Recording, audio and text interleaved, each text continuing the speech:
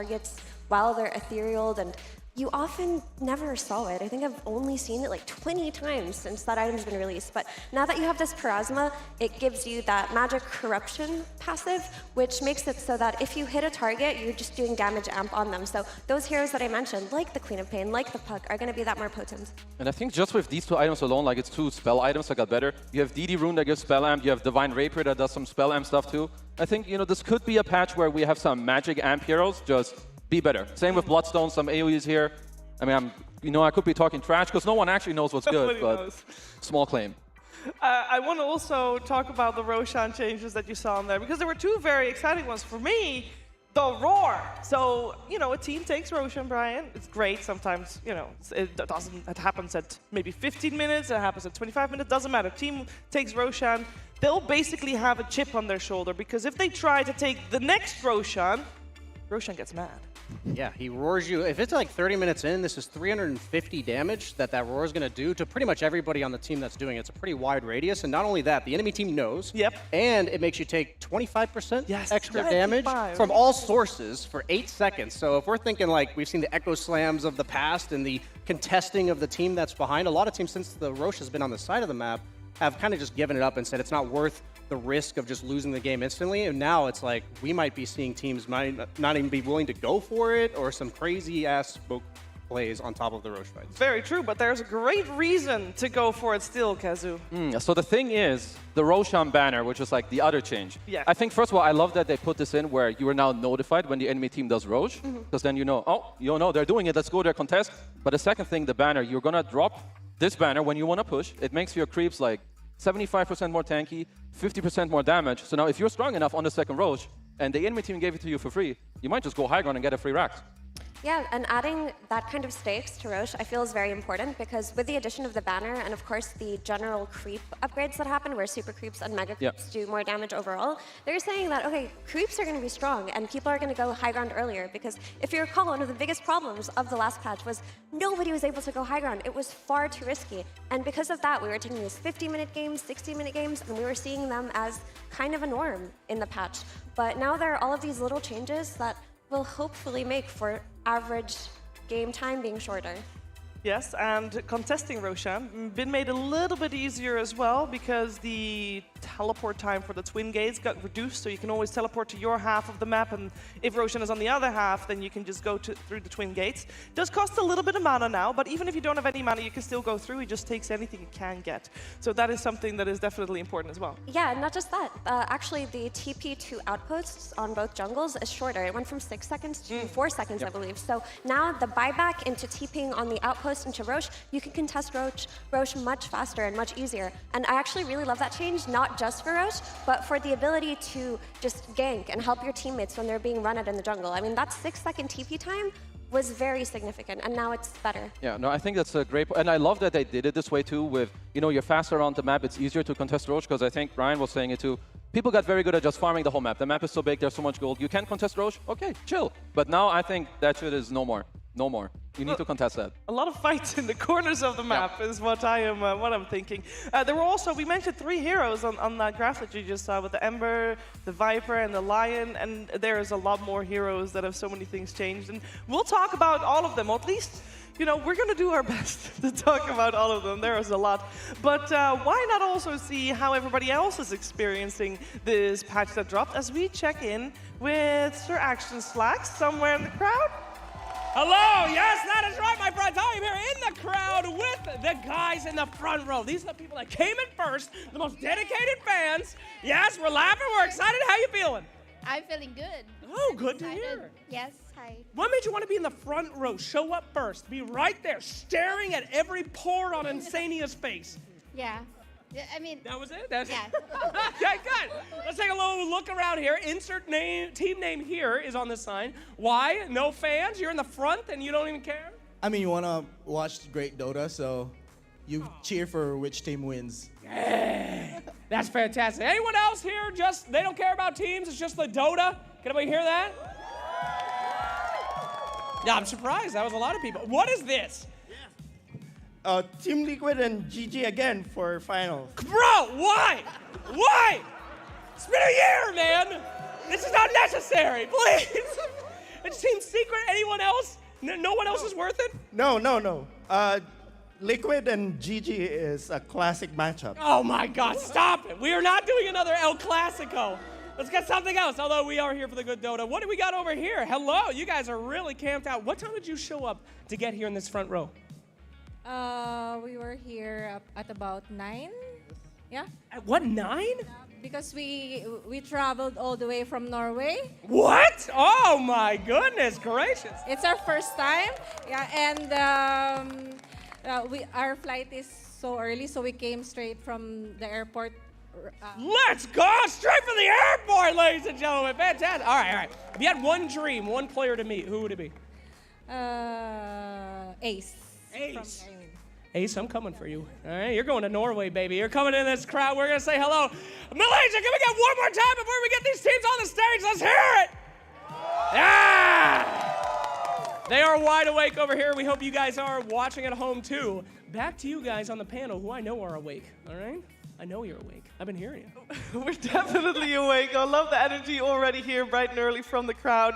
And it's only going to get better as we're going to get the Dota underway very soon. But before we get to that, couple of things. First of all, I mean, we talk a lot about the patch, and I'm sure that you guys at home also have a lot of favorite changes. Or maybe you want to share what was in your naughty or nice gift. Who knows? There's been a couple of wild ones out there. So why don't you share that with us? Use hashtag #RiseAboveFate to share everything you want here for ESL 1 Kuala Lumpur, as we'll keep check on that. And I hope you all have been nice, because the naughty ones, whew, they're harsh out there. They're rough out there. All right, let's take a look at what's coming today, because, yeah, we will still look at the brackets. Of course we will. There's been a lot of Dota already, and that meant that we have teams seeded into the upper bracket, seeded into the lower bracket. Now, we already have had some matches played, and, you know, we're going to keep everything a little bit of a secret, but we already had some matches played in the upper bracket, Brian,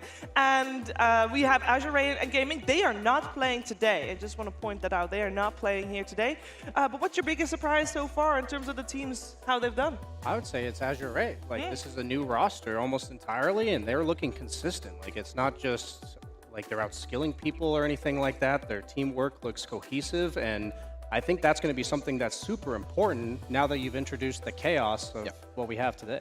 I think Chinese Dota is what has so far impressed me in this tournament. Even though G2IG, they lost their match against Gaming, I think Azure Ray and them, they look phenomenal. Now that it's new patch, you don't really know what to expect, but just from gameplay and like doing and playing as a team, they're really up there. Yeah, and as for the lower bracket teams, on the other hand, the ones that surprised me most have to be Secret and Tundra. I can say with full honesty that I did not expect Secret to do this well. Yes, they're starting out in the lower bracket, but it was so close. They were tied with Gaming in the group stages, and they made it to the lower bracket through a 1v1 mid showdown. But before that, they looked so consistent. They were playing hyper-aggressive, they had very innovative strategies, and it seems like something clicked for them. Whereas on the other hand, Tundra, formerly TSM, I did not expect to see them in this kind of form. I thought that they would struggle with the loss of their former organization, with the loss of Ari, having to maybe adapt to a new 4-player. That wasn't the case at all. They've been looking very clean. They have been looking very clean, and we will see Tundra later today go up against Beth Boom. We'll have Falcons play today as well, and they will go up against the winner of our first series of the day. Now, someone mentioned earlier that they want to see an El Clasico. If there's any El Clasico here today, it's Team Secret versus Team Liquid. Now, it's been a little while, but I'm very excited for this series, and we don't have to wait that long, so stay tuned. We'll be right back with Team Secret versus Team Liquid here at ESL 1 Kuala Lumpur.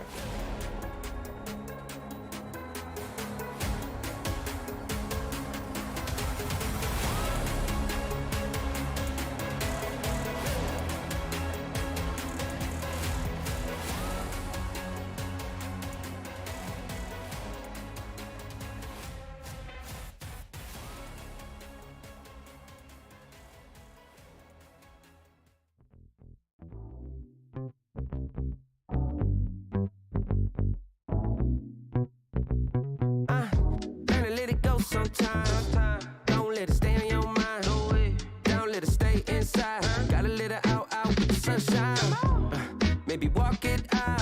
Sometimes gotta scream and shout. Let them know that you're here, no doubt. Took a long time, but we're here now. I know you're ready for the hardships. Know you're ready for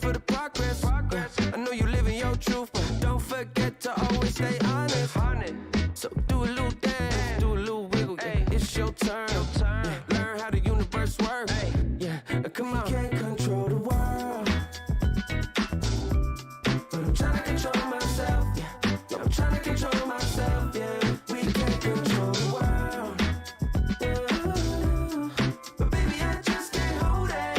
I'm just trying to control it, control it. Yeah.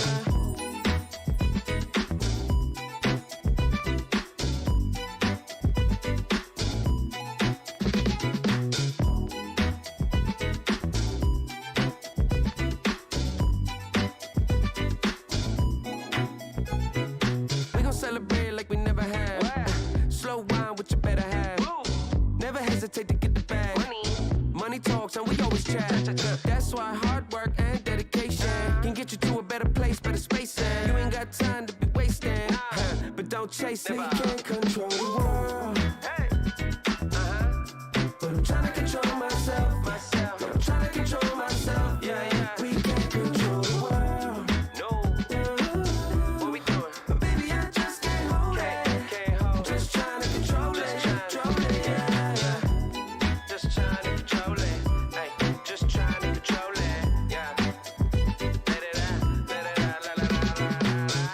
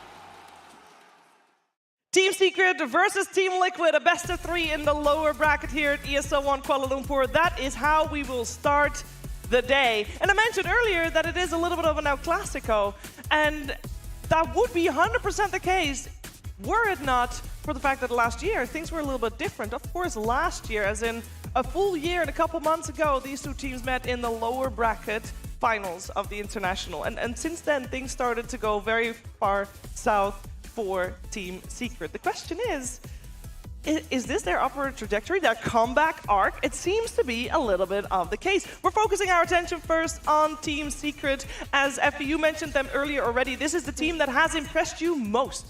Yeah, they've just been looking so solid, and what I want to point out is the new patch dropped, so this is going to be even more relevant, but when everybody felt like they were recycling the same ideas in the group stage meta, they clearly had an identity. They clearly had a way to play. They're even picking these bizarre position 5 heroes, starting their draft with ogres, venomancers, things like that, and it was working out for them. They play tempo, they play aggressively, they found Chrysalis's hero pool, and something finally clicked. I have to say though, I don't know how much that will translate to the new patch, but based on what I'm seeing, I think they'll be able to transition very well. Yeah, I do like the point you bring up about, I would say they're very free when it comes to the drafting and their gameplay. What I love most about Secret right now is their aggression. There's like 4 heroes in one lane at 7 minutes, twin gating here, twin gating there. Sure, some games they still lost, but overall bringing this, especially in a new patch, it brings chaos. You know, the other team is still thinking, oh, is my hero good? What new item do I need to build? Bam, you're dead. Good luck. Yeah, I've seen a lot of fearlessness from these guys. I see where they're coming out of the laning stage, like down 3K, 4K, and they're the ones making plays. That's like the kind of thing I like to see. They're playing to win, absolutely. And this is a roster that I think a lot of people were skeptical about when it came out this year. And I was one of those people. And I've been thoroughly impressed with them throughout the entire event. And it's mainly the fact that if they're winning, they look solid, like consistent, they're executing their plan. But if they're losing, they're not counted out. It's quite phenomenal that this team came from not Open Qualifier 1, because they didn't make it through that one. They qualified through Open Qualifier 2, which is like your ultimate last chance. And then first match, instantly, boom, knocked down to the lower bracket. And they still made it here. And not just that, they've been just steadily improving and improving. And I actually think they might have an edge here today.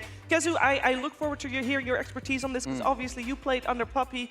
And this is a new patch. And if anyone has experience playing on new patches, especially mid-tournament, which used to happen quite frequently, is Puppy. Yeah, he's a genius. He's got the big brains, and he's also very open to then incorporating. It's like, okay, guys, you just woke up, you read the new patch. What's good? Let's combine it. Let's try to make it happen. But the one thing for Liquid, the nerdiest player on Earth, he's not here, but he's with them. 3-3. I bet my entire life that he's already demo moded 1,800 offlane heroes with combinations and telling Saberlight and the boys what's good. Yeah, completely. I mean, you can't talk about Liquid without talking about the addition of their new offlaner, who unfortunately is not here and is being stood in by Saberlight. But 33 is one of the most creative and one of the most impactful in how he transitions these ideas to Dota. Players of all time, him alongside Aoi back when they were on Tundra, they were the heart of this team. They were the brains of this team. They made everything work. So I actually feel like he's been sitting at home ever since the patch dropped, trying everything and sending every single text to the Liquid group chat, the Liquid Discord, try this, do that. So because they have 3-3 in their corner, I would give them an edge over Secret just for drafting in this new patch. Brian, could you confirm or deny, being a Team Liquid streamer, that there's a WhatsApp group? Yes, that you're I can potentially part of? I can confirm that Netta is definitely nerding out, and giving as much information as he can. You're not invited in the group? Yeah, no, they had to kick me after the because they're like, I can't share all the secret information. No, the thing about this team is that they're familiar with the lower bracket. This is where they belong. Like every tournament I watch them, like Berlin Major comes to mind from last year, where you think they look kind of average in the group stage, but they kind of brought it like together towards the end. They won the games that they had to win in order to secure their slot in the playoffs. And this team operates even better with less pressure. And I think that they are good at taking that pressure off themselves. And I think a new patch also for them, they're like, what are the expectations? Like, we have a stand-in, he's got good vibes. Like, we don't have any expectations going into this. And I think they'll really thrive in that environment. Yeah, on top of that, of course, I mean, yeah, they lost Azai after TI, who was their drafter together with Blitz, and then it was going to be Blitz and 33 that was going to take over, and both of them are not here.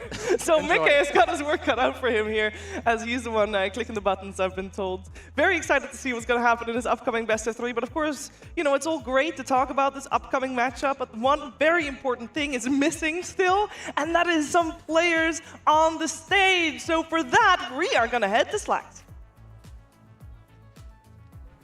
Ladies and gentlemen, are you ready for some Dota? Ah, yes, feels good. We are about to get started our first match of the day. Now, it has been a long time since I have been able to say this, but it fills me with such joy. Ladies and gentlemen, coming back with a vengeance, may I please introduce to you the first time in a long time, bring him out, it's Team Secret!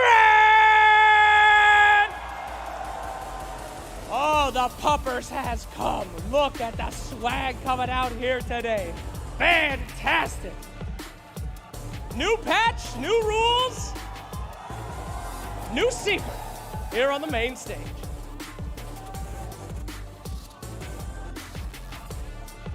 All right.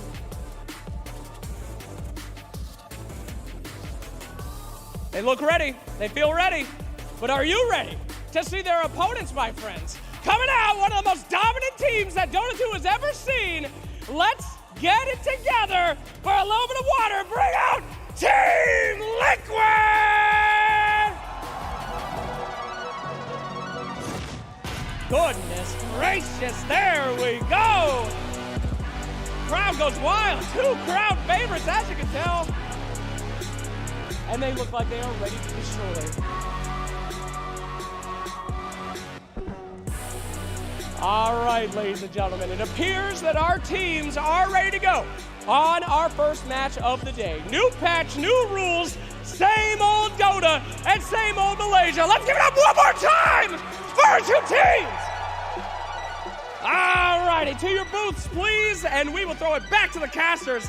The panel. Let's get this party started.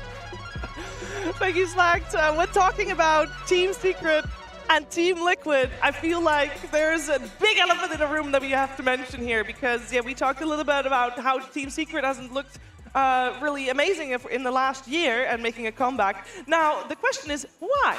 Why have they not looked amazing? Could it be that there was one team in particular that just kept picking players from one team in particular just to take the best away? Zai, Nisha, Matu, all were stolen.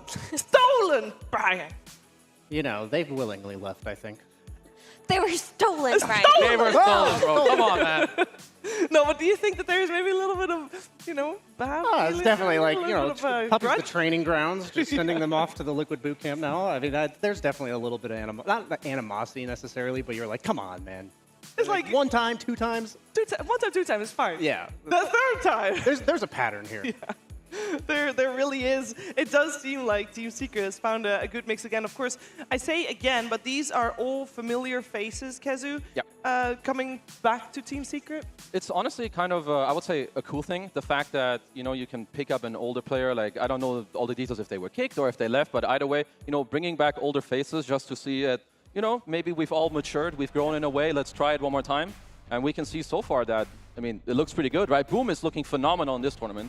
Mid one used to be one of the best mid players. I feel like he's trying to shape up to that. So yeah, overall, they're looking great. Yeah, he has had a little bit of a carry stint as well, now back in the middle lane.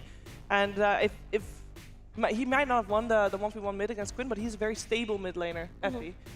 He really is, and he's not necessarily the most technically solid mid laner. I mean, he's an excellent player, but when you think about mid laners, there are different styles, right? There's the lane dominators like Quinn, there are the tempo controllers like mid one, and there are the basically second carries of your team style mid laners. But the tempo controller in mid one seems to fit in so well with this iteration of Secret because like we've talked about before, they've been very aggressive. They've been bringing 3-4 heroes to side lanes pre-minute 10. They've just been constantly barreling forward even with net worth disadvantages. And the style of heroes that mid one has been playing in his invokers and in his any kind of playmaking hero like Pucks, it's been working very nicely. And I like a lot what he's been doing. Even when his gameplay or his early laning touch isn't as good, it doesn't impact his gameplay. Like, he will still do the same thing on Invoker if he has 10 CS or 30 at 5 minutes, just because this is what we do, this is the script, this is how the team works, I'll still do it.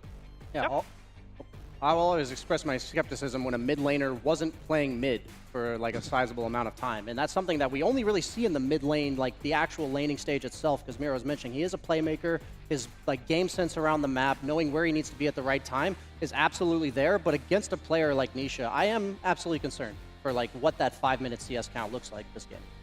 Well, we're going to find out which heroes they get to play in that mid lane with as we are in the draft. Hello. And it is time to try and educate everybody, including ourselves, a little bit on the changes, the heroes, and the Lion pops up first. And that, Brian, is one of the heroes that we wanted to mention already at the start because it is a big one. Yeah, the Shard is no longer a meme on Reddit anymore. This now does 100% of the mana drained as damage. So I not only think that gives him like some mid to late game usage of the Shard in fights, but also like in the laning stage, you can just impale mana drain somebody and suddenly it's doing damage. Yeah, and that makes it really relevant because in the past, the way Lion traded on lane was he would impale and mana drain anyway just so that he could get the mana back from the impale, but he was losing those couple of seconds that he was mana draining as a trade. The other support would either choose to right-click him while he was draining or just walk away so they don't get their mana drain. So now there's definitely more utility to it, and that was one of Lion's biggest weaknesses, honestly, is his laning was fine. It was all right. Like, if you paired him with a hero like Dawnbreaker in the past, you could get kills, but outside of that, he just fell short compared to any other popular lane support, like the Dark Willows. I feel like Lion was already creeping up a little bit, and now when those heroes who have the trajectory also get a buff, they're naturally going to be very good. I also like the Secret. You know, they just stick with the Nature's Prophet. I think this is a great hero for, especially day one of a new patch. You know, they're still thinking about what's good, what's not. Nature's Prophet was good last patch. Didn't really get changed very much. I think very minor nerfs, but it's a great hero for Puppey. Speed it up, fits perfect with their lineup. Yeah, something I actually want to bring up. You were talking, Brian, about how against the lane-dominating mid laner like Nisha, it's going to be a little bit scary for mid one, but I really feel like with the changes to the power runes, with them becoming stronger, shouldn't that make rotations for a player like mid one even more powerful? And wouldn't that make it more necessary for teams to play around power runes more than they used to instead of side lanes? Oh yeah, absolutely. And Nature's Prophet's going to be one of the best supports just to do that. I think what Secret does is they're willing to take fights no matter what the game state looks like, and they'll always bring the numbers. Because you said, like, they'll just bring 4 heroes to a side lane. In this case, with the new patch, they might have already discussed exactly that. Like, maybe that's going to be much more focused on the mid lane this game. Yeah, I think runes are just so important. I don't know if this will ever change throughout the course of Dota, because it just does too much, especially now with all the changes to the runes as well. Like spellcasters who now, yeah, you have good right-click damage anyway with a DD, but now you get Spell Amp in the early game. Like you mentioned some Zeus, Storm, whatever it may be. Now they don't just want Arcanes, DDs are good too. So, you know, rune stonks, up. And I'm glad Arcane Rune got nerfed. I do have to bring that out. And especially with the Spell Prisms and the Quickening Charms of the world getting cycled out of this patch and its neutral items, I think that's an excellent change. I think CDR in Dota is way too broken.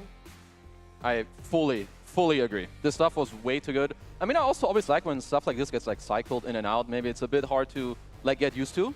But when it comes to the next pick, Mars, there were a lot of changes to this hero. It's a lot easier to do the good old arena spear combo. You have less backswing, you have less formation on the arena. And I think Mars as well was a bit underrated until we saw a game from Amar. He pops off, now he's back. And Bulwark now gives Mars phased movement, which kind of sounds like nothing at first glance, but things like that are very relevant, especially in the laning phase when you could potentially get a skill point in this and it could help you just run through a creep wave, make it faster. Just these little changes really add up on heroes like Mars, who have already been kind of good, but not good enough.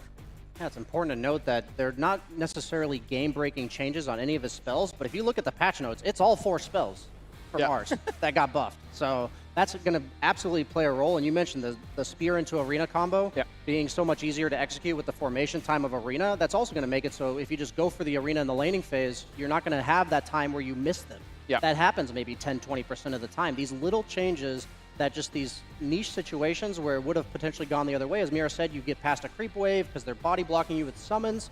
There's just so many matchups that are now slightly in favor of Mars when they weren't before. And it makes Mars better at catching out these pesky storms and pucks of the past. Now that this combo is faster, he's actually a pretty legitimate hero to pick as a solution versus these hard-to-catch mid laners. I mean, you have to be careful as Monkey King, like you can get cut down from your tree, but either way, I like Liquid's response with the Monkey Lich. Like you want to stop this tempo from the Mars coming in, you know Nature's Prophet is very likely to TP to this lane, and we cannot forget as well, there's a very easy Sprout into Spear combo at any point in the lane if Puppey does TP over to the lane. But, you know, Team Liquid, they're very good with Monkey King, they can play it on 1, they can play it on Nisha as well, lots of tempo, fits very well in this game. Yeah, and Liquid were already running this Monkey King plus Lich lane as a response to Slardar, and it worked out really well, even when these heroes weren't that good. But now, guess what? These heroes are also buffed. I don't remember monkeys exactly. I'm scrolling to them right now, but there are a lot of quality of life changes, like the Boundless Strike shards, Primal Spring damage is higher. The Tree Dance did get lower cast range, but now on max level, you get 0.8 seconds to refresh it, which makes you a lot harder to catch, right? Those 0.2 seconds can be very, very effective. And the CD decrease on Wukong's command, you think 10 seconds on level 1 is not that relevant? It actually really is. These 10 seconds add up, especially when there's a lot of fights going on in the early game. So it feels like Monkey King just has a better presence early on. One thing I want to note, because you guys are touching a lot on the small changes, Dota at the highest level is all about the small things. You put yourself in a position where you're like, okay, if they go on me here, I will still live and I'll get out, and a small change like 0.1, 0.2 seconds or a few hundred range, it will change everything. Suddenly you die, you look like a clown, the entire fight is over. Like, it's gonna be hard to adjust to these things. But Team Secret, back to basics, mid 1 Invoker, a classic. And also, Monkey King used to be a traditional counter to Mars, and that once Mars would place an arena, Monkey King would throw down his ring and kind of take that area back for his team. But now that Wukong's command got an extra plus 75 AoE cast range on it, that makes it easier to do this arena counterplay. So it's a very cool concept.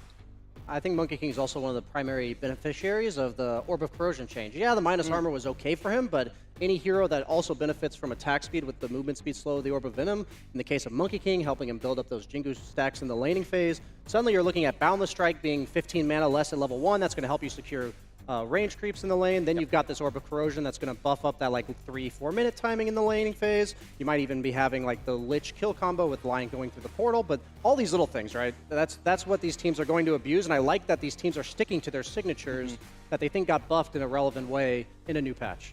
That's actually a really good point about the Orb of Corrosion. Monkey King should be one of the best new carriers of this item. And in the past, when you would go Orb of Corrosion, the Blightstone active wasn't as good as all of the extra attack speed and armor for farming neutral counts, right? That's the issue with Orb of Corrosion, is that it doesn't really translate to the farming stage of your carry that well. But this new Orb of Corrosion, not only is it strong in lane, not only does it give you armor, but it's going to help you just kill creeps faster. Yeah, Colossus Haze, I would say, is like one of the nicest feeling items as a carry. Like just early attack speed on any build-up is great. But I want to touch on how the draft is developing. I think Invoker is great in this draft. You have the Dispel, you have Sunstrike set up if you want to play Cosvex, you have the Tornado to Dispel, and both teams are kind of like building on top of what they have. And I think Liquid, with a lot of team fight like counter control with the Pango, is super important against heroes like Rasta, the Mars Arena as well, the Invoker. So I think both teams are literally getting exactly what they want. Yeah, I don't know how they're going to kill the Shadow Shaman. They gave him 1 base armor. It's unkillable. In the new patch. But also, if you think about like 3-4 patches ago, Shaman Hex was just a Hex. Yep. Now, with the new level 10 talent and all the buffs he's received, it is 35% damage amp on the target that is Hexed. It is insane how they gave him a Hex damage amp talent on 10. Yeah. All right. So like suddenly you're just like half as tanky as any hero in the game when you're Hexed, and that's going to contribute to like heroes like Invoker with the Meteor combo, the Sunstrike, Mars. There's a lot they can dump in that 3-second Hex.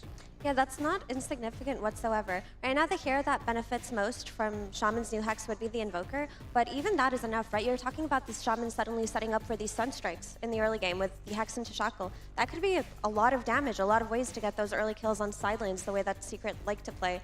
And of course, Shaman's always had incredibly high attack damage, so he was good at trading. We laugh about +1 base armor, but +1 base armor to a hero with base damage like Shaman's is pretty crazy. It really adds up in those first few levels. These support trades are going to be really important, and I feel like Shaman should be able to out-trade Lich quite easily.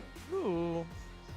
I think this is a pretty dirty pick, I think. I'm already surprised Visage has only been played once in this tournament. I think heroes who go like Vlad's, AC, Solar Crest are incredibly strong. You already have minus armor as well with the Lucky Shot. And these two supports, if there's two supports that don't want to play against summons, I mean, these two are in my top 3 list of Rasta and Nature's Prophet. So Visage got buffed, right? So Soul Assumption damage is now calculated before reductions. Whereas before it was doing damage after reduction. So he's just going to do more damage overall in the laning phase with his Soul Assumption. Where do we want to see everybody lanes? Because I feel like Pango and Visage can go anywhere. And actually maybe Monkey King also. Probably going to be Pango mid and then the Visage off lane. I'm just interested to see, like against Visage, you always want a hero that can just kill him because level 1, he's very weak. But if you don't threaten him, that Soul Assumption hurts. And then once he gets like level 2 or 3 with the Grave Chill points and then a point in Gravekeepers. Okay, so they actually go for Void. That's the opposite of a hero that I think would punish the Visage. The wombo combo potential on the side of Team Secret, though. Oh my goodness, that's going to hurt.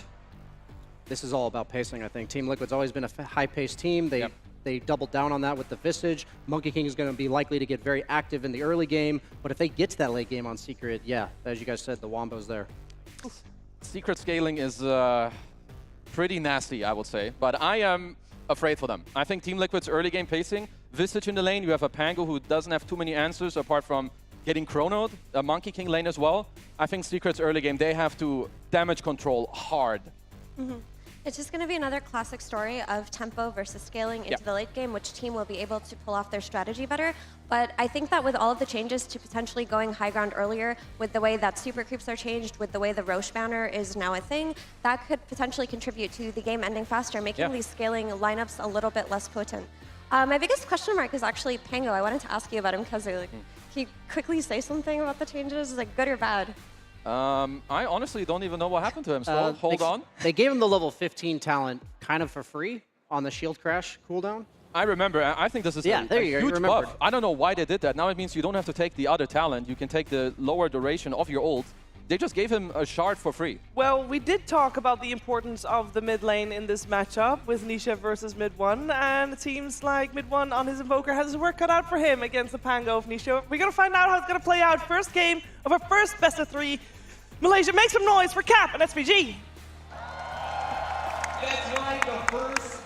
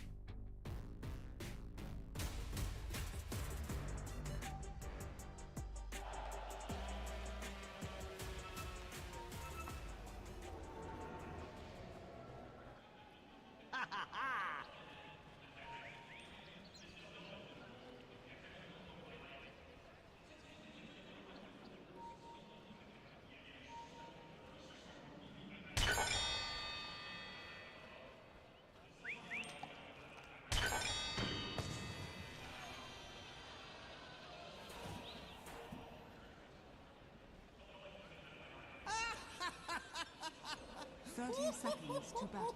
Oh, he.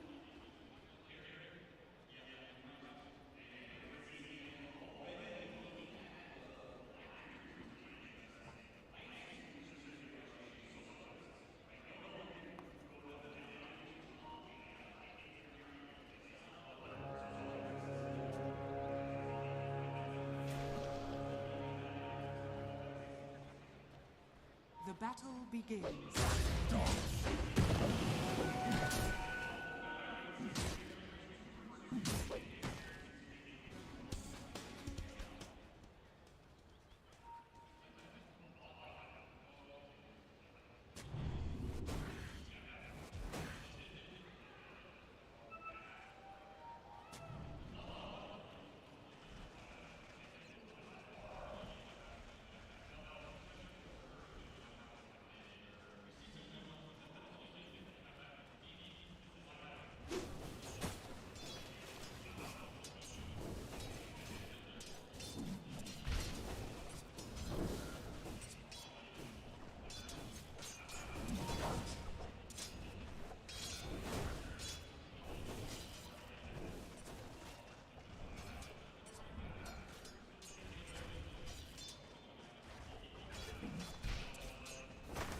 I see for you a future full of death.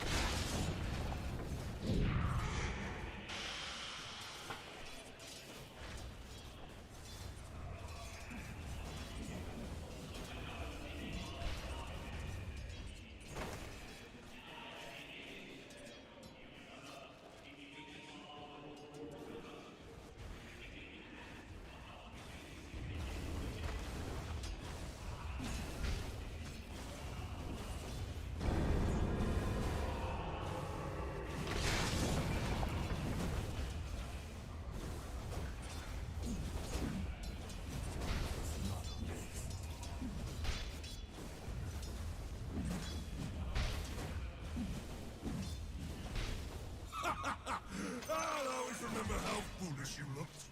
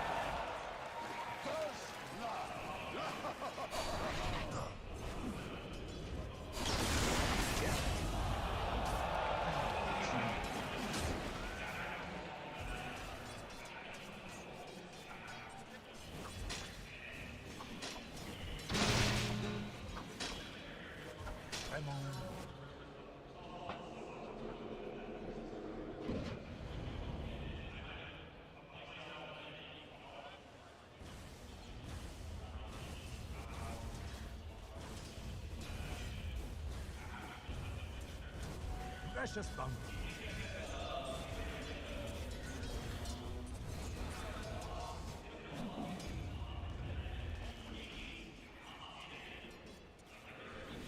The seeds of fortune.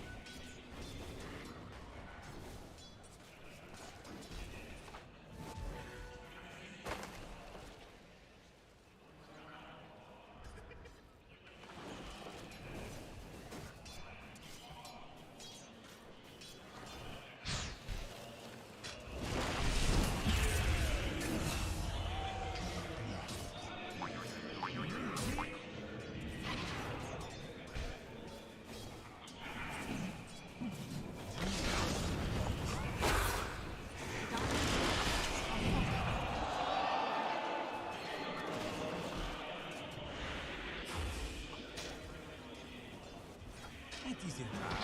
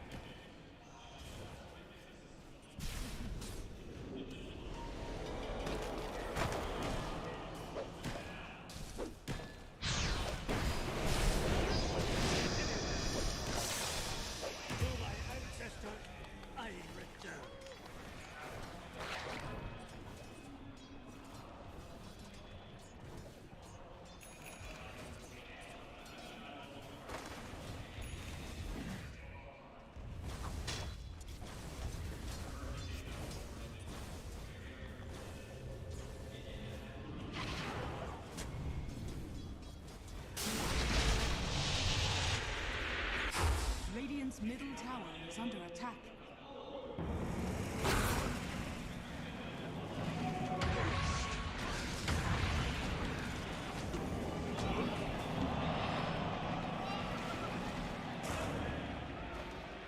Dire's middle tower is under attack. Dire's turret has been killed. I couldn't help myself.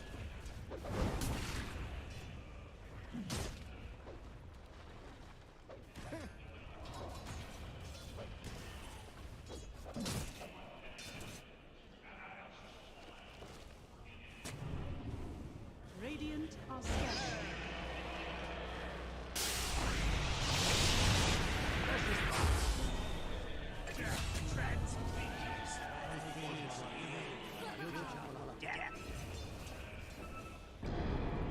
Dire's bottom tower is under attack.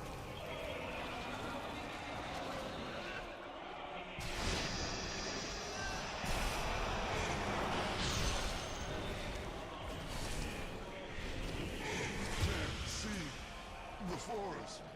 Behold the infinite.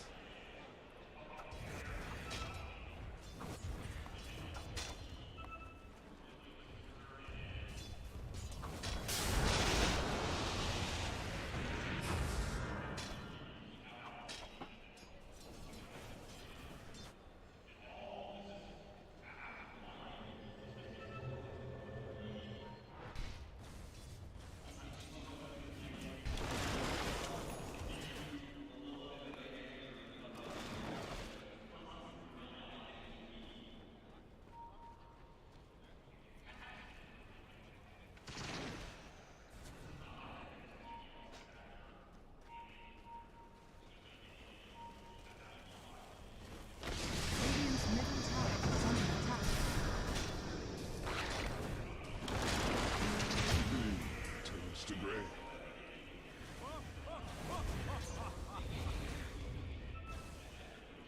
Dire's top tower is under attack.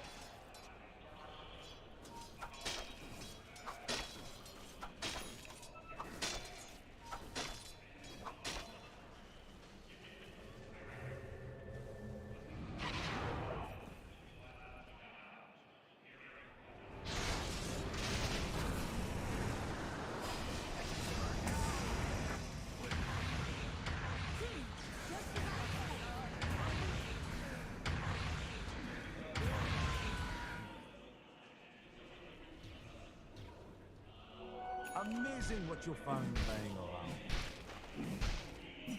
Dire are scanning.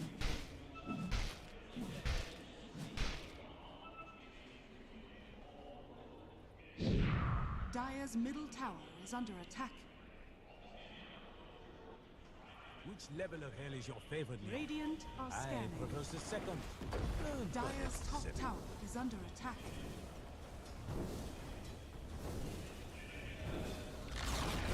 Radiant's bottom tower has fallen.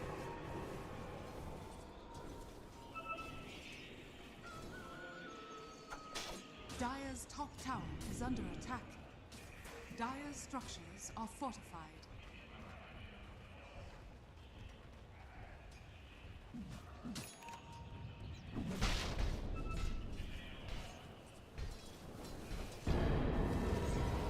Dire's top tower is under attack.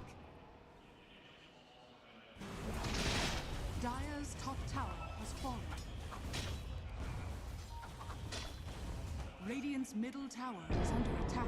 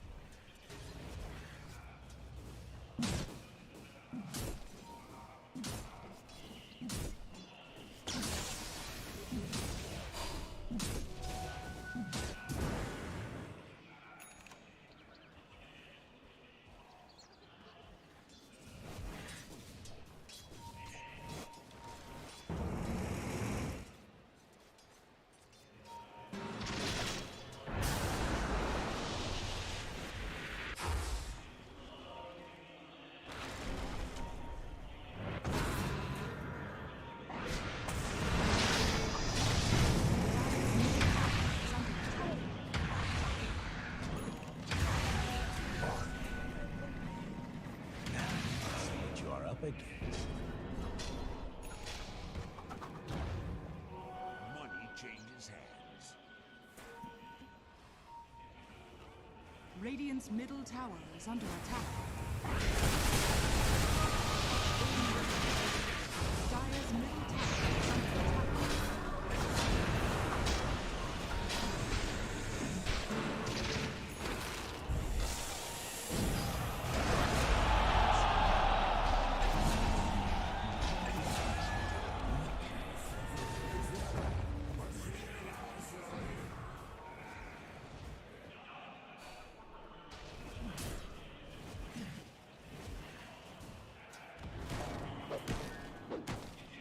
Dire's structures are fortified.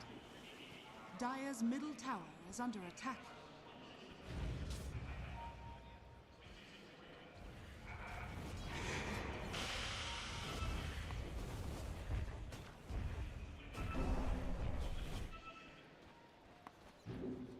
Dire's middle tower is under attack.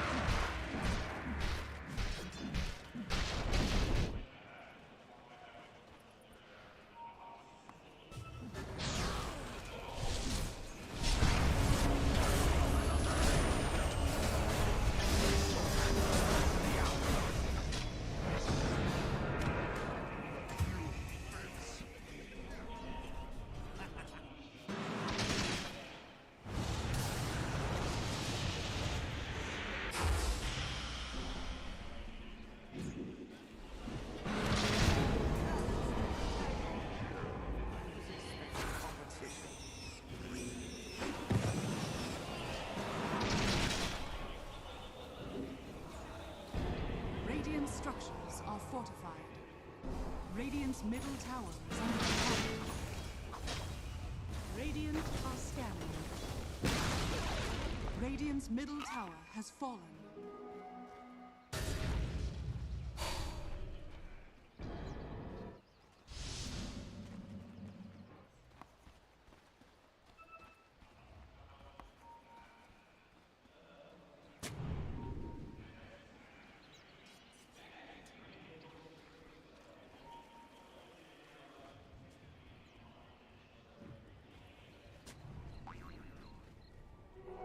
Instructions change.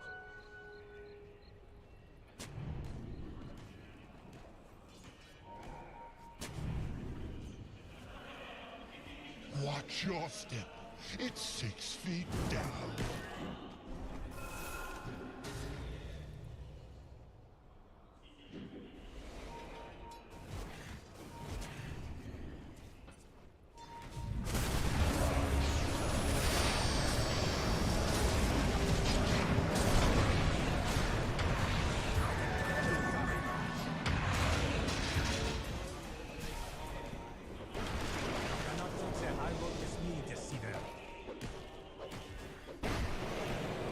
Sacred grove loading.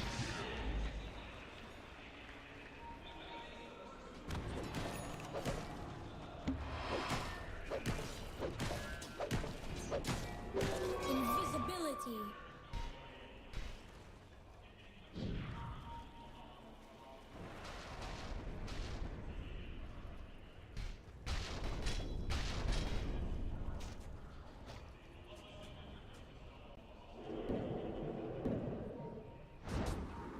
Dire are scanning.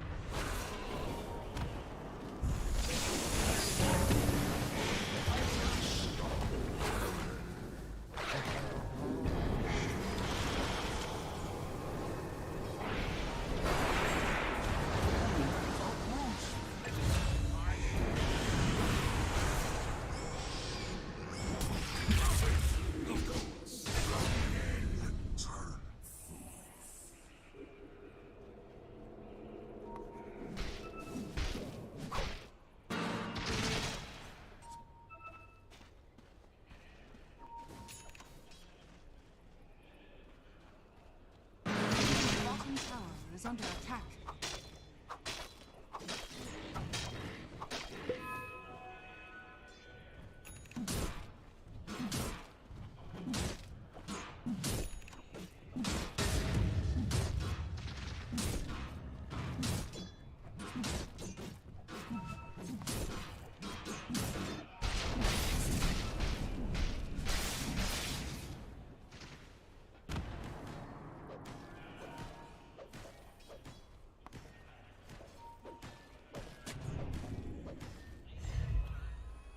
Dire's middle tower is under attack.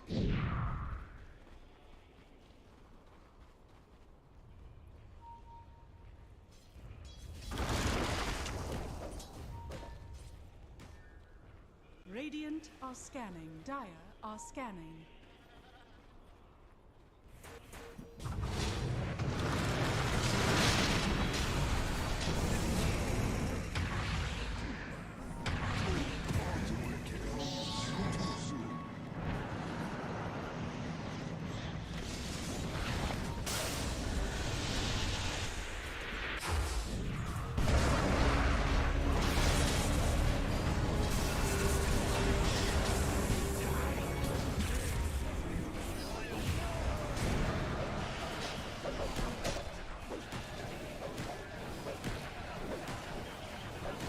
Radiant's bottom tower is under attack.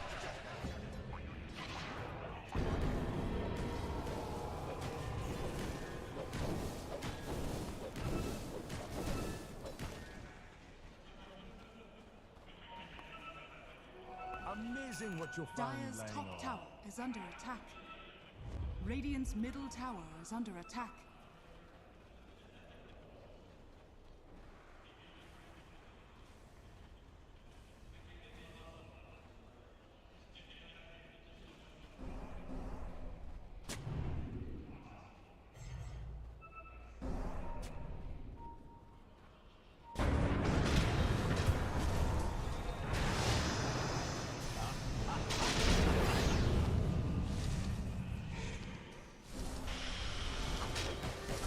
Outside my mind, nothing is real.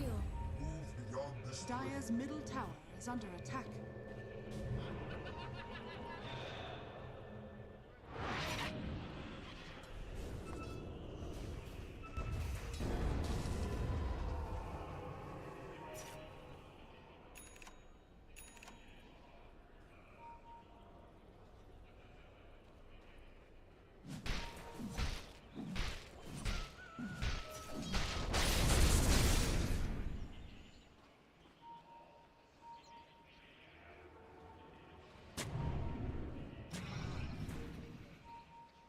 Radiant's top tower is under attack.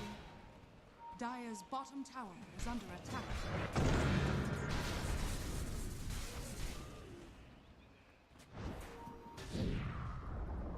Radiant's top tower has fallen. Haste!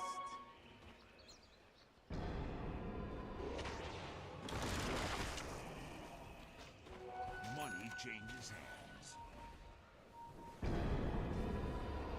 Dire's bottom tower is under attack.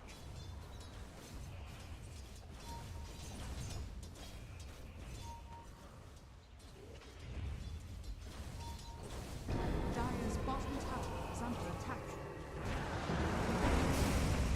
Radiant's middle tower is under attack.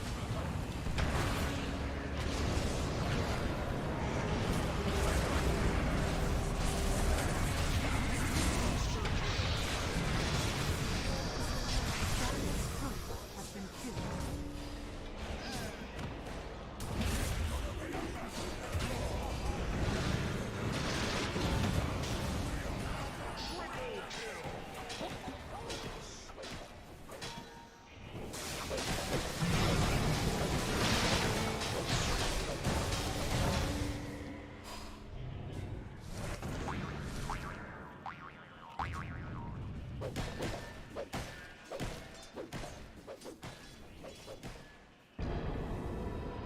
Radiant's top tower is under attack.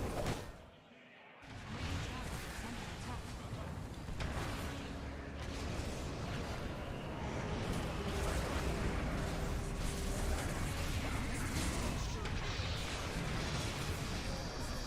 Dire's turret has been killed.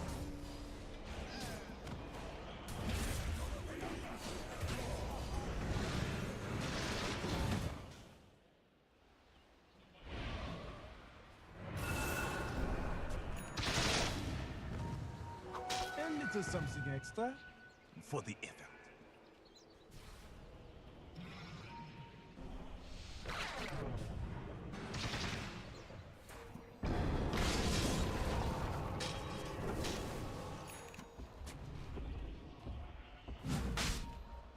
Dire structures are fortified. Dire's middle tower is under attack. Radiant are scanning.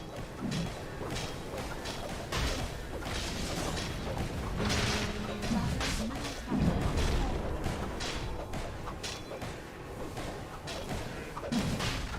Dire's middle tower is under attack.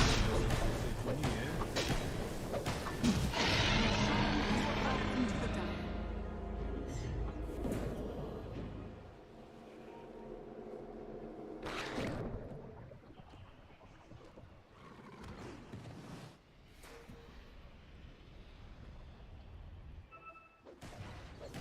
Radiant's bottom tower is under attack.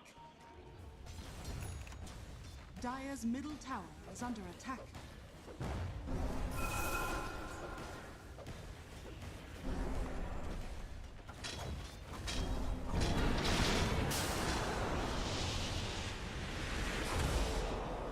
Radiant's bottom tower is under attack.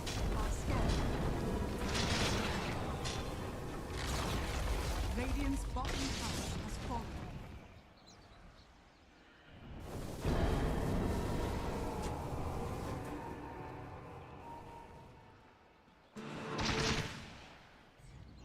Bounty.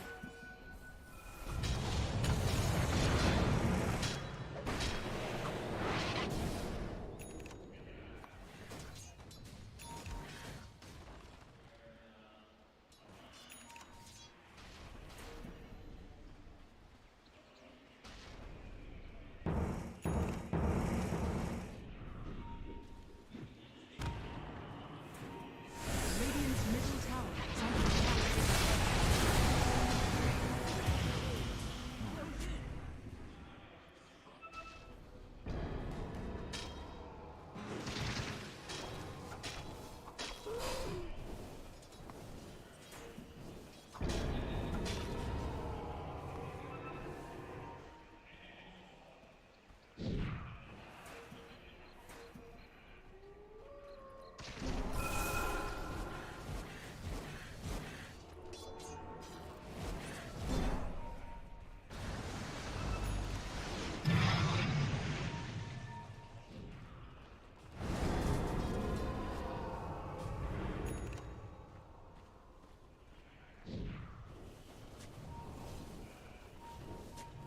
Dire are scanning.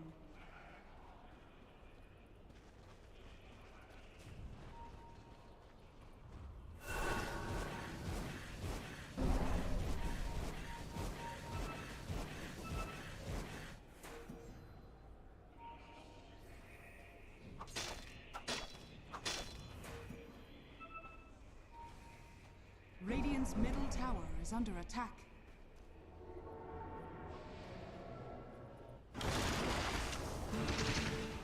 Dire's top tower is under attack.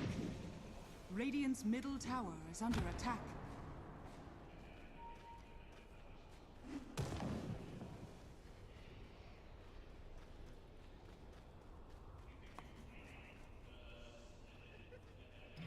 Dire's top tower is under attack.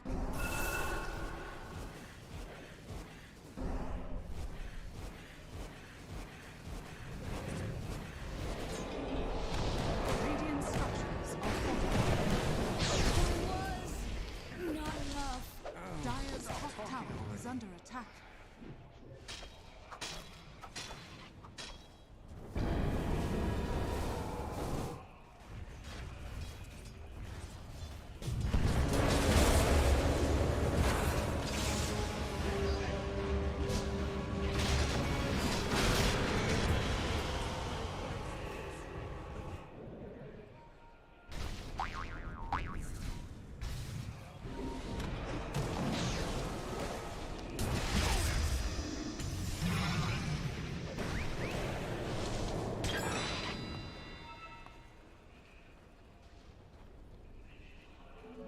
Illusion.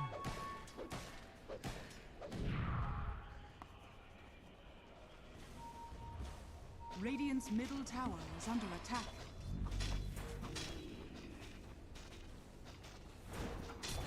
The seeds of Radiant's middle tower has fallen.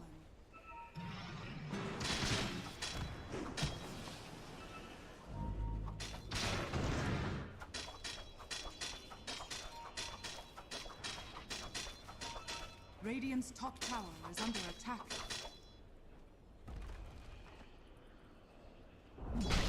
Radiant's top tower has fallen. Radiant are scanning. Radiant's top tower is under attack.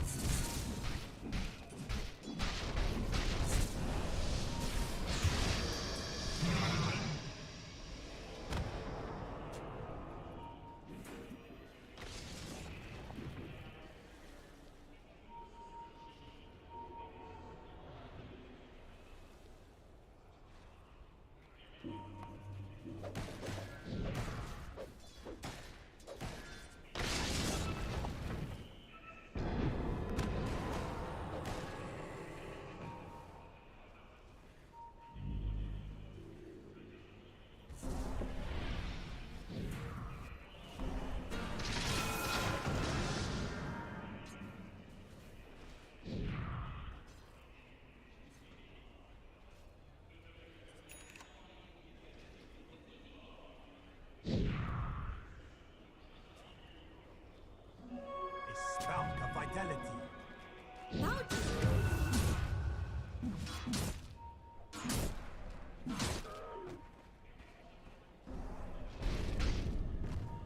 Radiant's middle tower is under attack.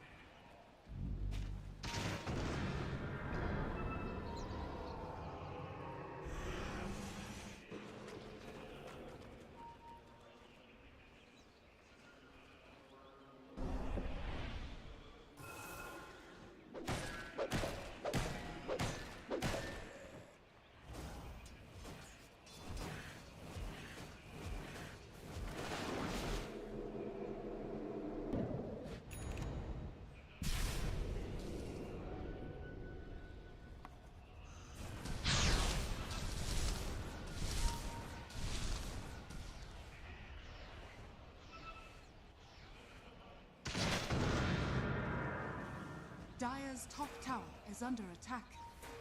Dire's structures are fortified. Dire's middle tower is under attack.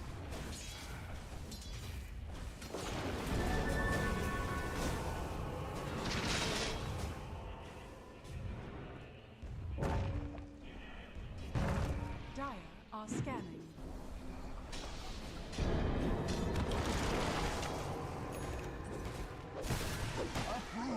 I like how this one feels. Radiant are scanning.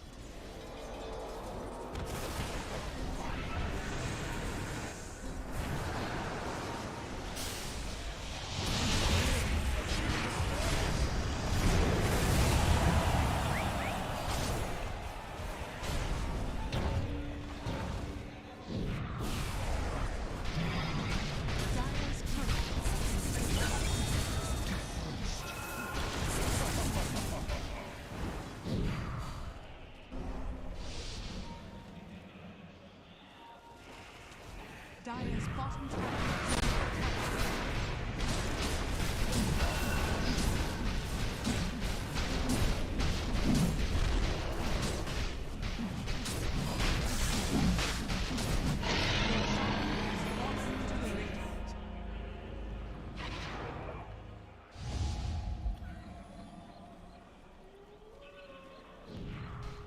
Radiant are scanning.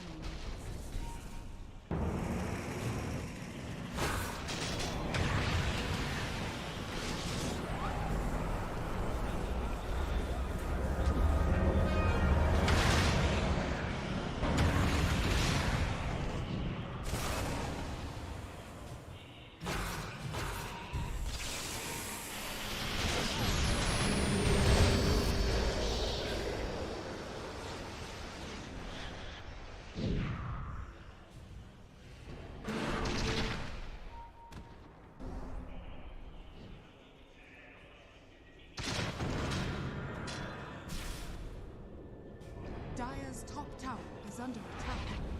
Dire's top tower has fallen.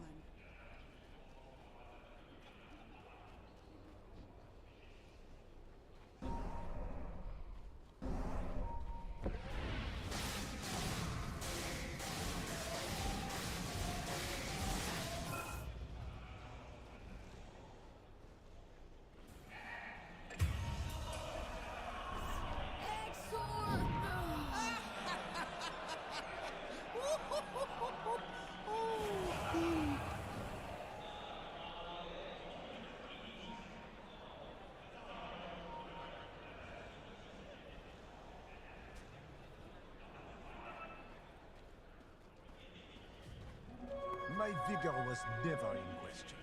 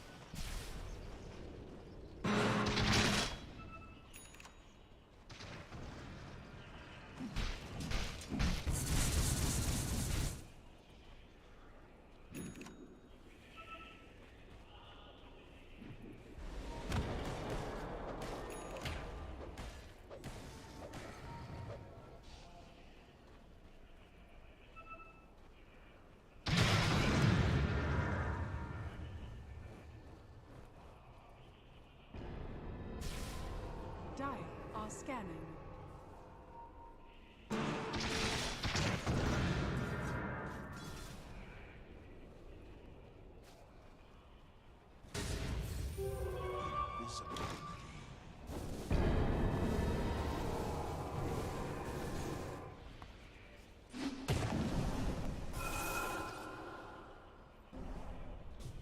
Dire are scanning.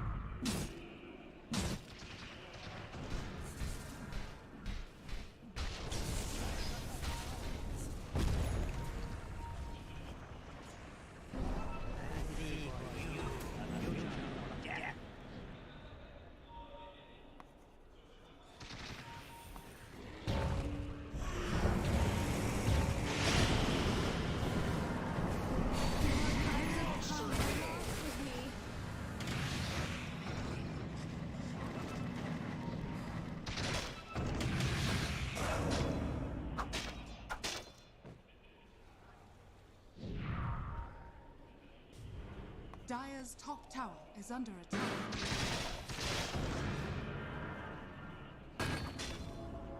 Arms for the dead.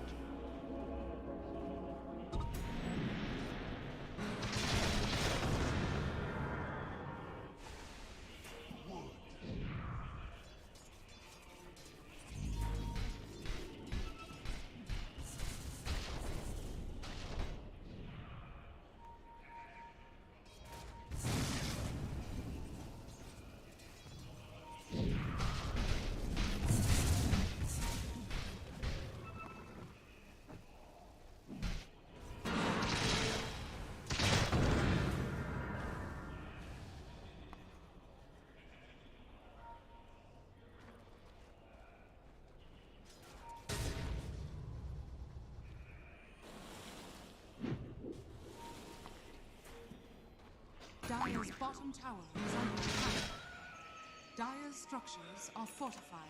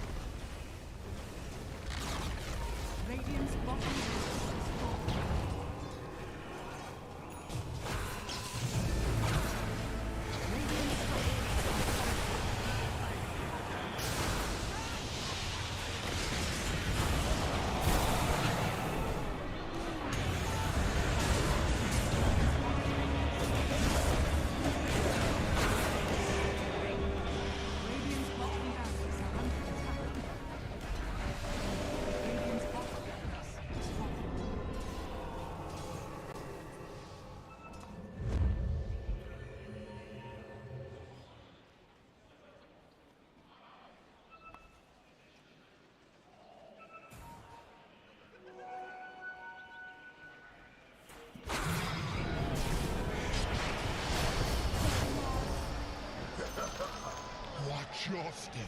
It's 6 feet down.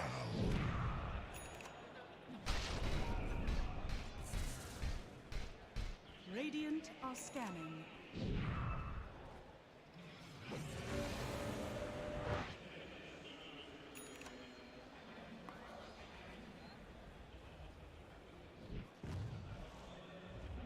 Time to run them down.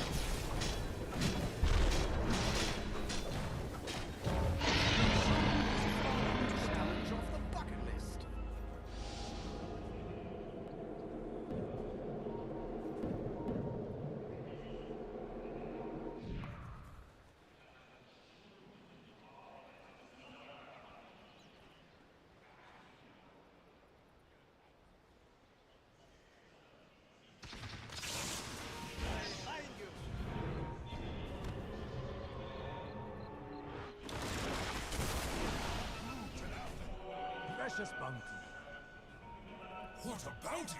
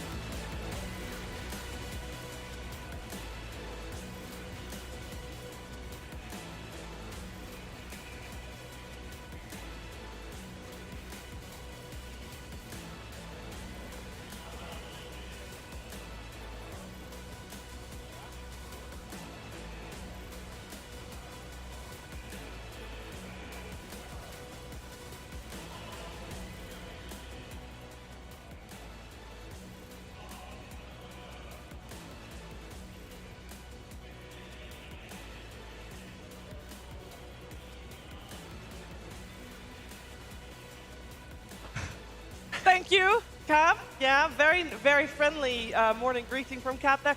And there's so much to talk about, actually, and I am actually going to refer to my panel for this because I also cannot break this down because madness has happened, and I feel like, Brian, we have not seen teams commit as hard to fight as we have this morning. Yeah, these teams just, you can't do the math, you know? You have this, like, understanding of your thresholds, of your limits, but they're like, oh, well, we're committed at this point. Let's just buy back and see what happens. I feel like we saw some of the crazier fights, like in the bottom half of the corner, where it's like 3 or 4 people at the same time are like beyond godlike, killing each other. You know, there's new items coming out, new builds. Boxy with some 1-4-4 rushing the shard. At first, I was like, what the hell is this build? 1-1-4, you know, doing this, but looks like it was pretty good. And I think, honestly, Nisha, Saberlight, whole of Team Liquid, they really popped off in the mid and late stages of this game. Yeah, it was so hard to actually comprehend what was going on because in these new patches, there's so much chaos, there's so much fighting, and a lot of these fights, it looked like, oh wait, Secret's winning. Wait, stop, no, Liquid's winning. Wait, Secret's winning again. Okay, Liquid just won the fight, and that really felt like the story, but we can break it down a little bit easier just going back to that early game. I really think that Liquid played so incredibly well around that mid lane, the rune security that they were constantly bringing heroes. In contrast to Puppy, who played an incredible early game, he was kind of the only player making those first 8-minute moves. But on the side of Liquid, you even saw Mike coming to the top rune to secure it, where Insania and Boxy were on the bottom rune securing it for Nisha. And it was just fighting after fighting after fighting. And that's when your Monkey King comes into play, right? The Monkey King played an excellent game in those first 20 minutes. After that laning stage was over, he joined the fights and he led every single fight. So now you have the damage of the Pango, the aggression of the Pango, paired with the Monkey King, paired with the Frost Armor. It was just running into Secret's heroes over and over again, and they could really only counterplay when Faceless Void TP'd in and Chronoed, but Secret took advantage, Liquid took advantage of the time that Secret was a little bit weaker, and they played the game off of that. Yeah, they didn't have to wait for any big cooldowns on the side of Team Liquid, Brian, because they could just fight basically non-stop.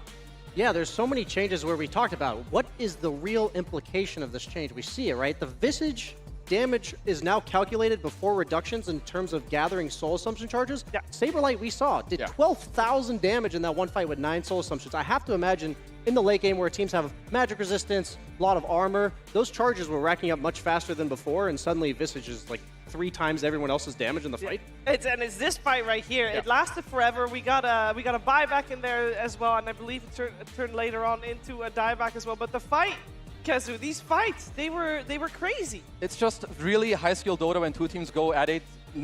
Go at it with each other. In a new patch especially, there's like a lot of going in, going out, time walking in, time dilation. Yep. You have buybacks, you have new items, people have neutral items where half the people don't know, okay, this makes me tanky. Like Mid1 even had this item that when he gets lower HP, he can walk over cliffs and like have all this nasty stuff. It's just, I love seeing new patches, and I think half the teams don't even know exactly what to do, and I think that's just the beauty to watch them try and figure it out. Yeah, it's definitely a lot of fun, but Secret packed a punch and they put up a fight. I think that Liquid's sustained damage and their ability to take longer team fights was Secret's boon in the end, though, because they were super dependent on Void's BKB timing. They were super dependent on Invoker's BKB also, the Arena from Mars, and they were playing on those cooldowns, whereas Liquid, they did not really have any cooldowns, right? You had the Visage just throwing out those soul assumptions over and over again in fights. You have this Pango that they're throwing everything on and it's taking forever to kill him. Then, of course, you have the Slich buffing up the entire team and the Monkey King, who is not a cooldown-dependent hero, and you just saw Liquid winning these longer engagements because of that. Yeah, we talked earlier about that in the previous patch, one of the things that was very difficult to do is going high ground. I felt like that was a lot more smooth, Kezu, this time around. Yeah, I was a little, like one thing that surprised me is, I don't know exactly if I read the patch wrong or whatever, like disregarding the high ground just for a moment, is the banner that came out on the second Roche bottom, where I feel like Secret also just straight up dropped it on the lane. I would have loved to see that, you know, combined with some of the high grounding stuff, but I think just reading the patch alone and some of the stuff going on, it will naturally make people try and go high ground a little earlier in the games. Yeah, maybe that was a little bit of a misclick, because the banner was just there and it was just ready to be clicked. It wasn't even placed on the lane itself. It was just there. Yeah. And then it wasn't. It had to be a misclick. But also, what the heck was that banner spawning on Radiant's side? Isn't it supposed to spawn on Dire side? I feel misled. I feel lied to. I am confused. I've been lied to as well. I don't like it. It's a feature. It's a feature, and teams have clever use of game mechanics and all those. I mean, it's the first game of the patch. I'm very happy that we got such a back and forth out of it, as that was our first game. There was one more thing that we want to highlight of that game, and it was 2 players that we chose for our Acer Predator player versus player that both played so well, Brian.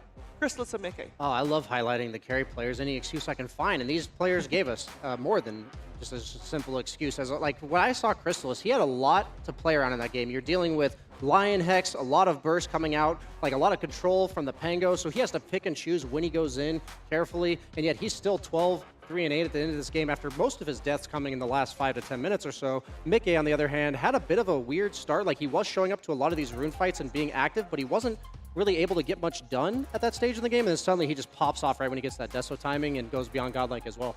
I think you both already said it very nicely with the fact that, like Chrysalis, eventually Secret's damage will kind of run out, which means Secret they have one shot in every fight. Chrono needs to land with all the AoE. If that falls flat, the fight is just straight up over. So him ending this game 12-3-8 and having this impact he did is honestly huge credits to him. But also, I would attribute that to Invoker not being able to dish out damage in these fights because he was just so prioritized by Liquid supports, right? And then especially when Visage got the Hex later on and Invoker was getting hexed, he couldn't provide the damage needed for this lineup to actually work. But with that being said, I think Chrysalis played an excellent game. That was not an easy Void game by any means. He landed so many good chronos, and it was because of his rotations early on that Secret were able to strike back at the times where it looked like Liquid were overrunning them. Yeah, and I think, go for it. No, like the point that you're mentioning, Mira, with him not having like maybe the best game, I think that goes all the way back to the start where you're saying Liquid bring all these heroes mid, they give all the runes to Nisha, who played probably, he's my MVP in this game. Like he popped off in the lane, they help him, he just does everything. So I think next game for Secret, maybe put a little more eyes on the runes in the mid lane. Well, this is where teams have the ability to really showcase that they deserve to go further in a series like this, because not only you have to adjust mid-series, which is normally already pretty tricky, but you have to do it on a fresh patch. So very curious to find out what the teams have learned from game number 1 as we prepare ourselves for a second game between Team Liquid and Team Secret coming at you soon.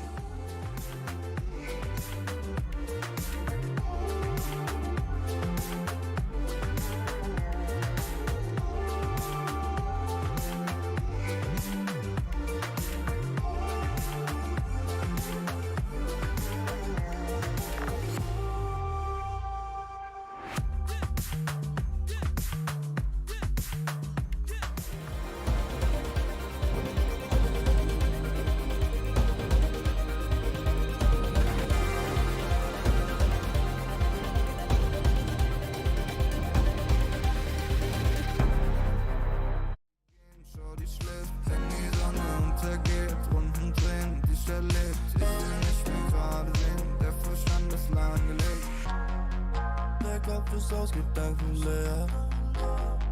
Die Musik laut, die Augen schwer. Ich hör nicht auf, will immer mehr. Der Wagen rollt über den Teer.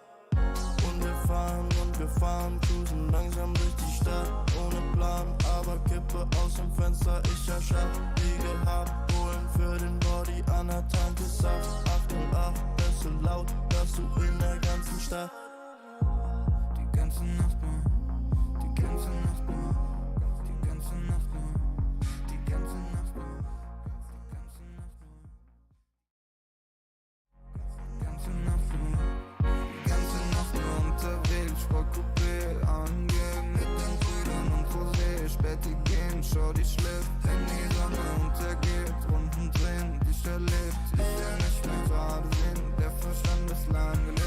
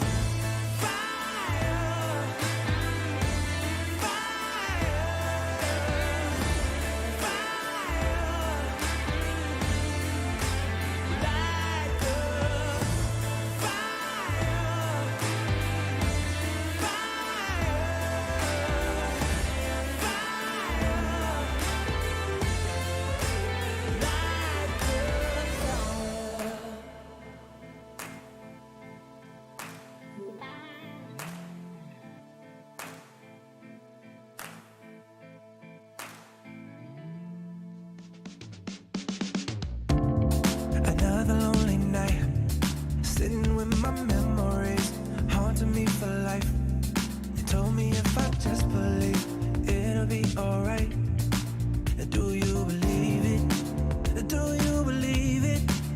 Yeah. Tell me honestly, do you really practice what you preach faithfully? And does it make you wrong or right?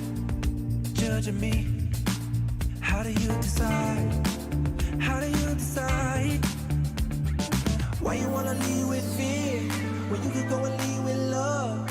I'ma just stay right here, cause I can never give enough. Hey pretender, come on, take me back down to the river and tell me all the ways that I'm a sinner. If I follow, will I be delivered? Am I delivered? Oh, defender, come on, take me back down to the river and tell me all the ways I should surrender. If I follow, will I be delivered? Am I delivered? Another phony lie, something you keep selling me, something I won't buy. I know that you keep telling me how to live my life. I won't believe it, I won't believe it. Tell me honestly, do you really practice what you preach faithfully? Will you ever let me be? Or will you just keep judging me? Keep judging me, yeah. Why you wanna lead with fear when you could go and lead with love? I'ma just stay right here, cause I can never give enough. Hey pretender, come on, take me back down to the river and tell me all the ways that I'm a sinner. If I follow, will I be delivered? Am I delivered? Oh, defender, come on, take me back down to the river and tell me all the ways I should surrender. If I follow, will I be delivered? Am I delivered?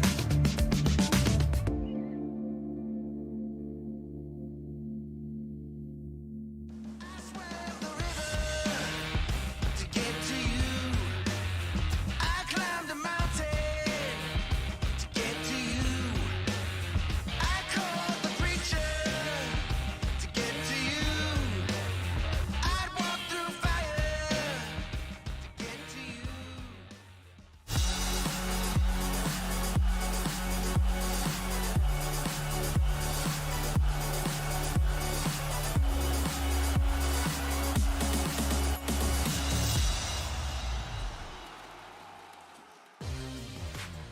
We can only hope that game number 2 of this series lives up to the expectations created during game number 1, because what a brawl, what a bloodbath.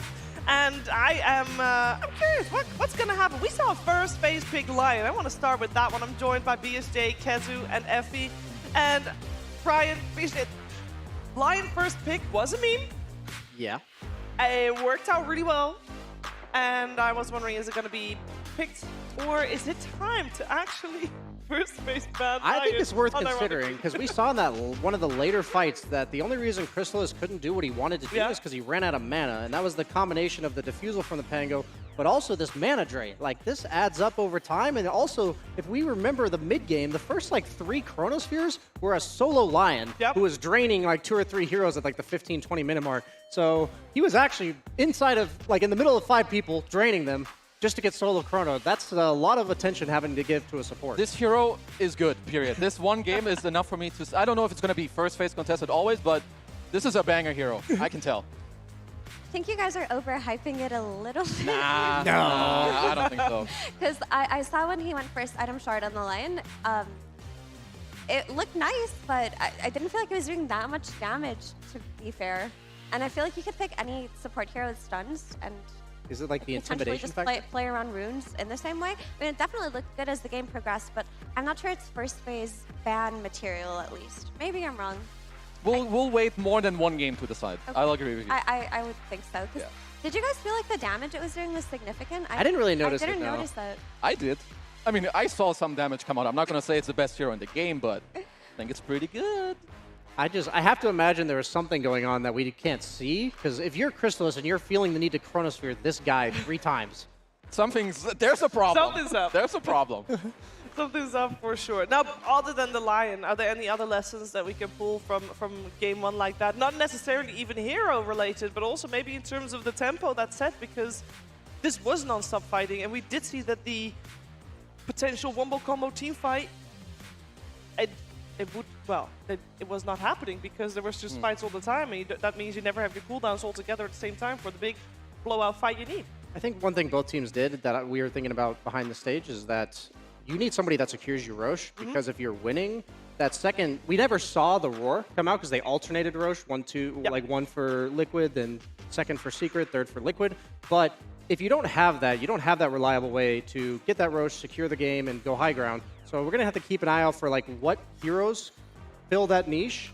Shadow Shaman for Secret that game, Visage for Liquid, and I think every team's going to need at least one. Yeah, something that I want to point out is that Invoker, it's been a good hero for a while. I kind of lost faith in that hero, honestly, after that last game. I just feel like with all of the brawling that's going to be happening in a new patch, the archetype of mid-hero that you want is, you know, something tanky that can play for these runes, and it doesn't really feel like Invoker does that exceptionally well.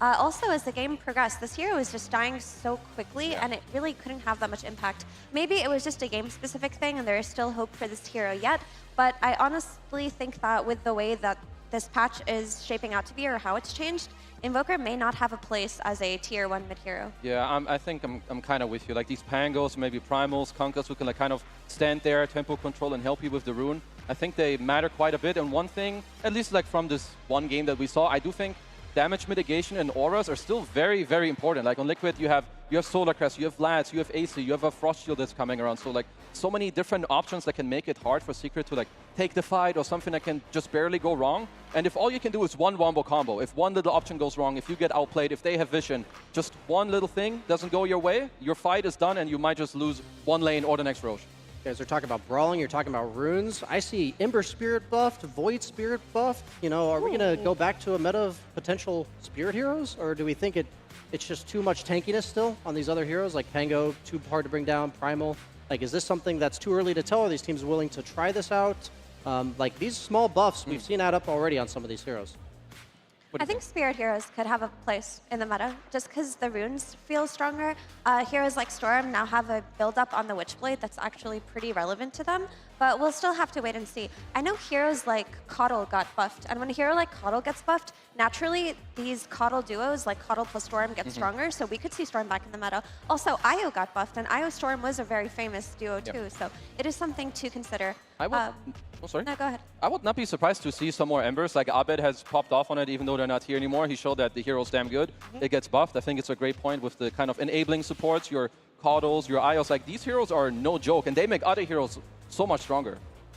Also, can I ask you guys, so this Rattle Cage item, both position 5s had it in the last game, and it gives you plus 12 armor, which sounds pretty good, but the passive that shoots out the thing that gives you the attack speed slow, how often does that happen? Does that have a cooldown? I didn't check yet. I hope it's not literally every time you take 180 damage, because then it sounds really strong. Because it really looked like the supports of the last game, they were living for a very long time, and it's because of this plus 12 armor item, but this item needs to have a cooldown. I just couldn't follow it very well in the last. That's one problem I used to have with Craggy Code, and now it's back. Items that make you tanky, that like literally change the way you can play and the way the enemies can attack you, it creates a lot of chaos, especially in the first game of a new patch. I think these armor numbers, they're no joke. No, this is a neutral item, of course, so you can't really guarantee that you're going to get it. You can't really play for that, oh my goodness, I'm going to get one, and my hero will be OP. So it's situational in that sense, but I don't know, Well, Brian. there's also so many things that you're checking in the new patch, and if there's anything I've struggled to check when I'm looking at other people's inventories is, oh, they have that neutral item. Yeah. Like, I thought I would have killed him, but he has extra 12 armor. But the problem is even like when you click on it. If I play a game now and I click, I don't know what item is Like, that. you see it, I'm but gonna you have have to to- cover it and read it again. I'm like, okay, I got it. The next one, like, it takes you a little bit out of your flow. You guys were earlier this day mentioning how much of a difference 0.1 seconds can make in a professional Dota game. So if you have to take your time to hover over a battle crate, what one is that again? That's another couple of seconds that you need to take out of your game to really understand what your enemy is going for. We are having a draft on our screen in the meantime for game number 2. Team Secrets on Radiant side, Team Liquid on Dire side. First pick for Team Secret, and second pick for Team Liquid. And the bans are coming out again as well, with Nature's Prophet being one of them, because we did see Puppey do very well on that. Other than that, the biggest change is that so far is that Razor is still in, and so is Muerta and Slardar. Yeah, I think the Muerta ban is kind of whatever, so I'm not too surprised to see it gone. I would say Secret banning the Pango just makes a lot of sense. I think FE's onto something with, I don't really know if I want to play some Invoker against these type of heroes that are in the pool. Just take it out, and then Liquid, they felt this early game from Puppey. Like, don't give him this Nature's Prophet again. Yeah, also, I want to point out the Sloan Druid. I thought that the nerf to the bear having 0 armor at level 1 was really significant. I don't know if it's still worth first phase ban, and I don't play the hero enough to know, but to me it feels like it could easily be punished by any ranged right-clicking support that could just whittle down the bear really early on. Even at level 3, the bear has only got 2 armor compared to its 3 armor at level 1 in the past, so I feel like letting Lone Druid through might actually be a viable strategy because the bear can easily be exploited. It honestly also matters a lot because there's this trick with Lone Druid where you keep it level 1, then they go on you, you level it up because then you can resummon, you get a new Savage Roar. So I really like this change. I still think the hero is very good, but I think people will experiment leaving it in the pool. Yeah. Avery, SVG, was mentioning that on a new patch, like Death Ball is always one of the most reliable strategies because there's just so many unknowns. And maybe these teams are just afraid in the lower bracket to lose a game for free at 15, 20 minutes to a Lone Druid high ground push. So it could be that they aren't really sure if it's as powerful as it used to be, or like, I agree, these nerfs are certainly relevant to the laning phase, but in the lower bracket, you know, that is fair. You don't really have that much time to experiment. I mean, all of these players woke up today and were completely caught off guard by this new patch, so the only thing they can do is go in with their draft prep, their old draft prep from group stages, into this lower bracket series. I mean, at least, you know, Chrysalis, he gets his Razor. I would say him and Amar are probably the most feared Razors out there in the entire world. So surely Secret must be happy with that. As Liquid, you know, they put their attention on more, I would say, the faster type heroes. Razor's still a fast hero, but not as fast as the others that they did ban out. Yeah, the level 1 link duration going from 5 seconds to 10 seconds, it's really important to note that the static link only starts the debuff countdown once you end the link itself. So this is effectively adding 5 seconds of damage drain if you're able to connect in the lane. Now the question is, you picked it first, so a lot of times you usually, in the past, pick Razor if you saw like offlane Tide or some other melee hero that can't get away from the link, but Liquid's likely not going to give that to him. So is this a flex pick? Is this strictly for Chrysalis? Like, what do you guys think? I actually think Razor as a flex pick to mid is a lot more viable now with the changes to static link and also the changes to Storm Surge doing more movement speed decrease. That could make it a more impactful mid laner. So I would like to see teams experiment with the mid lane flex. I know that a team like Azure Ray would definitely do it on XM, but I'm not sure if it's something Secret are comfortable doing on mid one. I think it's a nice hero to flex, but the only problem from first pick, what you have to do now as Liquid is craft a mid lane and an off lane that this guy does not want to go to. Or at least you have one hero that even if he gets flexed away, you just destroy him in the game. Could be some Bad Rider type hero, Sniper. Like, these heroes don't care if they lane against him or not. They will destroy him later. So Secret need to kind of cover their bases, take out the Morphling, probably the most traditional carry counter alongside like what, maybe Faceless Void that you would want to take out, Brian? Yeah, any hero with mobility that can also like go on you and then disengage from you as well, like with Faceless Void with the reverse time walk, excuse me. With Razor, I think these are small changes that are so interesting to a way a hero gets played because his level 10 talent used to be 14 agility, and now it's 10% spell lifesteal. That's like a completely different like way to play the hero. Instead of turning into a right-click mid-game carry with like Manta and other stat items, are we going to be seeing a more utility-based Razor, whether it's in the safe lane or the mid lane? There was this Bloodstone build for a while. Like, you know, maybe you pair it up with this, it's good. I don't really play Razor, but I think going back to the question about Chrysalis and whether they should flex it, the beautiful thing with people who have 1,000 or 2,000 games on a hero, they don't really care. They have played these matches for 50 times, 100 times. you know, if they bust out 4 counters, he's like, guys, I don't care. I have this secret build. I'm going to do this. I'm getting this new item. You know, I got this. Yeah, it would be cool to see the Bloodstone Razor make a comeback, because the Bloodstone got the plus 75 AoE range, and that is actually really relevant to something like Eye of the Storm that does a lot of high damage intervals. I also think it would be extremely relevant to heroes like Lushrock, so we're probably going to be seeing a lot of bizarre Bloodstone experimentation moving forward. Yeah, I did test it earlier in the lobby with Lash. It looks strange. It's another thing that will catch people off guard, like some random AoE increase. It's nasty. A lot of this you play by feel, right? Yeah. You're thinking like, oh, I'm slightly outranging Leshrac, and now you're not. And these are the little things that if you are not paying attention in the middle of a chaotic team fight, might make or break the difference. As Grimstroke, his only nerf was to the shard. Yeah, so some shards and like a talent related to the shard and something small to Soulbind. Cooldown increase on Soulbind, which I think is pretty relevant. And I think the heal on the shard was actually really important if you're playing with these tanky heroes. So I feel like the hero is weaker overall, but it's still a really solid hero because it enables the initiating type of melee laners that Secret love to play. Yeah. I do like the Avenge a lot, first of all, against the Razor. I think it's a hero that can suffer from being put out of position, but also you can instantly break the link by swapping out the other guy. I would say Grim, still a great hero. Puppy Ogre, honestly another classic. This hero, in my opinion, is underrated. His laning is good. He just gets in there. He's a body. He gives Bloodlust to your bros. It's just another... These are some feel-good supports. You know, if I'm any player in Team Secret, I see these two, I'm happy. Yeah, and also by nature of a patch coming out and popular supports getting tweaked or slightly nerfed, supports like Ogre, who are always fine, are going to be better just by nature of other heroes changing. So if I'm Liquid, at least one thing that makes a lot of sense with the Venge as well, apart from like, you know, having the swap against the Razor, is that it makes heroes that can man-fight or outrange the Razor a lot better. Like range carries are pretty nice with Venge. I would say minus armor as well is really nice against Razor, because the hero relies on just getting in there, staying in. So Slaughter for now could be a flex. Maybe they think that, you know, we can just straight up lane against it too. I think it can go both ways very quickly, but good pick. Maybe something like TV, like with the Slaughter. I know we haven't seen too much of the hero. Maybe it's a bit of a double-edged sword against Grimstroke, but they do go for the Invoker themselves. So they didn't listen. Yeah, they are also blind picking it. They don't know their opponent mid laner. What will Team Secret do? A lot of the heroes that we talked about, the Pangoliers, the Primal Beast, they're already banned out. And there are still the Shakers that were played during group stages that might potentially work, but you need to pick heroes that can play for these runes. And if Invoker is picked, but he's not laning against something like a Pango, he should still be fine, especially with supports like Moira and Vengeful Spirit, who are going to rotate to the mid lane. Now, Secret have to be able to match that pace themselves, and I think Puck was the perfect pick for that. Yep. Outside of me thinking Puck is going to be better because now there's a Witchblade upgrade, he got a small quality of life change with his Orb having faster speed. Just an overall like nice hero. I think it fits well. Some heroes that they may be looking at are banned with the Pango, Kunkka. I think Puck is great. You mentioned they're probably going to want a hero that the Grim and the Ogre can kind of play with. Gives you a lot of lockdown. Not the easiest catch for now for Liquid. Like maybe some random Atos in the silence. Maybe consider an Orchid on the Invoker.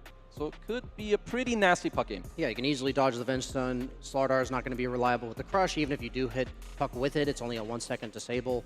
I'd say when I'm looking at this Puck pick, my concern is whether or not like there's going to be someone to play with the Puck. Because you have Grimstroke, like, are you going to Ink Swell the Puck? Are you going to have, like, what's the follow-up to the Coil in the mid-game is the question I have right now. I mean, I guess the nice thing is, like, Razor, at least after, like, 50 minutes, he should feel good enough to, like, kind of run in, right? Like, be a semi-body, back up the Puck. I think you have Inkswell, another semi-body in the Ogre. So for now, at least, I'm pretty okay with it. But if I'm Secret, I'm looking at an offlaner that can help my course fight into this double minus armor for now on Team Liquid. Because I think if you don't, Razor's game can very quickly go into the drain in the mid-game.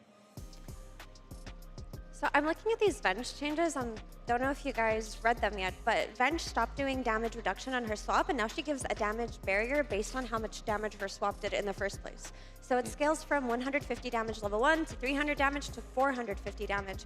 And I was thinking, how relevant could that be? I think she's actually going to be pretty impactful against these blink targets of the past. Now you can't really blink out of swap or buy some kind of raindrop to offset that initial 50 damage. So it feels like she has more utility.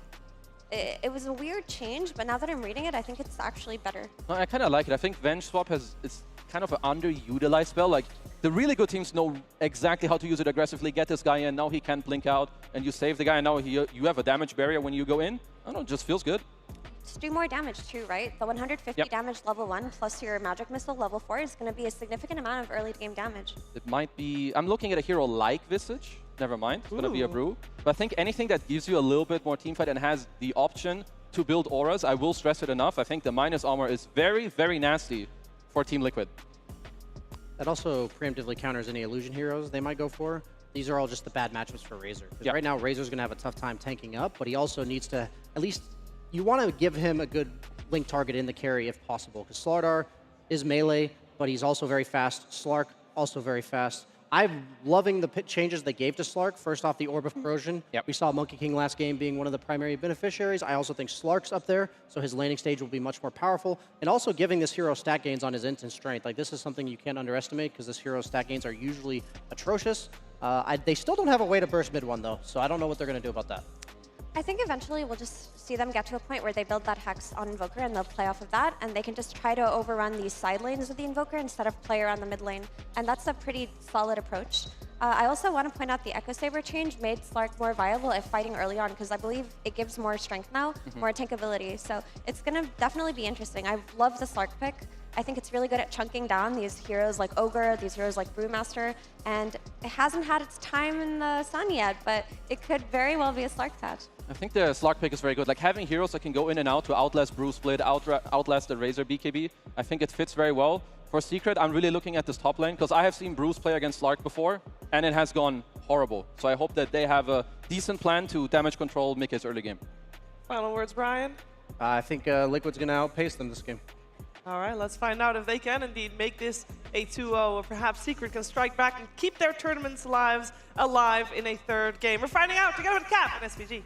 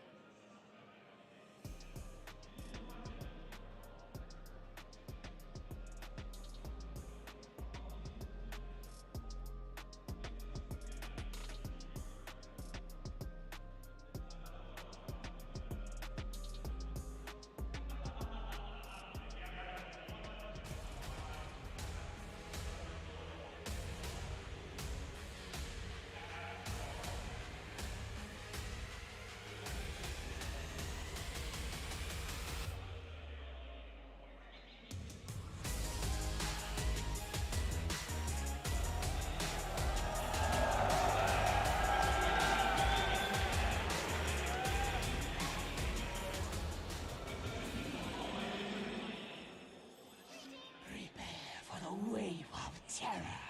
I drink your milkshake.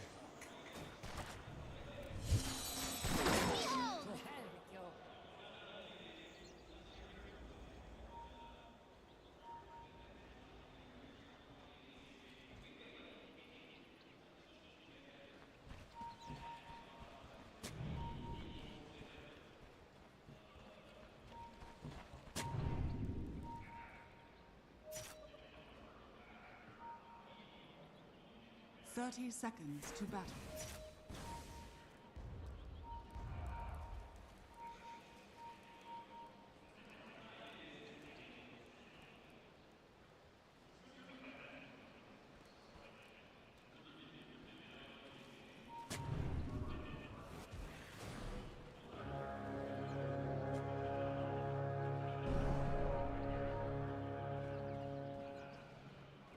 The battle begins.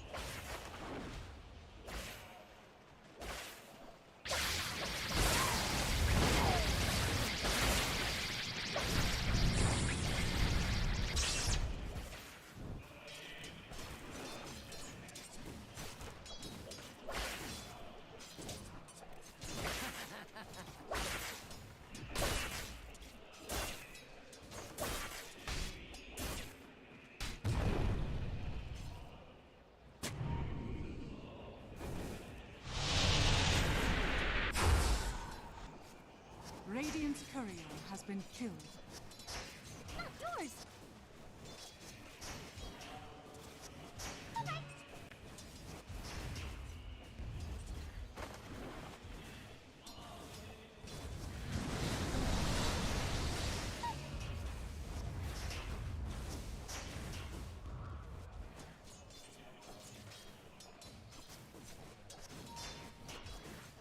Radiant's courier has been killed.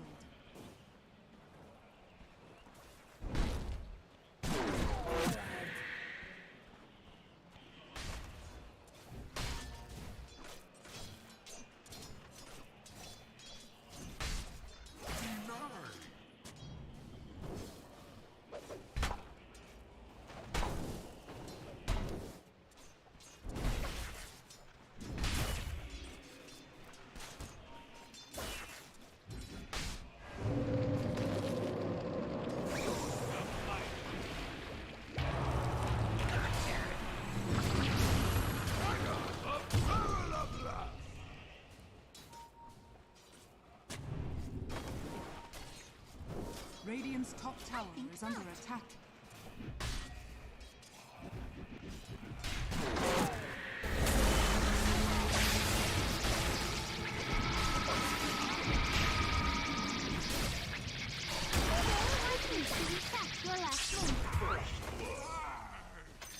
First to face, first to fall. That would be too easy.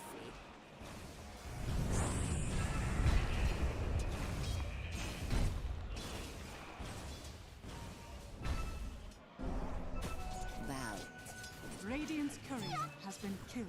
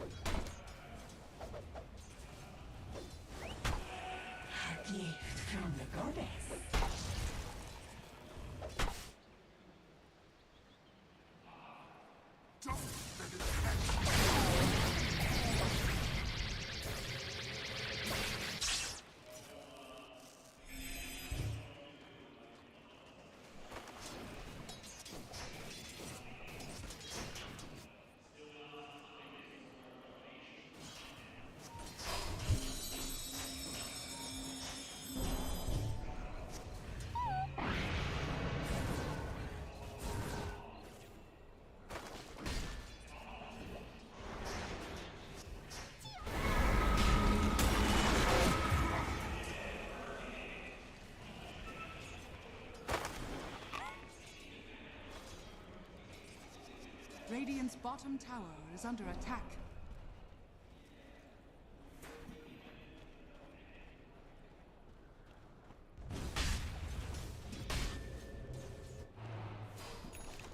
Radiant are scanning. Dire's structures are fortified.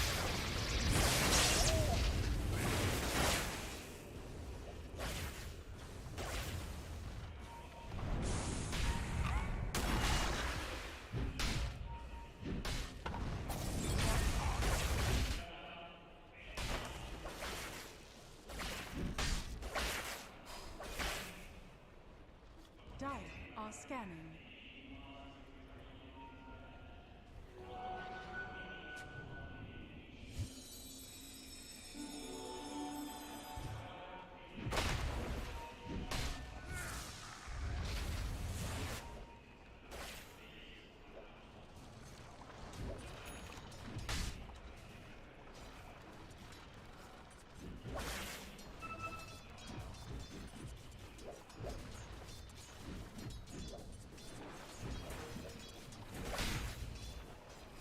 Radiant are scanning.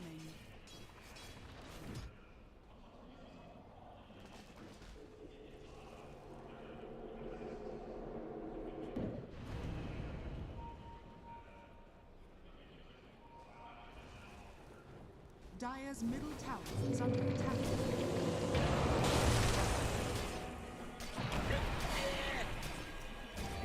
Painted into a corner. Oh, you are an ugly one.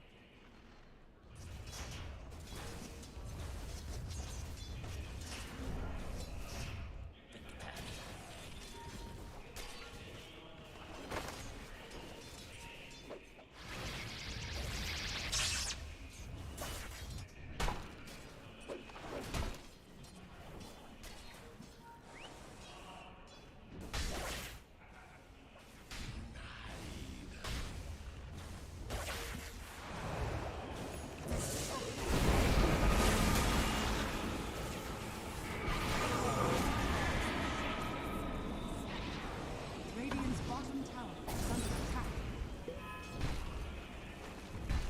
A prize.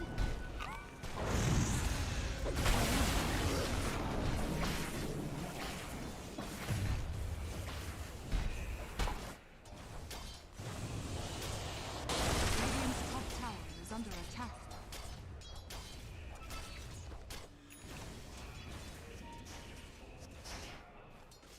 Nothing.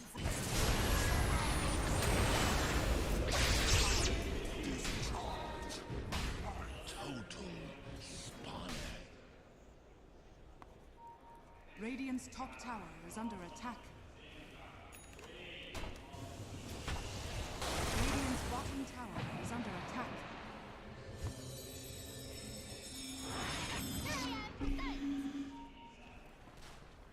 Radiant are scanning. Radiant's bottom tower is under attack.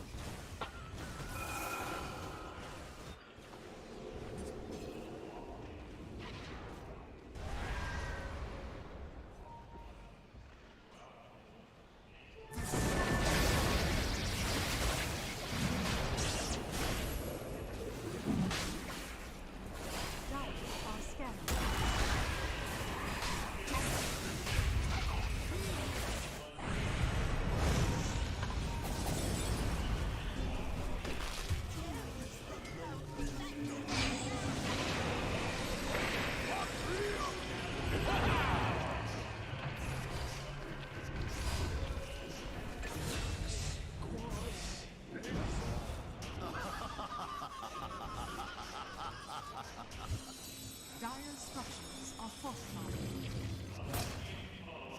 Radiant's bottom tower is under attack. Radiant structures are fortified.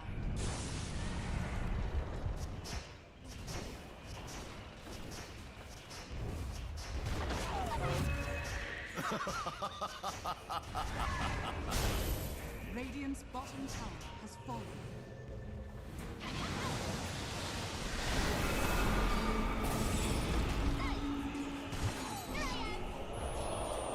Radiant's top tower is under attack.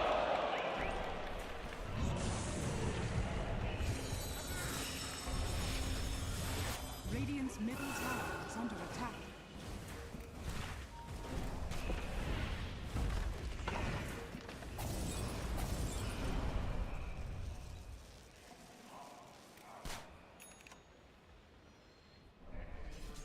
Dire's top tower is under attack.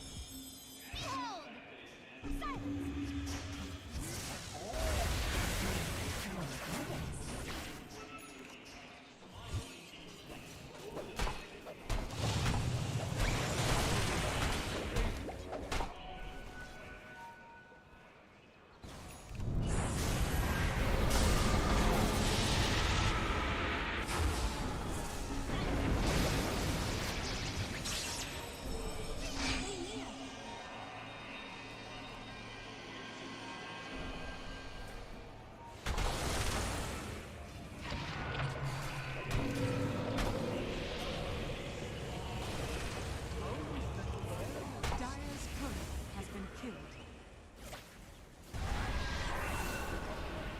Radiant's middle tower is under attack.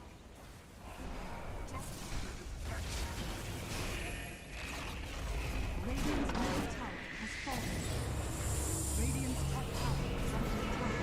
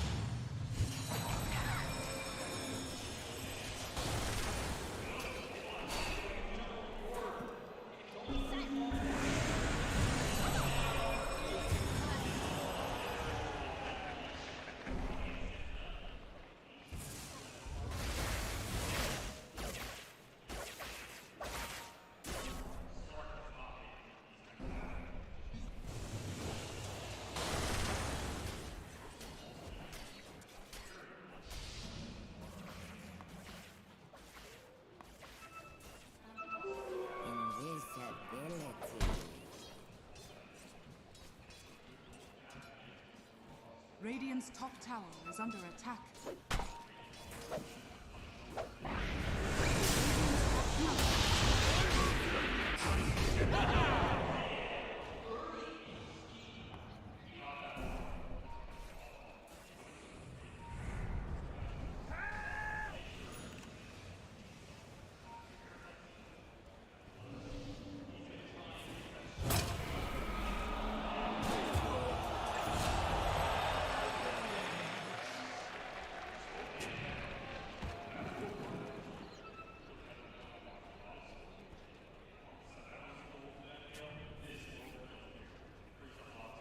A prize.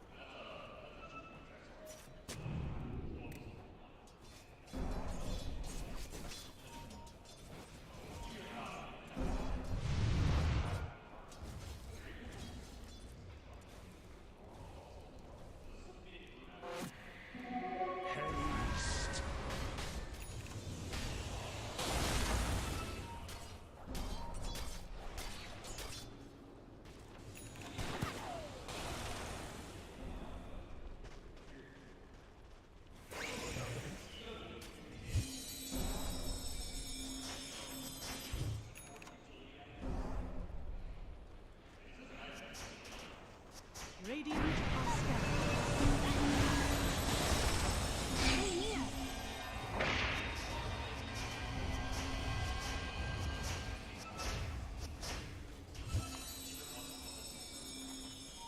Radiant are scanning.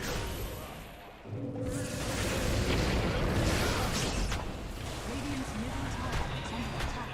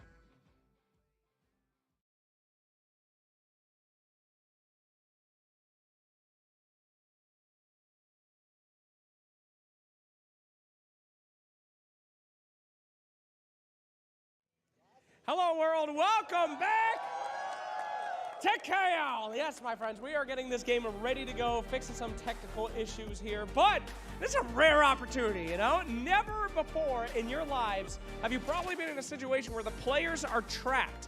They are unable to leave their booths as they must wait for these technical issues to be fixed. So, what's your favorite team out there? What's your name? Yes, my name is Han. Hello, guys. Hello! Get up! All right, you like any players up there? Sorry? Do you like anyone up on the stage? Any players? Luckily, I'm Guy, but I really like Insania. Insania, do you hear me? Insania! He hears you! Anything you want to say to Insania?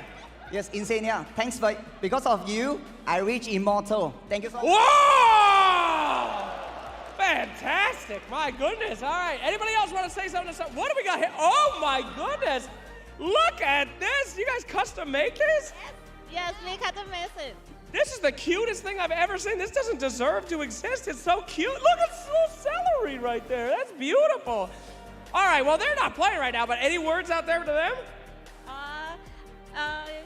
Let's go, Gigi. Yeah, there you go. Fantastic. Wow, that's great. Who do you have? Oh, the fire. All right. Any words out there?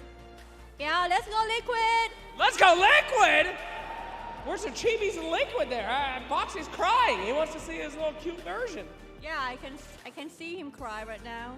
That's good. All right, keep crying, Boxy. Keep it off camera, though. Thank you so very much. Oh, we got, dude, can you pick a real hero? Holy, oh, great. Yeah, I got me. Fantastic. Welcome. What do we got here? What is this? Yule Scepter. Oh, the Yule Scepter. Okay, okay. Can we embarrass her? Is that okay? Sorry? Do you mind if we embarrass her? Why? What are you gonna do? Okay, if you could stand up and Yule's him for me, that'd be really great. You mind spinning around for us?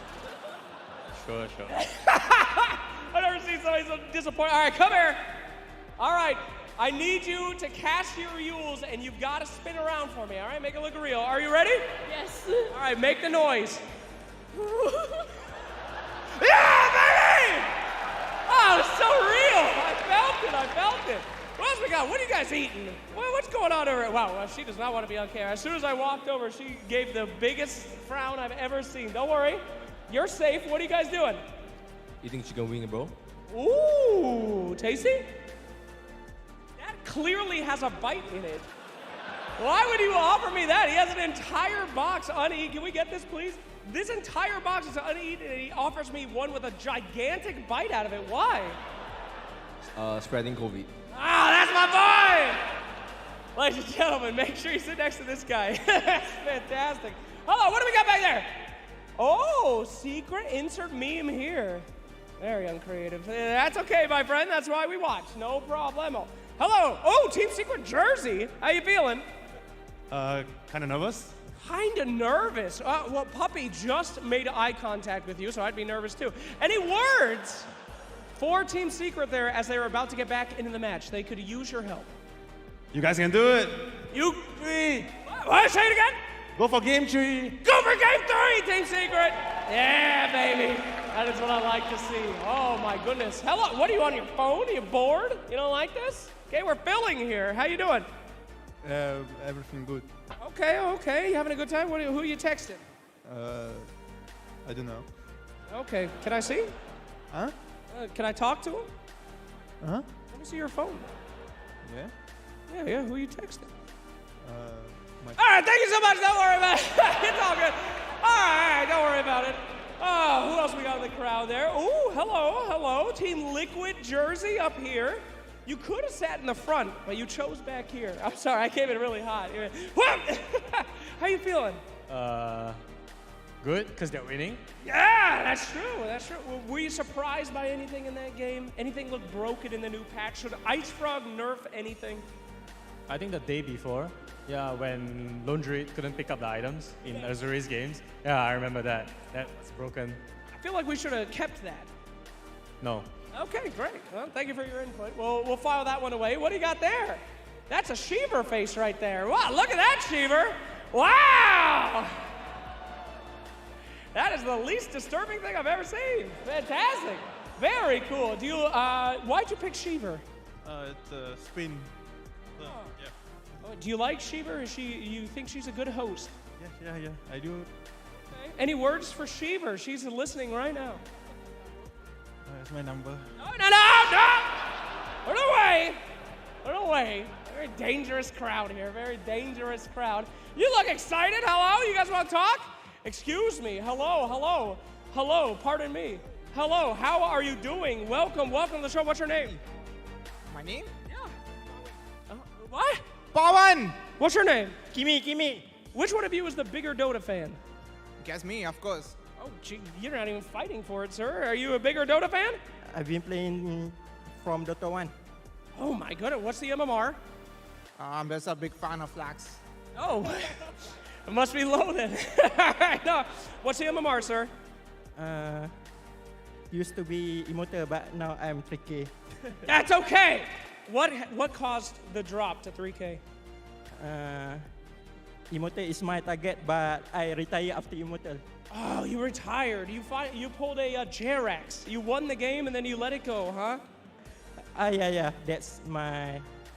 I think Dota 2 is just a lifetime hobby right now. That's right, my friend. Well, you retire in peace. Don't worry, guys. Just because you were once immortal, you can go down to 3K too. You can give it up. Thank you, sir. Any words out there? Any shout-outs? Let's go, Sir Action Slacks! That's me. I don't need... Thank you so much. I'm doing fine, but I appreciate the support. Thank you very much. All right. Anybody else want to be on camera? Oh, this guy's leaving. Where are you going, son? Hello? Oh, he just took a new seat. He just joined us. He has no idea that we're coming. Okay, hello. How are you? Hey, what's up, bro? Where you been? What? You just sat down. What have you been doing? Oh, I get some signature. Oh, those are good ones. Monet, NTS, Baboki. Oh, yeah, that's good. Whose signature do you want the most? Nothing to say. Malaysia boleh. All right, fantastic, guys. Well, it seems like we have got more stuff coming your way, so don't worry, everybody. Keep tuned in. I'll keep attacking the crowd members as much as I can. We'll throw it over to you guys. Thank you very much. Thank you. Spin one more time. Most known Dota organization in a large part of the world, and for good reason. There's really nothing left for Talon. They're going to call it here. GG. Team Liquid continuing to have Talon's number in playoff series. They spent the majority of 2023 chasing after their nemesis, Gaming Gladiators, but time and time again, ultimately losing out to them in the grand finals. And they'll call it GG. It's called. Gaming Gladiators once again. They'll take the title here. 3-1 against Team Liquid. In spite of this, they still have to be considered one of the best teams in the entire world throughout the year. What makes them so consistent at the highest level of Dota? Team Liquid tends to favor and prioritize picking strong support heroes for the incredible support duo of Boxy and Insania, with huge success on aggressive heroes such as Ancient Apparition or Dark Willow. They can often seem lost in games where they don't have a traditional +4 that can make kills happen. Boxy, you better get on out of here. Yep, that's going to be another Sunder to bring down Boxy again. With an almost unrivaled level of team play and coordination, Team Liquid are experts at controlling the flow of the game from early game to late game and weaving in and out of teamfights. This leaves their opponents with an extremely difficult task if they want to be one of the few teams to beat them, where they are required to either avoid fights and try to safely pick up whatever scraps of farm Team Liquid leave them, or take them head-on in teamfights, something most teams in the world struggle with. With Zai, one of the longest standing top pro players, stepping down from the team as one of the main forces behind the drafts, along with being the top offlane player, 3-3 will step in and try to fill this extremely vital role. However, at this event, Saberlight will be standing in for them instead. It remains to be seen if the new Team Liquid will stand the test of time.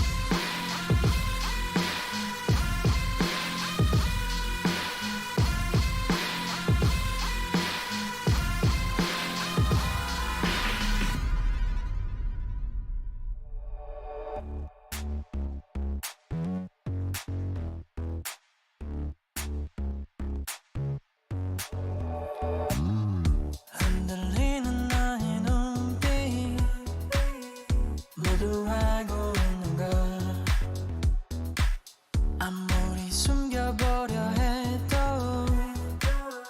가려지지 않는 걸 I'll never miss this chance Make it dance 해가 뜨는 것도 모르게 Dance time to dance 집에 가는 것도 까먹게 우거진 너의 하얀 불을 좋아해 움켜진 문제들은 모두 가볍게 손 들고 태워 이 순간을 밝게 녹여진 분위기는 뜨겁게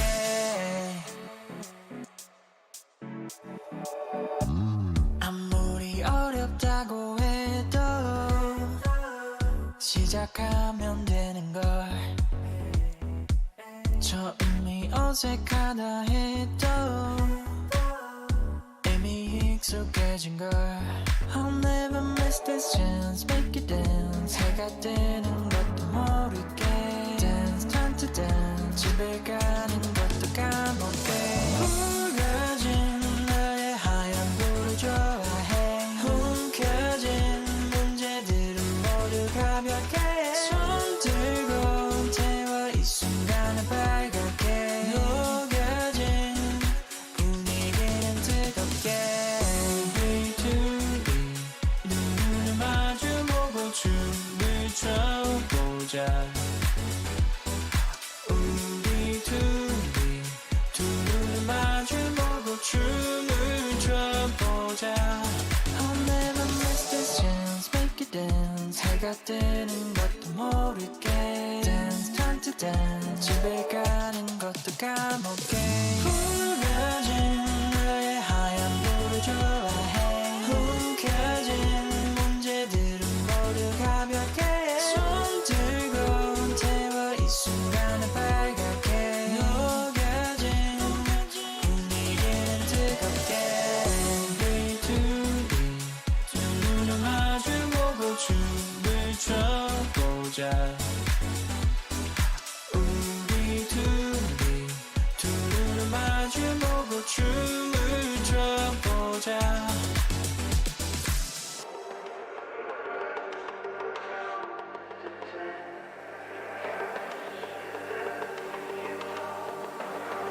Steam out I see you turning around Stay home You shine the brightest now There's no doubt This current's changing Still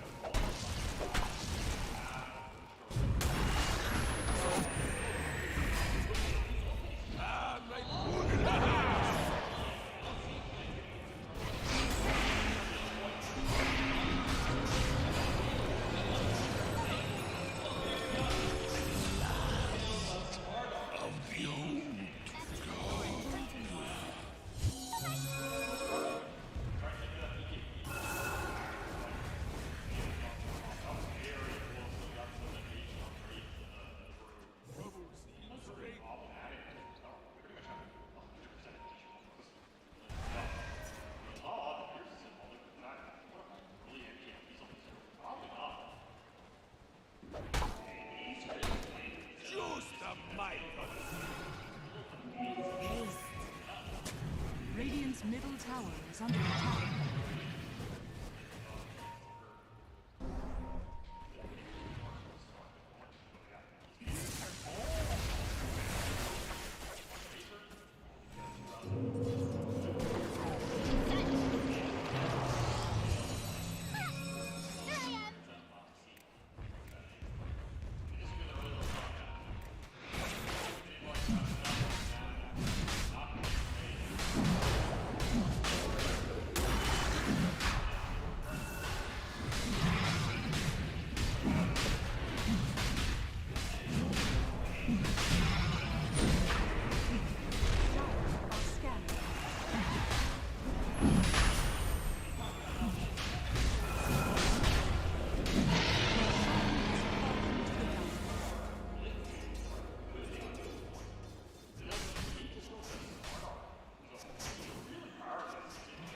Radiant are scanning.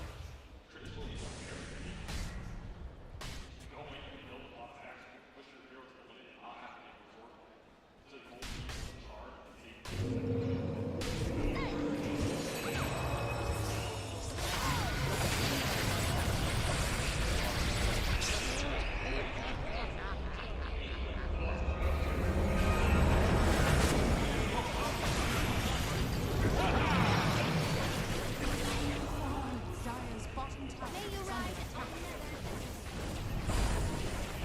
Dire's structures are fortified.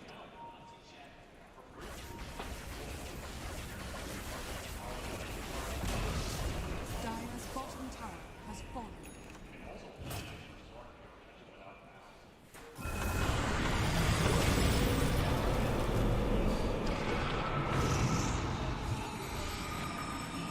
Dire's bottom tower is under attack.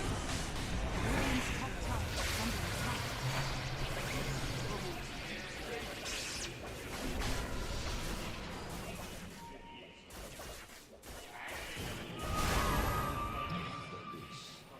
A painless price.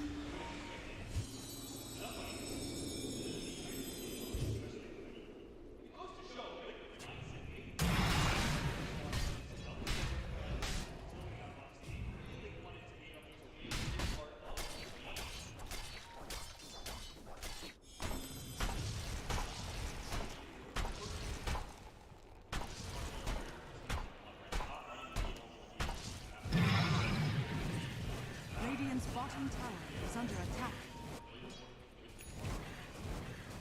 Dire's top tower is under attack.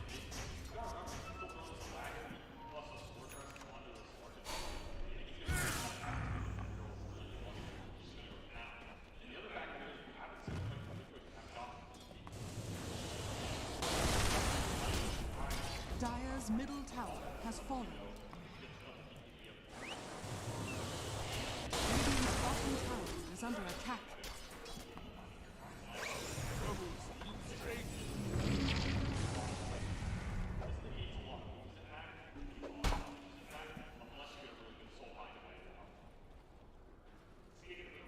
Dire's middle tower is under attack.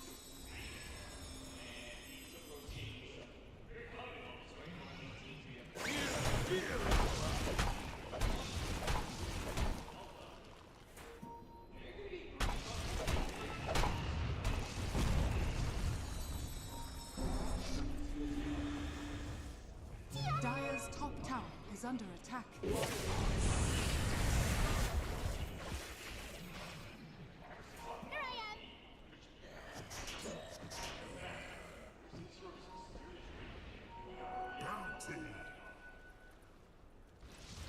Radiant's bottom tower is under attack.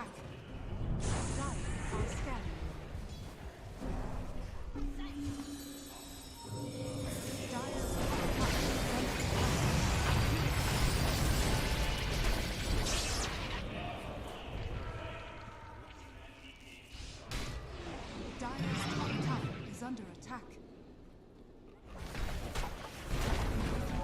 Dire's top tower has fallen. Radiant's bottom tower is under attack.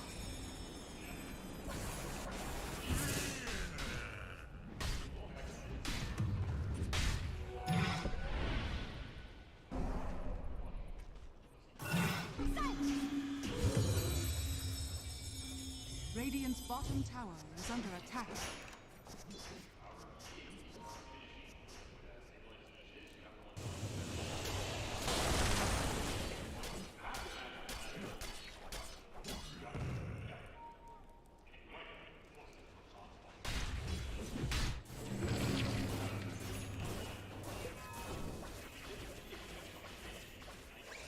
Radiant's bottom tower is under attack.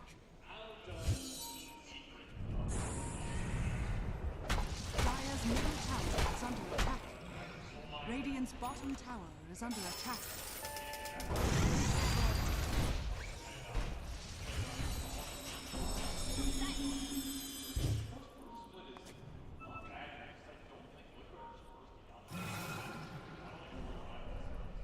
Dire are scattered. Dire's top tower is under attack. Radiant's bottom tower is under attack.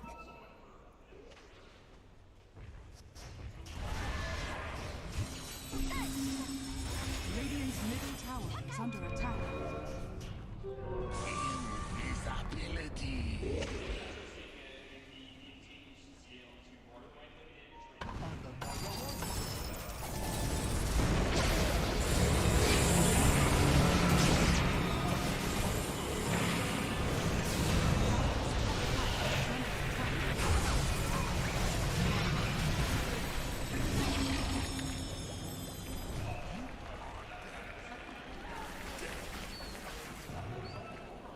Radiant's bottom tower is under attack.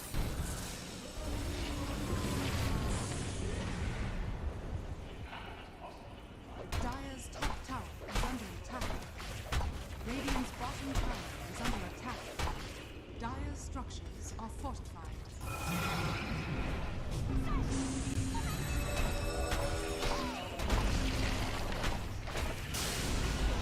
Radiant's bottom tower is Dire's top tower is under attack.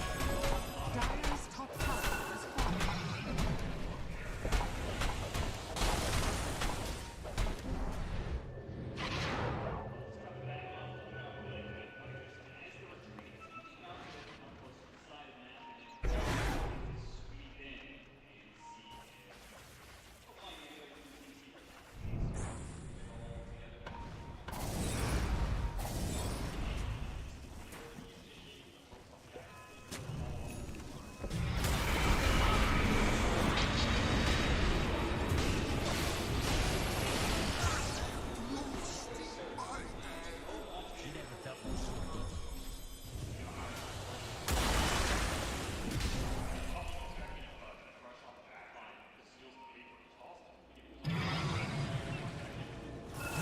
Radiant's middle tower is under attack.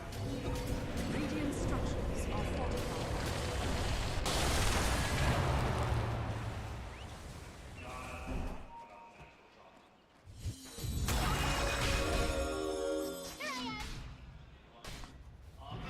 Radiant's middle tower is under attack. Radiant's middle tower has fallen.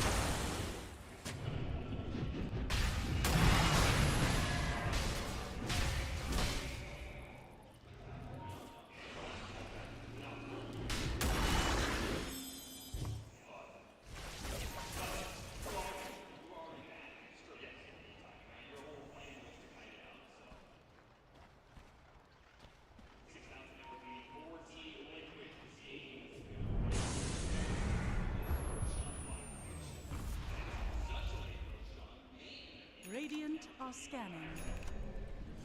Radiant's top tower is under attack.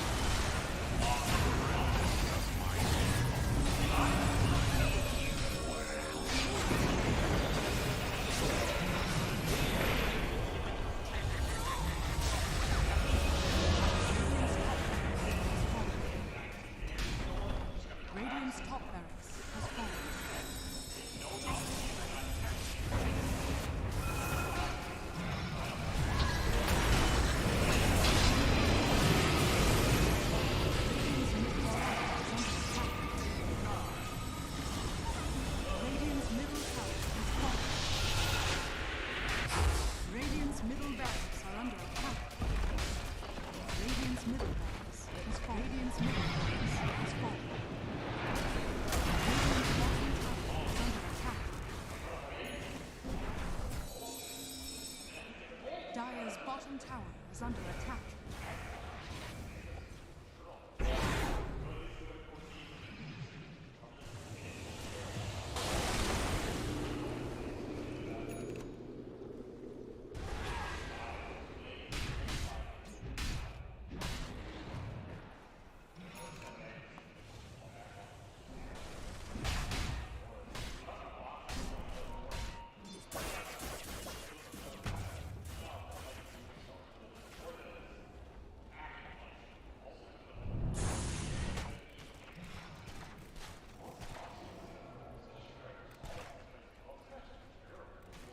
I'll take that.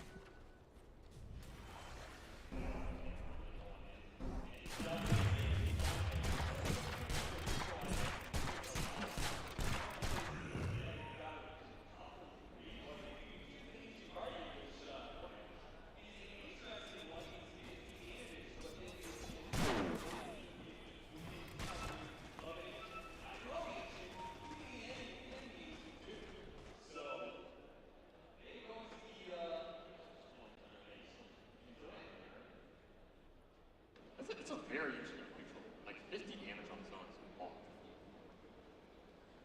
So I think Secret are probably going to opt for touch utility to survive the they can get, or maybe for, but it's going to have to be damage out of Kuala Central.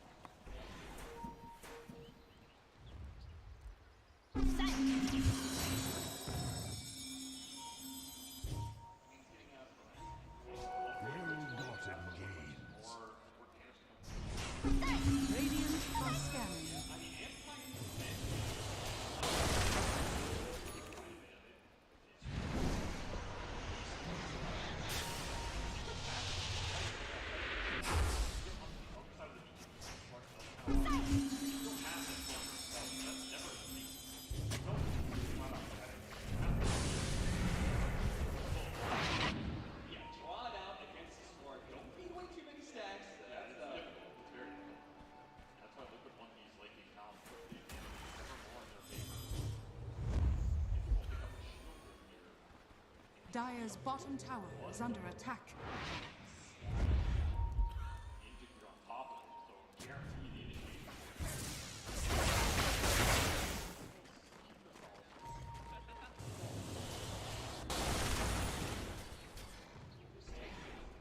Dire's bottom tower is under attack.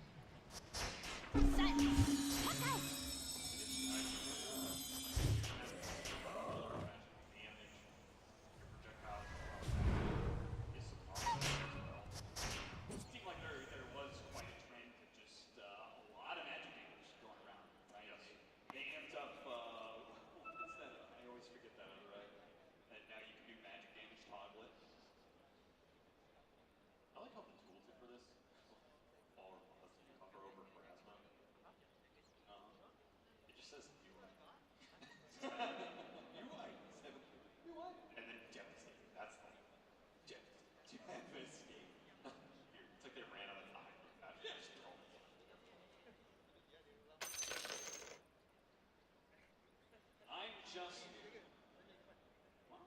doing all right for yourself in this game, Box. Oh, he's got the shard. He's already got 2 stacks on. Look at that. A little bit of extra. He's scaling. And like I said, this matchup is one of the worst. Like I think they had options really good. A prize.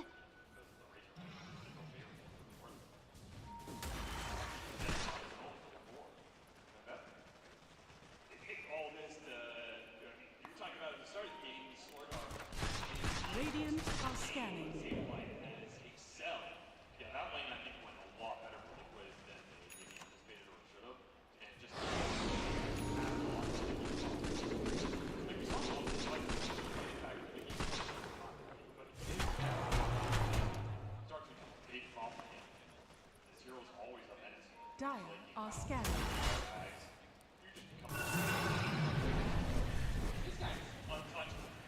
He jumps in, he's in water, and except he gets all this bonus armor, he's got cheese. He's got PC of his own, plus a triple download. Gets man's backpack on the floor. He's living the life right now. He's trying to buy an agony blessing, and he's gonna open up what it is. Going to the game.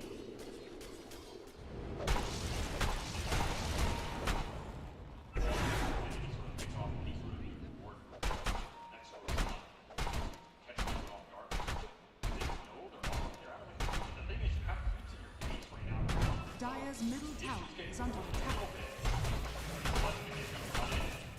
Someone's going to get surprised here.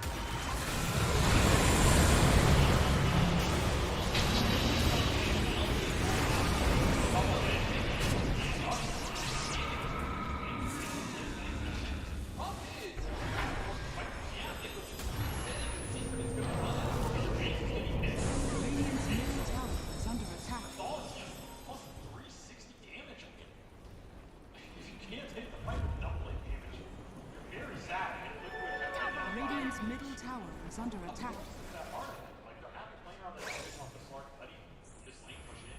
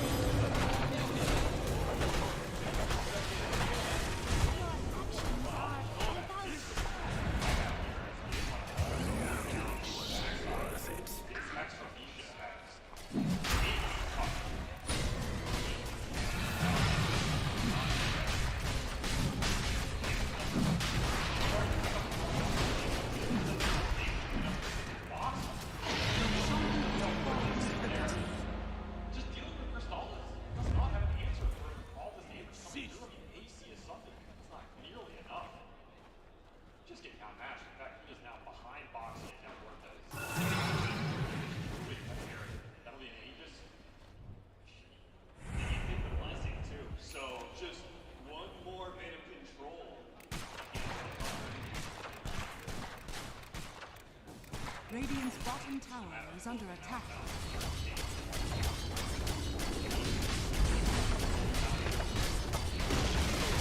Radiant's bottom barracks are under attack.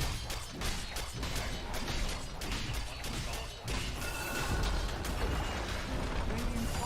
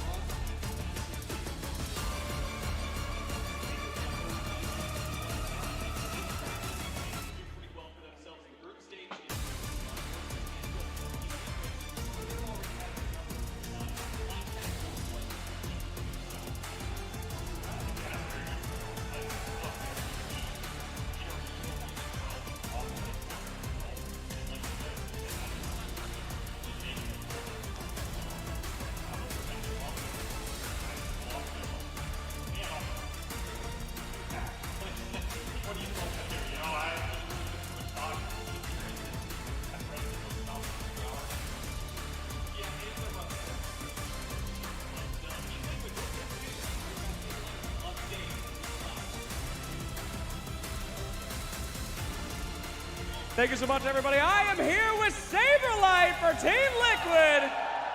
Saberlight, one of my favorite interviews in the world. So good to see you again. How's it feel to be at an arena once again playing on the main stage?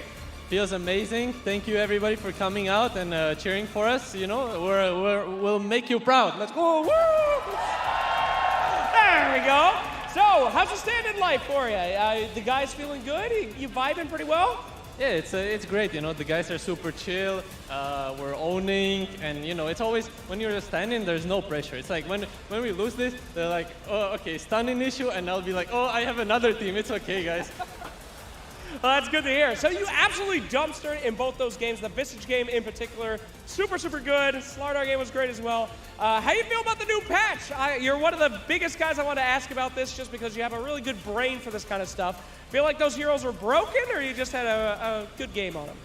Well, I did not have a good game on Visage. I missed some. What? Guys, I was lagging. Just Bro! to make it clear, when I didn't stun the void, it was lag. Okay. Okay. You killed so many people though. That was one misplay. Come on. Thank you. Well, I think these heroes are still kinda busting. The new Visage talents were like throw free soul assumptions, quite nice. I enjoy it, and overall like. It's actually so insane to like wake up and we play on new patch, completely new items, everything new, and I didn't even play a pop or anything. I barely finished the patch notes before coming here, so it's just like, you know, luckily we are very fortunate. We have the Shopify guys backing me up. We have 33, you know, nerding it out in the Jobs and some friends who are helping him, so we're in good hands. Absolutely. Well, you can absolutely tell. Game 2, by the way, you got that Slardar. Are you taking any tips? There's some very passionate Reddit members out there that are writing big threads about pro players in Slardar. Did you do any research? Did you crunch any 2%? I actually saw the post, and my answer to that guy is, you don't get it, kiddo. Damn! Take it easy, bro. Take it easy. All right, well, congratulations, sir. An incredible game. Hope to see a lot more coming out from you, from Liquid, and yeah, thank you very much. One more shout out for our boy, please. Give it up. Bye-bye. Thank you so much. Yeah, incredible victory that we saw from Team Liquid coming in completely fresh for the first series of the day. So thank you so much for that, and we'll throw it back to our panel, see what they have to think. Thank you very much, Saberlight and Slacks. And we will, of course, see Team Liquid later on today as they go up against Falcons. But first, let's break this down. I did also want to start talking about that offlane Slardar.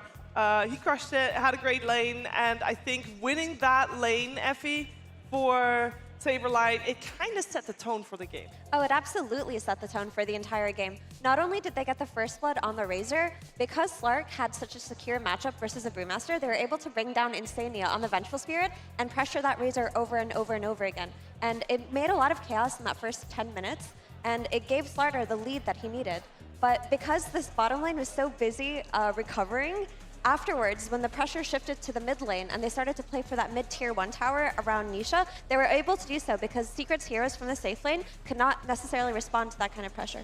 And I think like that's why the draft and the early lanes are so important. You get the Muerta, you always have the Deadshot against the Razor, defensive in the lane. Slardar as well, you're really fast, you can always run it off. And because your lane is going so well, now Insania can come by and it all starts bleeding like all over the map in your head. But I must say that Secret, they fought back pretty nicely in the mid game. Like when they took that fight around the Roche area and kind of like came back in the game. They're down like 6k, 7k gold, but they caught Liquid a little bit off guard. They used their spells nicely, and this was the only reason why this game even dragged on in the first place. Yeah, it felt really difficult, even with Liquid having the lead, for them to fight at the 5v5, but we saw the power of the Slark pick coming in at the end where they had the round of spells, they had the Brewmaster ulti, they had the Puck Coil, they had the Grimstroke ult, but if they were able to disengage from that on the side of Liquid, then suddenly it just felt like Secret didn't have any gas in the tank. And not only do we commend the Slark pick for that, but I feel like Insania for a 5-position Venge. Like insane swaps that constantly reset the fight and that allowed Liquid to constantly do that. And I think that was essential for them to be able to scale well into the game.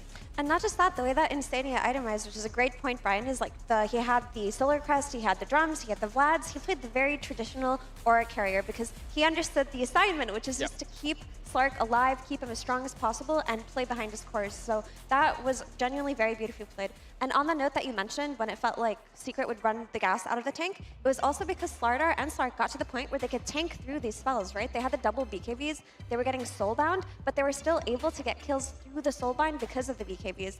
And to me, it just came down to the execution, right? Because Liquid were able to start these fights, to take these smokes, find them when Secret weren't ready to fight back, it made it so that Secret couldn't recover because they needed to engage. They needed to be the aggressors, the initiators. They really, really did, and unfortunately for them, the road ends here. And we already had an interview with, of course, one of the winners, but we're also going to witness the flip side of that as we head over to Slacks for an exit interview. Thank you so much, Shiver. I am here, of course, with the legend himself, ladies and gentlemen. We have Puppy here. Thank you so much for taking your time. So, I say this with a bit of a, oh, yes, thank you. The legend, yes! You can do that on exit interviews, guys. Don't be so nervous. No, but sir, I feel like there's a lot of times in Dota pro players' lives where people say, a little unlucky.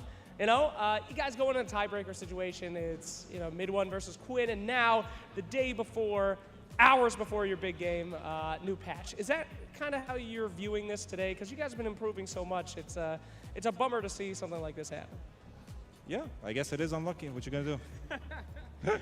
But are you, you know, looking forward to improving and kind of put this one behind you, or do you feel like, you know, that's just what happened? I mean, I don't really have any thoughts right now. Once again, there's too big of a patch to even consider what went wrong. And, you know, we fucked up, played bad, and, you know, then we lost. Well, thanks for the wrap up there, sir. Very good, very informative. Are you feeling anything in particular for the state of, you know, how the game's looking? This cool new patch, this incredible new thing that's hit us. You guys going to be hitting the books now and coming back even stronger? Well, I don't know the state of Dota, but one thing I believe in is in stake. Okay, thank you so much for the sponsor plug on the exit interview. Only a man of your talents in class could do such a thing. Thank you so much. All right, well, are we going to see you guys again? Because I'm so bored not seeing Team Secret at events. I got to see you here. Unluck that you're exiting now, but please, for all the Secret fans, myself included, will we be seeing you at the next one? Are you guys on your way back? Man, I love Malaysia. I'm coming back every time you invite me. Oh, that's fantastic. Thank you so much for your time. Have a wonderful journey, and we'll throw it back to Sheila. Thank you very much, Slacks, and of course, Poppy there as we say goodbye to Team Secret. And they got eliminated 2-0, and I think they did have a good event. I think, Brian, I mean, obviously today it feels rough, but overall, Team Secret definitely had a good road. Yeah, absolutely. And I like that they stuck to their identity in a new patch. You know, Crystalis, Razor, first pick, like, that's balls. You know, going into the elimination game in the lower bracket in a new patch. I just want to highlight for this new patch, like, I see 3 or 4 heroes in every game so far, the 2 games, I guess, that we haven't seen at all, really. I haven't seen any Slark, haven't seen any Ogre. Razor's been pretty underpicked, so I just love the fact that we're seeing a bunch of new things and that these teams are not afraid to throw it out there. I think also one thing, just to go back to the interview, sometimes you just don't play good enough. And I think it's okay to say, you know, we messed up, it's okay, it's a new patch, like, don't take it, you know, too hard, kind of learn from the replays. And, I mean, overall, people just need to learn the patch anyway. Like, you don't really know what the hell just happened. Yeah, so long as they're not feeling discouraged by it, because they played a really great group stage. Yeah. I mean, the difference between them in the lower bracket and them in the upper bracket for this tournament was just 1v1 mid, right? That could have been them in the upper bracket having some time to prepare, and it might have looked different, but they should genuinely be very proud because they looked very aggressive. They looked like they all clicked with each other. They have ideas that work for them, and this team shows a lot of promise for the upcoming year. It really does. It really does. We also have to talk a little bit more about Team Liquid, though, because when we're talking about lessons learned from a series like this, Team Liquid has to put them into practice as fast as they can, because only one series break in between them playing again, Brian. After a series like that, they did have some moments to learn from, I think. Where do you think Team Liquid takes this? Well, I would say that most of the time, the other team having more prep is going to be an advantage for them.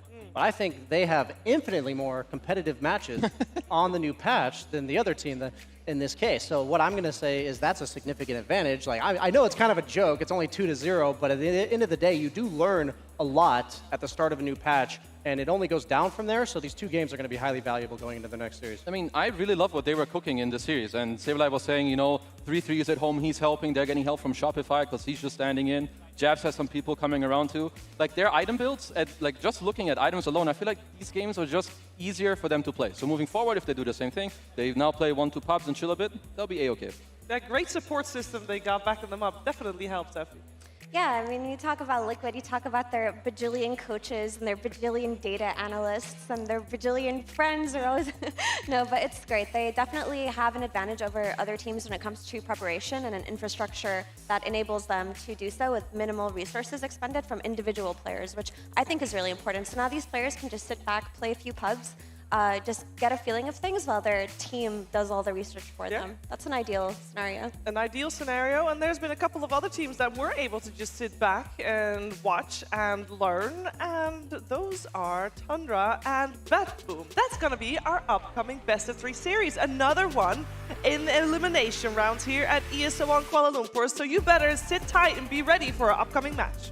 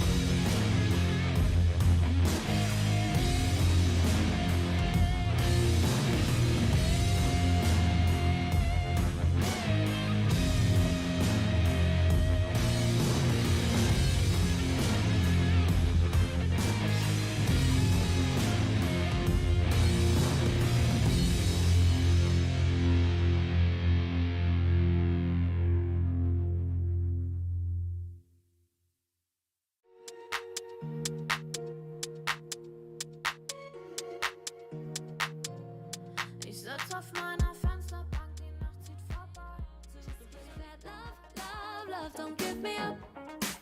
Give me enough gold dust to fill my cup.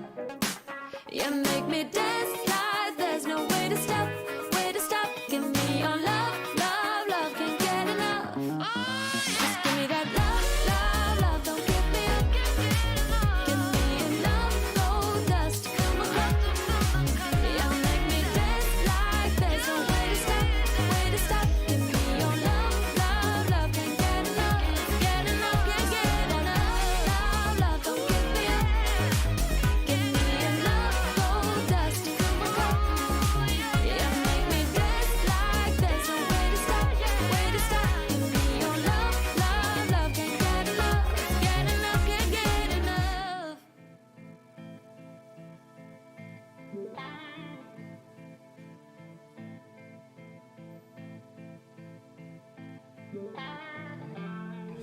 Takes more than money to force a change. Takes more than time to heal the pain. Heart break will light the fire. Heart break will light the fire. Fire will light the fire. Fire will light the fire.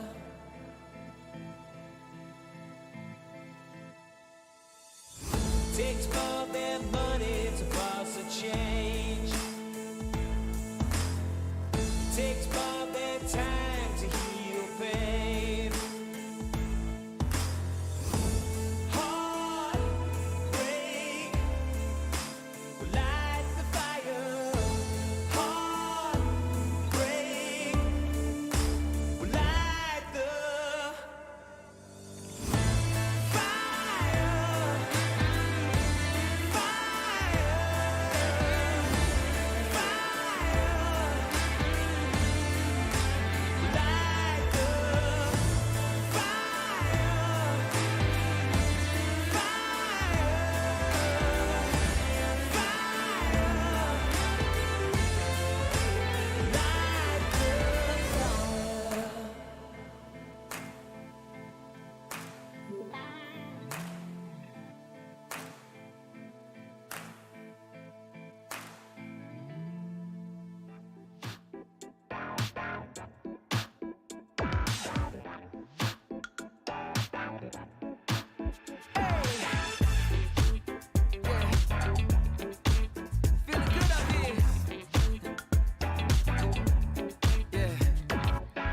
Good morning, greet the sun.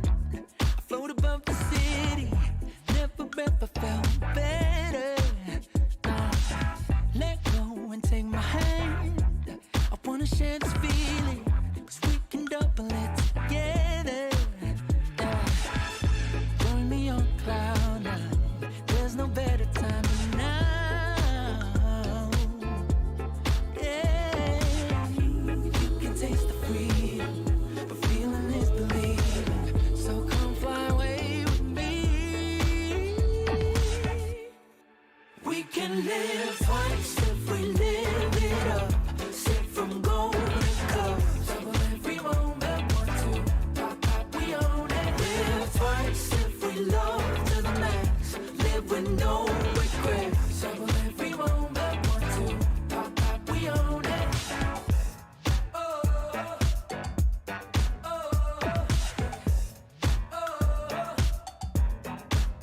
Yeah, left, right, where you want to go. Life can be so easy once you live it like a winner. Yeah, break free, the choice is yours. You can keep this feeling, but sometimes you gotta be a quitter. Yeah, so join me on cloud nine. There's no better time than now. Yeah, we can taste the freedom, but feeling is believing. So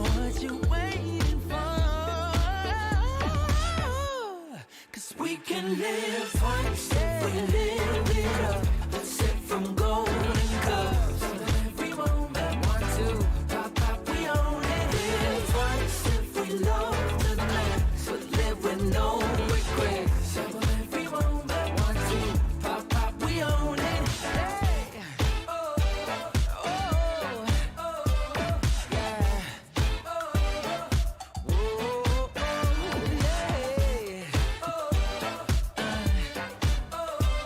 Give it up like this. We can live once if we live it up. Sip from golden cups. Every moment, want to pop, pop, we own it. Live once if we love to the max. Live with no regrets. Every moment, want to pop, pop, we own it.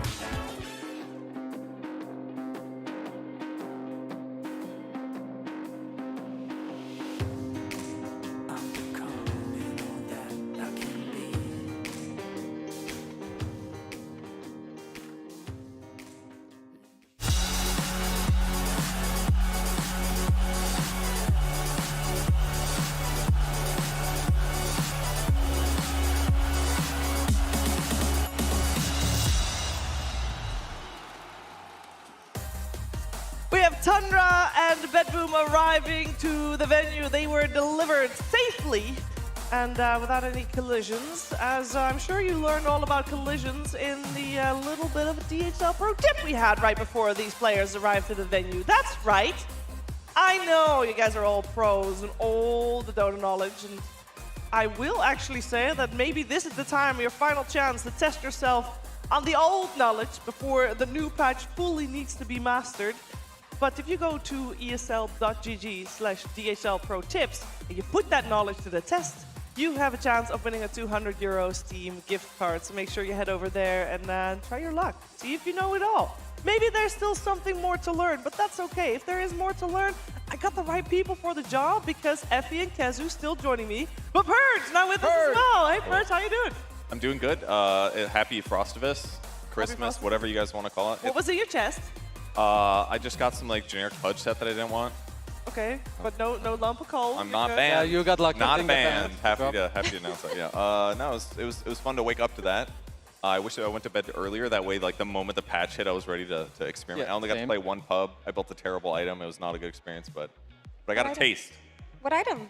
I built a Veil of Discord, naturally, and it's That's a good item, I think. yeah, it's not on Win Ranger. I found out. Okay, that's fair. Not good. Not good. Not good. Well, maybe the teams that are playing today have got a little bit extra time to prepare compared to you. They also have the luxury of course, watching the previous series just now. Let's start talking about our next two opponents because Tundra and Bedboom are very ready. And Tundra is maybe a little bit extra ready for this because when you're talking about Tundra Esports, I want to start by talking about Tomato. So the group stages had 10 games total per team.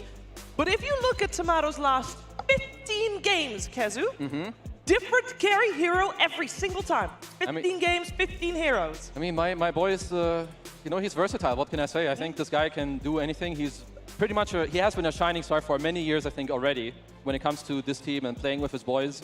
So I'm not too surprised, and I think now with a new patch, it will probably just continue. Like now there's different heroes being good, why not, you know, bump it up?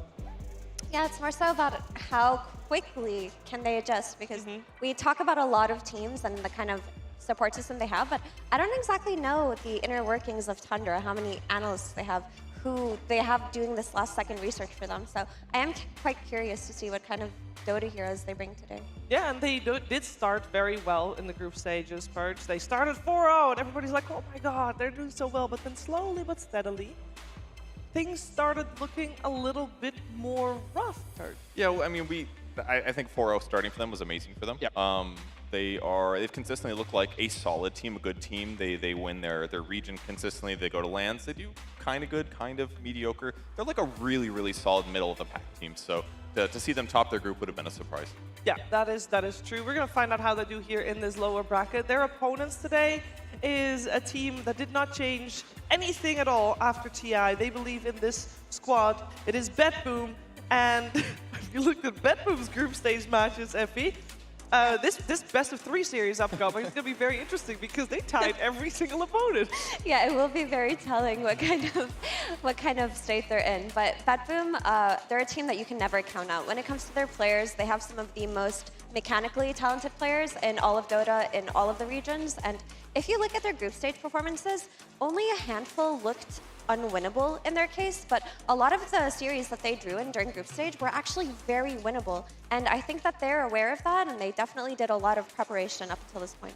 I mean, this team, like, their individual skill is through the roof. I saw them, like, throw one game that they definitely shouldn't have had, but, you know, that's how you end up with tying everywhere when you make some mistakes here and there. But one hero I have seen Nightfall play in his pubs, and every time this hero has this specific spell buffed, Okay. comes back as a carry. It's Tiny's Tree Throw. Oh dear. So we might see it again. There might be some Lycan, some Tiny, some IO Tiny. I'm ready for it, but this hero, when it's good, he is a very nasty carry hero. How experimental do you want the teams to be, Purge? I mean, when you see the patch, there's so many things that goes through your head. Like, there's so many different heroes you can play. And then you watch the first pro game, there's like a couple new items. And you're like, oh, Venge Wave of Terror takes damage now. And they're like, I'm going to pick Venge. So it's not going to be as extreme as it is when you read the patch. And I think that's the way you have to play it, especially if you don't have time to pub. If this patch came out yesterday and they had 24 hours to figure out what heroes are good, sure, do some wild stuff. But I think it's safe to say that you should just pick lineups that are fairly straightforward to execute. Because if you're sitting there in game thinking about, oh, should I try this new item? You're behind your opponents. You need to think about like easy to execute things that are going to set up team fights in the right way, and you got to focus on your pro Dota fundamentals. That's more important right now. It's very important to know your stuff. I think both teams have got their work cut out for them, for sure. I want to talk a little bit about the new addition of Tundra in Immersion, because this is a player that apparently Kazu was on speed dial for Kasane. And as an offlaner, how important is it that your position 4 that you offlane with, that you have that synergy there? Because I think the only reason why Kasane is like, oh, we need position 4, it's got to be Immersion. Get that guy on board because I know him, we do well. How important is that synergy? It's incredibly important. It's important that you can just tell each other whatever. You know, like no hard feelings like, oh, yo, you mess up in this lane, I needed you to pull here and do this. You can see the same with like other teams. When you have this chemistry between the two, it will just go such a long way. And I think it is one of the big reasons why I would say they're doing pretty well at this tournament. Yeah, that synergy, they had that already. On the side of Bedboom, they didn't change anything, so they had that synergy as well. And I think with Immersion coming in, the synergy coming out with those players, it kind of helps them skip a step ahead in terms of having that adjustment. I also am curious who the fan favorite here is, because I know that Moon has, I believe, double citizenship. He's half Malaysian, Effie. That surely will play maybe a little bit of part, having a crowd on your side. I thought Moon was Singaporean.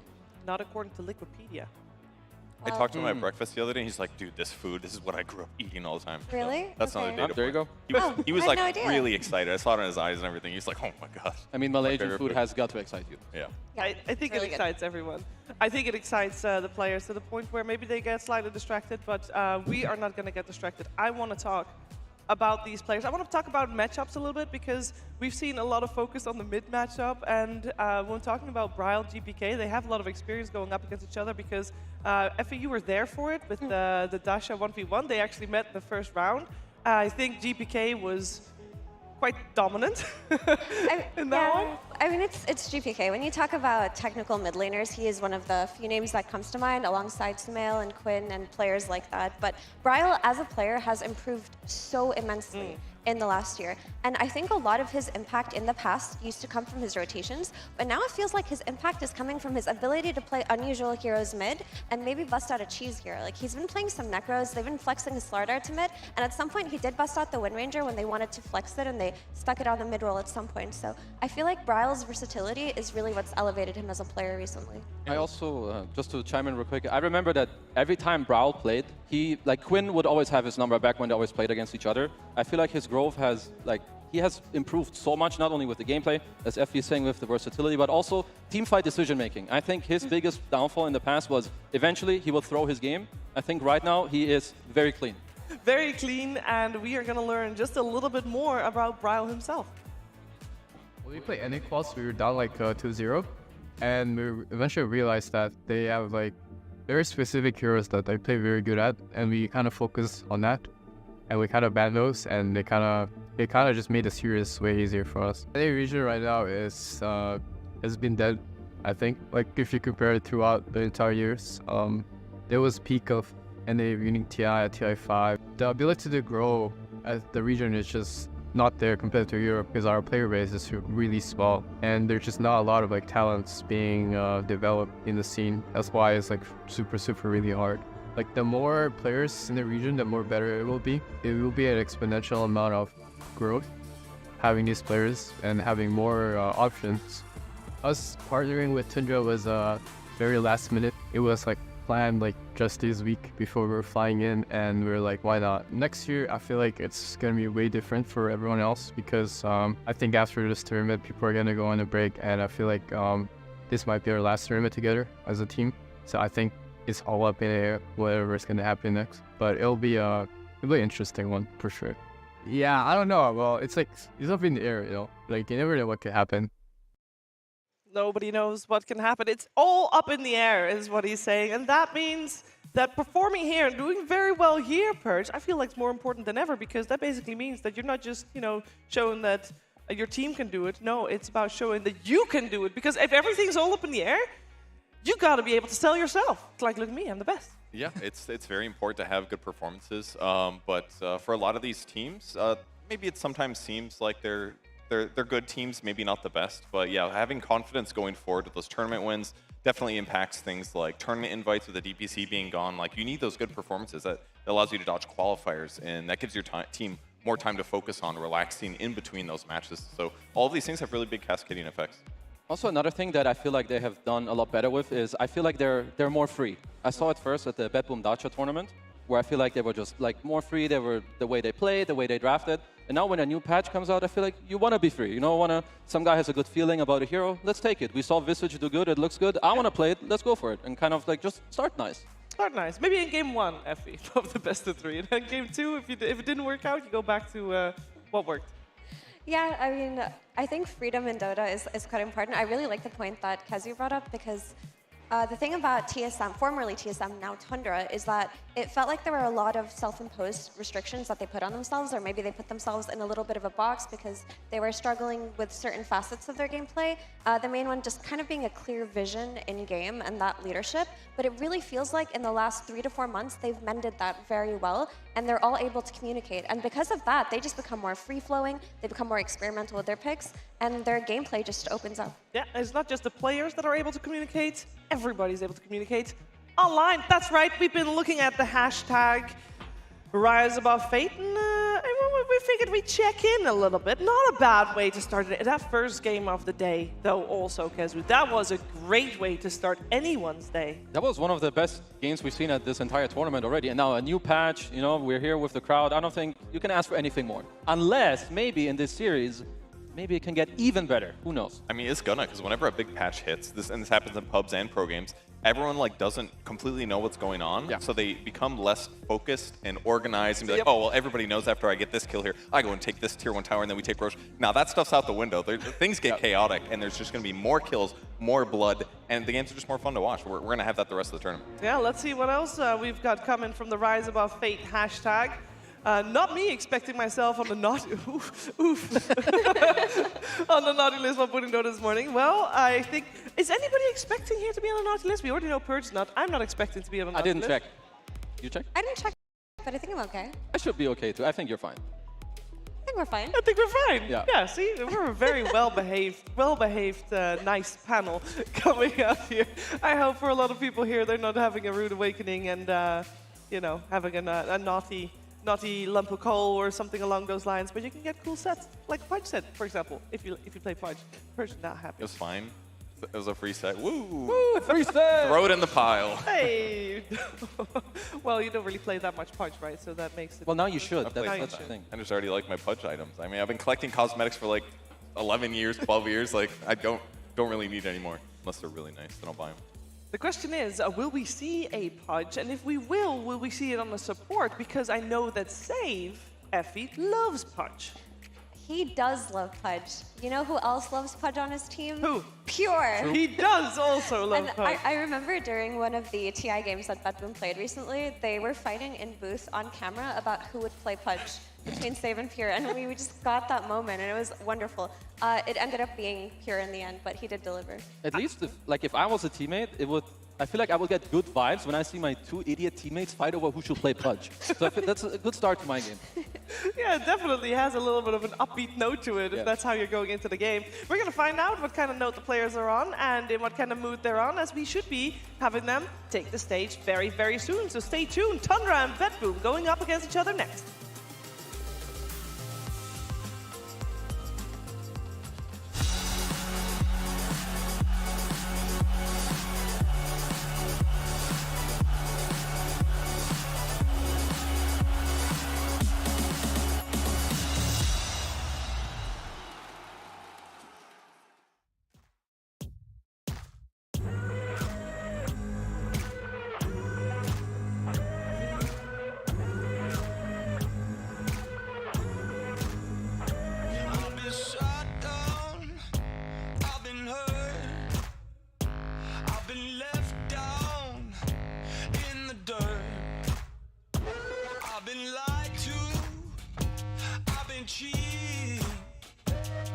But I'm never coming to my knees.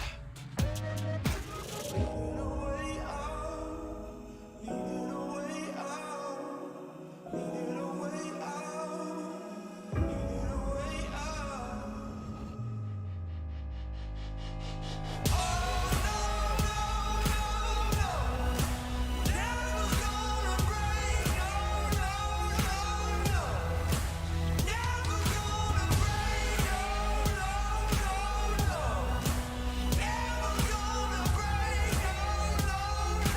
no, no, never gonna break.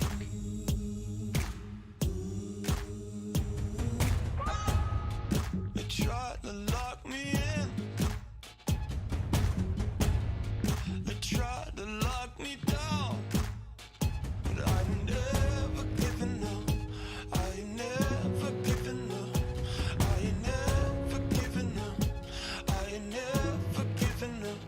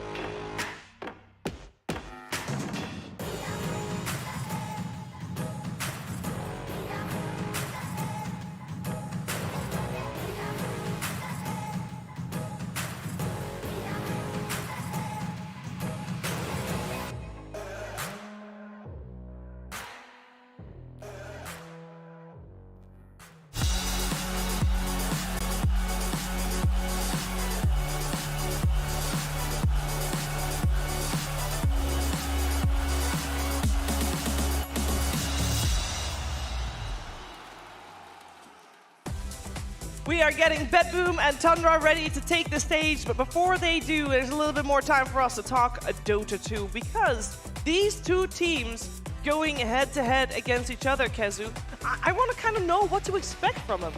Honestly, I think we'll see a lot of fighting, especially with the new patch coming out. That's what I always prefer most. I think bring the chaos to them, you know, don't let them breathe, don't let them think. And the way I see Betboom is they're like the most mechanically gifted team, maybe top 3, maybe not the best, but they're up there. And they will use those rotations, then help each other and play really fast. So I want Tundra to kind of match that and make sure that they're just ready for these moves and keep a smooth game. Yeah, I love the point that Kezi brought up, and to add on to that, I feel like Betboom in the past have historically been known as the strongest laning team, or one of the strongest laning teams, and they are very hard to break in that sense, but I think in the last year, a lot of teams figured out that if you target ban Pure's hero pool, and you take away that, you know, so short CD, blink initiator, like the centaurs and whatnot, if you take that away from Pure, it makes it so that Betboom play for a longer scaling game, and a team like Tundra could potentially take advantage of that with the more early game oriented supports they've been drafting, right? They've been playing a lot of Enchantresses, a lot of Pugnas, a lot of Willows. Yeah, that could elongate the game and give them some advantage, because in those super long games, Betboom sometimes can falter in Roche fights and things like that. They're obviously very, very high skilled, and I think that will leverage an advantage for them with this new patch, though, because they should be a little bit faster at adapting. You know, they're just going to be ready to play the game. Yeah, like they're just all going to be ready to play the heroes, and you brought up your Centaur. If I'm a player right now, it doesn't matter what patch it is, I don't want to give this guy this hero. Just ban it. I feel like he's the first guy that brought it in, and every time I see him, when the game goes like 40, 50 minutes, he's like 8k HP, and he just murders everybody. So you're looking to address Pure in the draft already. Like, that's where you want to win that lane? Or is it more Tomato and Whitemon that you have your eyes on in terms of trying to shut him down a little bit from the safe lane? I want both. I think one isn't enough. It's like when you play against Amar, when you play 3-3, take out the heroes, but don't just stop there. It's the same like when you shut down a carry, don't just let him jungle for free. You need to shut him down and then follow him and, you know, just despair. Keep him in mode despair. Make them want to quit the game. Feels hard to do against Tomato, though, because I feel like I don't watch him have bad lanes very often. Like, he almost always recovers, is ready to make rotations, play the map, and things like that. So even though I do respect Pure's ability to, like, win that lane, I just feel like Tomato's going to be safe no matter what. Like, they do prioritize making sure he has a good game. Yeah, you are right about that. I think something that Tundra are really good at, or have become really good at recently, especially from the Betboom Dota tournament, are playing around Tomato. Even when he does have the bad lane that we mentioned, they kind of start to rally around him, and they protect his jungle camps, and they bring their vision there, and their heroes are always ready to rotate in. Whereas in a lot of other teams, they're more willing to play around the mid laner or sometimes around the off lane. This team is very, very heavily focused around their safe lane. Yep, and Tomato is the most versatile player at this event. So 15 games played, last 15 games rather, 15 different heroes. So I'm very curious to see what he's going to play this time around. But before we have a chance to see that, we need that player on the stage together with his team and their opponents. Let's head over to Slacks to get that done. Hello, Kuala Lumpur, you guys still awake out there? Ah, yes! Still got some more Dota 2 action coming your way. Series number 2, my friends. Oh, how much we've learned already from watching our pro players, but there's so much more to gain knowledge-wise from the best players in the world. In fact, our next 2 opponents are going to be extremely fun to watch. If you thought that 80-kill game in Series 1 was fun, wait till you see these guys. So, out from the stage first, coming all the way from North America to Europe, and now coming all the way from Europe here, please put your hands together for Team Tundra!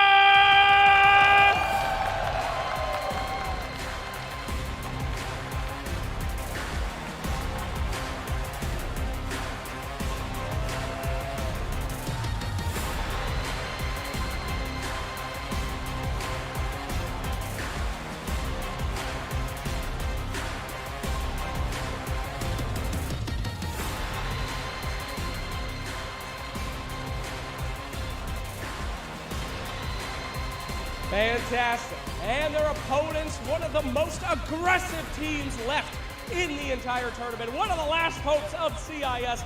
Please put your hands together for the unstoppable Betboom!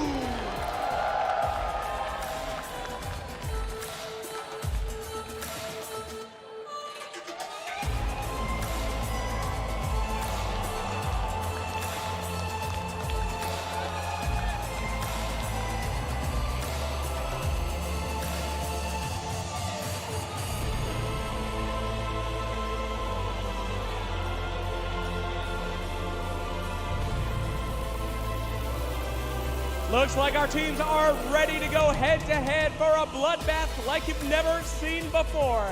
Tundra versus Bethune. Get out your notebooks, kids. Get out your mats in the front, because things are about to get absolutely crazy. You guys ready to see some Dota?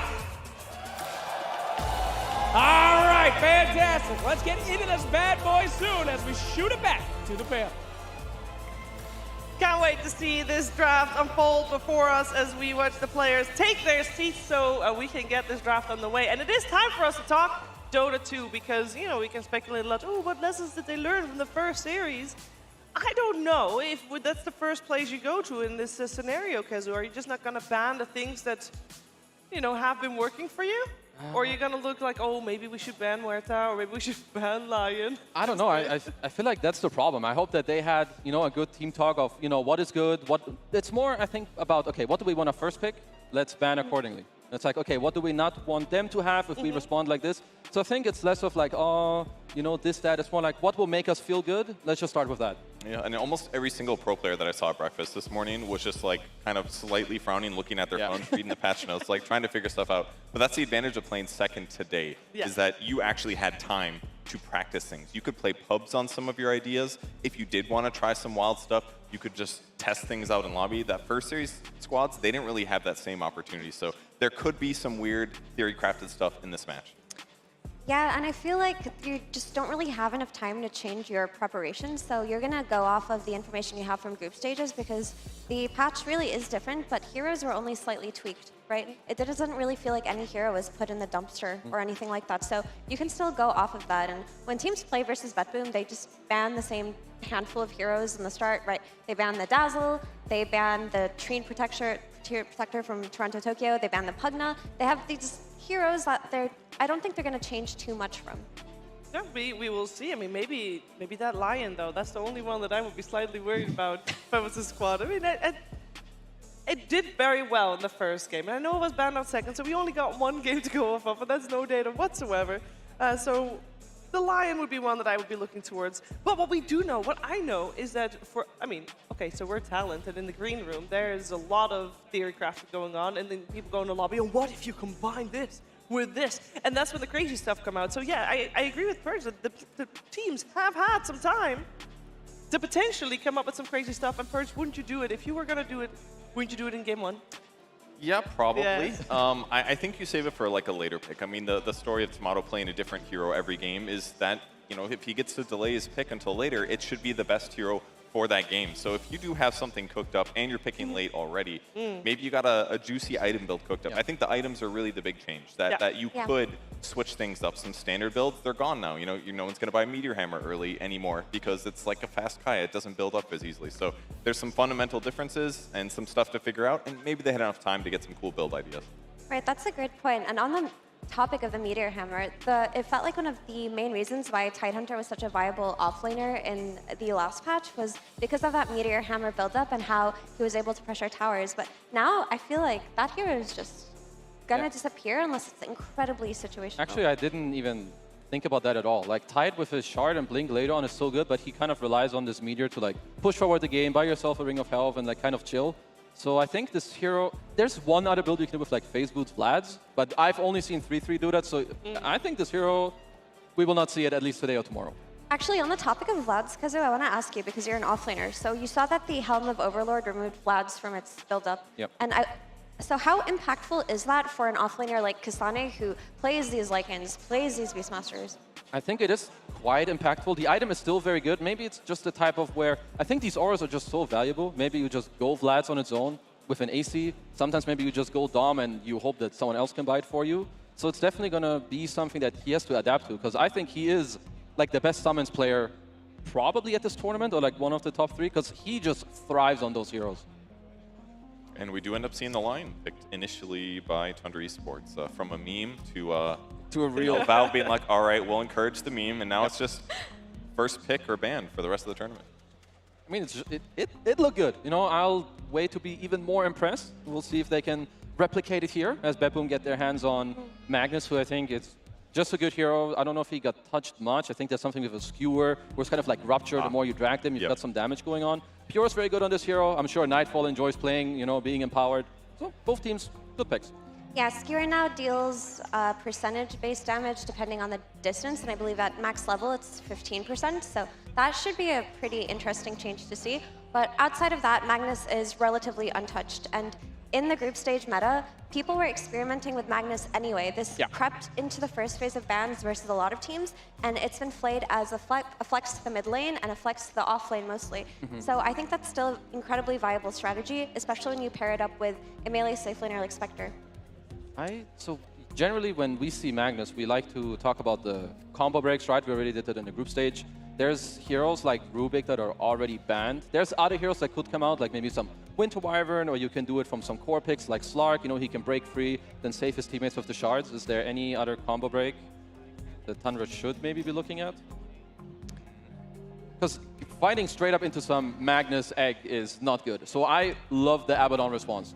It's maybe, we don't know if this hero's good, or I don't, but he fits the idea of combo break. You get RP'd, you break free with your ult, you shield your teammate. I'm down for it. I actually played him in a pub recently. I thought his armor was a bit weak, and he just got an extra armor There added. we go. So The one armor. 6% more survivability or something like that. It's not the worst. And yeah, you do damage per second when you proc Cursive Avernus. So if you do go a right-click ABBA build, which it could be at this point with 3 potential supports being picked, yeah, maybe it's good. Yeah, that's definitely something you have to consider, the right-click ABBA, but his talents were also changed, so I feel like that might not be as good as it used to be, even when you add the DPS to Curse of Avernus. But regardless of that, it's very nice versus Phoenix as well, right? Because you dispel the flame spirits. So if you're playing against Phoenix from the safe lane ABBA, whether he's 5 or 1, he's going to be able to fight back into the Phoenix and make him useless. So I do hope it's flexed around and played on Betboom's safe lane. I do think, like the Abaddon, that's the first thing that I looked at. I was like, wow, Curse of Avernus, you have this damage, but then I saw level 10 strength removed, level 15 damage removed, so I wasn't too sure, but I saw Tomato pub it this morning. So, you know, might just be very open to playing it as a carry. It does make sense against these picks. And I think, yeah, looks like they will do exactly what you said, Mira. Don't want to put the Phoenix in that lane. Just put the Dark Willow there, right-click him, play on range, and just chill. Yeah, Snapfire is also already there for the counter to the egg of the Phoenix, though. So I feel like this Phoenix is going to have a very sad game at this point. Betboom is trying to solve it with a pick up of the Willow. And it's a good pick either way. Like pairing it with Lion can be cool. Lion can go and disable. You can bomb them with the Mortimer's Kisses. Gives you kill opportunities. Not to mention saves, get out of brambles and away from Magnus, things like that. So it's a decent opening for both squads, but the team fight for Betboom is really good right now. Yeah. I mean, the only thing, so they have some counterplay, of course, to the egg, as we touched on already, right? You can break free. You have the little shredder. Maybe if you're Betboom, you want to look at like some stuns that can't really get dispelled, like a Faceless Void. It's it's quite greedy in the slot because, of course, you can get counterpicked. You have a Phoenix 5, but it's a type of thing where you want to make sure that your Phoenix has an easier game, and I think Void could accomplish this. I think with Phoenix versus Snapfire, you can just, usually it's not as bad as it seems, especially if it's a support Snapfire, because typically there's vision on her. You have a core like Magnus who's just going to harpoon her in and punch her in the face and keep her away from you. So I think that between the RP and the Terrorize, it should be enough to protect the egg, or at least cast eggs on high grounds. You don't necessarily have to depend on this Phoenix to just egg in the middle of the entire team, right? You can just use it as area control.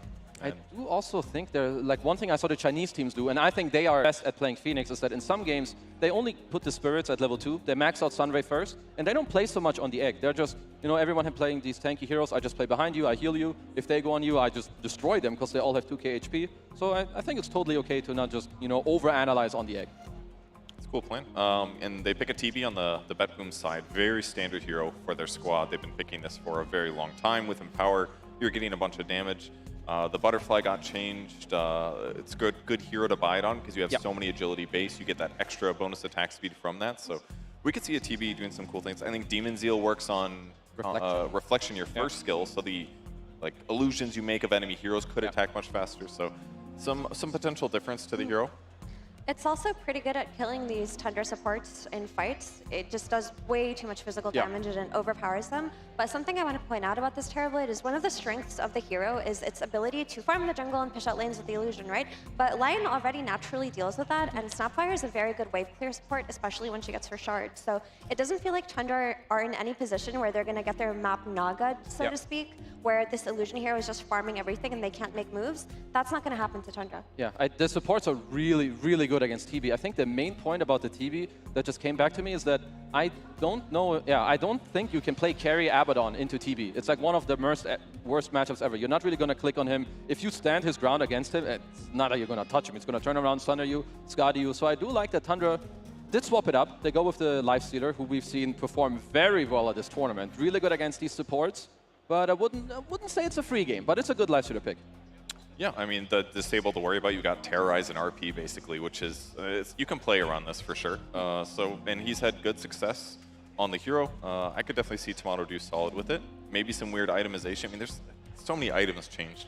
Hard to, I'm trying to sit here and think, like, how different are the items build's going to be. Probably not that different. I mean, there's some stuff where, like, you have more attack speed from, like, some Maelstrom or some Mjolnir, but I don't know if there's a new item that I would want to build on Lifestealer. At least not one that comes to mind.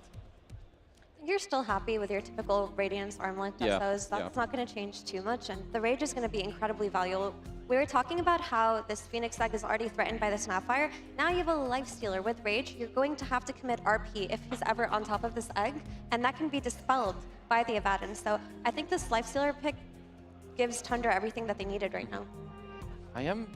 There's still something for Tundra that I feel like they need to deal with. I really like their own draft and in the mid-game, like how it comes together and how it can teamfight, but I'm a little worried about like this 30+ minute TB Magnus Phoenix scaling. So if I'm Tundra, I'm still like looking for an element that will help my Lifestealer carry, because I don't think he will do it on his own against TB. So I'm looking for some, I don't know, okay, so they ban out Lash, like maybe some Storm or maybe Zeus. Like Zeus can always ult, find the supports. If you have Storm, you can of course Nake's Bomb and get in there. I feel like there's something that needs to alleviate this pressure from Nakes to just 1v5 this game later down the road. Yeah, they need a Magic Burst hero that can kind of frontline and be mildly tanky so that the Infests actually really benefit them. So something that fits that. Zeus sounds really cool, actually. Sorry for talking over you, Kev. But the Zeus isn't threatened by much on Bedboom's team except the Harpoon from Magnus later, and it should deal with the Terrorblade very well. Maybe if you got buffed too, you know, Rapiers give you Spell Amp now. True. So. Of course. I thought maybe if they had wanted Zeus that they would ban Kunkka. I think that would be a pretty lame matchup, at least for him. I mean, your other cores are good against it, but let's see. I think Zeus is one decent option. Kunkka's maybe dead though. I mean, the Torrent Storm AoE talent's gone, so the Torrent Storm's got to be worse now. I guess they changed something. I'm too biased to the Waterman. I mean, he's been good for months and months. What about Necro? I know he got nerfed, but his nerfs don't feel significant enough to not make him a problem in this game. I still like him with the Tundra heroes, just because like he can get Infest bombed, he can get the Abaddon shield, because like Sunray is a bit annoying, so is Dark Willow, and like an RP being put out of position. But I think they can make it work with the team surrounding that they do have. And he's played it like 2 or 3 times lately, I think. So what I learned from watching the Liquid versus Secret game is the less cooldowns you have, the better. And it felt like when Secret were playing on these very teamfight dependent heroes, like their Brewmasters and their Voids, etc., they were just getting run over. I mean, Secret. They were getting run over by Liquid's low CD heroes who were just going over and over and over again. And I think Tundra are in that same position right now versus Bedboom. No, for sure. Especially with, right, you've got the Zeus, Lifestealer doesn't really have any cooldowns. I mean, I think if you're Bedboom, you need a secondary hero that goes in. Like, if I'm solo Magnus offlane in this game, I'm the only one that can jump against an Abaddon who will always save them. I want to cry. So I would ask my mid laner, bro, please help me out. Like, play some Storm or play some Kunkka. Like, get in there, help me out, bait a shield. Then I go in. You're going to have to deal with the Zeus now. The thing about Kunkka is, even though he's strong versus Zeus mid, I feel like the hero Torrent Storm got nerfed, and that really was one of his primary strengths. He's probably not the best. While Lifestealer didn't get nerfed that much, it was just some movement speed decrease on Rage, which makes it so that if Lifestealer has a good game, he's going to run over the Kunkka. I think it makes sense that they go Storm. I think once you see the Zeus, you need something to like help you. Like, it goes both ways. First, you need a hero that helps your Lifestealer. Now it's kind of the other way. Your enemy team has to do the same. So honestly, I think both teams have, I mean, we're second game into the patch, but I think both teams have the type of drafts exactly what they want in order to go forward and win this game. Yeah, and GPK Storm is extremely good. He had very minor changes in the patch, so still should be a really solid hero. As long as he spots Whitemon and kills him, he doesn't have to worry about disable that much either. So it's a pretty solid Storm game. Yeah, GPK is definitely one of the best Storm players in all of Dota. With that being said, I feel like Tundra do have solutions for the Storm, right? They're going to have the instant stun in the Lion Hex, especially if Lion is a good game. And they've got this Abaddon who's going to do a lot by way of breaking Bedboom's initiation. So my eyes for Tundra are on Kasane. I think he has to play the Abaddon game of his life. But if he does, his team's got this.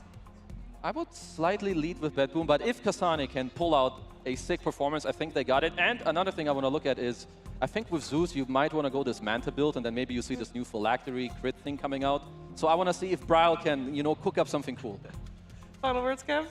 It could be really good. I have all these weird item and skill builds that Owen was practicing backstage that are just not viable in my head. So it's going to be normal Zeus, maybe a little spice. Maybe you know he'll get justified in his builds. We're gonna have to ask him and see what he wants to see out of this one because we're heading over to our commentary duo, which is ODPixel and Cinderin.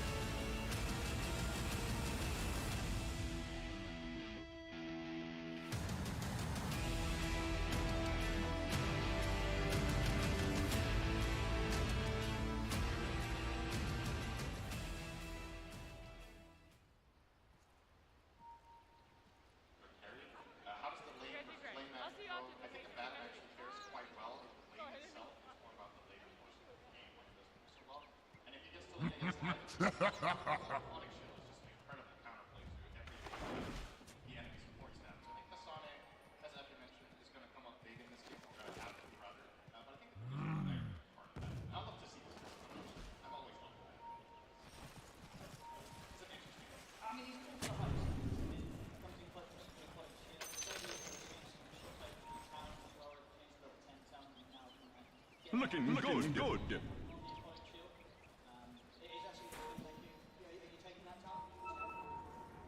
30 seconds to battle.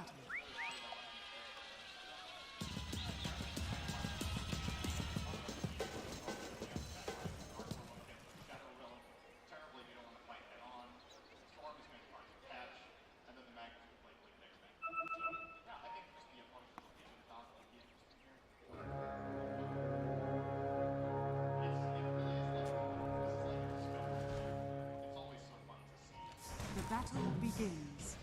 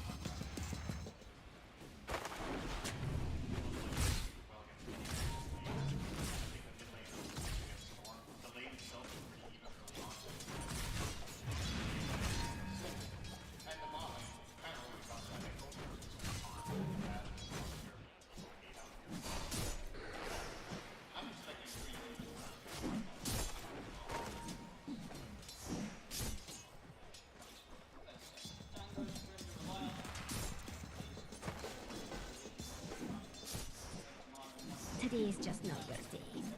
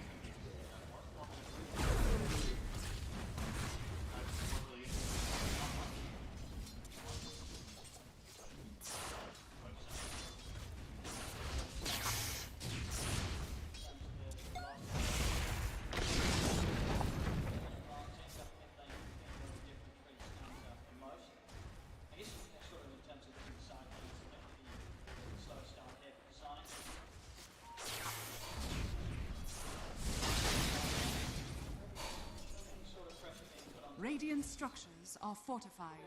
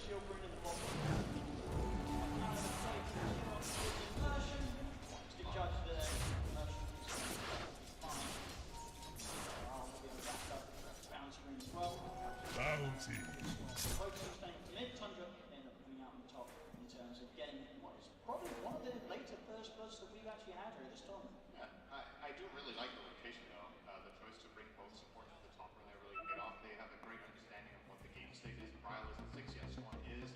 He's obviously going to go for the rune. If you don't bring the numbers, if that's a 2v2, the Storm might just come out ahead and get a kill. Mixed it. Bryle onto the dark hole. Don't let her play and kill. Unfortunately for them, the rune was on up, so they didn't get that. Like the 2-for-1 special. Getting it much better. But he's getting the kill. Again, because you're always going to Dota's always game trades. You gotta, if you're moving heroes around, you gotta cost them around. But the way that Tundra is drafted, their supports have so much freedom, right? Abaddon is very static and very stable down the bottom. He's not here to play 1v2 if that's necessary. At the same time, the lifesteal on top is facing a lot of aggressive. Their supports really do get to do whatever they want. At this point, they play really greedy and start camps and they want to maximize, but they have the best set.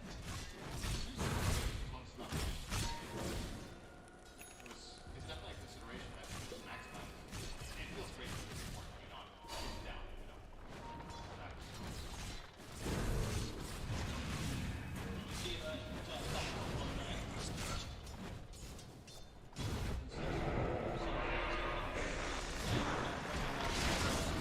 Kept the metamorphosis design, so I'll go back up with the ready back up the tower.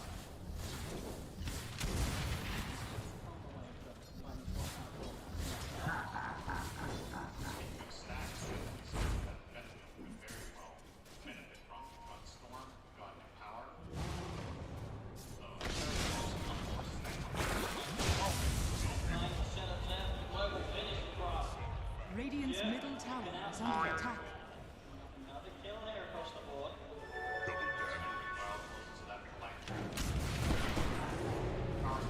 Obviously a great item, especially against Terror. It has very low base health, so getting that extra little bit of spell burst can make that difference between whether he gets off the Sunburn or not, or even gets to anything really.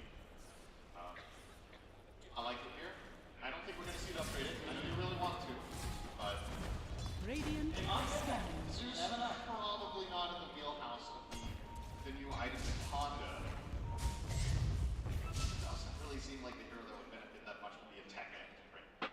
And next the question, you were testing this a lot backstage. You were like, this is my new favorite item for no reason. I mean, so I'm going to test it on every hero. It's good. And you found some tech that is really good when you have a couple of rapiers. Or there's reasonable tech as well. Now, of course, the ones we were testing with, obviously, if you're Ruben and you steal an enchant totem, it's very nice. You use the enchant totem, and then when you press Fate Bolt, you're getting the counter damage based on your attack damage, of course, increased by the enchant totem, so it's a hefty damage you added onto the Fate Bolt. So let me get this straight. Your idea of reasonable tech is more Ruben expensive. 5,000. Oh, okay.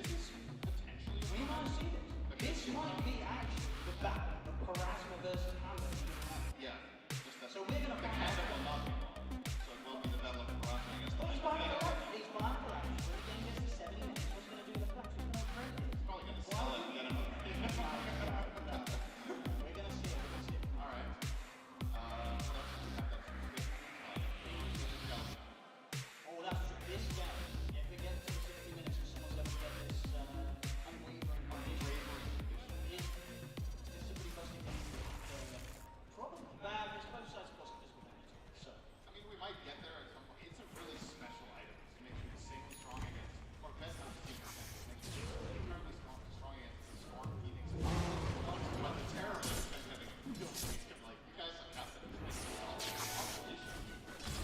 I don't know. It's really very hard to select the right game for it. And we're back on with the action. Apologies. So far, 9 minutes in, just 2-0. One Tundra with that lead control and the advantage. Pretty good start so far, obviously. Yeah, he's just happy with this milestone. I mean, I would say overall, the thing you want to see for Tundra is Radiant are scanning. his role is more of a supporting forward, which sounds kind of weird, but he's not going to play like super aggressive. Hit people. Play more defensive, protect like strategy. And you see him itemizing for it, right? He's going to be not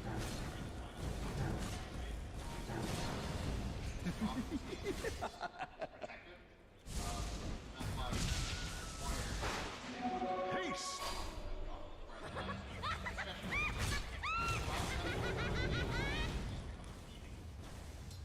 Dire are scanning.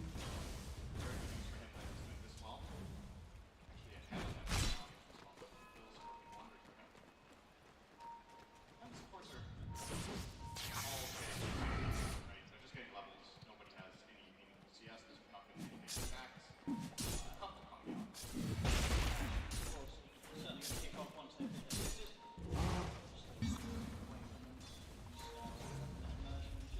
They're going to go for a smoke up here. Immersion and white ones, see what sort of play they can around to one lane. Aim to get attached onto the tower. And they're going to be farming this bottom line of the map. So if they can get the lead. White one with the finger at the ready. Should be a versatile thing to them, but as it is not. Dire are scanning. But Nightfall standing smart, finding very, very deep on this part of the map, so not finding any action by the two. Right now, Dire's top tower is under attack. Smoke just about to end. this is some pretty impeccable timing from Nightfall.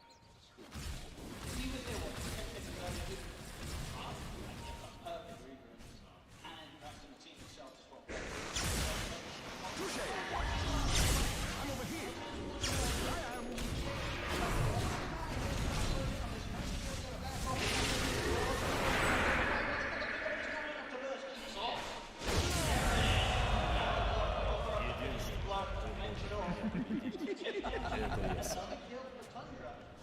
Biggest one of the game. Getting that on this one. Keep in mind, both teams rotating for this, but on the side of the not going to be able to use this for any collateral, pushing or A fitting bounty. either pushing the bottom team on tower or farming this area, getting heroes have to push collateral. Still farming defensively, not going to farm away to the tower. Whereas big with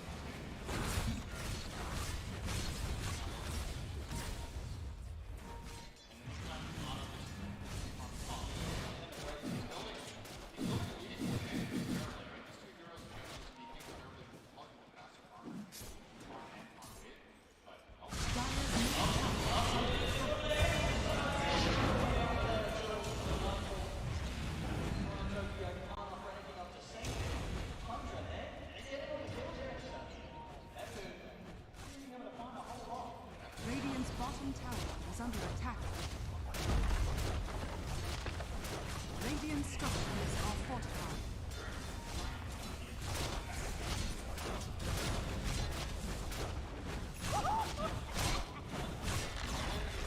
Radiant's bottom tower has fallen.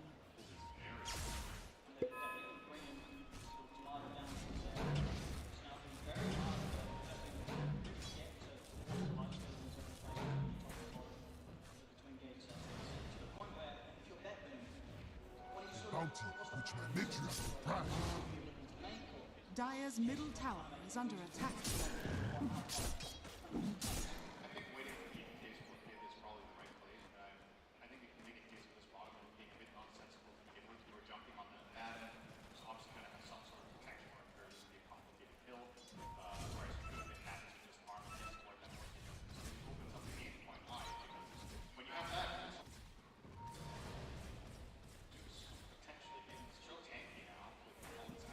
Radiant's middle tower is under attack.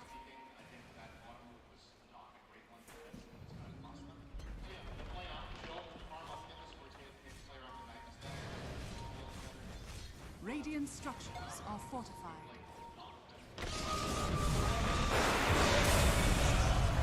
Radiant's middle tower is under attack. Radiant's middle tower has fallen.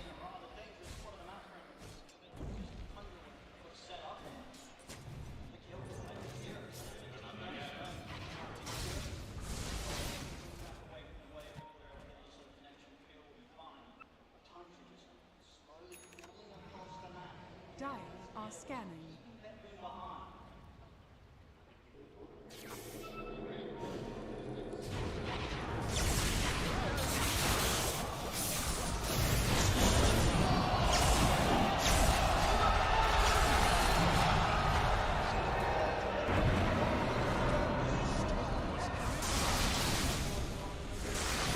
Dire's middle tower is under attack. Dire's structures are fortified.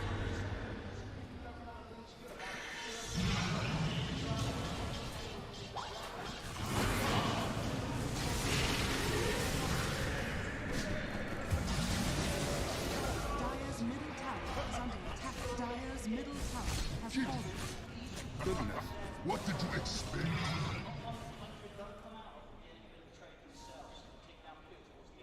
I could do with more of that.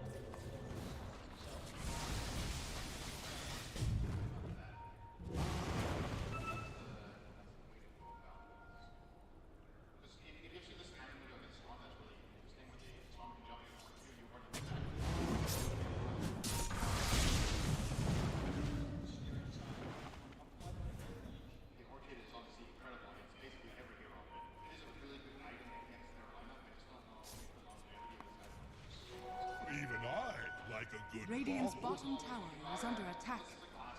Dire's middle tower is under attack.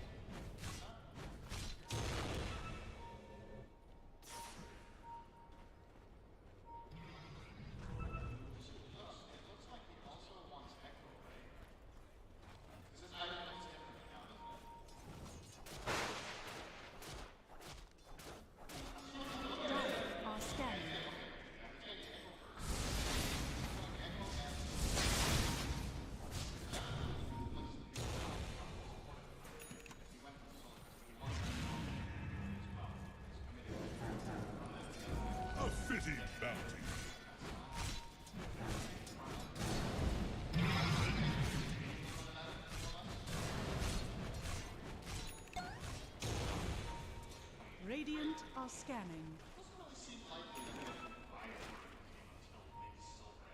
Dire's top tower is under attack.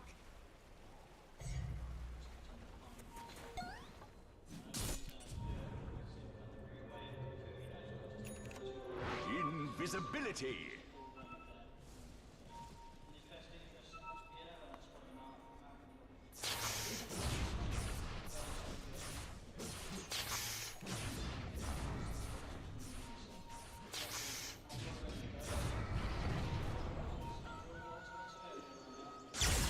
Zip-zap!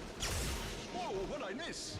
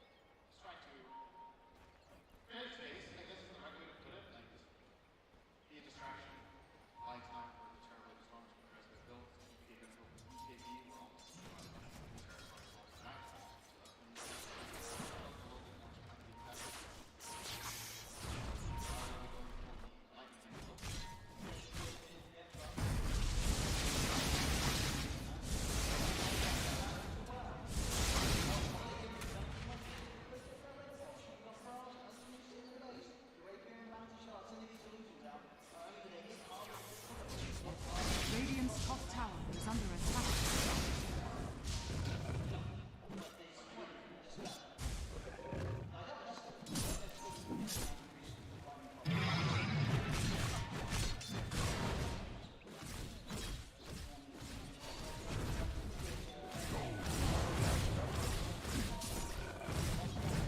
Dire are scanning. Bounty.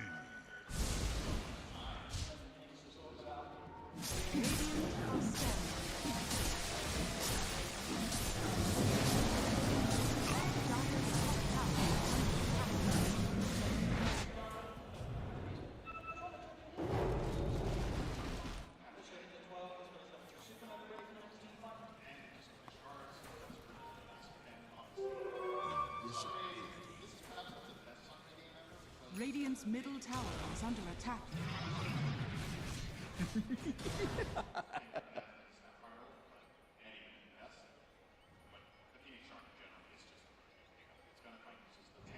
Dire's top tower is under attack.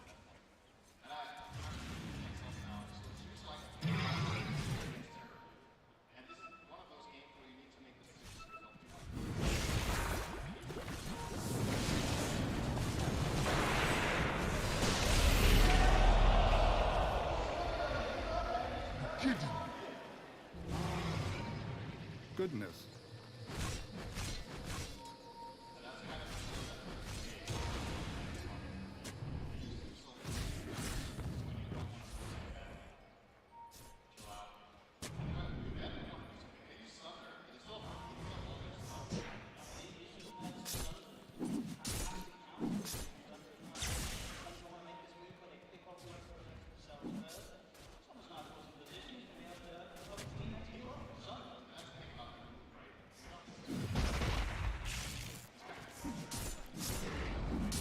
Dire's top tower is falling.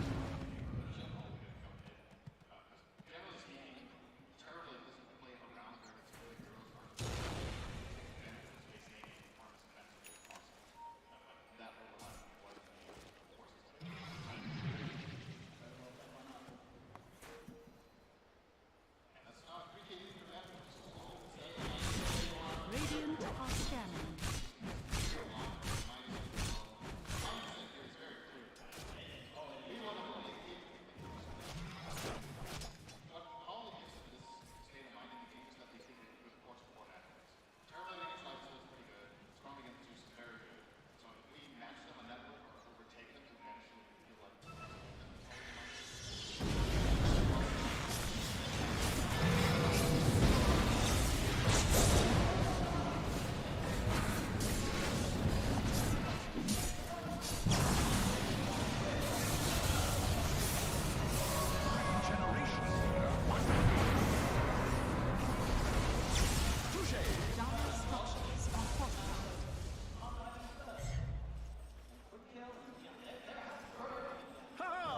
Stupendous!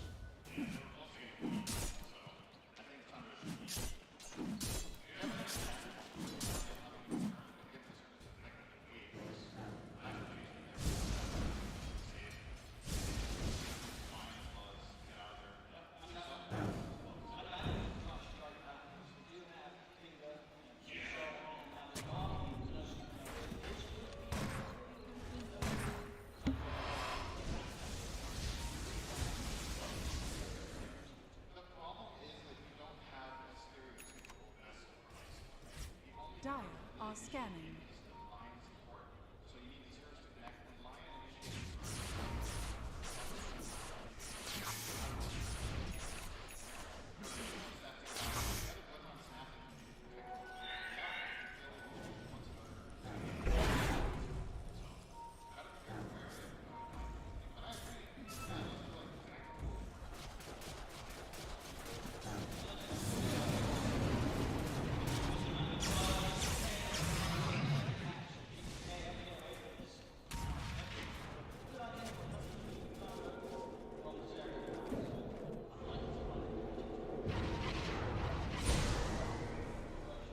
That's the spirit!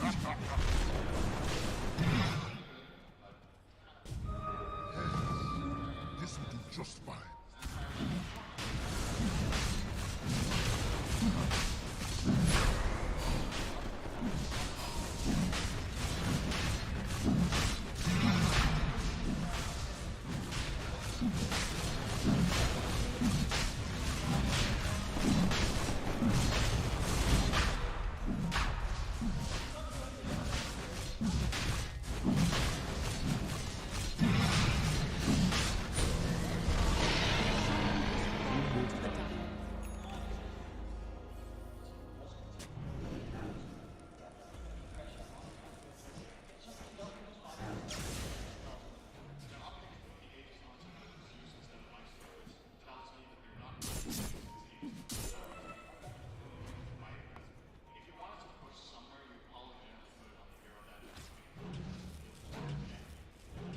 Dire's middle tower is under attack.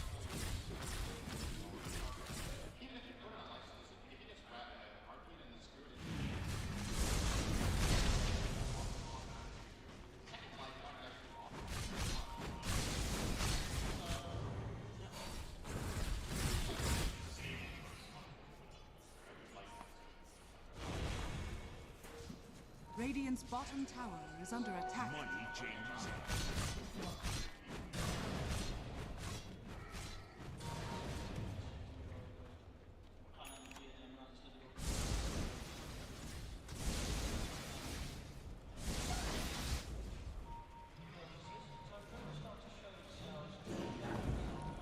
Dire are scanning.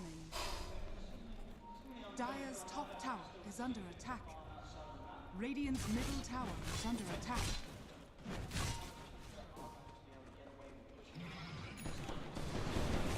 Radiant structures are fortified. Radiant's bottom tower is under attack. Dire's top tower is under attack.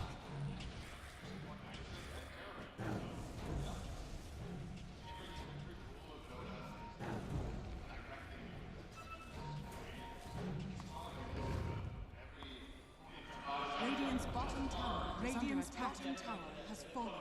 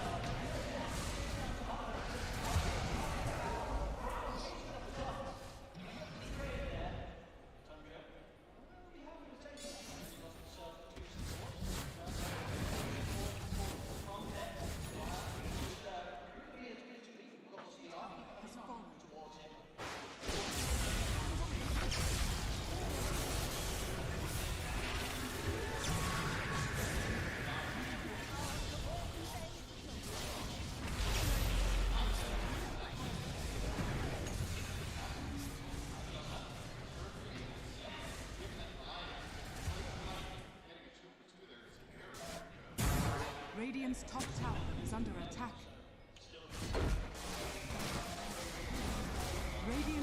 tower has fallen. A potential layer of protection against Storm if you're really clutch here. I know all the memers out there are really hoping for a big play there. I'm not seeing any play now, by the way, this glitter kid, because this guy actually knows what he's doing. He'll get infested on again, so let's see if there is some coming out. No smoke on right one for now.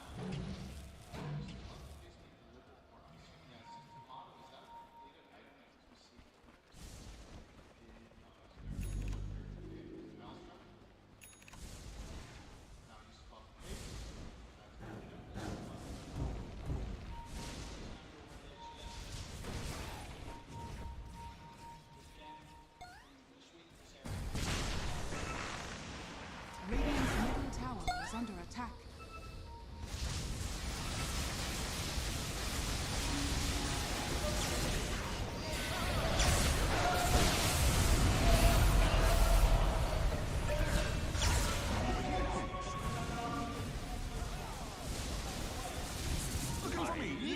This part. Radiant's middle tower is under attack.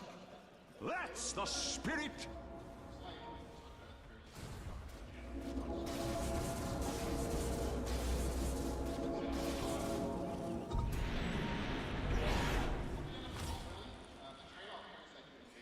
Oh, that would be a tribute.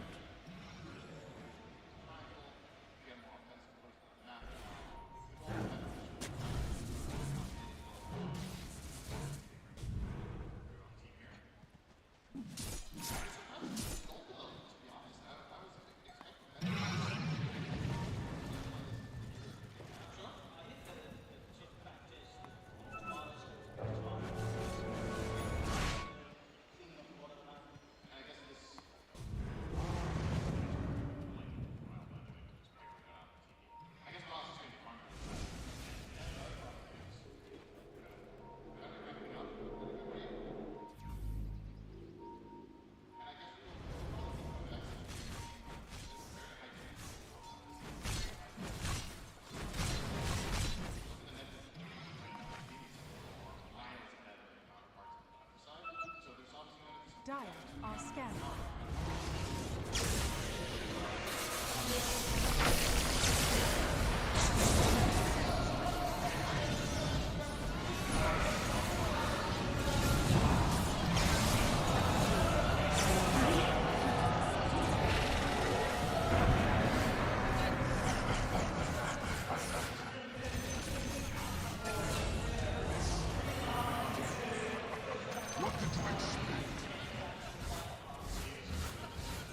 Dire's bottom tower is under attack.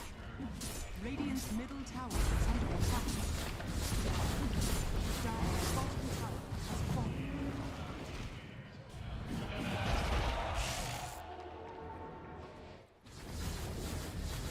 Dire's courier has been killed. Dire's bottom tower is under attack.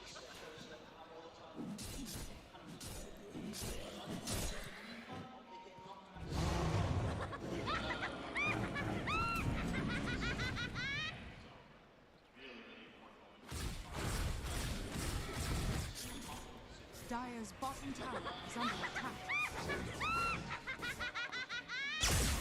Spring pop. Money changes hands.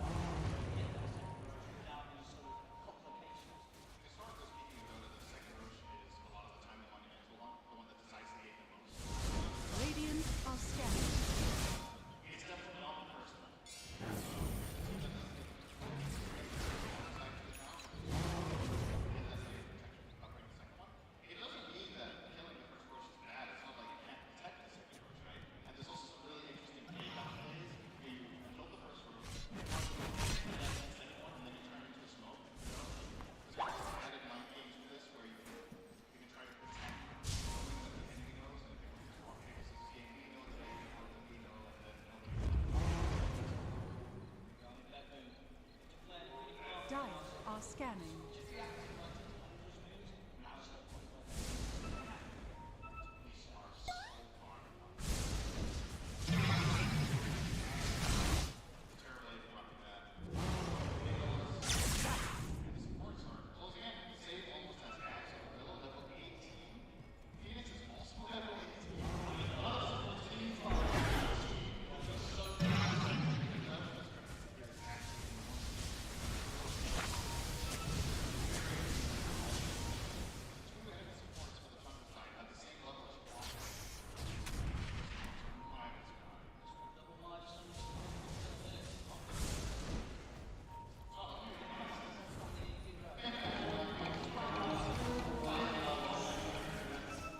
Radiant are scanning.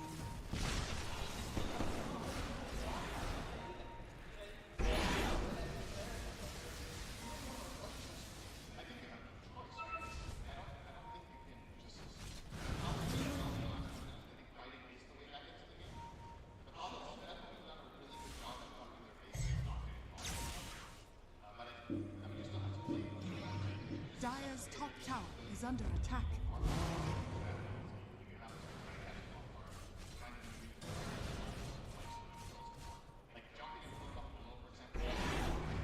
Dire's middle tower is under attack.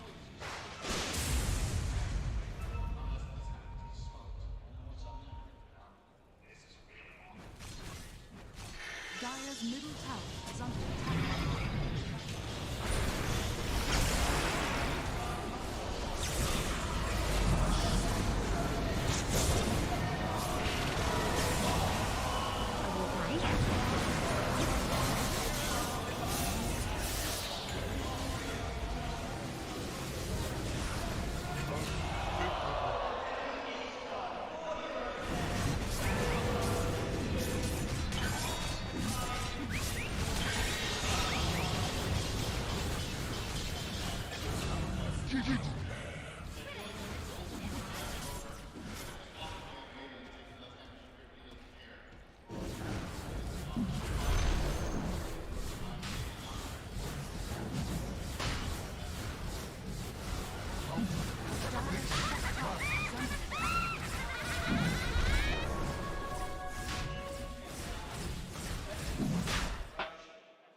Dire's middle tower is under attack.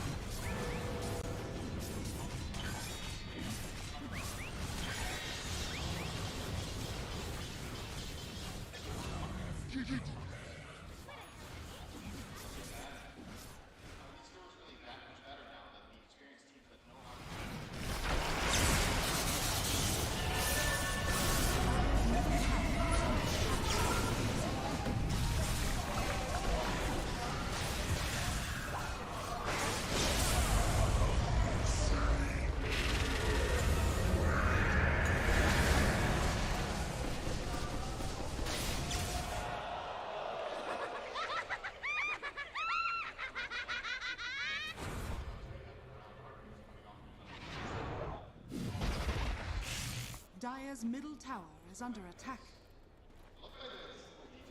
Tribute to my house.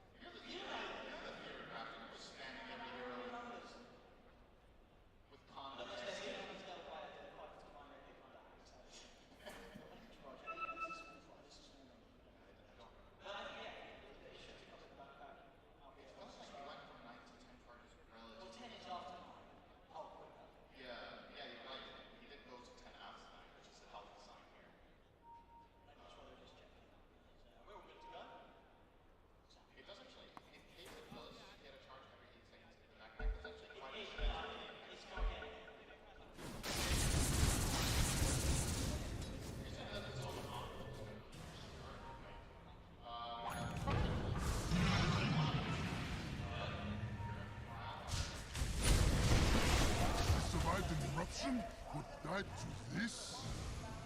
Mortal.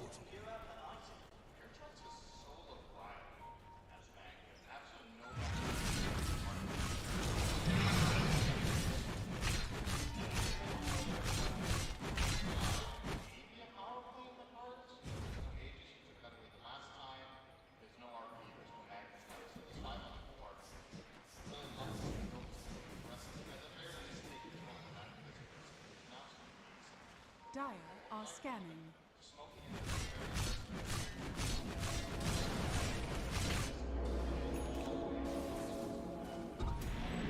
Radiant's top tower is under attack.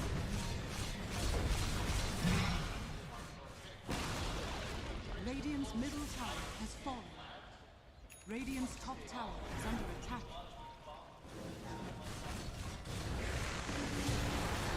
Radiant's top tower has fallen. Radiant's middle tower is under attack.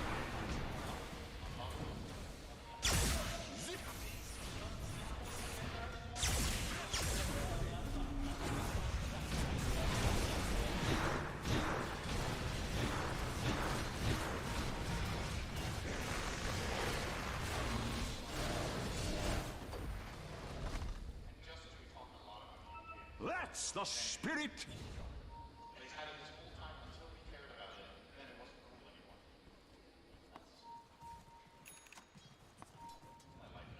Over here now.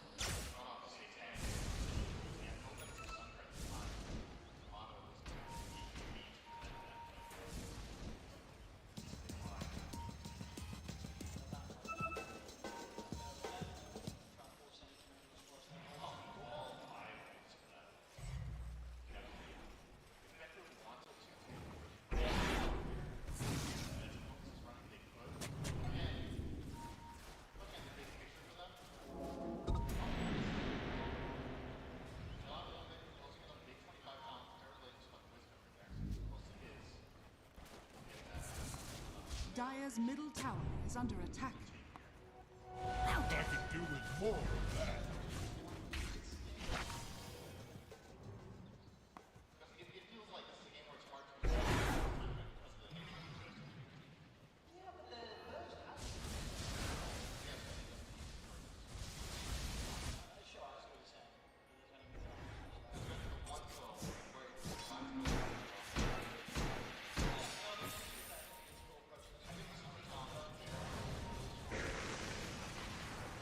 Dire's middle tower is under attack.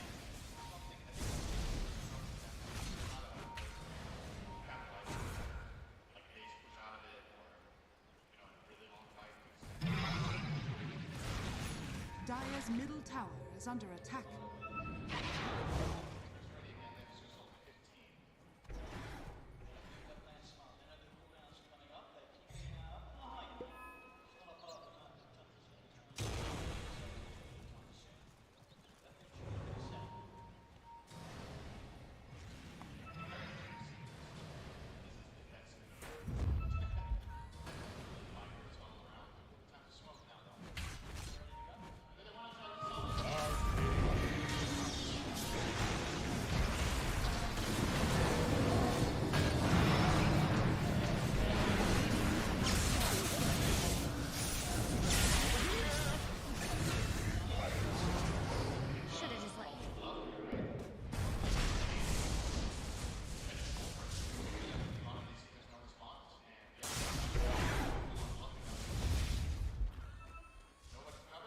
Radiant are scanning.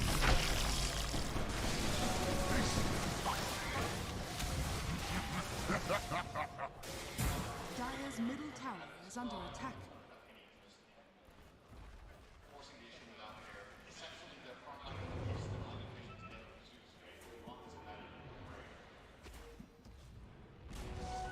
Dire's middle tower has fallen.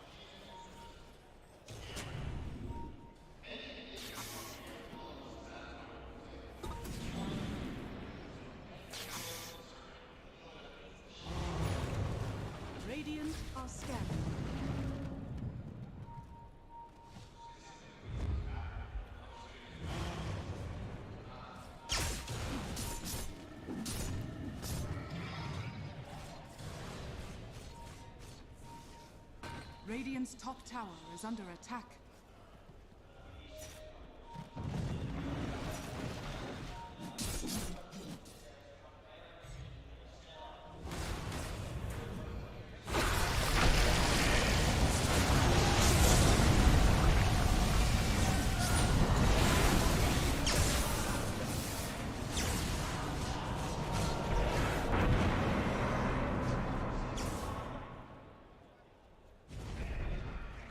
Yes, this will do just fine.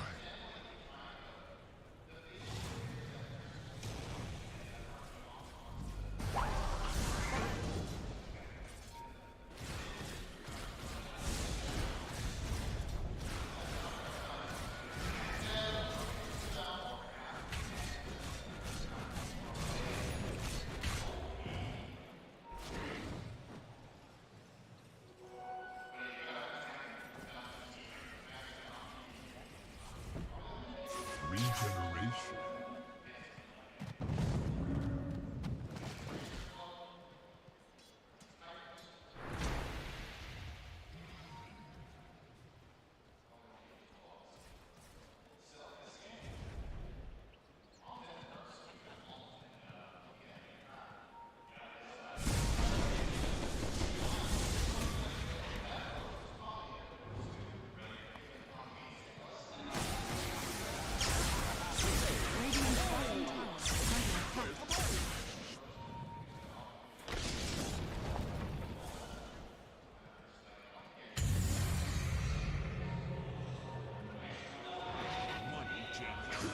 To my house.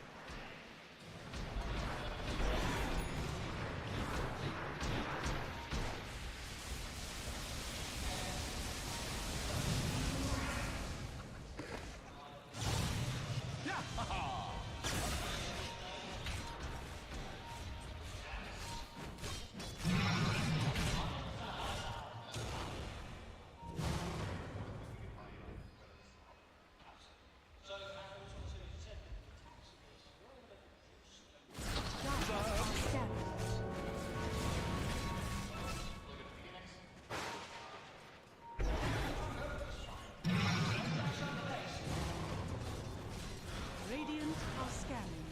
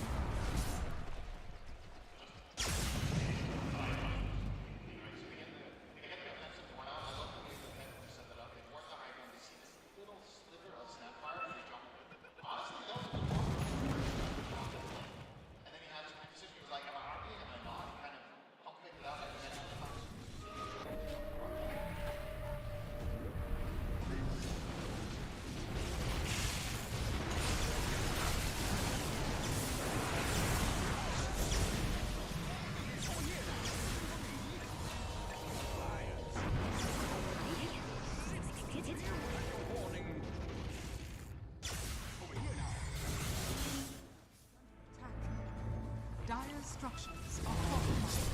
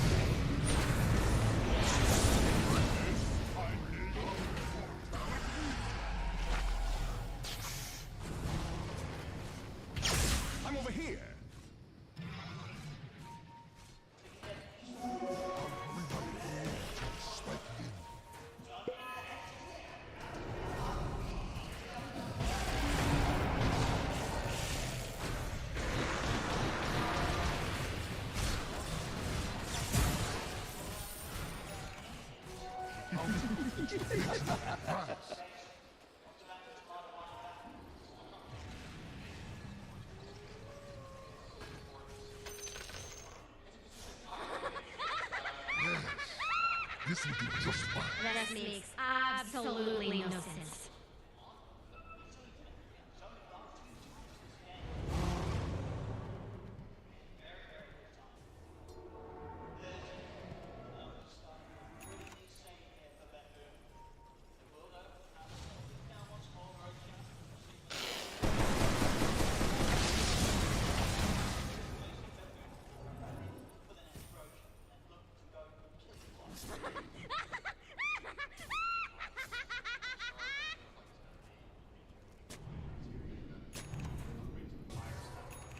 Let's the spirit.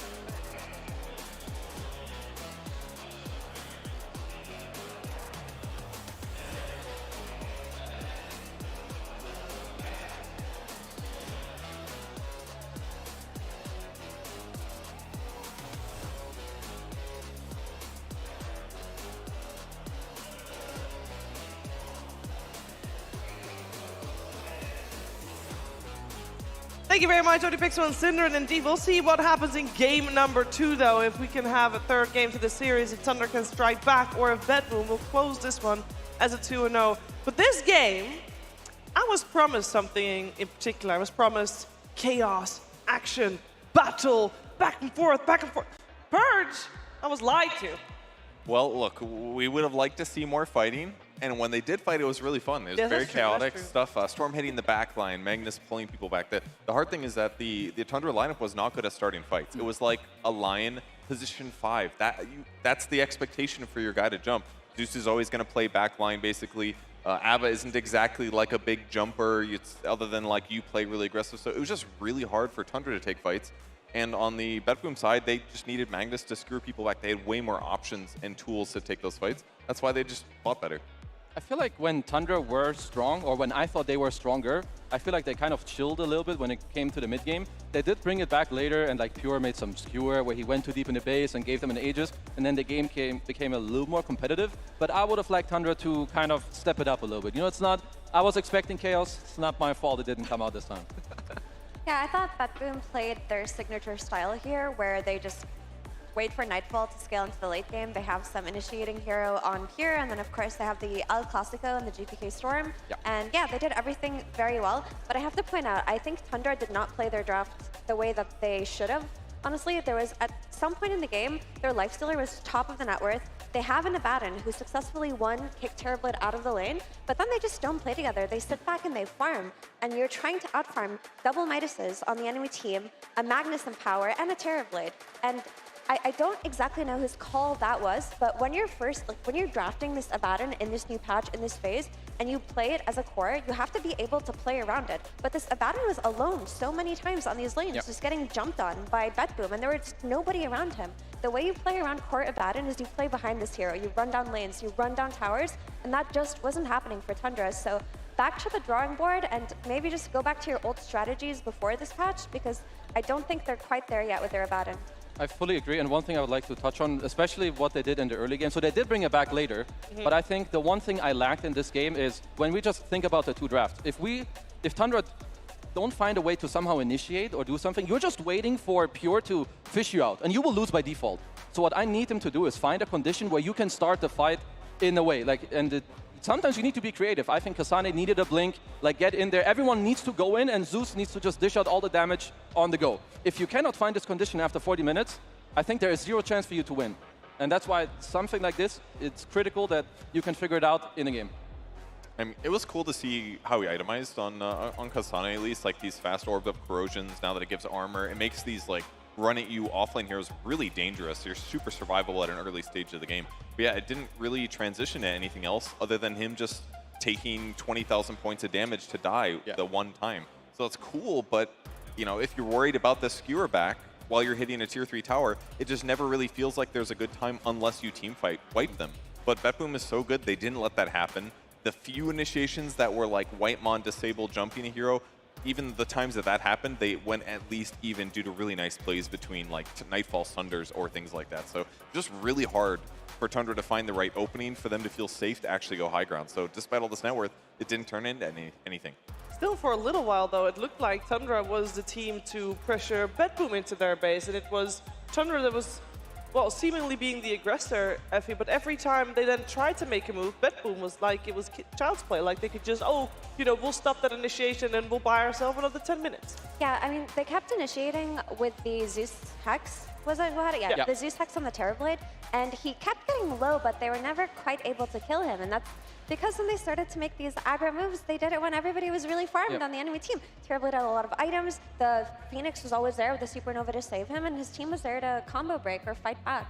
I just really think, and I said this already, but Tundra made some kind of miscall in that game where they just decided to take 5 minutes to farm and farm alongside Bedboom, and that was just a massive mistake. This is the type of game where if you want to win it, at some point when they brought it back, you need to clutch it. And sometimes you fail that, it's okay. You make a miscall, maybe early game, how you should play your draft. Now game 1 is over, talk about it, game 2, let's go. Okay, so how much of this was draft related and how much was seemingly communication related, Purge? Because you mentioned some issues that they had just by nature of the heroes of not being able to go in? Yeah, I think communication-wise, I mean, other than them playing far apart, like Effie said earlier, other than that aspect, I think their heroes just don't have as many good options offensively to begin fights. Because Zeus, I mean, I don't know about these item builds yet. They looked pretty good, but like fast Orchid on Zeus, it's cool, but it doesn't really let him jump, for example. So it just kind of felt to me like they didn't have enough catch options. The times they did catch, the burst wasn't quite enough, even though it was a lot. They just weren't able to create an opening. So that feels to me like an obvious draft issue. Yeah, we also know that Ari is the player that they replaced, and we know that Ari, as a position 4, was very vocal in their games in the past, Kezu. So maybe they lack a little bit of that as well. I mean, maybe, but then it just means like someone else has to rise up to the occasion, right? I think draft-wise, the game is easier for Bedboom. They can be more chill, sit back and relax. So it is up to Tundra to make these moves and find the communication that you get to make the smokes on the map and find the team fights you want. So, you know, next time around, it's easier said than done. Like, oh yeah, just communicate better and figure it out. But in this pause right now, I'm sure Moon, you know, he's cooking up something. He's telling them, guys, next time let's do this. We'll pick a different hero, and it's going to be easy. Yeah, but I hope what they're cooking up is not anything new. I think they should just go back to how they played during group stages. I don't think they should experiment in this game too with any picks. And they've shown us that their laning is good and that they play for scaling. So I think that the next game, they should just play for scaling if this is the way that they want to take it versus Bedboom. Because Bedboom played very well, but they played the way that you would expect this team to play, right? They played for the late game. They played for farming. They played for the big initiations from Pure, and that's what happened. Yeah, and before the series started, we pointed out how important the mid lane was going to be. And that's why we have got our mid lane for our Acer Predator player versus player purge. Bryle versus GPK, the Zeus versus the Storm. I think this is the story of the game a little bit. It made a lot of sense to pick Zeus. You're against the Terrorblade. You need some burst damage to pick up those kills in crucial moments, and his hero damage was great. Zeus ulti really racks up the numbers, and his KDA was good too. He played the hero well, but one of the things we mentioned before it got picked was like they needed some other way to jump and initiate. So it's like they said, okay, well, we'll have a TV solution, but as a result of that, they lacked initiation. And so that kind of proved a problem, whereas on the other side, GPK had a basically flawless game.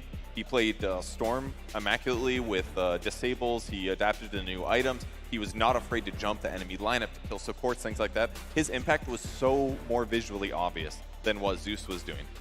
Yeah, and GPK's target priority this game was incredibly good. He was going on the correct targets. He got some clutch silences on the right heroes, and then later on when he got his Agnums, he was just a secondary initiation for his team, something that could set up for, or a primary one, or something that could set up for a better RP coming out of Magnus. So, textbook performance coming out of GPK. Yeah, like he's the one that goes in first every fight. He ends the game with 1 death. It tells me enough about the game. Yeah, and we saw, speaking of low amount of death, we saw during the draft, Phoenix was countered by Abaddon, was countered by Snapfire, and Sage only died twice. Sorry, Toronto Tokyo only died twice. Yeah. He had a great game. He played really, really good. Yeah. Great sun rays. There was a lot of moments where I mean, part of it's because of his initiators being so good that both Pure and GPK were willing to jump in. That allows him to play behind them and just slam the sun rays down. And it's also the lack of team fight coming out of the Tundra side and the lack of initiation. This all just makes that backline hero so much safer to play. So when you have an amazing player playing that with a draft advantage in terms of initiations, he just gets to back up his squad and makes them live and makes him live too. Yeah, we had a few buffs on the Willow here and there. Well, tiny buff that the max damage is reached earlier in the Shadow Realm, even though Shadow Realm is a little bit shorter. But Effie, are we looking at another patch where Willow is going to be played as a position 1, or is that off the question? Because it felt like Save thought that he was playing position 1 at times.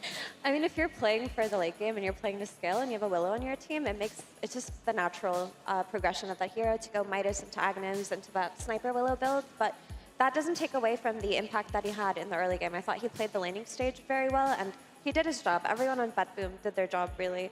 I don't want to keep picking on Tundra here, but something weird happened that game where nobody did anything for 10 minutes. And do you really not want to do anything versus a team with Magnus and Empowers and Midases? And I think like I'm sure they're thinking about it. Yeah. I'm sure they're talking about they it right now. must So know right now that like this is the problem too. So I think going into the next game, you just want to make it easier. Yep. So if they also think that this is the main problem, then let's make it easier. Let's pick heroes that want to naturally play more aggressive. Maybe pick a Grimstroke. You're literally forced to go link up with someone, inkswell their ass, and like try to get in there and make something happen because I fully agree with Effie. They probably feel it too. So next game around, they need to change it. That's something that Save did immaculately. He did that smoke with Storm. They run to the enemy side of the map, put the ward down, and he's just like, okay, Bedlam on my Storm. Go bomb that Zeus when they find him. Like, that's just an easy two-man rotation that sets tempo for their team, slows the Storm's advantage, and, you know, it was part of the reason that Tundra plays a little bit slower. There's a lot of eyes on the draft here for game number 2 to see if Tundra can push it back.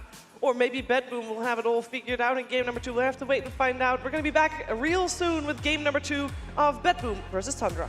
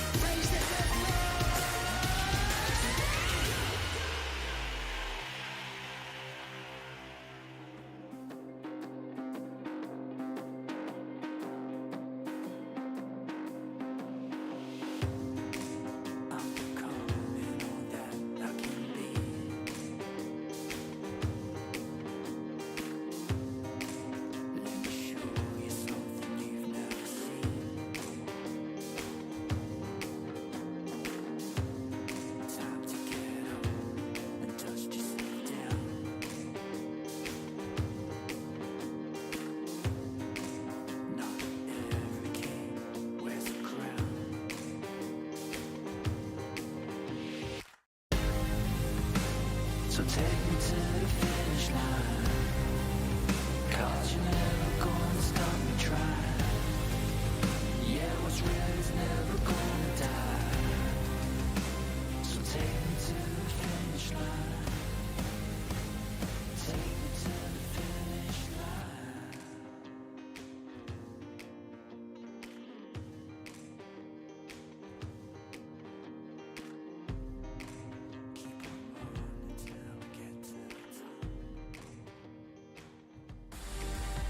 Are ready for the second game in this best of 3 elimination series here at ESL 1 Kuala Lumpur 2023. We got Tundra and Bedboom. Tournament lives on the line, especially for Tundra, who is 1 game down now. And Bedboom was eager to show that they have what it takes to move forward to play tomorrow against G2IG as the first series of the day. Tundra, though, they have definitely got their work cut out for them. They need something more, and it all starts with the draft that we have coming our way in just a moment. I'm joined by Purge, by Kezu, by Effie, and we did say, Kezu, it's the draft where things need to change. First, we want easy to draft things, straightforward initiation there. We need some disables, some damage. Where do you want to see the draft go? Because we know that Tundra opened up with the Lion previous game, which was supposed to be really good. I mean, I think the problem is not necessarily in how they open, but maybe like how they shaped up after. I think it's a lot of counter picking, which as first pick, I don't think you necessarily need to counter pick all the time. You want to pick heroes to keep yourself steady, because they will counter pick you later. So if you're counter picking and then, you know, they keep doing the same, your lineup can fall a little flat. So I don't think they need to change too much in the start. Change it more in the middle and keep it aggressive. Yeah, I mean, I harped on them a lot in the post-game for Game 1, but I think that their draft was just very hard to pull off, and they don't have to put themselves in that kind of position. What I would like for them to do is focus very heavily on Tomato and maybe getting him a good core-to-core matchup versus Nightfall. And if they want to play for the late game, I think Tundra are one of the better teams at doing so. They just have to set up Tomato for success in his hero pick. So that's what I'm hoping to see in this Game 2. Do we feel at the moment, Purge, I mean, maybe it's too early to tell with patch only happened this morning, but do we feel like there is an advantage in terms of side, like Radiant Dire? Because I know that, I mean, obviously it makes it different for the Roshan, but at the moment that seems flipped, so... It's got to still be Radiant. I mean, they did some mitigating things. Obviously, the Roche spawn stuff for Radiant Dire is a bit different. The auras that the creeps get is probably more neutral now. For example, the Radiant south side of the map, the creeps got mana regen, woo! But on the top side of the map, they got HP regen, so farming there, that was actually slower. So there's small little changes that are going to adjust the Radiant Dire win rate for sure. Well, Tundra right now is going to be Radiant second pick, with Bedboom being first pick Dire. And if indeed Radiant is the way to go, then Tundra's got a little bit of a leg up there, as we have an opening pick from Slardar, Monkey King getting picked up there as well. A very flex hero that we know Tomato plays, but he also plays basically everything else under the sun. So we'll just have to wait and see where it's going. We saw Slardar earlier, Kezu. Slardar still looking very strong. Yeah, this hero looks like he's just going to pop off in most games. We did see him struggle. It was once or twice, but that is when he was heavily counterpicked. It was some Troll CM or Troll Veno lane. So I like that Tundra are, you know, instantly addressing. There's a Slardar. Let's take a good lane matchup if, you know, you choose to lane it against it. If it goes mid, maybe I go mid. So for now, the start of the draft, I like it. Yeah, and I think that this Monkey King versus Slardar is one of the better matchups that you can have versus Slardar, and I love what Liquid have been running with it. They've been pairing it with a Lich for the armor and just running down this Slardar. So I would like to see Tundra do something like that. An alternative approach would be to pick CM, who got buffed in the mini patch, and still try to run down Slardar with the Monkey King, but pick heroes that fight into this lane and punish this first pick Slardar. Yeah, I like it. It's the opposite of what they did in the, well, they did do a lot of counter picking last game, I suppose, but I felt like they were a little bit on the back foot in some senses because they were eventually forced to do line as a 5. So for the start so far, this just feels a lot stronger. Yeah, no, I'm fully with Effie on this. I think Monkey Lich, we've seen it before. You can do it again. It fits perfectly because there's just some of these heroes where, yeah, now I have Monkey King against Slardar. It's not enough. You need to double down. Both of the heroes need to be good against it in the lane, so I would be very happy if they, you know, would continue to go down that route, and then you just take it from there. It's pretty chill. I'm actually curious what kind of heroes that Tundra can pick for Kusane in this game, because I feel like his Zoo heroes got a little bit nerfed just by nature of the Helm of the Overlord getting nerfed, and the Slardar was taken away. And there are some other things that Kusane played, but Lone Druid banned out. Lycan, like we mentioned, Helm of Overlord, not as good anymore. Wraith King also nerfed in the patch, and Kunkka, which they played a lot and flexed to Kusane on the offlane, got his Torn Storm nerfed. Yeah, it's a bit hard. I still think you want, like when I see Slardar and I have Monkey King who's like a tempo carry, I want to help my bro have a good game. I would want to play a hero like potentially Visage or maybe still Lycan and just go like some Solar Crest, AC Vlads, like pump up my team with armor, make it hard for the Slardar. So even though it's worse, I think you probably still have to go for it. You talk about armor, but what about Underlord? I feel like Underlord's kind of been a forgotten hero. He's something that can build armor and potentially buff up his carry. Anything that will make the Monkey games easier and maybe has the choice of building auras, I would be a fan of. I mean, you already have Lich who will do some of it, but all these Lunas, Monkey Kings, Juggernauts, they thrive so much more when you give them like this added buff of some, whether it's drums or Bloodlust, Empower, AC. So any of this, I would be a huge fan of. The auras are nice, but the one thing about Underlord that I feel is lacking a bit is his impact on ganks. Obviously, you can zip across the map, so you're contributing, but your contribution once you get there is kind of mediocre at times. So I feel like the Firestorm is obviously a great skill and all, but it just feels like it's actually wild that it's a percentage-based damage AoE nuke, and it was not popular in the last patch in the sense that everyone had tons of HP. So there must be some issues there with Underlord and his viability. And yeah, that's a good point. I feel like you can correct it through a secondary initiator from the mid lane, potentially something like an Earth Spirit or an Earthshaker. It's it's a type of hero where you need a player to make it work. I think like even until this tournament, like people are like, no, Mar's so bad, but you see Amar, he pops off, and suddenly other people they start believing. Sometimes you just need to see it first. And I thought it was buffed. So why haven't we seen it today yet? I don't know. We need to ask the players. Yeah. Well, we're on game 4 of the day, so there's yes. Give them some more time. a few more days left to see what people pick up here. But I love this Tusk. I thought this hero was so great during the group stages. It's so versatile. When you pair it up with a Slardar, you have so much physical damage output, and it makes taking these Roshans a lot easier. This Gyrocopter, I'm kind of lukewarm on. I think it's a good support to carry flex, and the magic damage build got a lot more viable in the past couple of months, but I don't have any strong opinions on Gyro yet.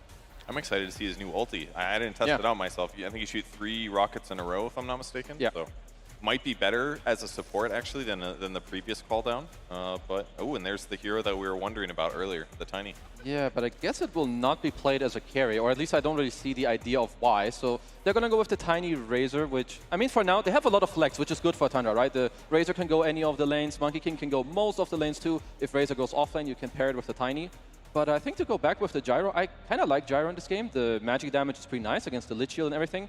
But the one thing I also like about the Tusk, like an additional thing, is Bedboom love their scaling. And I think the later this game goes, if it is a Monkey King +1, he gets destroyed by Tusk in the late game, even if it's a +4. You just Walrus kick him out of his goddamn arena, and now what? Wind Range a bit interesting. Javelin is cheaper now. The gold per damage ratio is better, actually, despite it doing less damage. So you could potentially do some cool item build stuff. Plus, there's so many new int right-click type items that got added in the patch this morning that we might see some interesting stuff coming from the Wind Ranger. I really like this Wind Ranger pick, actually. Yeah. I think the flex is still open between position 4 Wind Ranger and position 4 Gyro, but I am leaning towards core Wind Ranger here. I think it's such a great hero versus Monkey King, who I believe should be played on the safe lane. Power Shot can cut down the trees, you run him down with Focus Fire, and once you get a BKB, you're not really threatened by Monkey King, Lich, or Tiny as a means to counter-initiate whichever target that you go on. Also, this hero can be put versus anything, right? She can wind run away from the Razor, and like I mentioned, the flex is still open, and that's really valuable when you're in this position. I also love this Wind Ranger for all the reasons you mentioned. And so the enemy team, yeah, they're flexing, they think they're cool. My Monkey King can go anywhere, my Razor can go anywhere. Neither of these heroes want to go mid against Wind Ranger, so you can kind of already be like, okay, it's very likely they'll pick a new mid, that the Razor's maybe offlane. Now you can craft a carry where Razor doesn't want to go. Like, all these type of mind games, and it's really good with tag team and amplified damage. So Bedboom, honestly, they have a really, really sick draft. It feels like you could take 2 of any of their 4 heroes and make a sick dual lane, which is really cool. I mean, like you said, the tag team, they can do like a long-range homing missile into like a power shot for 450 damage. Like, there's a lot of really cool stuff they got. Oh, and speaking of Power Shot, it got changed, right? So in the last patch, they put a slow on Power Shot. So that makes it she's stronger on lane because you can hit the enemy with Power Shot, you slow them, you get a few more right-click hits on. It's going to be a really interesting way to approach the hero. So it is a save Wind Ranger and a Nightfall Gyro. We have seen Nightfall play Wind Ranger carry this event as well. They could even swap that around too, where the Wind Ranger is the 1 with a Tusk 5 and the Gyro goes 4. Any of these iterations, they're all great. They go back for the Storm Spirit, too, in the last pick. I do think they have a better means of catching the Storm than they did in the game 1, where they were solely dependent on the Lion to catch Storm. Because now they have this Boundless Strike, they have this Sinister Gaze as a follow-up, and they have Tiny, who's going to have the instant Avatos combo in Storm. Yeah, and the Sinister Gaze does drain a little bit more mana, too. So if you can catch Storm with that, could be really good.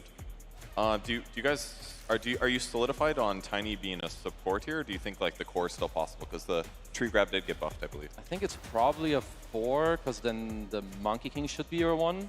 I'm trying to debate what Tundra won this last pick here. I'm not having the easiest time to find a hero that really wows me on the spot. Like there's some maybe DK mid, it's like okay, but any hero will die this game, so you can't like pick this unkillable hero that will do everything. I do think your Razor can go mid and off and you're okay with both matchups. And Lena got nerfed. Yeah. Lena would have been a really great last pick for Thunder, but I just don't think the hero is why everyone is experimenting with it. Nice call on the DK, Kazu. So the thing is, like, it was in my mind, but it didn't wow me. So I think it's good. Maybe there was still something better. I think it's good against the Storm in the game, and you have some like follow-up damage. The only thing is, if something doesn't go great, like you want to play these games with DK where you go in and you can't really die, but Wind Ranger wins, you get 1-2 items, or a tag team on top of you, or minus armor as well. It's not a free DK game by any means, but it's good. I love the way that Boom, lane these drafts. They have pure offlane Wind Ranger with save on position 4 Tusk. They have position 5 Gyrocopter with a position 1 Slardar. And I think this is actually the most brilliant way you can lane this, because the Wind Ranger Tusk lane can punish this Monkey King, right? And they go Monkey King Lich to lane into Slardar. They dodge that completely. Slardar should have no problem whatsoever laning against Razor because he has a sprint to naturally disengage from Link. Yep. So everything looks pretty good for Boom. And we were all wrong about how they were going to put their heroes. I think that's pretty impressive. Yeah. I'm sure Tundra was wondering too. And they also have a lot of magic damage from Gyro support, which is a decent solution against the Razor 3. So they've got kill options too if they go first. This time, you'll get more chaos. I'll put my money on it. There's no way with these 10 heroes, they're going to sit back and do nothing. Famous last words. I do think that the support Wind Ranger, he will be up against the Monkey King, so I feel like already Boom has stronger lanes, so they might this time be the ones bringing the aggression. Yes, they have very strong, very chaotic lanes, and I think they will definitely be looking to push their advantage. On the other hand, for Tundra, I think that DK is a very important pick. If DK can be the hero that Tundra can play around, make the magic happen, maybe make some rotations, take some towers, take some map control, then Tundra may have an in into this game. All right, a lot of pressure on Bryle from the mid lane as he will go up against GPK Storm once again. Let's see if he does a little better this time around. We're heading over to OD Pixel and Cinerin.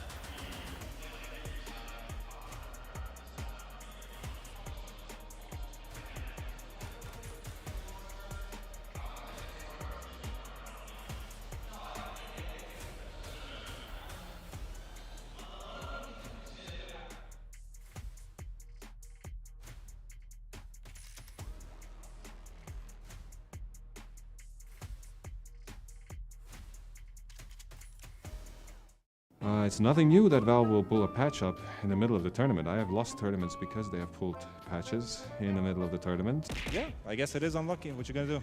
So, you know, keep it real. I mean, it's a shit show, and I'm all for it. It's pretty obvious what they're changing too. Like, I think some neutral items and some items and stuff. I think in terms of balance, it doesn't seem like they're balancing any heroes or anything. If they do end up changing heroes, that'll be a big deal. I doubt they will, honestly. I don't know, it's Valve. I mean, we'll see. But I don't think so. I don't think they're gonna release patch right in front of the playoffs. Let's hope it's gonna be just frustrating. More fun to watch as a viewer, but not so fun for us because like everything's like new, you know. Honestly, at this point, just drop it, you know. Like I feel like if it would be way more fun, but like also chaotic. I mean, I wouldn't be that surprised because I feel like they've done crazy stuff like that before. Like you just kind of have to adapt. But like my initial thought is that like what the hell. Like let's say Tormentor can't be soloed by some heroes because it has more armor, or like so minus armor is like good at doing Roche. That will change a big part of the hero pool as well. So obviously there's some changes that could have a big impact. Good for me and for our team, no. Overall for the game and like it's fun. Like I don't mind it. Like it's cool. It was just a bit challenging. At this point, I prefer if they would do it, because if they already done that, they need to keep being consistent and still creating shit shows, because that's the way the game works. That's the, you know, the core, the essence of it, you know, at this point. Hello, everybody. We're back in the crowd. What an ironic piece that was. Fantastic. Hello, how are you guys doing? You still wet? Yeah! My man. Front row here. How you enjoying the show so far? I enjoy very much, bro. Thank you. Oh, thank you, thank you. Who do you think's gonna win this series? Tundra. Tundra! Okay, okay. My buff. Okay, any support for Tundra out there? Fun, yes, Tundra fans, right over here. That was a big yeah. They can hear you right now. They're sitting there trying to get back into the game. Any words out there for Tundra? Shout out to my boy Whitemore from Indonesia. Indo Pride, let's go Tundra. Indo Pride, all right. Oh, we looked over and gave a thumbs up. Good, good, good, good. All right, how you feeling, sir? I'm feeling great. Okay, fantastic. What do you think about the series so far? Very balanced, I like it. Brings your toes, walking on your toes with yes. Balance, you say? The patch's been out for like an hour, bro. What do you mean it's balanced? I'm talking. Oh, the game, the teams are balanced. Yeah, game is not balanced right now, guys. Be careful out there. You think we're gonna go to a game 3? Yes. Yes, the prediction. Okay, one guy clapped. Thank you very much, sir. He's excited. All right. What? Oh, guys, guess what? I got some news.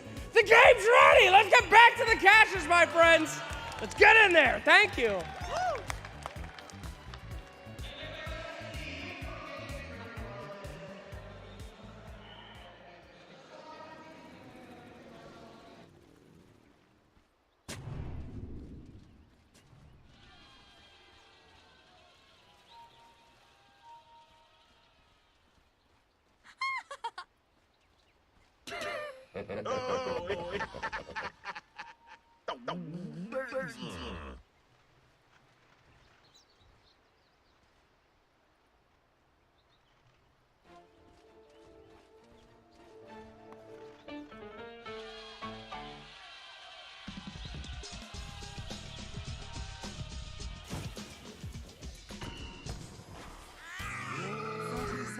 To battle.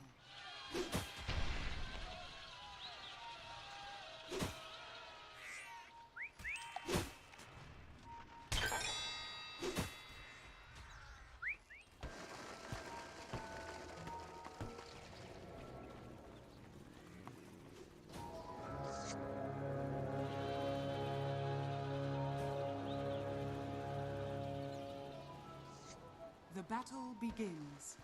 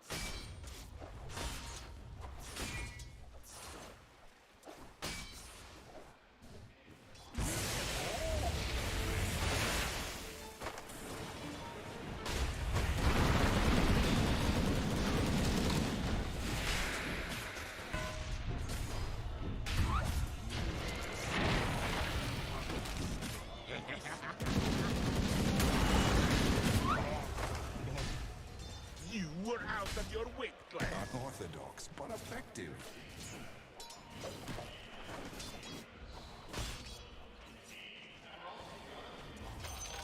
Radiant's top tower is under attack.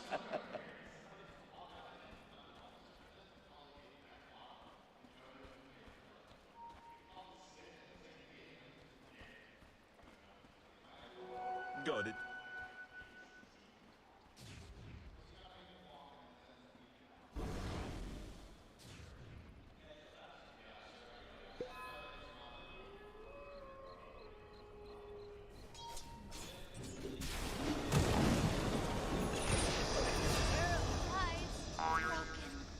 Your time above ground is over.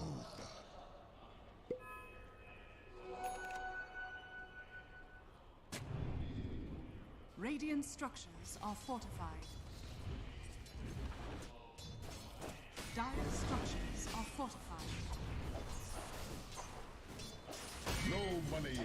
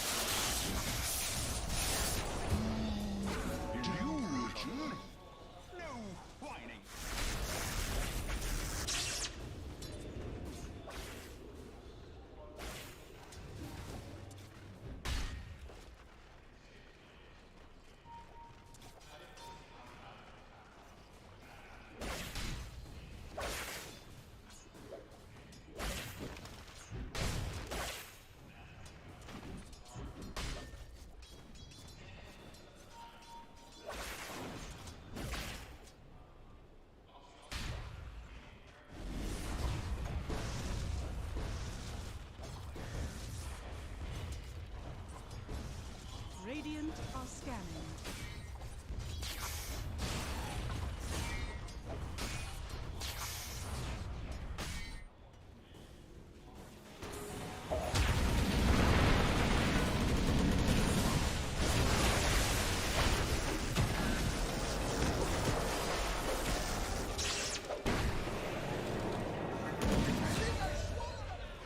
Stupendous! All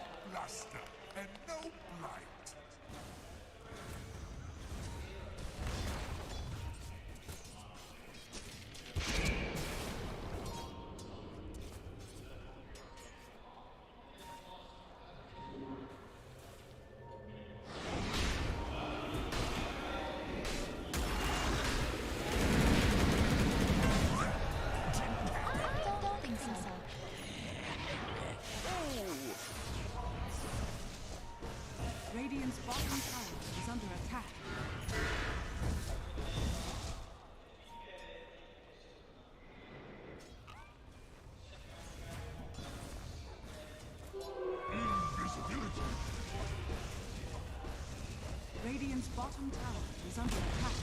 Dire's middle tower has fallen.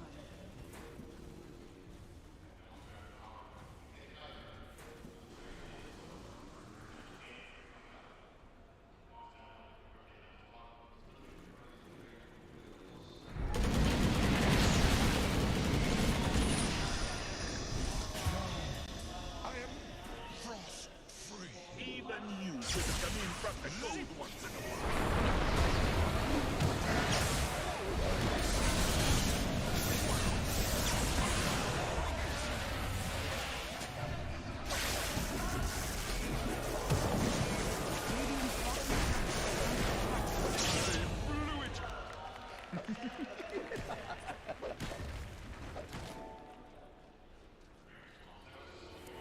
What have we here?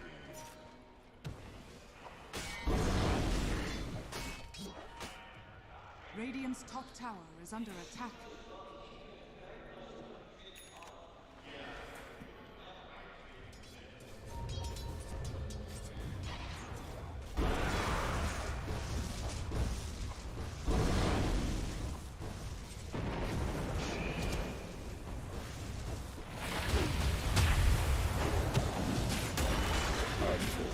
Dire's bottom tower is under attack.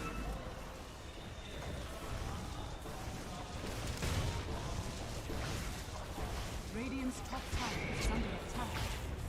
Dire's bottom tower is under attack.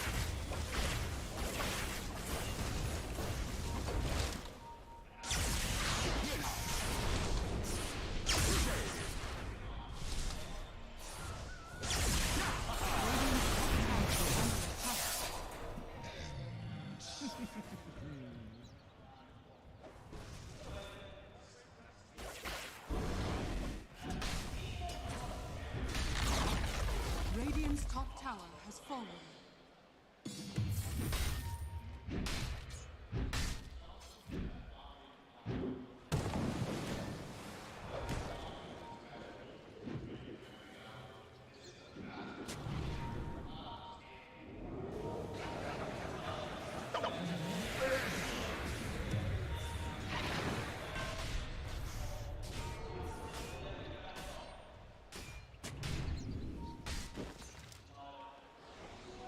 Where's my pension?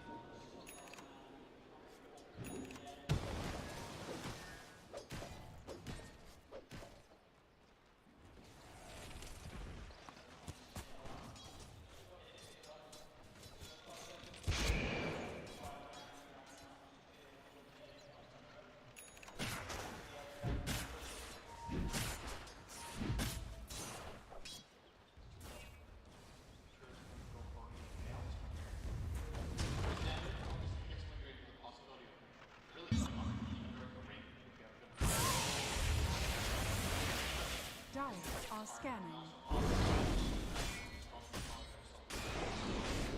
Radiant are scanning.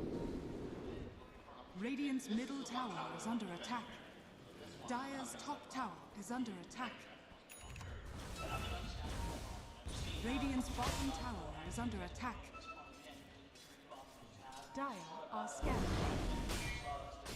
Radiant structures are fortified.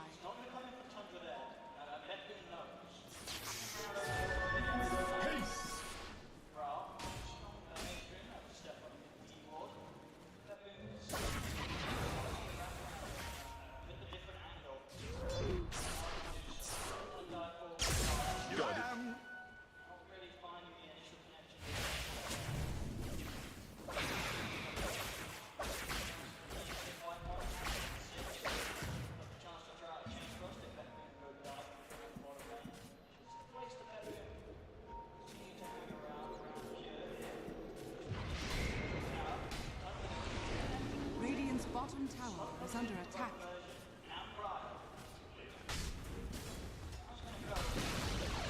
Radiant's bottom tower has fallen.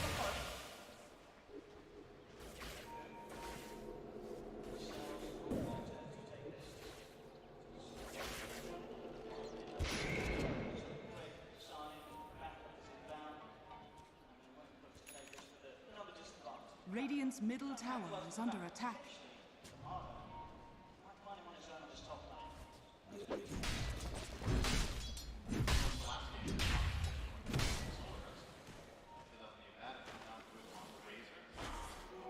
Stupendous! Radiant are scanning.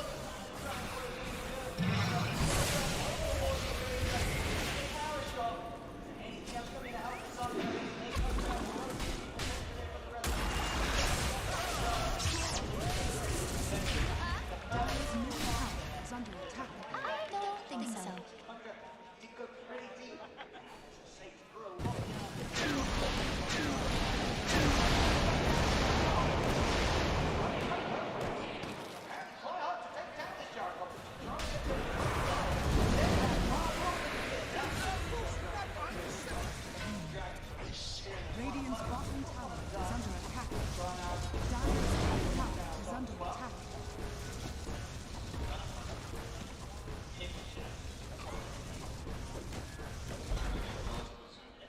Yeah, that's one of the things that can happen. Like, that's why we're kind of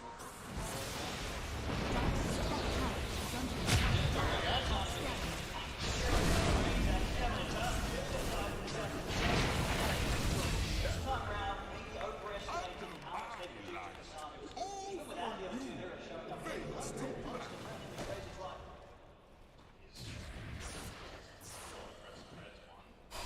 It's such a long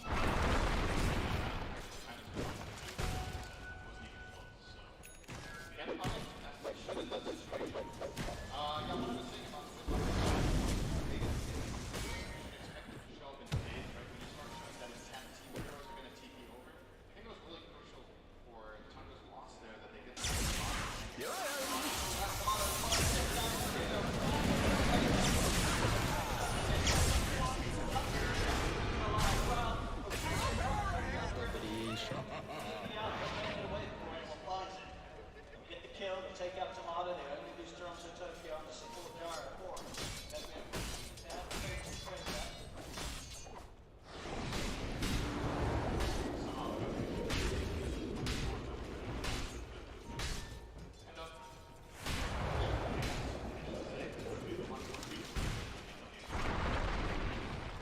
GPA going a different build this game. No Orchid doesn't feel like it's Orchid. He's going the Kaya-san. He really wants to stack against these constant stuns to try to mitigate the risk of being jumped. So he could easily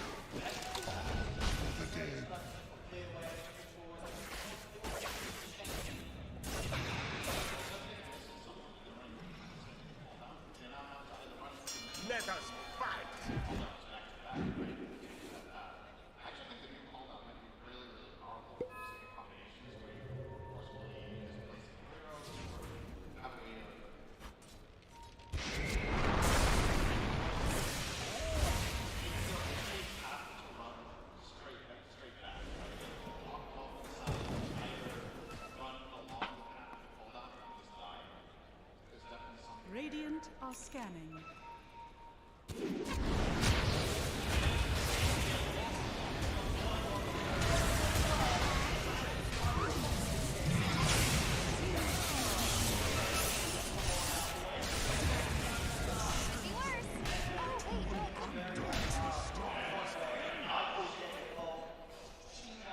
Here's my pension.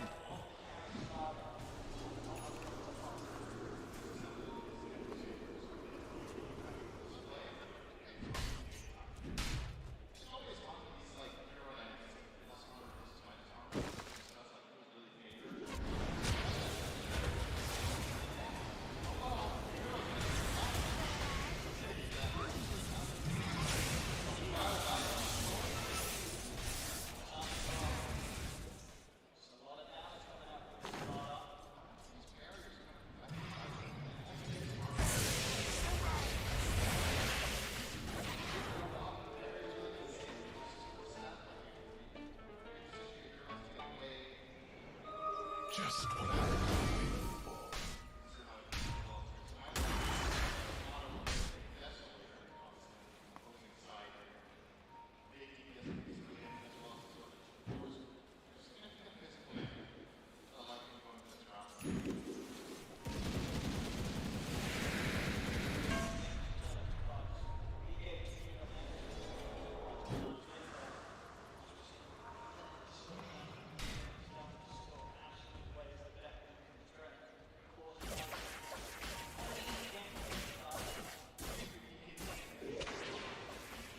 Radiant are scanning.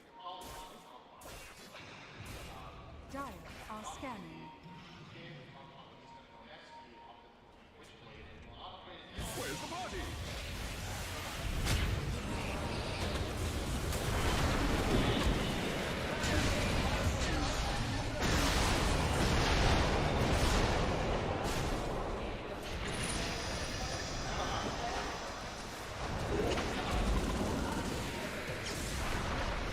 Radiant's middle tower is under attack.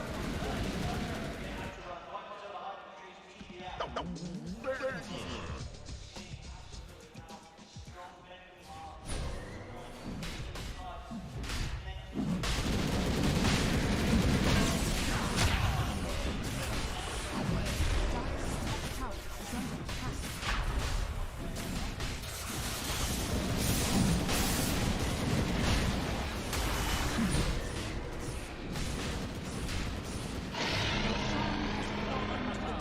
Immortality is mine!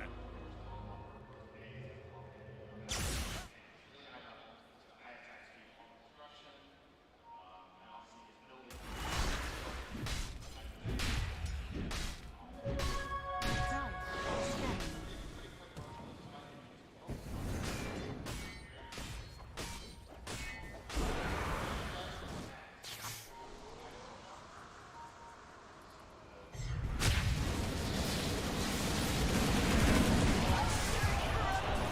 Are you ready to run?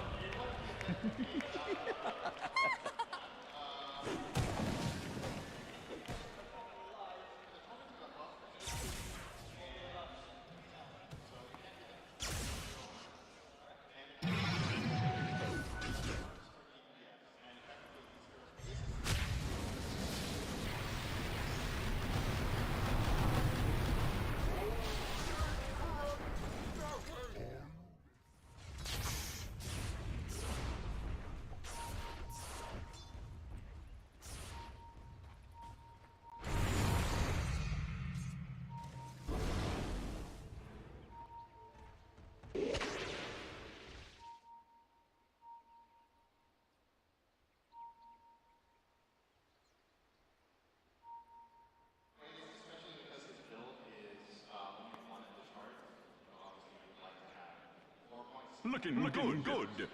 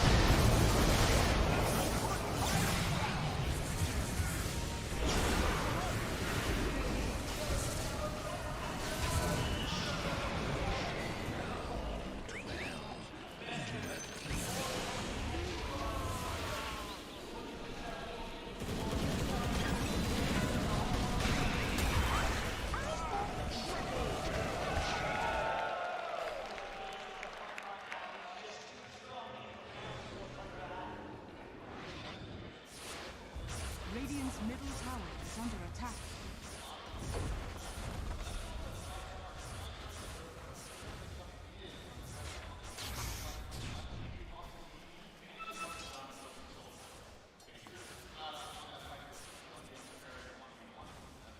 Radiant's middle tower is under attack. Radiant's middle tower has fallen.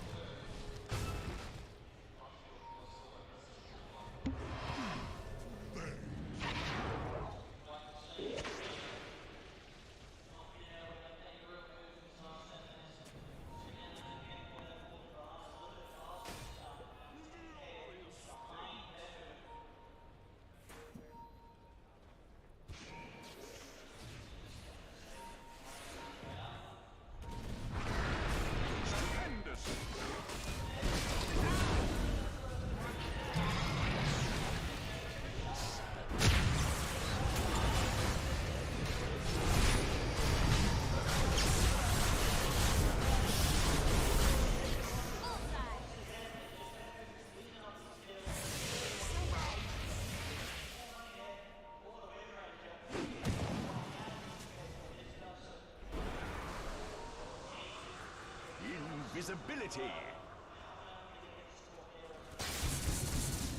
Radiant's bottom tower is under attack.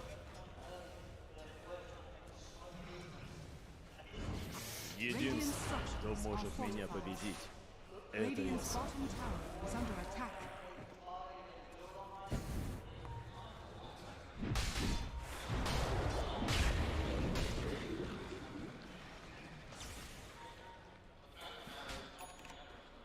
Dire's top tower is under attack.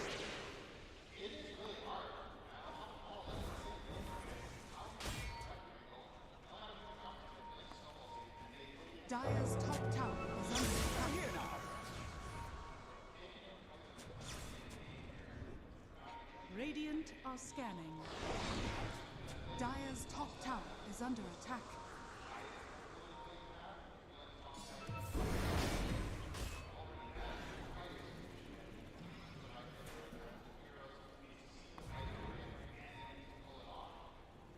Radiant are scanning.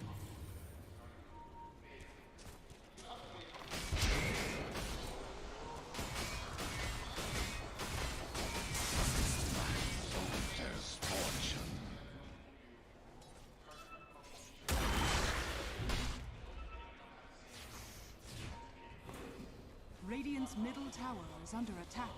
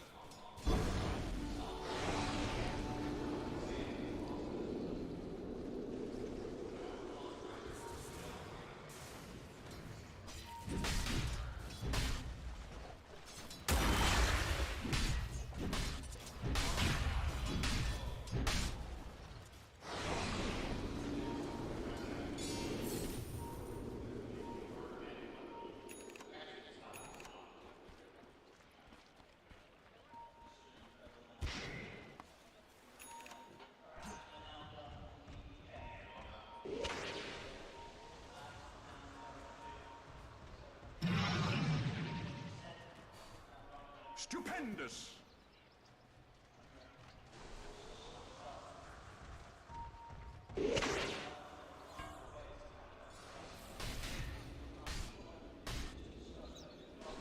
Radiant are scanning.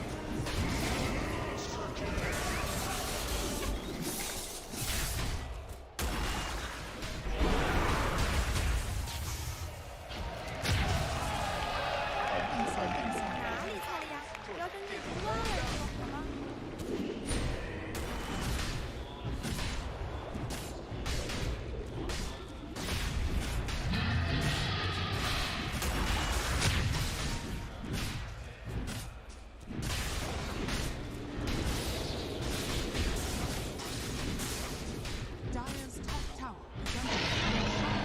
Fallen to the Dire. Oh boy!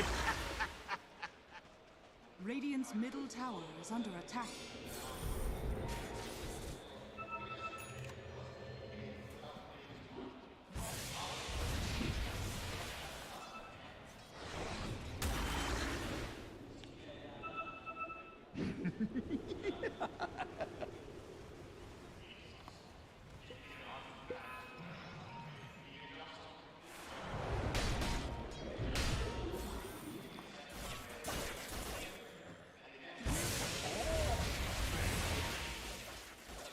Oh boy!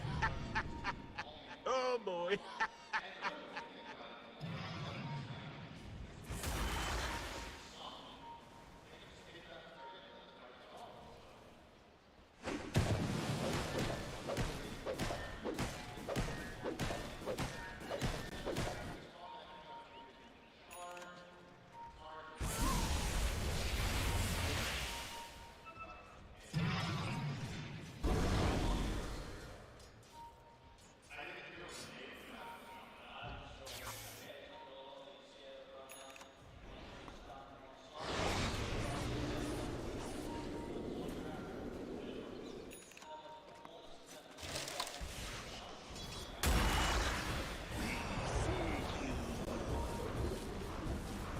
Every coin helps.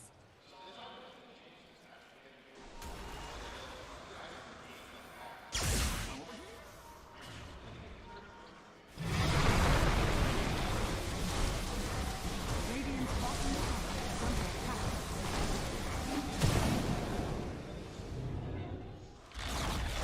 Radiant's bottom tower has fallen.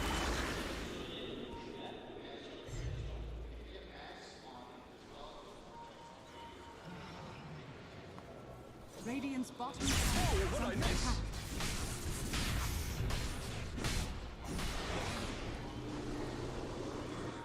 I've been wanting this.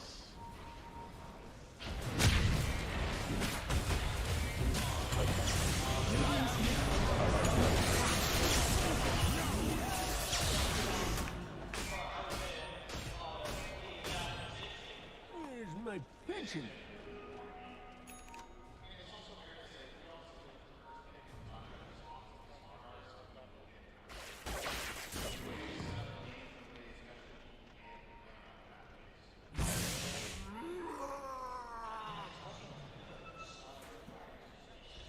Единственный, кто может меня победить, это я сам. Dire are scanning. Where's the party? Nothing for me. Radiant's top tower is under attack.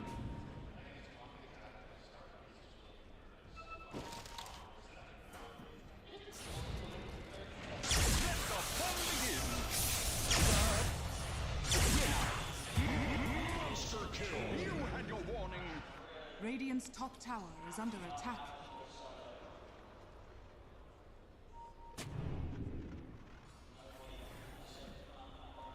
Fighting for you. Stupendous.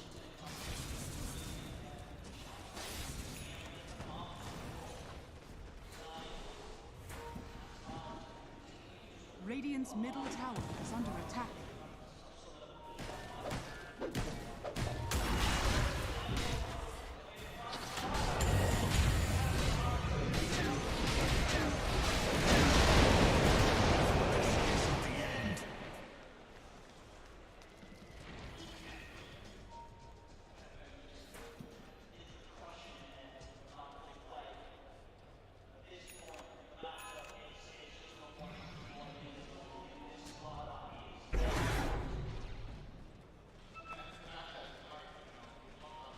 Radiant's top tower is under attack.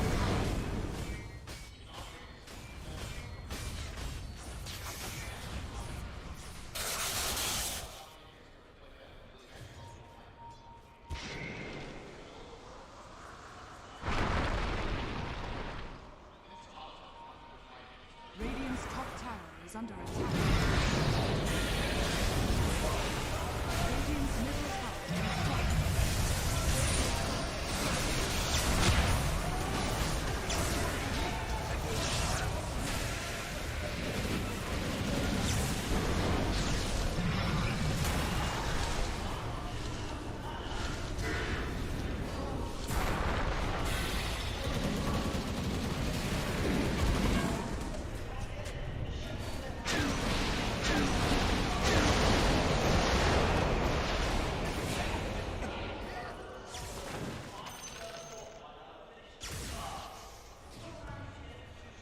One of me ain't enough.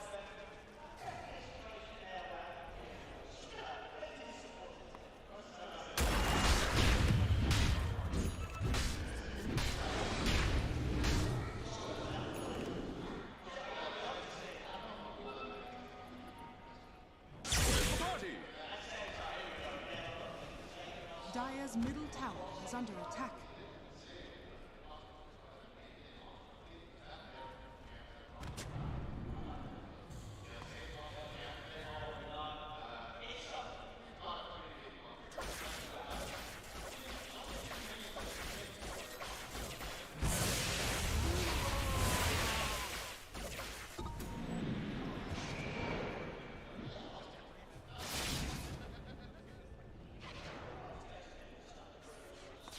A soldier's fortune.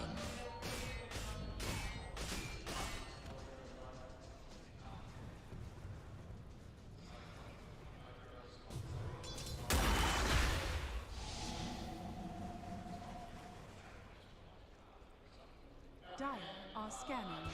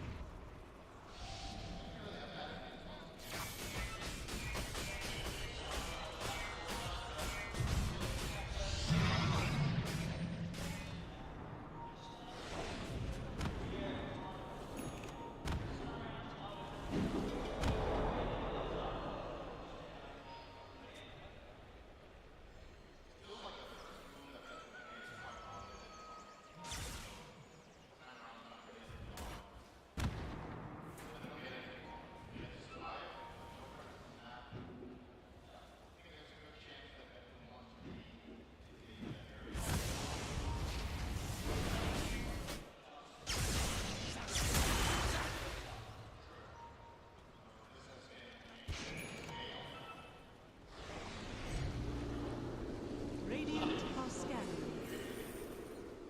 我哪里猜了呀？不要睁着眼睛乱说，好吗？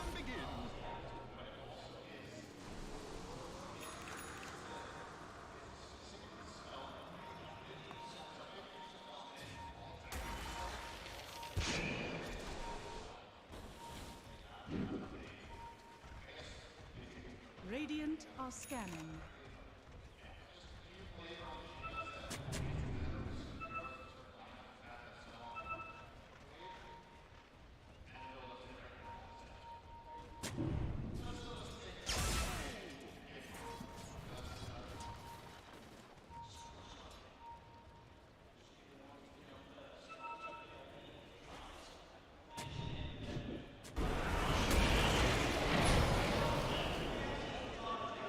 Radiant's middle tower is under attack.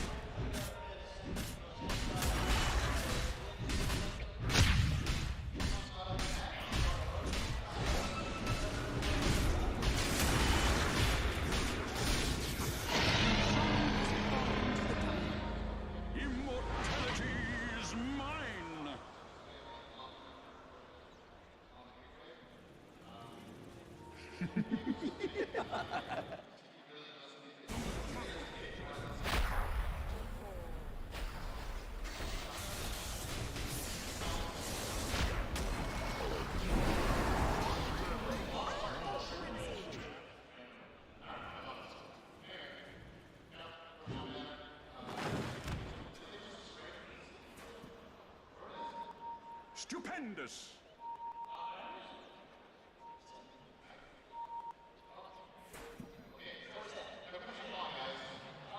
Invisibility.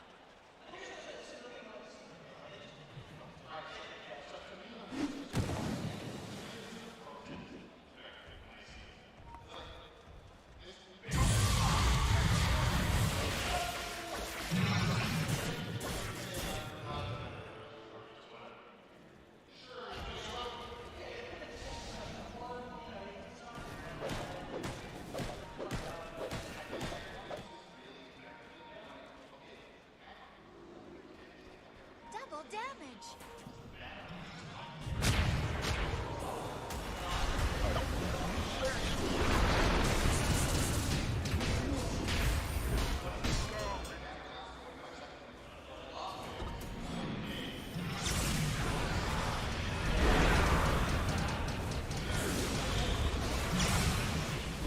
Radiant's middle tower is under attack.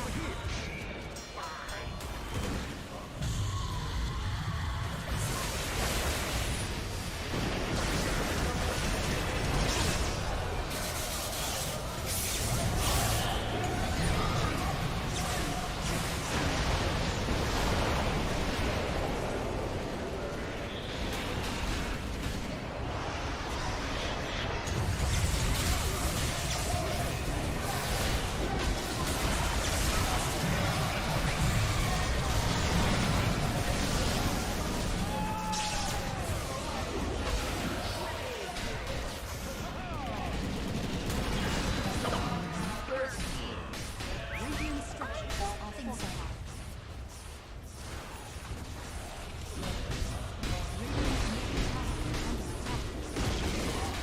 Radiant's middle tower is under attack. Radiant's middle tower has fallen.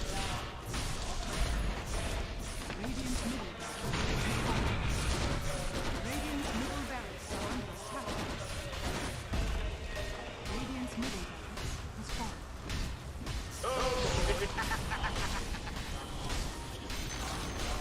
Radiant's top tower has fallen. Are scanning.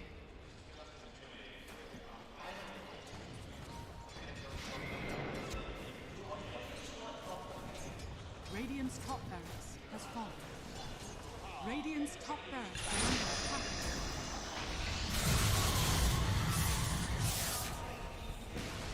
Radiant's bottom barracks are under attack.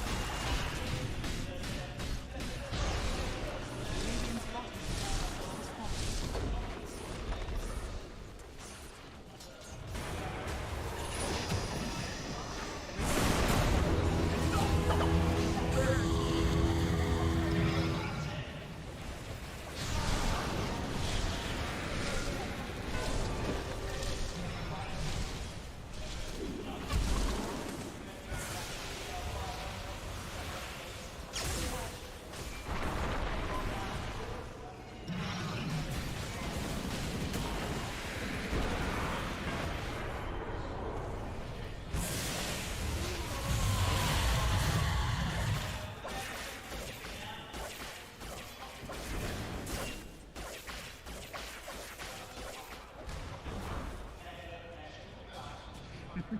Haste!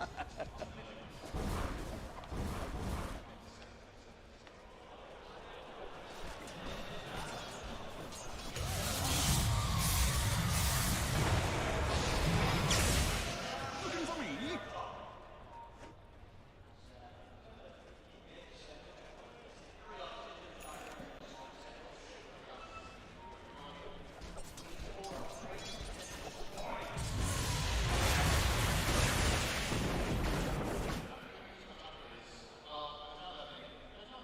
Where's my pension? A soldier's fortune.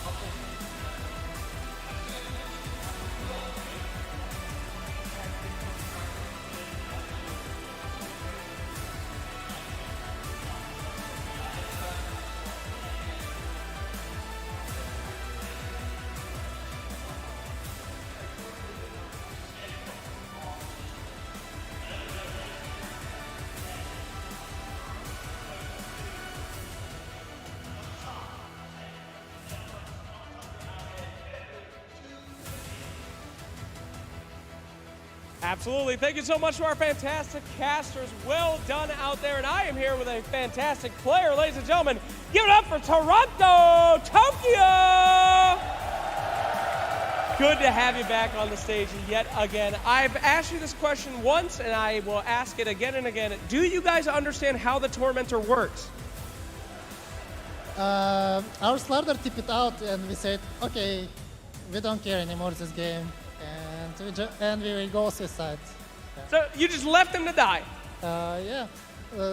Slaughter should kill this Tormentor solo, but he tipped it out, and we didn't care this game anymore. Okay. Very confident stuff there. Let me talk to you about the new patch, the banner. People want to know about this banner. Do you feel like it had any sort of impact? Were you guys excited when you got it, or is it just a random thing? Only say, guys, it's banner, it will change the game. And he put the banner board, and I don't know, I didn't even watch on this banner once. I don't know. Maybe it's fun to watch, I don't know. It was very fun to watch. You don't think it changed the game? Effectively changed everything, this beautiful banner? Yeah, of course, it's changed a lot. Thank you so much for your honest answer. Maybe if it will be mega creeps with spells, it will be more fun. Okay. We'll tell Ice Frog. Thank you so much. All right, final question for you. Is there any hero that you guys are excited to still play with at this tournament that you haven't got a chance to test out? Phoenix was great. Gyro was impressive. Who do you really want to play? For me? Yeah. Last days I'm practicing Puck. I can play Puck post 5%. Okay, well, make sure that you ban Toronto's post 5 Puck. Thank you so much for your time. Incredible game. And we'll throw back to the panel. Thank you very much, Slax and Toronto, Tokyo, as BetBoom take this series 2-0, and they move forward here at ESL 1 Kuala Lumpur. And I mean, the banner was fun to watch. It did make a big difference, Kevin. I mean, he's busy doing stuff. He's not going to go look at the enemy base and be like, oh, these creeps have 2,000 HP. So that big. seems pretty good. But I guarantee that the next time he plays a pub and somebody banners him and he's sitting there like trying to defend on A, he's like, oh my god, these creeps are killing me. Then he's going to feel it. Agreed, and I love the concept of putting the banner on a lane that you're not actually playing on, and then playing on the opposing sides, and just depending on the banner to keep that lane pushed out, making it so that the enemies don't have counterplay. Very, very creative stuff. I mean, he was up like 40k gold. You know, he doesn't have to care about it, but yeah, when it's reversed, he will feel it. He will feel the pain of the banner. Yeah, so let's talk about this game, because they were up by a lot by the time that banner was already placed, and to be honest, this game wasn't very even. Yeah, like Tundra had some good stuff going on, like early on, and perhaps in like the early mid game as well. But eventually, I feel like BetBoom, I mean, Sin was saying it too. They just played better. The way they moved to it, even in fights, like it happened 1, 2, 3, 4 fights in a row. They survived with 10% HP, maybe 15%. You know, someone on Tundra isn't manning up enough, or BetBoom are just better at pressing the spells, force staffing out, using their gold scepters. So I think kind of from 50 minutes and onwards, I didn't really feel like Tundra were playing all that well together, if I'm going to be honest. Yeah, the laning stage for Tundra was really solid in the safe lane. The Lich was like very oppressive, tons of damage. That paired with the Monkey King, they got first blood and some other kills. But then it felt like it took forever for Lich to hit 6. There was a lot of examples of Lich would just be on the map, and then BetBoom would find him and murder him. And it just kind of kept snowballing. And then it was like they kept finding Monkey King and jumping on him. Yep. And he put his ulti down, but he would still die. It just kind of meant that it was that rinse repeat. Yeah, Tundra played a really good early game, actually. I thought their laning stage was pretty infallible. Their bottom lane went much better than expected, and they made some really cool moves with their Monkey King. Yep. There was this one where they countered the Storm rotation with the Wukongs, and it looked perfect. But after that, it just kind of crumbled. It felt like they could only ever find pickoffs or kills on the Gyrocopter. At some point, I was just watching Gyrocopter get chain frosted over and over and over again. And I think BetBoom played incredibly well. I want to shout out the GPK Storm. The casters already talked about it, of course. He played so incredibly well. It felt like he was everywhere. He did every kind of initiation you wanted, and he played until his very limits, especially that bottom fight near Roshan, where it looked like the DK was going to finish him off, but he didn't. And of course, another special mention goes to Nightfall, who just delivered on that Slardar. He was the hero, constantly getting those kills on the Monkey King in the early game. Yeah, we can see the numbers here on our screens. Toronto, Tokyo, and Save. They both died 11 times each, which is a lot, but it's fine, because their supports. Nightfall never died. Pure only died 4 times. We got GPK only dying once. It felt like Purge, this game was very methodical towards the end for BetBoom. They knew exactly what to do. It was, and I mean, I had slight worries due to the Slardar carry. You're worried he's going to get out carried at some point, but they just all played so well together as a team. Save as well, setting up kills, buying them time, not dying to Tormentor. He really excelled in that compared to the rest of the squad. And Toronto Tokyo also, despite being a gyrocopter in the late game where sometimes you're a bit vulnerable, he just also felt very hard to kill. So every single player on this team did extremely well. I remember a stat from TI, not the exact specifics, but it was like halfway through the tournament, both GPK and Nightfall were in top 5 in terms of KDA, and that's on the same team. So like they just are so insanely good. It shows in the play, it shows in the stats. They just play so well. Yeah, and we didn't even mention Pure, who was also beyond godlike that game and also had impact. Honestly, all 3 cores of BetBoom just delivered today. Everyone played incredibly well. And I think in this game, it was just a matter of how well they were able to kite Tundra's heroes. Every time Razor BKB'd and ran into a target, they were just able to get away and then turn on that Razor when that BKB was over. And that was just the story of the game. Tundra getting kited, BetBoom cleaning up afterwards. Yeah, and Tundra indeed on the receiving end of BetBoom's dominance means that they are eliminated hereby. And it was very nice hearing from Toronto Tokyo on the winning side, but the flip side of the coin is, of course, the losing side. And for that, we're heading over to Toonami, who's standing by with Tomato. Thank you very much. Yes, I am joined by Tundra Esports at Tomato. Condolences on the result, but I have to imagine part of it is because this morning must have been very, very frantic for you. What happened when you woke up? What was the first thing you started doing? Yesterday I slept like 16 hours. I've been very sick, and I woke up and I checked my Facebook, and then I see like Frostiverse new event, and I'm like, there's no way there's new patch, right? And then I checked Dota 2, and yeah, there was a new patch, and I messaged all my teammates on Discord. I'm like spamming that everyone, guys, new patch, new patch, new patch. Yeah, pretty crazy, but I think it kind of favored us a little bit. I prefer to play on this new patch than the old patch because we didn't have much time to prepare. And BetBoom's a very systematic team, so I think kind of freestyling favored us a little bit, but I think they just played better.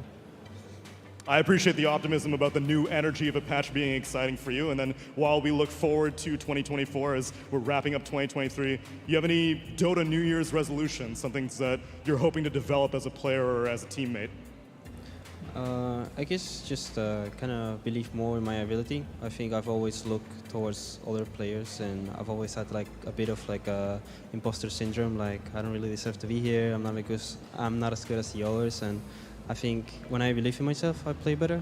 So that's something I'm looking forward to change next year. Well, I can give you a start. Malaysia, does Tomato deserve to be here? You absolutely do, my man.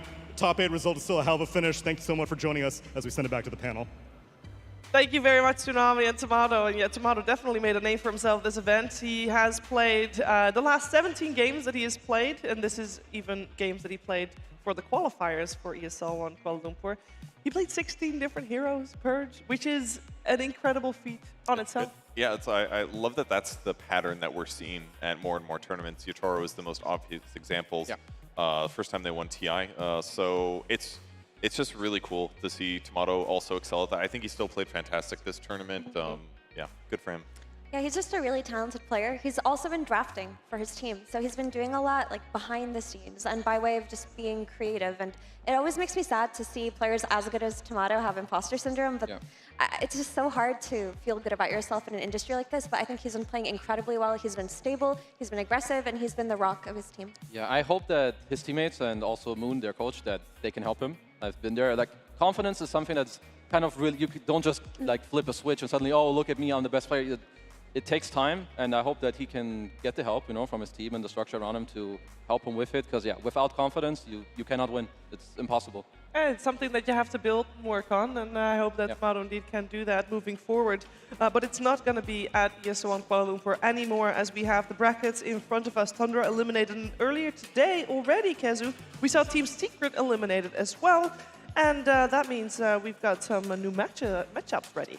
Yeah, we do. Honestly, I feel like every match that's coming, they're just going to be bangers. They're going to get better and better. And on this new patch, again, we don't know what the hell to expect. There's some offline Wind Ranger running around. The first pick carries Slardar. So I'm just looking forward to more games, new different items, whatever it may be. I'm ready. Yeah, for BetBoom G2IG, you're going to have to wait a little bit. That will happen tomorrow. But Purge, there's still one more series to come. Are you ready for that one? Yeah, I mean, every single team that's left is amazing, but this one especially, I'm really excited for. Any final words on Falcons versus Team Liquid, Effie?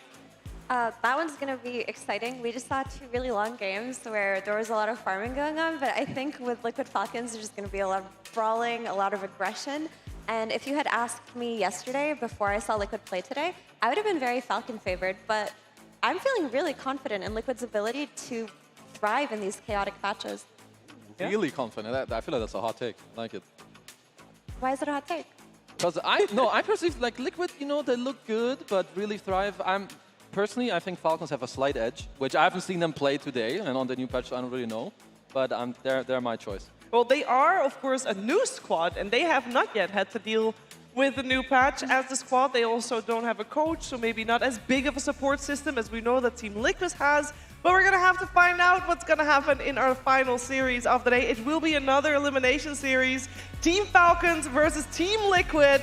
Get yourself your snacks ready. We'll be right back.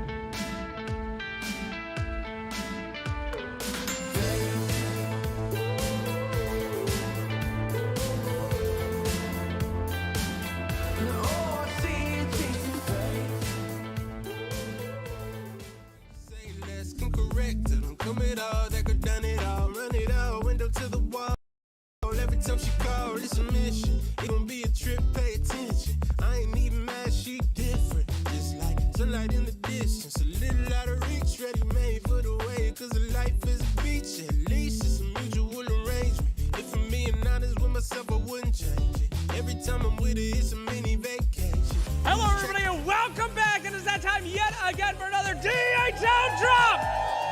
We have got some fantastic prizes here. Oh, yeah, there we go. Heck yeah.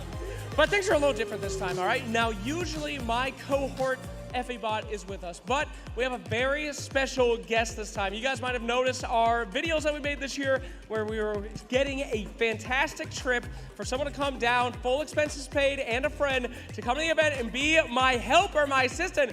Ladies and gentlemen, may I please introduce the winner? Kitty Paw, come on out, come down. Hello. Woo, welcome, my friend. What is your name for everyone? My name is Poon, P-O-O-N. It's easier to pronounce. Hell yeah, Poon. Are you ready to do some work with me today? Hell yeah, let's go. All right, ladies and gentlemen, we got our man here. You got our box, thank you. Yeah, full of things, random things for everyone up here. Everyone, wow, okay, we got one winner that we have to choose from their signs. Oh, okay. Oh, I'm yeah, sorry. that's bad for them. Don't worry, you'll help me out. Now, I know in the advertisement said, you'd have some fun, you'd be around, but I am literally planning on giving you the entire experience. Yeah, I'm ready for that. If you're gonna give me an entire experience, I'm waiting for it. Okay, well, let's start it off then. Can you hype out the crowd a little bit? Can you tell them to get their signs ready for me? Can you have your signs up and scream? Woo! That's my boy right there. He's got it. All right. Now, our camera is going to look for signs all over the arena. We'll see if anyone sticks out in our mind. Now, I need your help on this, my friend. You are now my assistant, as done by law in the contest. There is no escape. You have to. What did they say over there? Nigma undefeated. What do you think about that? They're not even here, so. Well, yeah, you can't be defeated if you never play any games. Oh, there you go. All right, that was good. Let's see from over here. Buff Meepo, you feel good about that? See crowd? Anyone stand out to you, my friend? You know what? For this one, because the last game says kinda nominating, let's go for 4CS. Because they came all the way here for their team. Okay, that is definitely in the running. Let's look over here before we make our decision. Hello, Arteezy Baby Rage, a classic. A Gork fan. He came out from his basement all the way here. That's pretty hype. What's over here? Oh, yeah, a lot of Gork fans. Weeha Storm. Anything tickling your fancy, my friend? To be fair, that's one thing that tickling me right now. I'm done. I'm done. Secret I've done. The man comes up. He has the bravery to come up and still represent Secret. What do you think? Yeah. I mean, like, I feel bad for him, like, after the first and the second game from that series, but you're doing a good... All right, get over there. You know what? Win for my pregnant wife at home. Let me hug you because that series is, like, really Pregnant wife at home? Yep. And you ditched for Dota? Yep. That's my boy right there. Give him the box. Heck yeah. Congratulations. There you are. Let's open it up. Woo! There you go. All right, show it. Yes, tap him for the pain. Now open your box, please. We must see what is inside. There we go. Oh, that's really packed. Yeah, it's really packed. All right, are you ready? Okay, we got Sniper plushie. Very good. We got Crystal Maiden, beautiful figurine there. Make sure you don't drop that. A huge mouse pad. Wow. Some plush toy bag. Clothing for your child. Everything for your family right And now. Queen of Pain for your child much later. Very good. Any shout outs to the baby for the future? I don't know, man. Make Malaysia proud. There we go. All right, fantastic. Congratulations. Well done. Well done. And thank you, my assistant. Yes, we have to prepare for our player interview now. We're going to put you on stage and make you interview the player for the first time. Really? Yeah, sure. We got a lot of work to do. So we're going to prep this man in the back. Let's send it back, but that's another DHL drop. You'll be seeing more. Don't go anywhere. Back to the panel. Come on. Stop trying to dodge your job responsibilities, Slacks. You have to do the interviews around here, and we have to do the analyzing. What's up, everyone? We're getting ready for our final series of the day. It's Team Liquid taking on Team Falcons with me, Tsunami, and BSJ, Winter, and Purge. Winter, what a pleasure to have you as our Southeast Asian authority for a MENA versus Western European showdown. Yeah, thank you, sir. Have you already had your dinner today? No, I haven't actually, which is why I'm hoping that this goes late, because that way we get to hit up the stalls, the food stalls here in KL. Yeah, don't lie to me. I know you just want to get your stuffed crust pizza. I eat only local food whenever I'm traveling. That's why I can't wait for some teh-tarik, some nasi goreng, some kaya toast. I can't name any other ones. Brian, what's a name? You did well, you did well. Name of Malaysian cuisine. I got nothing because he took me to places and then ordered for me. So. Oh, okay. It was delicious, though. He likes salted egg. What's your go-to, Perch, when you're down here? I've been dabbling some breakfast. I eat normal, boring stuff, and other ones I'm like, all right, I'm gonna eat some spice in the morning. It's all really good. I'm just terrible with names, so I just like can't remember what the names are of anything. But I know what my mouth likes. And Have you tried eating any birds? Have you tried maybe eating some falcons, perhaps, because they are making their debut here on the main stage, and we were left here wondering, what is a falcon? Falcons. Falcons are birds of prey in the genus Falco, which includes about 40 species. Falcons are widely distributed on all continents of the world except Antarctica. Are the Dota team? My bad. If you've never heard of a Dota team called Falcons, it's because they only just acquired a roster.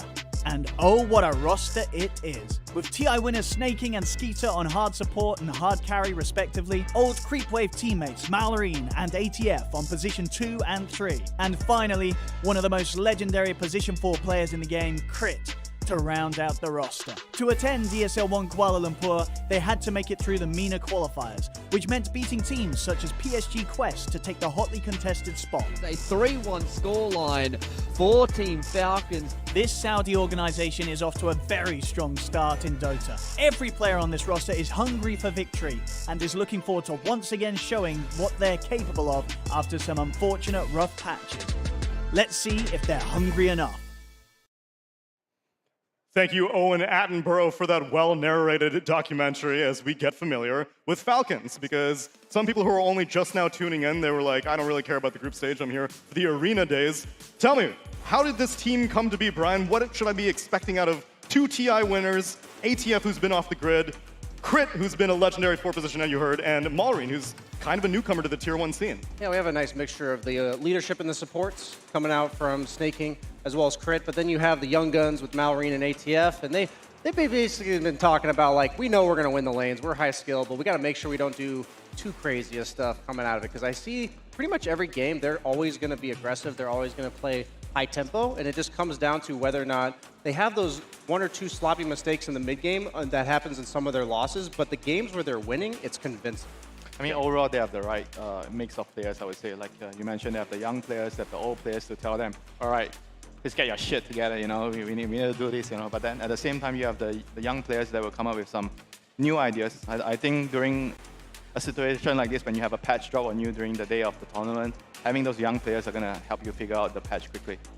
I'm really impressed by how clean they look in some of their games, though. Like, ATF had some faults as an offlaner. It's like people were their team was forced to draft around him, but so far on this team, he's just been playing conventional offlaners and playing them all excellent. Crit, I think, has looked like a new bloomed player as well. Before, felt like he's always playing these initiator fours. Now he's just playing like Weaver every game and having like incredible performances as well. So it kind of feels like them as a squad just complement each other so well and allow them to do new stuff that felt like stuff they didn't know how to do. Whereas in contrast, they will be facing off against Team Liquid, who's a team we already got to see perform earlier today, and to resounding success, they 2-0'd Team Secret, and they did it with basically like 2 hours to read the patch. Yeah, that series was hyped because both these teams had to do their best theory crafting, and I think it showed the power of 33 being like the coaching slot effectively for this tournament, because he's one of the most noteworthy theory crafters in the entire professional scene. And I love their creative items. The first game we saw Boxy, it's definitely like a Guess the Hero edition. Yeah. It was like a Blink, Wraithband, Ghost Scepter, Reaver on support Lion, you know? That's the kind of stuff that new patch, new ideas, and they were definitely not afraid to whip it out today. I mean, do you guys think he had the right skill build, though? Yeah, the 1-1-4 into 1-4-4. That 15-minute timing with the shard. The shard timing, my friend. The shard's cool if you think about it. I mean, look, we've all read the memes. Like, a lot of armor with a lot of magic resistance means you're tanky, and the fact that you're also doing damage. I don't know if you've had those games before with Lion where you're like, oh, I'm going to jump in late game and mana suck them, and you click on them and they have 2,000 mana, and you're like, oh, this isn't doing anything at all. But now it is. You're doing damage, so it's a cool thing. I think it's good from the 4 position. From the 5, earlier today we saw that as well. It wasn't as good. So 4, I think Boxy's on top of it. And we've also been getting a chance to look at Saberlight's pool. We interviewed him on the stage after their win. He was saying that Visage is something that he's had his eye on now, and the new talent allowing 3 soul assumption targets is a pretty good buff. He also, despite his fantastic Slardar performance, wasn't saying that that other meme that we were reading was entirely accurate. He was saying that maybe that hero needs a little more time in the oven. Yeah, I feel like Saberlight's going to be prepared on a new patch. Like, this guy is willing to wing it, and I don't think he's going to be afraid to try new ideas. And he's also probably got things cooking that he's one of the players I think it's saying, when a new patch comes out, I think this hero is going to have been slept on in the previous patch, and he's going to be looking for those to be coming out. Yeah, I think it helps them a lot, you know, like you have a stand-in, and you don't really have much practice together, so now the new patch, boom, you know, everybody's 0. So it evens the playing field for them, and I feel like maybe the patch could open up a lot of like greedier, polarizing offlaners. When I talk about Saberlight, I feel like he's like a greedier offlaner, and maybe this patch is going to unlock his playstyle with Liquid. Yeah, because during the group stage, we were seeing some shortcomings of a Saberlight hero pool as opposed to a Zai hero pool or a 33 hero pool. And how do you think he's been slotting in after now, I guess, 3.5 days of playing with them, officials? Yeah, a lot of data there to go on. No, he's been doing good for sure. I mean, Zai is a very unique offlaner. I think Blitz has described him as like he's the best player for doing a lot with very little. So in the way that he slots into the team, he gives all that space and farm, and like, you know, he'll be like, oh, I'll just tank the lane. And he says that every single game. Saberlight maybe needs a little bit more finesse or a little bit better lane matchups, but he does have a lot of skill as well. So it's just like a different play style that, you know, maybe becomes those like long fights where he does 7,000 damage casting soul assumptions. So I mean, it kind of affects the position 4 the most. I think when you have offlaner that farms a lot more, so it means that your position 4 has to be less greedy. You have to play more for him. Whereas if you talk about like you mentioned that Zai is much more a team player. He doesn't really care about his farm. He cares about if the team can function well with the draft, and that's kind of the thing that they have to adjust to right now with Saberlight. That covers some of the side lanes, but Brian, not to put you under pressure here, is Nisha still the best mid laner?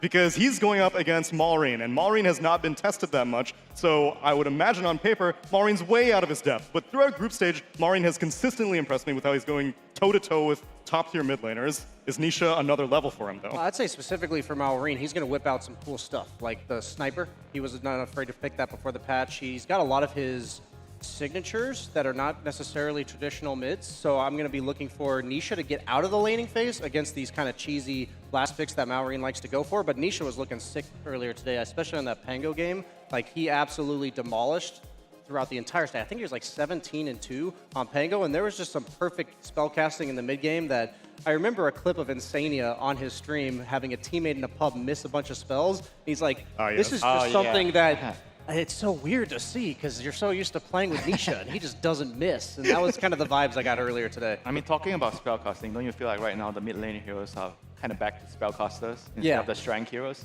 I agree. Do you think that might actually favor Nisha more? 100%. I hope he's one of the first players to whip out like the Ember Spirit or the Void Spirit. Those heroes got some noteworthy buffs. And you got Veil on the Ember Spirit. It's an aura now. That's true. I mean, the only difference though is that Nisha did miss a little bit at TI. Like, he did not have his normal Misha level performance. It was still good. Like, they still had like a good placement, but it wasn't up to their normal standard where they get like top 4. But his normal standard is already still better than everybody else. Sure, but and he has been playing better than his TI performance here, so it could be a brand new level Nisha. Well, we got a lot of analysis on Liquid based off of years of data, but again, who are these Falcons that we're going to be witnessing? Well, we got Slacks to speak to them right now.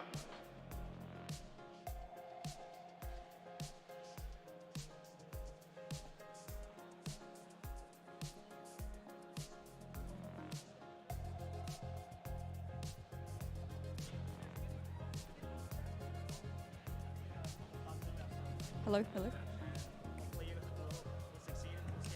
Most broken neutral item, go. Quickening Charm is removed. Quickening Charm is removed. The most broken neutral item, just tell us right now. We're all asking, please. Apex. Apex is still the most broken. Okay, you guys seem like you're prepared. Get in there. Have a fantastic game. Thank you so much. Crit, one word. Hi. Hi, let's go. Hi, everybody. We're about to get into that game. Thank you. Back to you guys. Ladies and gentlemen, a hi from Crit. What a way to go. Oh. Okay. I guess we're done.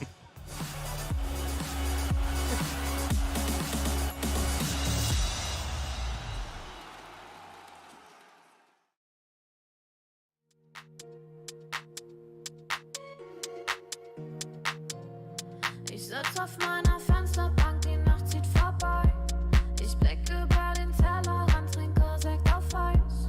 Ein Teufel und ein Engel tanzen auf dem Parkett. Vielleicht sind wir unsterblich, müssen nie wieder weg. Ich sitz auf meiner Fensterbank, die Nacht zieht vorbei. Ich blick über den Tellerrand, trinke Sekt auf Eis. Ein Teufel und ein Engel tanzen auf dem Parkett. Vielleicht sind wir unsterblich, müssen nie wieder weg. Backpack, Kippen und Drinks gegen Tristess. Großstadtbild, komm mir nicht weg. Kopf fragt, mach kein Pisstest, nein. Ich will nicht auf deine Party gehen, nein. Engel und Teufel tanzen Schwanensee. Von deinen Lippen tropft der Chardonnay.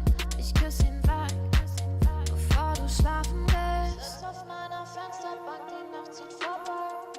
Ich blick über den Tellerrand, trinke Sekt auf Eis. Ein Teufel und ein Engel tanzen auf dem Parkett.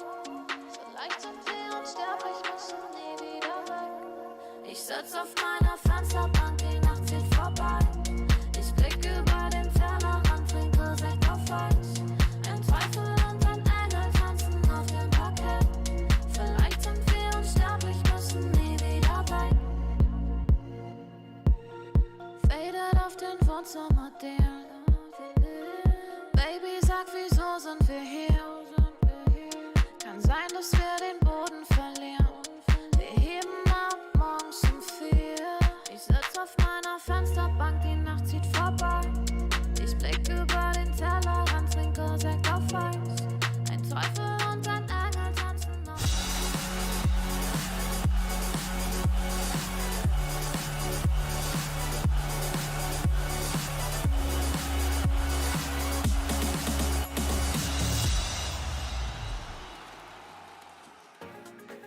Kuala Lumpur, are you guys still with us? Ah, fantastic. We have one more series for you here today, and it is sure to be a banger indeed. One more elimination series, Someone will be going home. Liquid already with a fantastic performance so far, but we have someone new coming to the stage. And I am so excited to welcome them. I've been thinking all day about the cringiest way I could get these guys on the stage and make them embarrassed, and I think I have it. Ladies and gentlemen, please put your feathers together, get those beaks open, and let's welcome to the stage, the Falcons!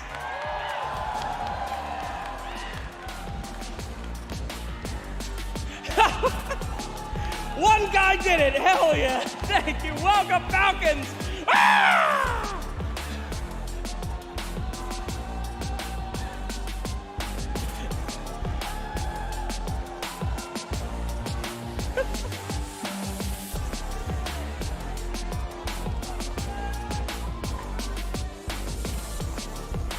Fantastic, they absolutely hated it. Thank you so much, everybody. Give it up for Falcons one more time. There you go.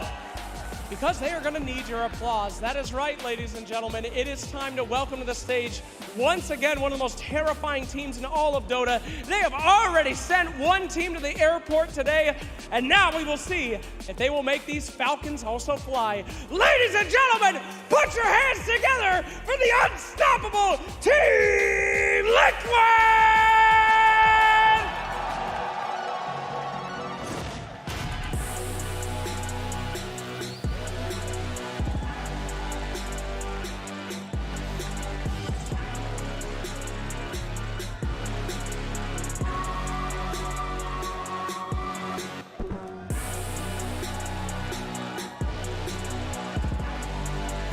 There you have it, Team Liquid. They call them that because they make their enemies cry, and then they drink their tears laughing. Unbelievable champions that we have seen so many times. But it appears that our teams are ready to go head-to-head. Folks at home and folks here, are you guys ready to see our last series of the day? Alrighty-dighty. Looks like we're wide awake and we're ready for some Dota action. So let's go ahead and get over to it. We'll throw it back to our panel. Thank you very much, Flax. We are getting ready for our top 6. We have now sent 2 teams home in our top 8 as a Tundra and a Secret have bowed out of the competition, and now it's between Falcons and Liquid. As we get moving forward towards the draft, I want to go back to one thing that you alluded to earlier, Brian, although I'm going to specifically ask Winter. You were saying that Maureen has some cheese in his pocket, which he definitely does, but Winter, did we not see this man face tank playing Dragon Knight like 4 games straight? No mid player wants to have to do that, but Maureen did it. Why? It means he cares about winning more than having fun. Yes, it was working. He was winning regularly, and it was also a little bit of a flex pick because him and ATF have a lot of overlap between their heroes. Yeah, that's definitely good for their drafter, when you have cores that can play multiple heroes at the same time, so you can always think about different ways to trick your opponent, or sometimes trick yourself if you're unlucky, but it's definitely nice for the drafter, when you have your core players like the setup being like this, and you can always think about different drafts, and especially when you're on the first pick side, you can plan accordingly, and on second pick, what do you want to do? And for as much praise as we give Liquid about being able to adapt to a new patch with all of their different coaches and friends and buddies and all that, Purge, I feel like ATF's hero pool is ironclad. It doesn't matter what patch you put him into, he's just going to play the same 4, 5, and now maybe at this tournament 6 different heroes. I mean, Mars just got buffed this morning, so that's his tried and true classic. Yeah, I think his hero pools look just straight up better this tournament. I think they're playing around him. He's playing decent variety, and he's looking good on all of them. Like, he's really showing that star power again, so he's definitely a player I fear. Which one would you say is his best hero right now? His best? God, I don't know. Every single hero he plays is very effective to me. I don't know if I have a best. Do you have any ideas? Probably the Mars. Probably. That's the easy one. Easy pick.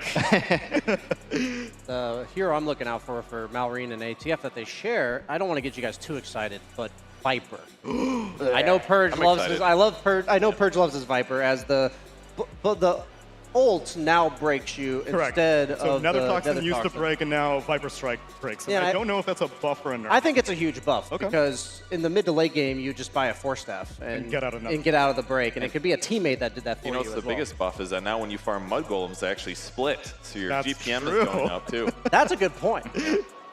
So what's the build? What do you get on this hero right now? I think it's like the double Wraith Band, probably Boots Manta's bot. I think that's what Malrine tends to always go for. Well, XM the other day, the Viper Oh, the Axe. he went that fast Axe, Brown Boots Axe, to deal with the physical damage. He may not need that now, though, because Nether Toxin does do attack speed slow. So you could hypothetically fight in it with your corrosive, with your passive. It's like a lot of attack speed reduction. So there's maybe some new Viper builds that we'll see. I'd love to see this new Toggle Revenant's Brooch. Ah, yeah. Because like you turn Universal level 25, then Universal Revenant Brooch. I mean, I don't really know if the toggle is useful because I feel like most of the time you're just going to use it on one person in a fight anyway. Yeah. But the concept. Yeah, I think any hero that's agility or universal is going to have mana issues with that item. Like, That's true. I think the 75 mana per hit will be an issue for most heroes in the game. But we are seeing, like, we're talking about Malrine, Viper. ATF does also play Viper, but when we're looking at the bans from Team Liquid, they're once again also targeting ATF pretty hard with the Timbersaw, the Mars, and the Slardar. So we might be needing to see an ATF hero earlier on in the draft, just in case none of them are left. There's still a Doom, though. I think Doom is still pretty strong in this current patch. He kind of got buffed, right? You He can't did. deny the Doom right now. Yes, and then they also made Infernal Blade better. Yeah, they lowered the cooldown. Yeah. I mean, Bench is also a hero that got buffed pretty nicely, so now you don't have the damage reduction, but you do have the barrier, which blocks magic damage or physical damage once you swap your target. And if it's an enemy hero, it does 150 damage at level 1. So it's either 150 damage or 150 barrier for your teammate. Yeah, mid game, that's like a lot more damage for a hero that kind of operates on those thresholds. Like, she has a limited amount of burst damage, and giving her that extra 100 level 1, extra 250 level 12 with the ulti, I think that's something that Venge would rather have. I think the save aspect of Venge is nice, but the displacement of it is more important for her teammates, while the damage is better against enemies. Yeah, but you think about it, what happened to Disruptor in the past? He got a buff, Glimpse does damage, and the hero just became so good. Yeah, exactly. It can make a difference for sure. Liquid did play Venge earlier today. Falcons grabbing that instead, and Liquid with the Muerta response. I think this is a decent response because if you are worried about like Avenge lowering your armor, you just don't care if your ulti is active. Yeah, and anyway. it's also the silence. It's pretty annoying. The level 1 swap 800 range, more or less you're going to get caught by the calling most of the time. So it's pretty difficult to play against the Muerta if you're a support bench. Yeah, you just put it in the place where your opponents are going to run through to save the guy that you're It's just ganking. very hard for the And you're bench. just like, you're so slow, you're running in, your cast range short, and you see the ghosts running around in circles, and you're just praying you don't run into the ghosts, you know. Yeah, they're very spooky. I think the neutral items might be a significant buff for Muerta. Like, we see Boxy earlier today just go like Hurricane Pike Moonshard and then took the Ancient defending item, the one that gives you 50 damage at minute 37. Like, a hero in the support role that benefits from these damage items that they've released, I can't think of a better one than Muerta. And even though she's a support, people are just building her to scale still. So that part of the meta has not changed so much. Yeah, but then you feel like the game should be faster right now since they removed some of the economy from the creeps. So technically, those pushing heroes would be great. If your enemy is trying to play a greedy position for supports that want to farm, then you're gonna maybe be able to run something like a Death Prophet, Leshrac. Those heroes got buffed in the patch this morning. And you have Solar Crest for those heroes, which is also really good now. It gives you a barrier, so you can just ball together and push down towers. But that's another reason that Muerta is kind of cool too, because if you flex it to carry, if everyone's buying something that gives you a 300 physical barrier, who cares? You're doing magic damage anyway. So in some ways, and I feel like I saw this in some of the games throughout the day, Solar Crest seems really good, but if you're just doing magic damage instead, it's not nearly as effective. I mean, do you think you should buy it on the core or you should buy it on a support right now? I mean, it seems valuable. A lot of offlaners are buying it, supports are buying it as well. Yeah, we see two on the same team sometimes. Yeah, that's very different than old Solar Crest, right? They don't stack, right? You can't use two on the same guy, right? Yeah, but you can refresh the barrier if the first one goes away, probably. Yeah, it's So- not 100% uptime, so it probably is if you have two of them. But it seems good. It's HP and mana, and then movement speed, attack speed, and armor as well. And armor, and lots of mana regen. It kind of just gives you a little bit of everything. Makes your heroes very tanky, very fast for pretty low cost. It kind of gives you an idea of how much these players think about the game when it comes, like, it's like 6 hours into this new patch, and they're already like, yeah, this item seems clearly better than all the other ones. They changed so much in the game that there's going to be a little bit of Yeah, my imbalance. favorite part about that is first game, straight away, Lion, let's go, man. That was the first thing that came to my mind when I was scrolling through the changelog. I'm like, this sounds fun. Yeah, it's one of those where you don't know necessarily until you play it in the game. It's always about theory crafting and then what's the reality actually look like. But I like the fact that it happens so quickly, and yet every day we're going to see something new. Yep, so they have like a bench Razor, and where every time you have bench, you want cores that can abuse the minus armor. Razor's one of those heroes, and he did get like he got a slight buff, right? Cooldown. Wait, the drain is The duration longer. on the drain, yeah. The downside is he can't Tormentor as easily now. He's one of the heroes that really abused minus armor, so it can't go below 0, so you can't necessarily solo Tormentor anymore, but still a fantastic hero. So basically now you always need like three people to get the Tormentor. Razor could probably do with just one, especially if it's Venge. Like one extra, yeah. Razor can like easily solo Tormentor. You get down to maybe like 30% HP at the lowest, so if you have a Wave of Terror on top of that, Yeah, I guess it's not more minus armor, but you just needed some body to tank, basically. Yeah, this is already very scary. A lot of physical damage. Bench, Razor, and Huskar. I mean, you would expect a more magic heavy draft with the patch, you know, but the Falcons think that the minus armor strat is still a viable thing. I think you as a carry player, if you see this kind of minus armor strat, would you just straight up want to play the Moeta as a carry? I'm going to be Terrorblade here if I was in this game. I think you want like a high armor illusion hero. It's good against both of these supports and Razor. So I would be pretty surprised if they don't pick one of the illusion heroes here. And I think out of all the ones Mickey likes playing the most is Terrorblade. Do you like PL though? I couldn't believe they nerfed PL, man. He's one of my boys. and he wasn't did he even, get nerfed? Yeah, he got nerfed. He wasn't even getting picked. Poor. Yeah, I'm biased though, so I can't be too salty. But he did get the Diffusal upgrade. That's better though too. Oh yeah, that's true. So he did get a buff. I mean, the that's nerfs why. were not big. They changed his 10 talent, I think, and they made the Ags Spirit Lance slow a little bit worse. Yeah. So it's like it's pretty small if his Diffusal Blade is better. It's more agility, so just straight up. So better at the end of the resolutions. day, do you think he's happier? Yeah, PL's I happier. would assume so. Yeah, seems good. So they go for the Visage that they used earlier. It's not an illusion hero, but it is a summons hero, and since Falcons is all like single target burst, that Gravekeeper's Cloak is nice. The supports can't really do much to the familiars. Like as Venge and Tusk, you see the birds, you gotta run. You know, you have to buy Ghost Scepters, you have to buy Force Staffs. You just need to make sure you stay alive in the team fights long enough to cast your spells. And it's natural Vladspire, so that's a lot of armor for your team to help offset what Razor that's true, and Venge are doing. I mean, we've seen Vlad's a lot today, despite the fact that it effectively got nerfed by that it's not in the Helm of the Overlord anymore. They just buy it anyways. I think the armor's up to, what, 4 now, if I'm not mistaken? Yes, yeah, it is so 4. that's a huge amount for your squad. It really offsets the kill potential of the Razor and the Venge Wave of Terror. And Soul Assumption stacks now calculate pre-reduction. And so if you have a big minus armor draft on the enemy team and you build a lot of armor, then theoretically you should be able to build a lot of Soul Assumption stacks without going down to low HP. Yeah, that's true. Yeah, this is pretty ballsy, I would say, like picking the Void without seeing the lane. You don't know what's your lane. I mean, he's kind of okay against Razor. I guess if Razor's an off lane, you can always jump away from the static lane.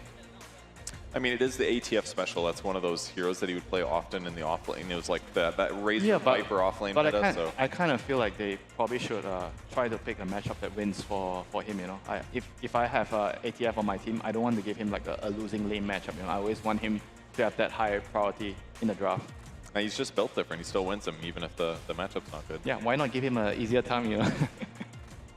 Who's putting damage into this Chrono, though? Because, well, I guess Boxy, the way that he gets farmed on Muerta, he's going to be basically a core at a certain point. I mean, you mentioned Soul Assumption. That's true. Also that one. I'm really liking this Naga pick. I think this Void is already going to have a tough time with the Chronospheres because the only follow-up damage they have so far is coming from supports. Like, I don't think Visage is going to do meaningful damage unless his teammates are doing damage with Soul Assumption. So Naga matches up well against Visage. Like, Illusion Heroes always do well against him because he's a single target physical damage summons hero. So Illusions are always good against those. And then at the same time, you have the Naga Sleep against the Chrono, Natural Manta Buyer against the Global. Like, it's just going to break Team Liquid's combo. And I think Team Falcon's sustained damage throughout the course of the fight is going to be much better. And so as long as this Naga doesn't get caught in the Chronosphere, and even then they have a swap, I think it's going to be very difficult for Team Liquid to execute fights in this game. I mean, he's going to need Lotus if he wants to use the swap against the Global Silence. Well, then just buy a Lotus. Yeah, buy a Lotus, sure. You know, bench support, you can easily afford that Lotus. It's a very good point, though. I mean, the Void is sort of already countered a bit between Song and the Venge. I mean, you pick it blind, you know, he's going to get countered. Yeah, but the Venge, I feel like he kind of thinks that because he has Silencer, he doesn't care about the swap. I do kind of like Time Dilation, though, based on how Team Liquid played earlier today, which was like very low cooldown, constantly fighting. Time Dilation is one of the spells that gives you a massive advantage in those circumstances. The talents got buffed a little bit. I don't expect they'll necessarily grab them, but that skill is like sleeper OP in some teamfight circumstances. Yeah, especially like you're playing against like something like a Venge can be very annoying. Bat Rider comes to mind, you know, if you're playing Bat Rider, you get Time Dilated, you just want to leave the game. I would love to see him potentially on Faceless Void on Mickey go for like the Maelstrom Ags build, because that's less reliant on the Chronosphere and better against these illusion heroes and longer fights. So that might be something we can look out for during this game. And then my question is since Void is, other than Ned, they don't have reliable lockdown for him. So I'd like to see that come out of the mid lane for Malrine here. He is going to be line picking, but they might do Puck, DK, that he picked a bunch of times in a row. He has been playing a lot of DK. And mid laners are on the agenda. Lina gets banned out, Hango gets banned out, Dazzle gets banned out.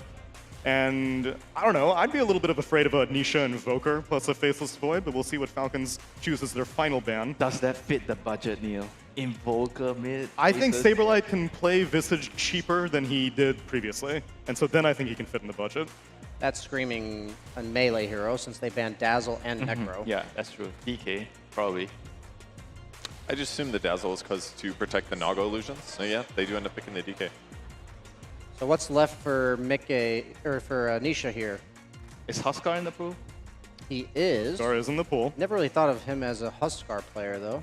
You do what you gotta do, Brian, to win the game. No, It's Nisha's true. honorable. He would never do such a thing. No, he just wants to win. I would like his hero to deal with Naga, so maybe Leshrac. I would actually like. Oh yeah, Leshrac a lot. Leshrac got a pretty nice buff today. The attack speed.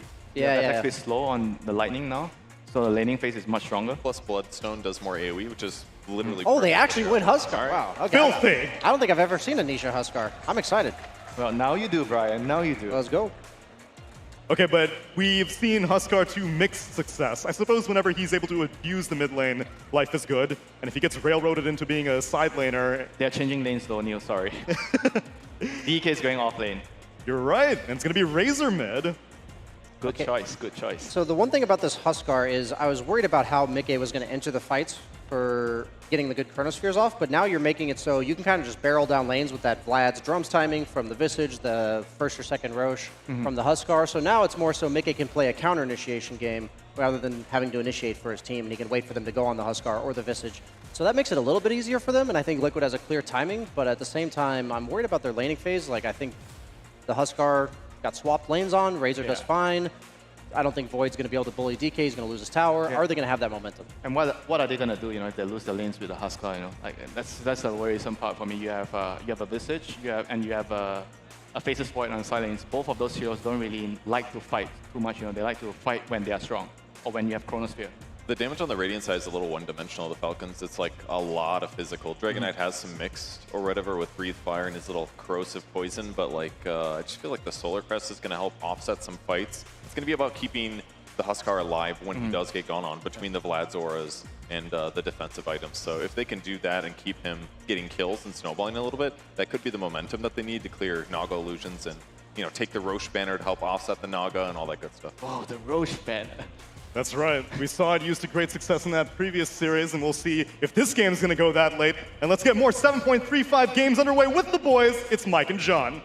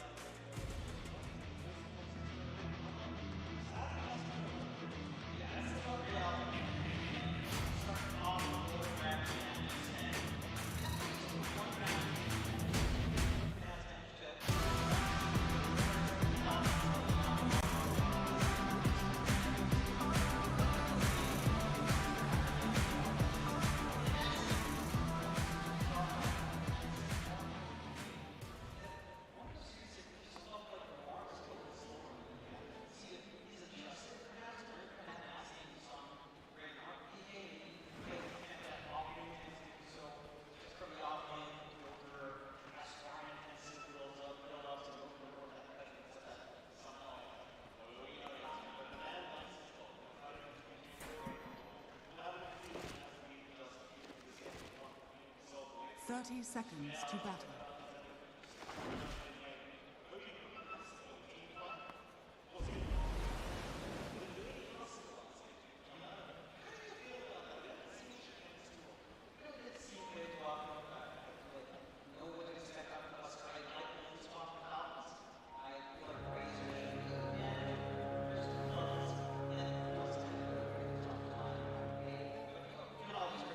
The battle begins.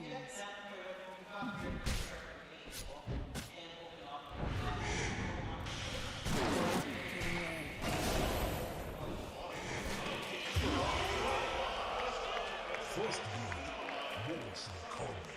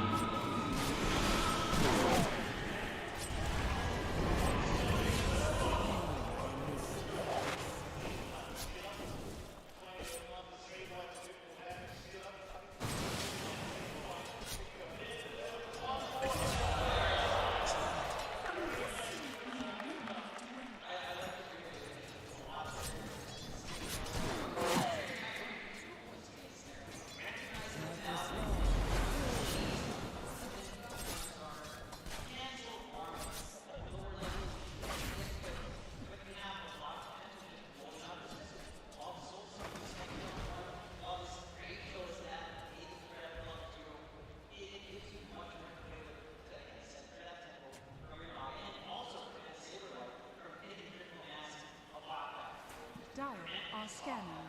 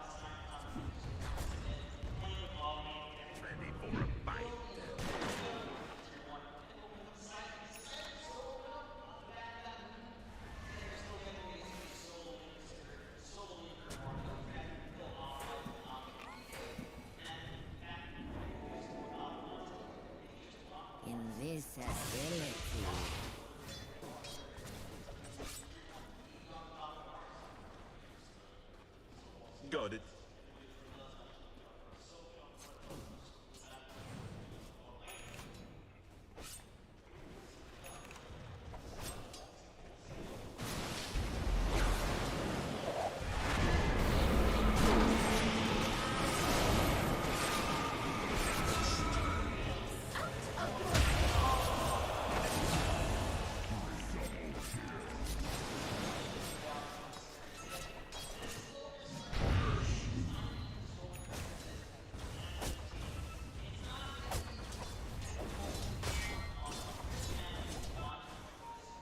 Dire's bottom tower is under attack.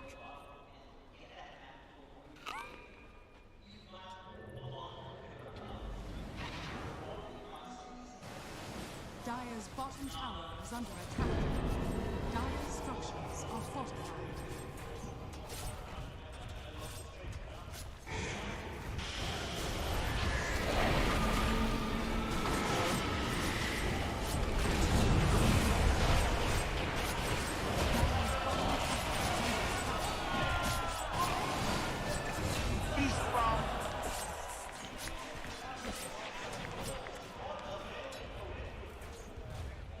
Radiant's middle tower is under attack. Dire's bottom tower is under attack.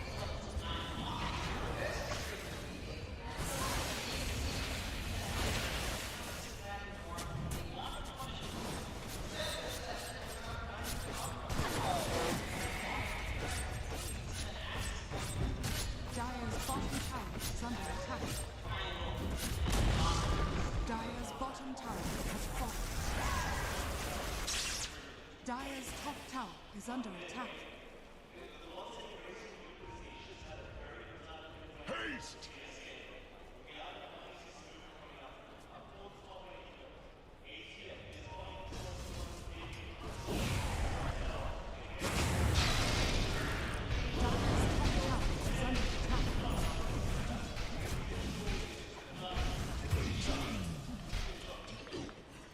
The ultimate sacrifice!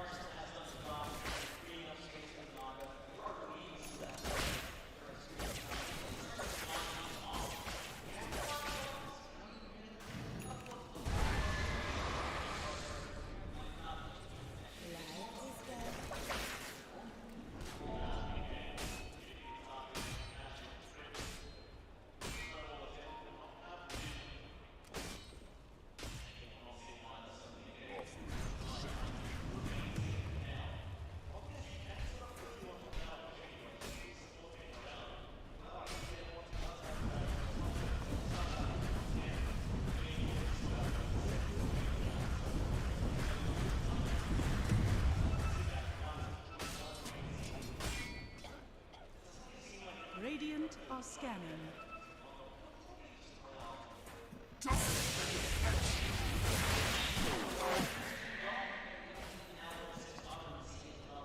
Dire's top tower is under attack.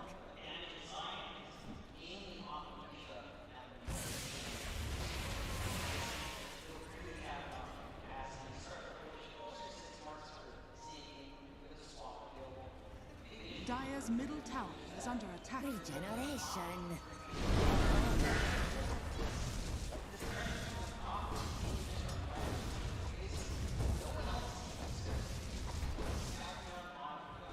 Dire's top tower is under attack.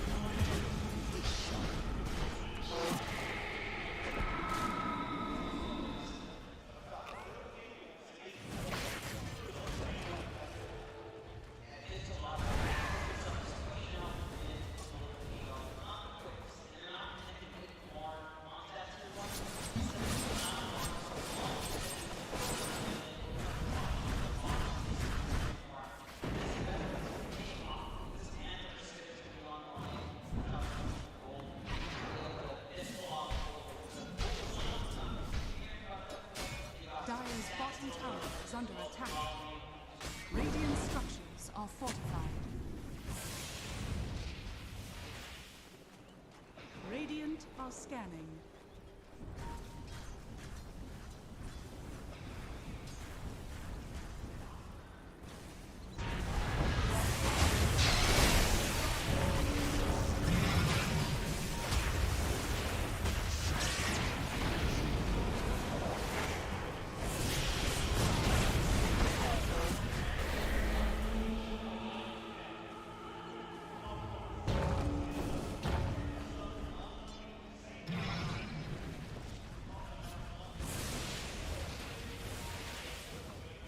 Radiant's middle tower is under attack.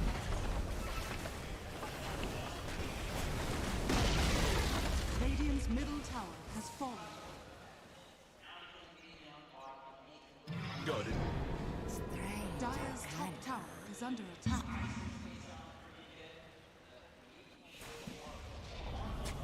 Dire's top tower has fallen.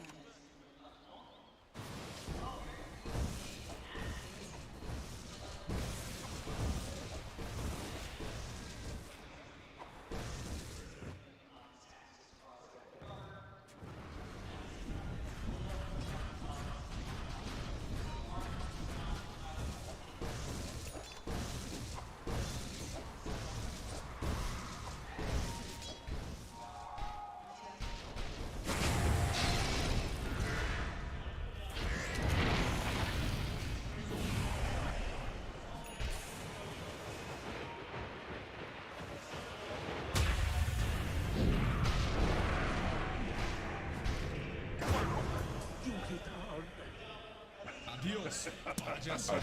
Okay.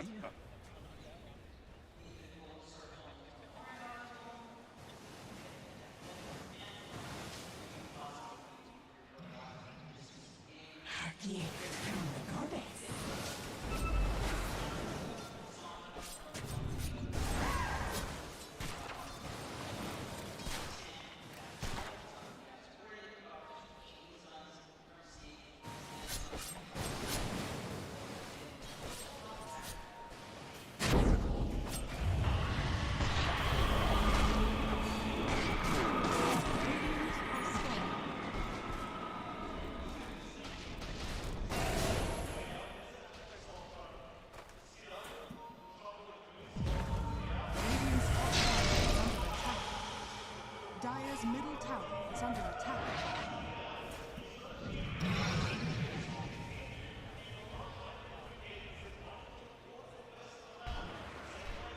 Radiant's bottom tower is under attack.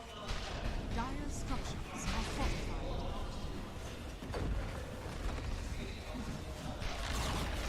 Radiant's bottom tower has fallen.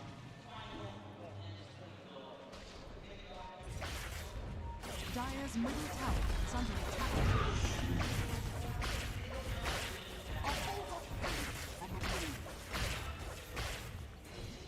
Dire's middle tower is under attack. Dire's middle tower has fallen.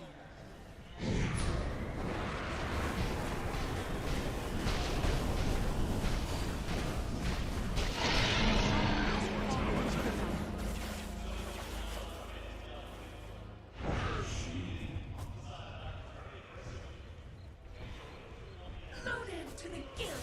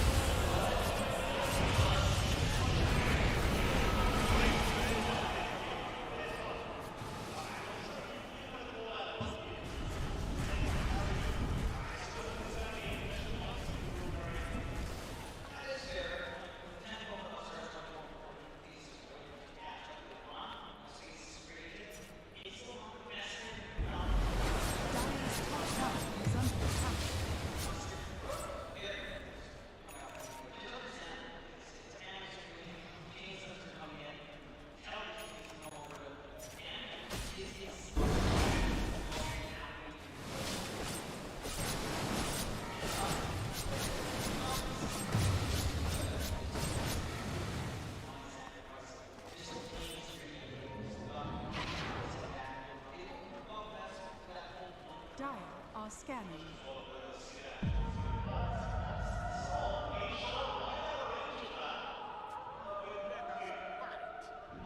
Radiant are scanning.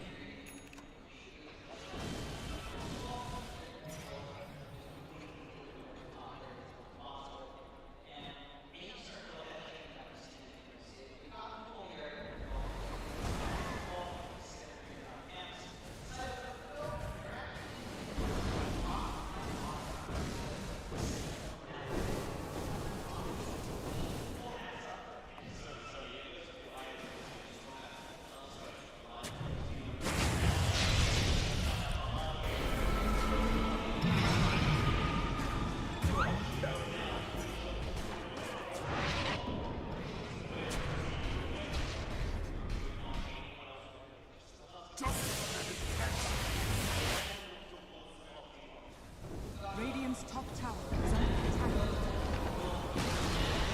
Radiant's top tower is fallen.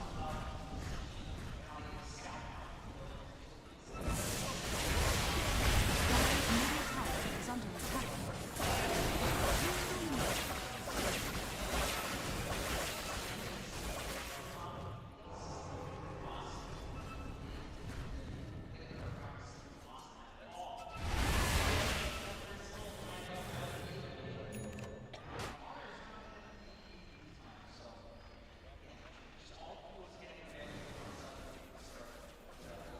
Dire's bottom tower is under attack.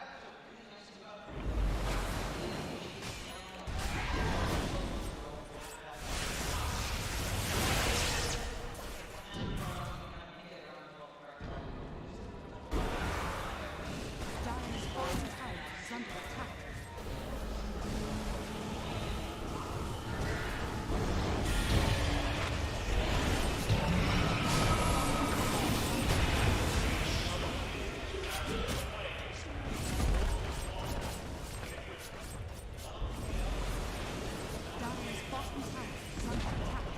Dire's bottom tower has fallen.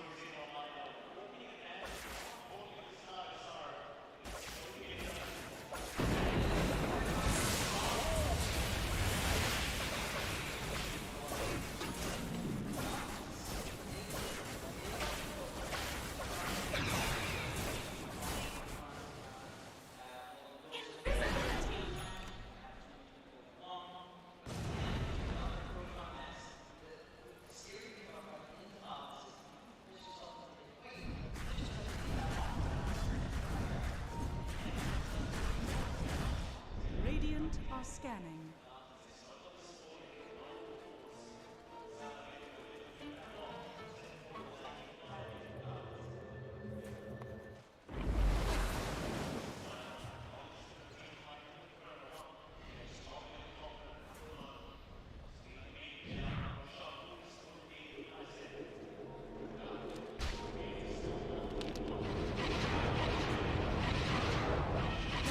Are scanning.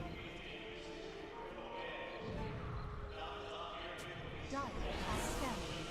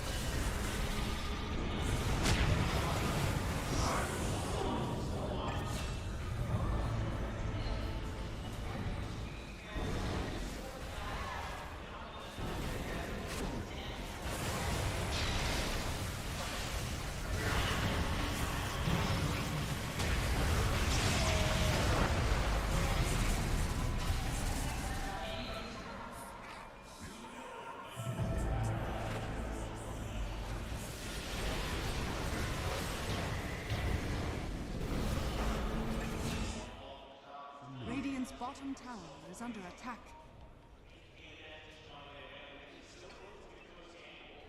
Dire's middle tower is under attack.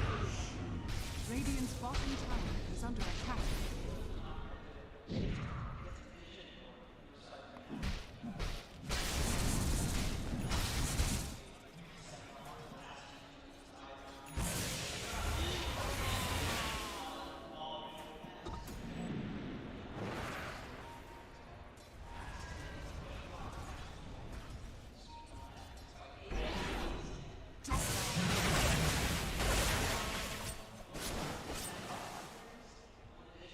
Dire's middle tower is under attack.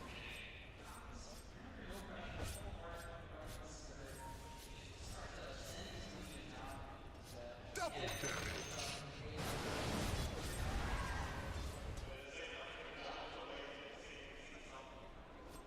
Dire's middle tower is under attack. Dire's middle tower has fallen.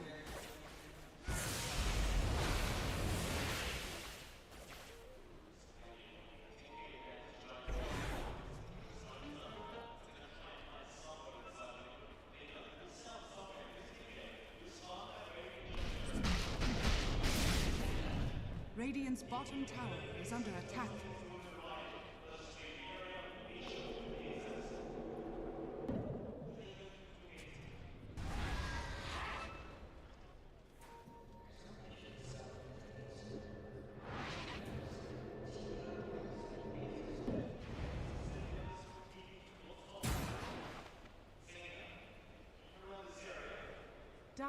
are scanning.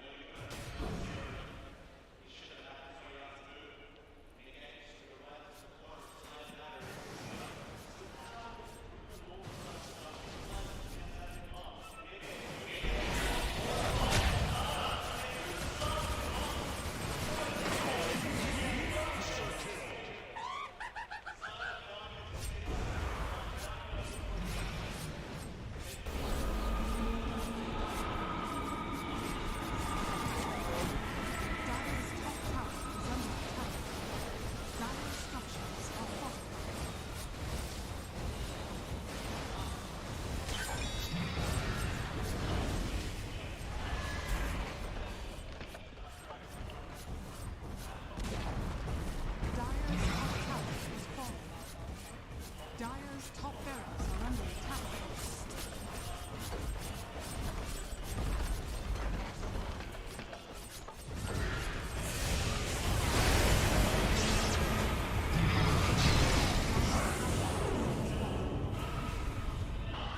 Dire's middle tower is under attack.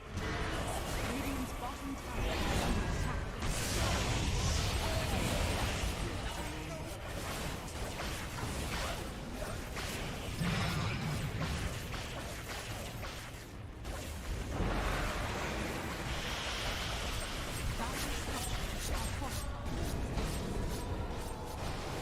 Radiant's bottom tower is under attack.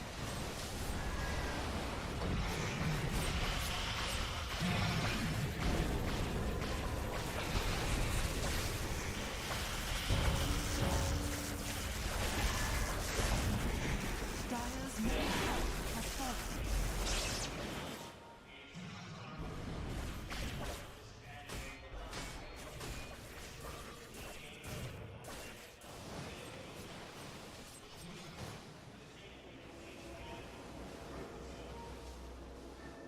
Got it.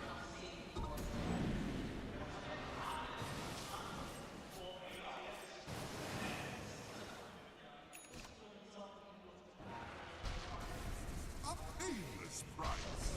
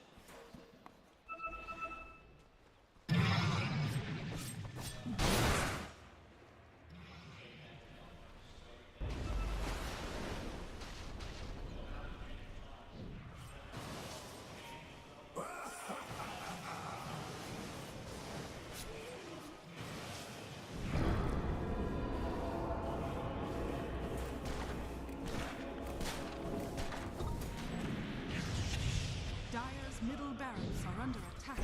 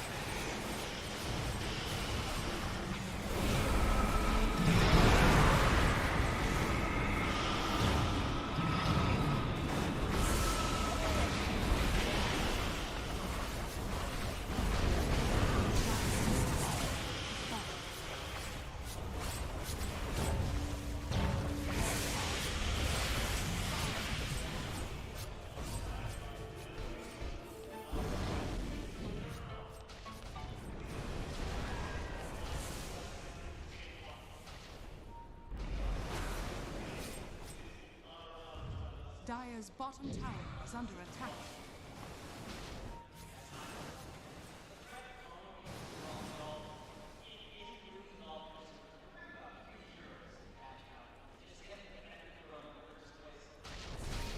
Beast bomb. I'll take that.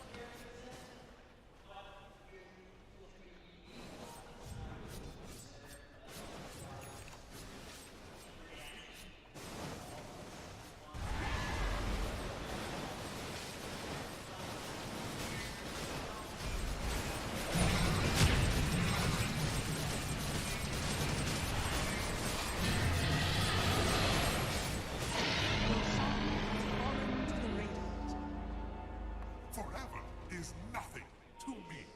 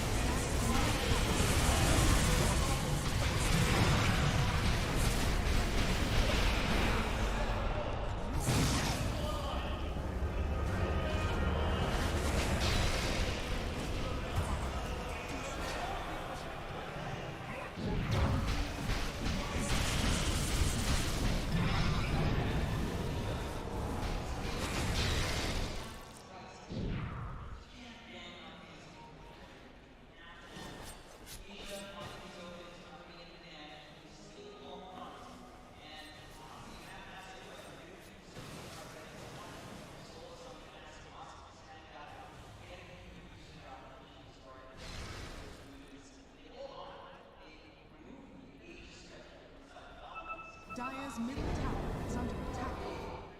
Radiant's middle tower is under attack.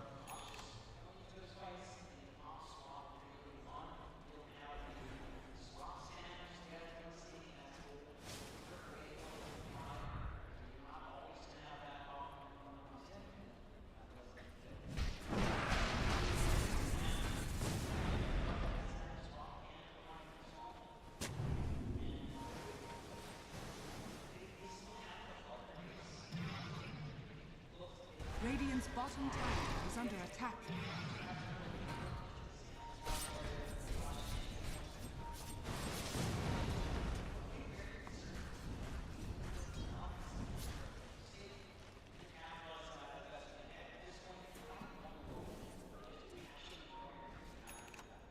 Radiant are scanning.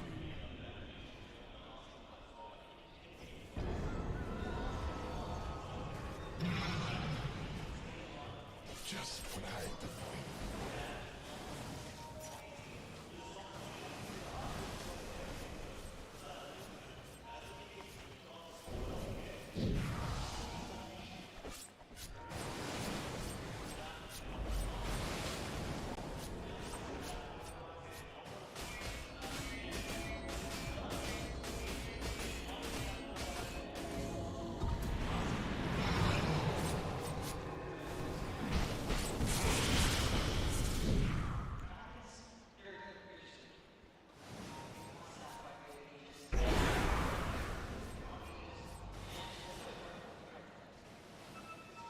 Dire's bottom tower is under attack.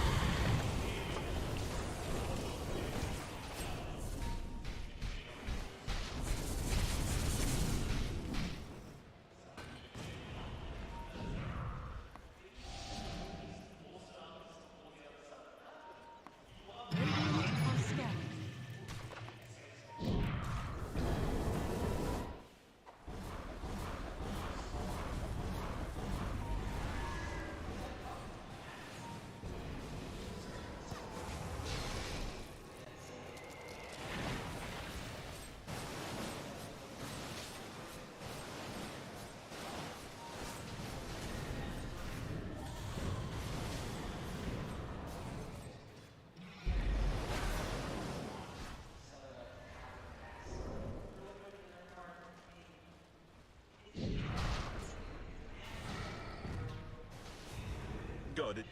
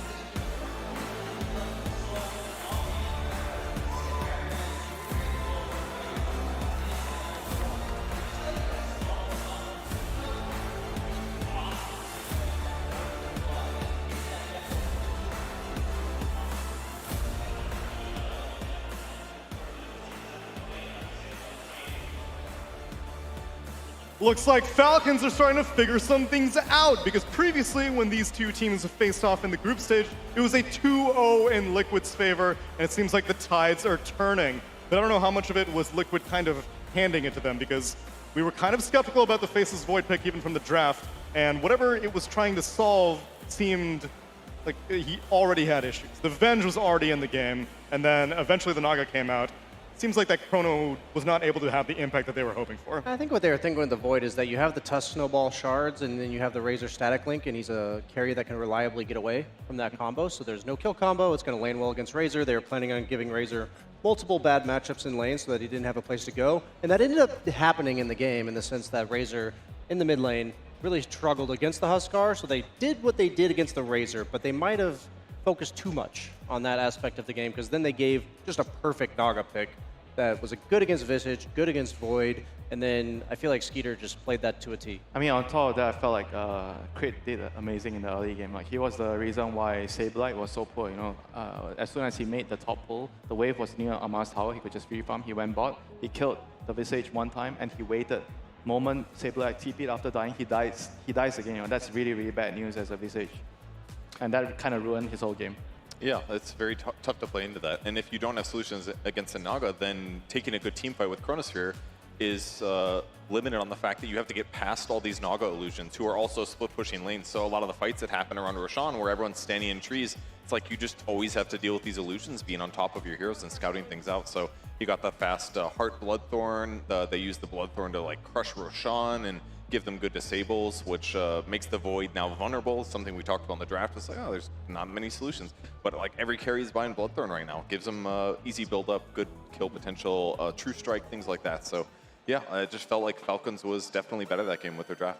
And how about that final pick, Huskar? We thought it was a little bit of a gotcha pick, but we had alluded to the fact that Malrine and ATF have a lot of overlap. So just because you see a DK doesn't mean it's going to go mid. It can easily go offlane, and it did. Ended up picking into a Razor. Yeah, I think the Razor did worse in lane than I would have expected. Like, I think Razor's been nerfed over the years in the early stages, so maybe Huskar wins that lane now. But the way you beat Huskar is single target physical. Like, that's what that hero's always struggled against. So even though he had a really good start on Nisha, they have Venge minus armor, they have the Razor minus armor, they have the Tusk tag team. Like, they had a lot of tools to burst Nisha. We saw him go in a few times when he was really far ahead. We thought he had Aegis that one time, and he just didn't, and then he died instantly. And I think that's something where they really... I think they just focused too much on the lanes on Liquid. I think they had a good plan for the first like 10 or 15 minutes. It was clear they were off to a good start, except for the bottom lane for Saberlight. But yeah, I don't know how they plan to deal with Naga. Yeah, the two blind picks at 16-17, they chose to pick the Faceless Void, the Visage, and I think Morita was same time. The 16-17. I didn't really like that as much because I felt like Visage is not a off-lane hero where you can afford a bad game, right? So you don't see your lane. I mean, sure, you see a Razor, but the Razor could have been anywhere. You know, you can't say that, oh, I'm just gonna have a good lane based on that Razor, you know. But you just can't assume that, and you kind of needed a more neutral hero. I felt at that point to enable the whole draft because they already had a Faceless Void, so you need something like a Centaur probably, like or Doom, you know, for example, you know, somebody who doesn't really care about getting countered in the lane, or if he runs into a bad lane, he can recover. Visage is just not that hero. So in order for their draft to work, it can only work with the Huskar just snowballing out of control. Sure, he won his lane, but it just wasn't enough because the other 4 heroes didn't provide enough value in the draft. Yeah, in game number 1 against Secret, when Liquid did previously pick this Visage, it was a second to last pick Visage. He didn't know his carry matchup because Secret ended up picking the Faceless Void, but it was still later on enough in the draft that you could tell that your Visage was protected and it would be able to contribute a little bit more in this game. It's really, really important to understand which the value of which offlaner at a different pick, you know, first pick or second pick, you know. For example, if you're picking on 18, you see an extra hero, then I think that you have more information to decide whether you can pick a polarizing hero like for Sableye, you know. That's why I was talking about Sableye is a offlaner, he's greedier, he needs to be given a lot more attention in draft, and sometimes it's difficult to balance it out in a draft for him. And it's even harder because the Visage does do a lot of magic nuke right now, but if you look at the cores on the enemy squad, he's trying to nuke down a Naga with a heart, he's trying to kill a Razor who's going to have a lot of HP, and a Dragon Knight. And the snaking, he grabbed a pipe, so all of a sudden all this damage is just mitigated. That was really smart though. In smaller, moderate ways, just to make it even harder for him to get kills and actually catch up into the game. I mean, on top of that, if you look at their heroes, so Silencer, Faces, Void, Visage, they're all afraid of the same type of hero, the Illusion hero. Okay, yeah. And they all pick it all together. I mean, for sure they pick it for a reason. It was Venge Aura first pick. They decided Silencer would counter it with the Global. But I felt like they were really thinking too much on countering the opponent's lineup. And then at the end of the day, you need to have a lineup that functions. And I felt like it kind of didn't really function at the end of the day.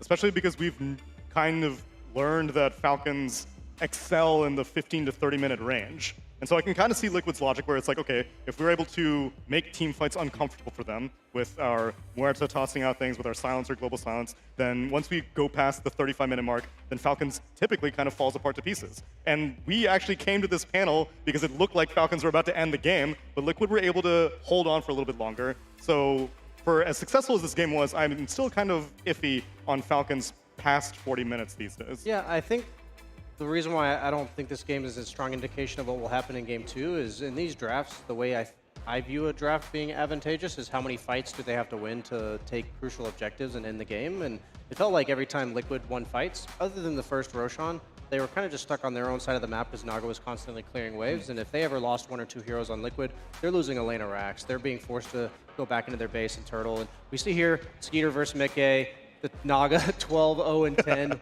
1-4-11. That's about the most one-to-one counter in the carry role, Naga versus Void. I don't think there's very many matchups in the game that are worse, just in the carry-to-carry. And so you're seeing it here. But we have to give credit to Skeeter that you have to play the Naga flawlessly. And he was always at fights. Winter was even saying, like, oh, look at this Naga, TPing to the mid-fight as a carry at 10 minutes into the game. That's what I want to see. And he may or may not have called me out. To go back to that point, I felt like Mickey was also... He had to do a lot, right? He TP'd when they were going on Saberlight. Before he got level 6, it was the level 5 Faces Void, TPing into the Visage lane because he felt like, oh my god, my offlaner is getting dumpstered. I need to do something to help him, but he TP'd down, and it was a buy one free one after that, 1+1. Both of the cores went down. But he had the idea that he needed the Visage to have a good game, Otherwise, he wouldn't be able to do much in the game. Any new information on the heroes that we're seeing here, Purge? Because this is basically our third series of 7.35 Dota that we've discovered. It seems like some previous trends are still carrying on. Like, if you showed me this draft, I wouldn't have been shocked if it was a previous patch draft.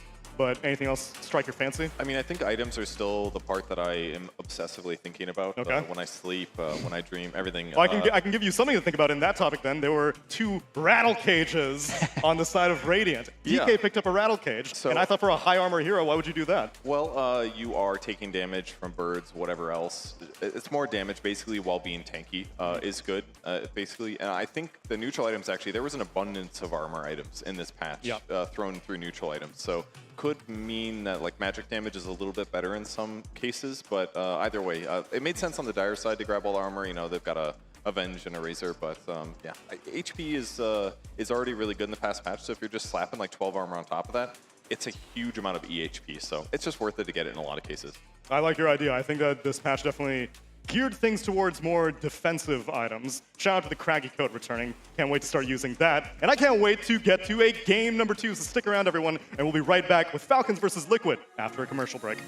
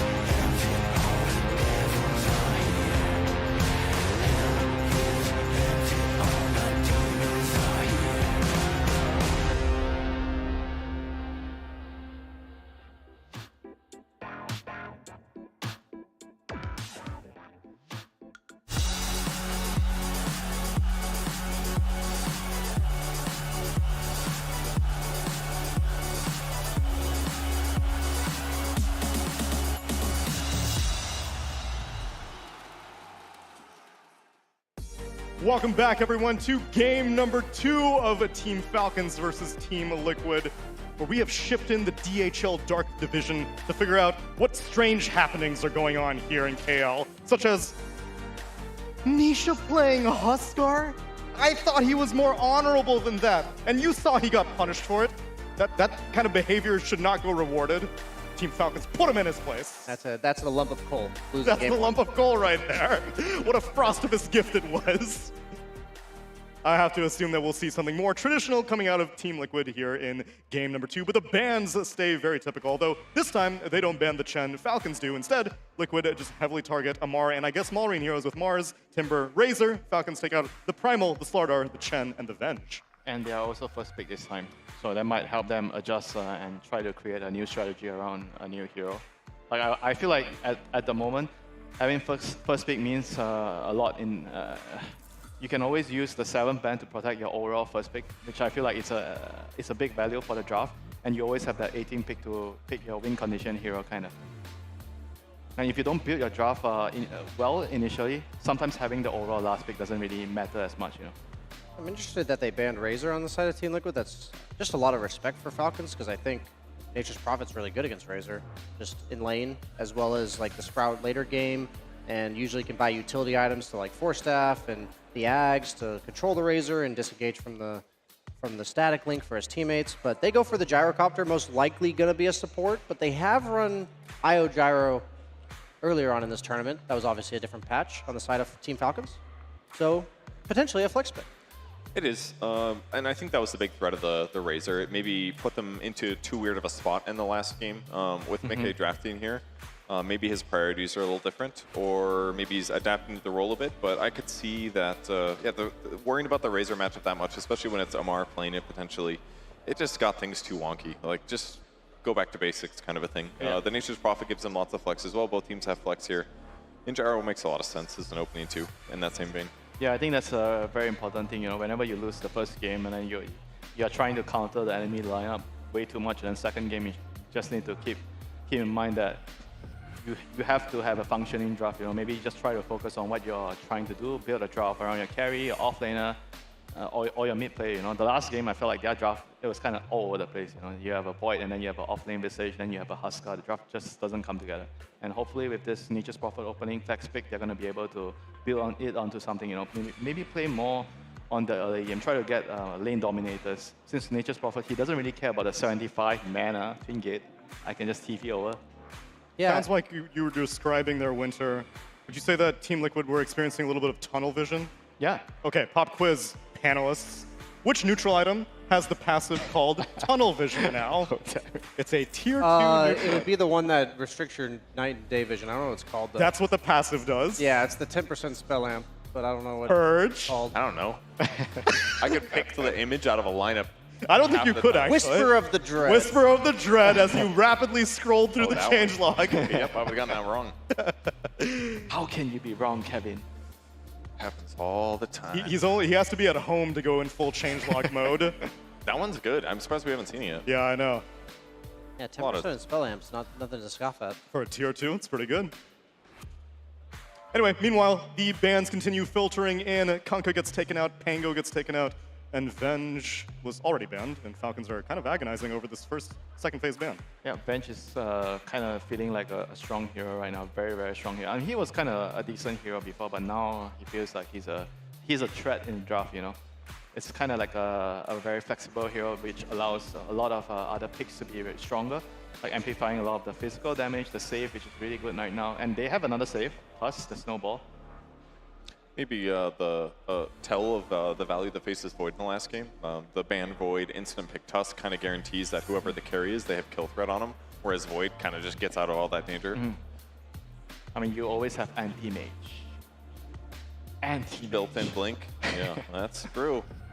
Are you a fan of anti-mage, Brian? Oh, that hero is so strong. I love having anti-mage on my team, especially. All right, anti-mage time. Now this is now they're going the circle strat. They're like, we are not getting Naga Siren 2 games in a row. There's no Naga yet on Team Falcon, but it will not be coming up. Can I rant about the CM shard briefly? Look, go to town. What if we say no? This shard, I'm going to keep doing it. Okay. The shard before this patch was pretty good. Like, the undervalued aspect of it is if somebody has AoE damage, they blow it up and it triggers faster. Just describe it to the people. Crystal clone, you make it, and what does it do? You do a reverse. It's like you jump backwards. Sprank. About 300 people. I don't want to have to explain Sprank as Fine, well. That's true, not very true, clear. Make a little clone. After 5 seconds, it explodes in an AoE frostbite. But if it just dies earlier, then it can line it up like instantly. So this is pretty broken now because, in my opinion, it's potentially broken because you can break it now with Nova. So hypothetically, if you get, let's say, a Blink Dagger with a shard, okay, you blink in, you do the thingy, the crystal clone, you instantly Wait, Nova. you're not gonna start with your own frostbite? You could, potentially. Okay. And in some ways that's better because then they're more layerable to do. Agreed. But regardless, blink in, cast it, Nova, they're instantly frostbite, and after that 3 seconds is up, you hit them with the second frostbite. Okay. We're talking a 6-second route if you have blink and shard, potentially. So are you saying you should always rush the shard right now? No, not necessarily, but I think it's pretty solid. Because it's another way to move up and down cliffs and things like that, and you can layer disables, you can push creep waves with it. I'm not saying it's amazing. It also disjoints. So I'm not saying it's like the most amazing thing. Hey, you get Ice Shard, you're like, oh, see ya, dude. So you're saying the support Crystal Maiden's going to blink into the middle of the fight? I'm just saying that if you are ganking on the map somewhere, Oh, you have that makes a sense. very layerable, like, 6 seconds of route. That's all I'm saying. She's just saying the support Crystal Maiden is going to be really farmed. Yeah, okay. She's going to have a plate mail a couple She's going to have a Midas burst. You know? I will always advocate Throne for and Ags, whatever, who cares? Battle Maiden builds. Okay, so we talked about the Viper before game one. Yep. This is another like Razor-esque hero for Falcons where both Malrine as well as ATF specialize in this hero. So a little bit of flex potential there going into the absolute last pick. Could be Viper mid, could be Viper off lane. They go for the Alchemist. What's most important for me about Alchemist is you can blind pick him if you have kill supports. Because Alchemist doesn't trade all that well in lane, but he's one of the best carries at all inning for kills with the concoction plus the acid spray. So they have Gyro in lane, and then we're probably going to likely see that same or a similar rotation from Crit on the Tusk as we did in game one. So we've got to be very careful of that on the side of Team Liquid. And they go for an elusive potential off-laner here, like we saw off-lane Wind Ranger here earlier. Don't you feel like they're trying to pick it for the lane against Viper? Yeah. Because the Viper was picked to counter the Lash in the lane, right? So they're trying to switch things up and move the Lash to the off lane. It could also be like Wind Ranger goes midder safe lane. It could be like a flex between those two. To mirror Too the much Viper. flexing, Brian. They go to the gym recently. Have you seen Nisha, man? He's bulked up. I've seen you at the gym. That's really nice. We didn't touch too much on the Leshrac in general, but previous draft you guys were mentioning you got buffs. The attack speed slow on Lightning Storm. Is that enough to make it relevant? Because it's not even being picked against any illusion heroes, which is usually Leshrac's signature. Yeah, and Lesh kind of needs like a lot of things. You know, you need your team to buy Solar Crest, you need your team to buy Glimmer, you need your team to buy Force Off. I think in this game I could see them needing everything for the Lash. At least he has a mana battery with Maiden. Yeah, kinda. I don't know if he wants the Maiden in his lane, you know? No, she's going 4-4-0 and blinking into. right. The Purge build. I mean, I would say that the Solar Crest is like far better on with the Leshrac on your team than it was before. Because what he really needed was raw health, not so much, and maybe a little armor. Of course, the Solar Crest doesn't do that to him anymore. I believe you get armor and HP. Barrier. Yeah, you just get the physical barrier, but that's still the weakness to Lesh is single target physical damage. So I think it could definitely be made to work here. So the other thing that got buffed about Lash is the Bloodstone, right? He has some cast range. It makes his AoE abilities more AoE. So like his Pulse Nova hits a wider radius, and then his stun is also a wider radius, so it's all bigger circles. It's actually pretty relevant on Leshrac specifically. Would Edict catch a further radius? I don't think so. Why not? If Pulse Nova gets a bigger radius, why wouldn't Edict? Oh, Kevin would know. Kevin? Neil would literally know this answer better than me. I have not tested, but I'm inclined to believe that Edict would be increased. We did test Pulse Nova. The only reason I find that relevant is because if you're pushing tier 3 towers, now your Leshrac can stand a little bit further back and munch away at towers. The 45 range. It's going to make all the difference. 75 range. And then you just get kicked back and you're like, oh, that 45 really helps. Tusk is in the game. Yep. That's why the Lash needs a mid shield in front right now. They have too many backline heroes. They need like a tanky beefy boy in front. Well, Falcons are expecting a tanky beefy boy. They ban out the Magnus and the Brewmaster, which leads me to believe that Falcons expect this Wind Ranger to be a side laner. If it's a side laner, what are the mid heroes that can be a tanky boy right now? There's no Primal. I guess that's what, Kanka? But Kanka doesn't like laning against Viper. You need a hero that can lane against Viper, and you need a hero that can be a tank for your team. I still think Terrorblade's nice. Terrorblade? You want to carry? You're yeah, gonna send, like I Rush think any side lane, like I think it matches up really well against Viper. It matches up Budget really not well against approved, Alpha. Brian. Too much budget. Well, where are you expecting this Viper to go right now? At mid or safe lane, but if you have Wind Ranger mid, and then wait, mid or off? I'm sorry, you guys are. I don't know what you're saying. These are all flex picks, right? Oh. Holy. Okay. That's not a flex pick. That's not a pick I ever see. No, he definitely is flexing. Nisha's flexing his smile muscles right now. No, Guardian Angel was changed. Now it's a single target ulti with charges. Yeah, who's the carry? I mean, it's cool you save whoever Alchemist goes on. This is kinda probably. interesting. It's probably Omni Knight. Omni does a lot of burst. Omni's the carry? I'm pretty sure they're putting Wind Ranger against Viper, regardless Okay, yeah. of whatever lane Alright. Viper goes Yep. to. So Okay. Falcons are going to dictate. No, can't Lash be the carry? Omni's a core somewhere. They're all cores. And Omni is Crystal Maiden also. Omni's laning against the Elk, maybe? Yeah, Omni would do well I in think laning that against makes Alp, a lot yeah. more sense. He's hard to gank with the Tuskar rotations too, so that's probably the idea behind it. So what do you build on this hero now? Do you go Echo still? Yeah, probably the Echo Shard build. Very common. Harpoon potentially. This also makes it really difficult. You were mentioning the armor for Lesh being an issue. Leshrax is definitely one of the best heroes to have the Guardian Angel on top of, Yeah. but that's immediately countered by the Shadow Demon coming out from Crit. So they actually rotate the Tusk to a core role in order to get this gotcha support Shadow pick. Demon counters like Lash, Wind Ranger, and Omni Knight. This is But that's probably all the three sickest cores. Shadow Demon pick I've ever That seen. is all 3 cores right there. Wow.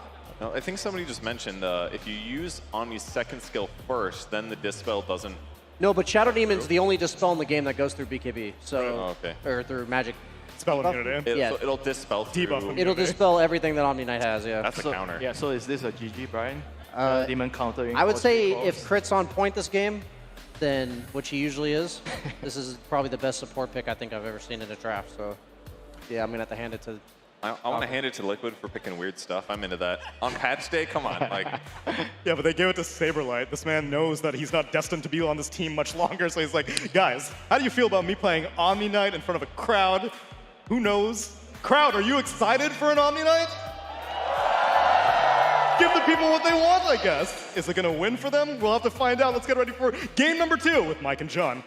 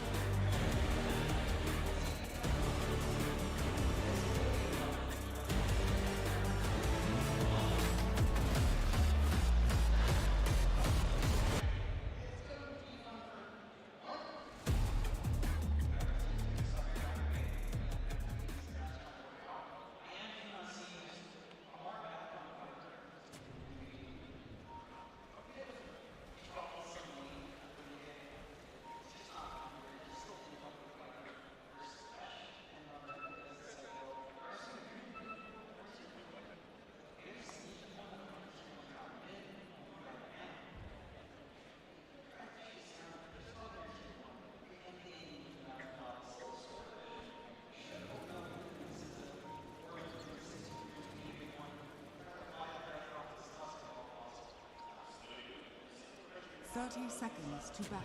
Adios, payasos. Bing bong. Have a little humility. Adios, payasos. The dusk is always ready for a fight.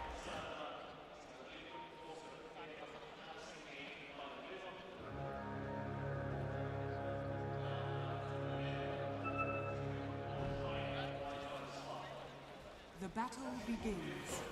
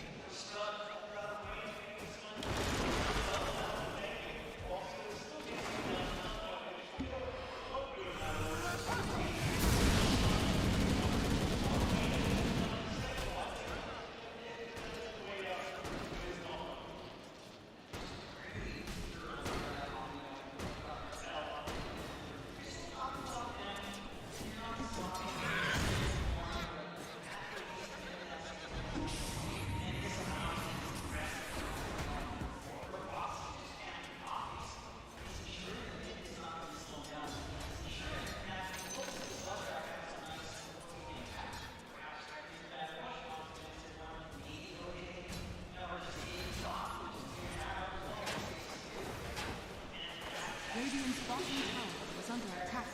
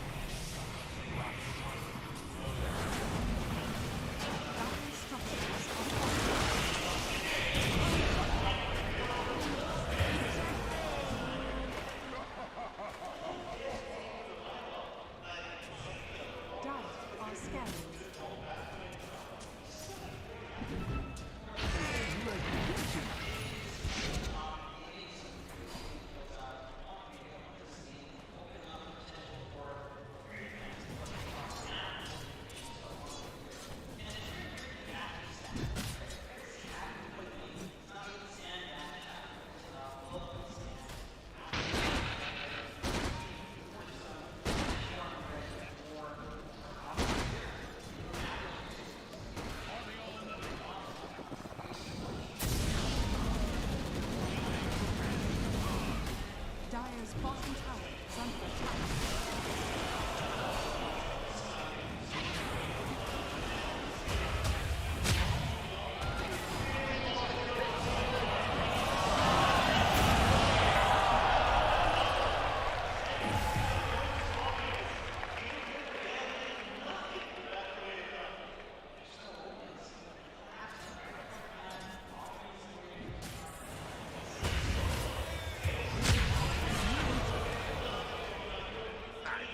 My own strength.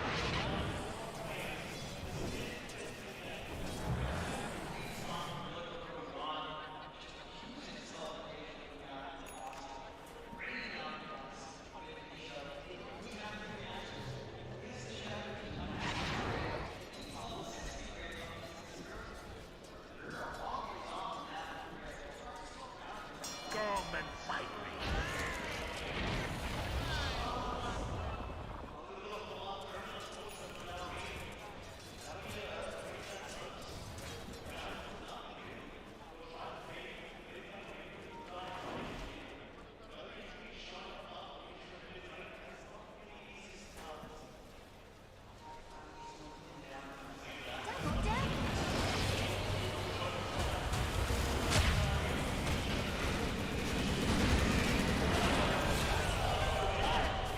Radiant's top tower is under attack.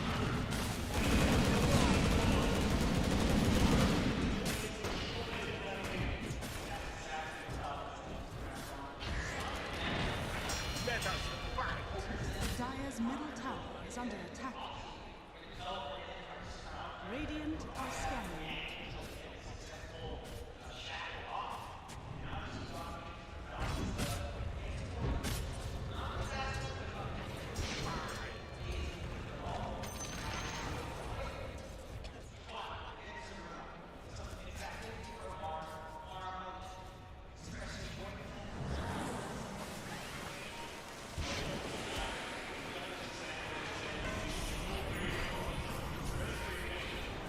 Dire's bottom tower is under attack.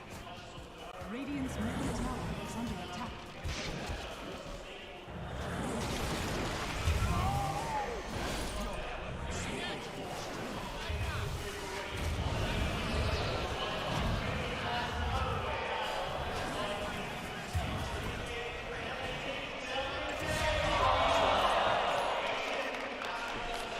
Dire's middle tower is under attack.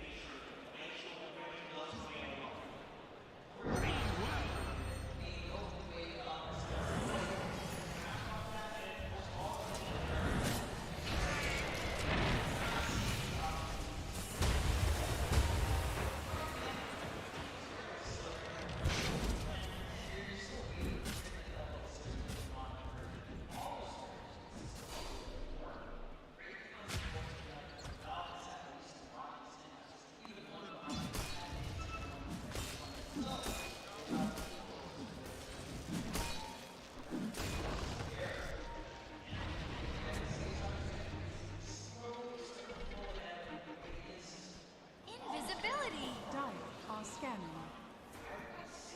Radiant's middle tower is under attack. Radiant are scanning.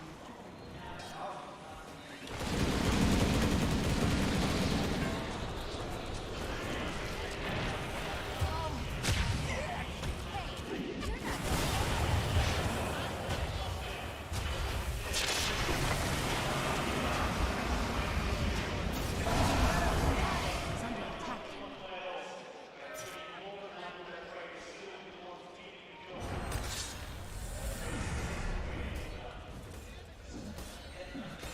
Radiant's top tower is under attack.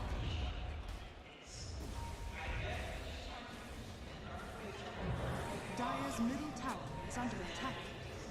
Radiant's top tower is under attack.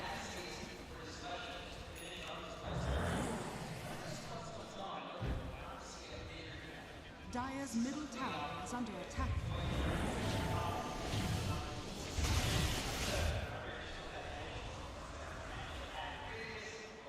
Radiant's bottom tower is under attack.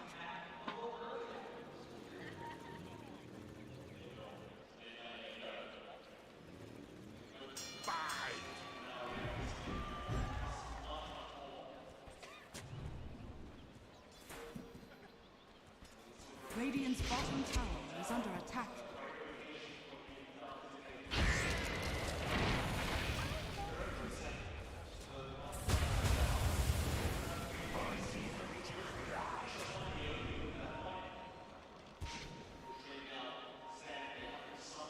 Where's my pension? Radiant's bottom tower is under attack. Dire's top tower is under attack.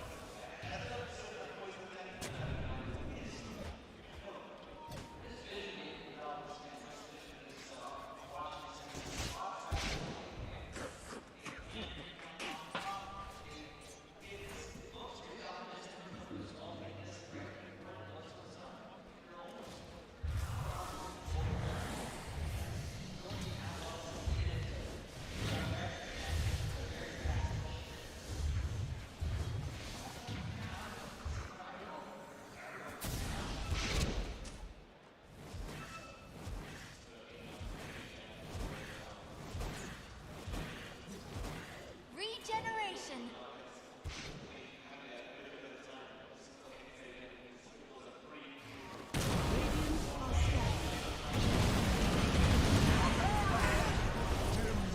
Dire's top tower is under attack. Radiant's bottom tower is under attack.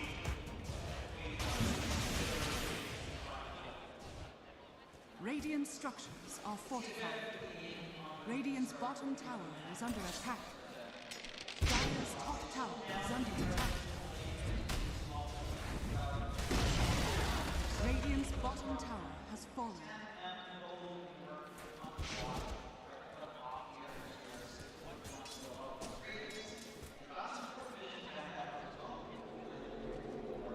Dire's top tower is under attack.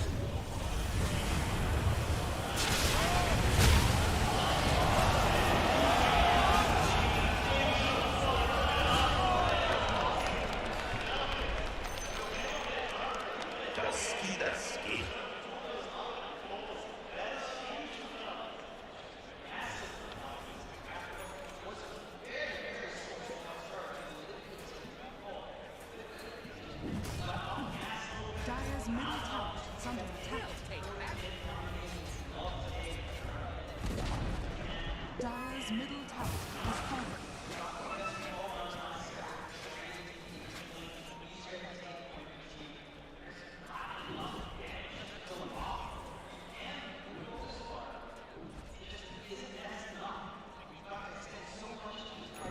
Dire's top tower is under attack.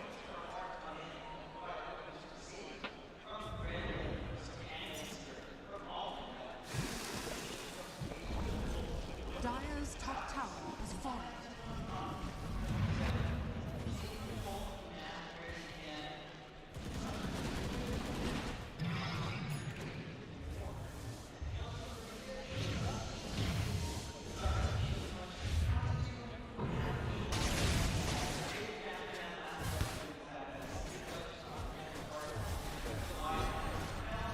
Radiant's bottom tower is under attack.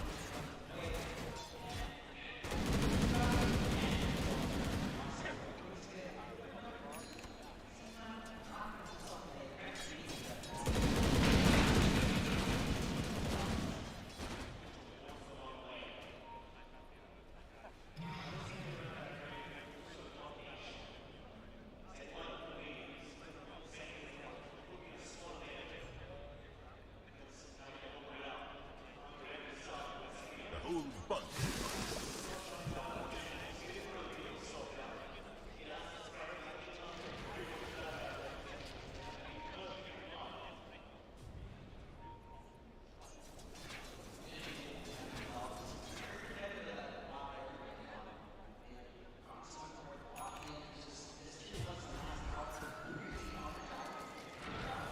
Dire's bottom tower is under attack.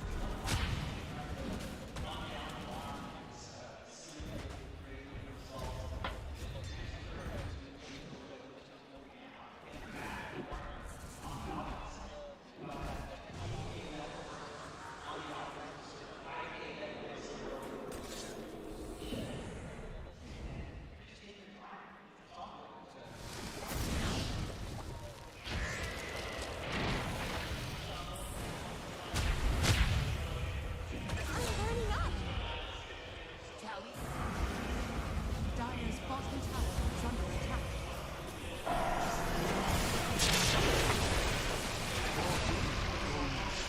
Dire's bottom tower has fallen. Dire are scanning. Illusion time.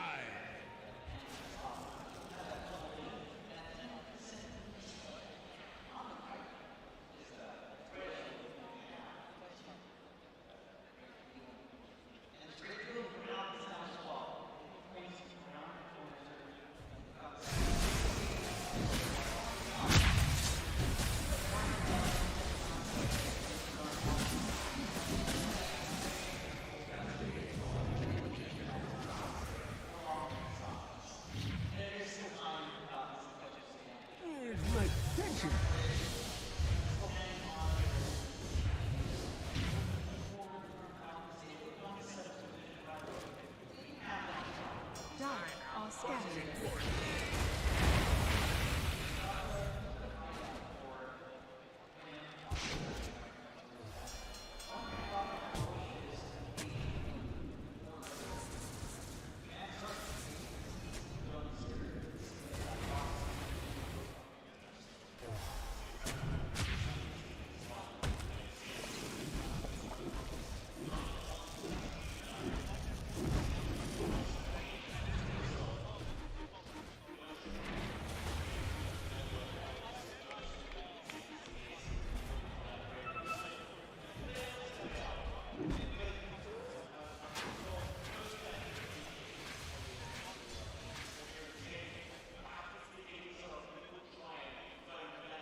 Radiant are scanning.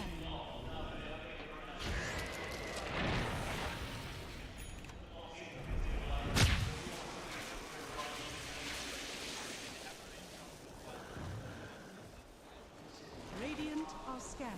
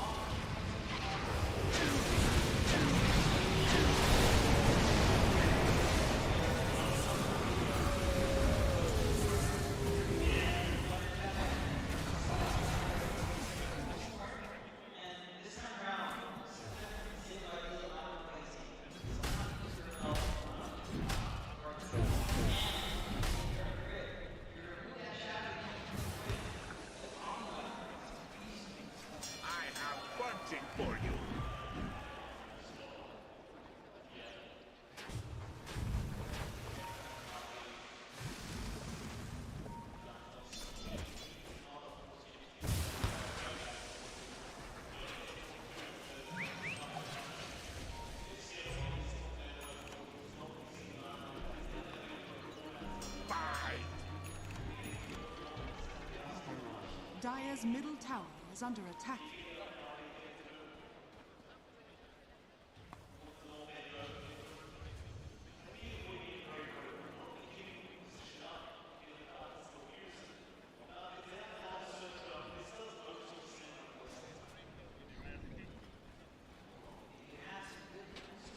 Dire are scanning.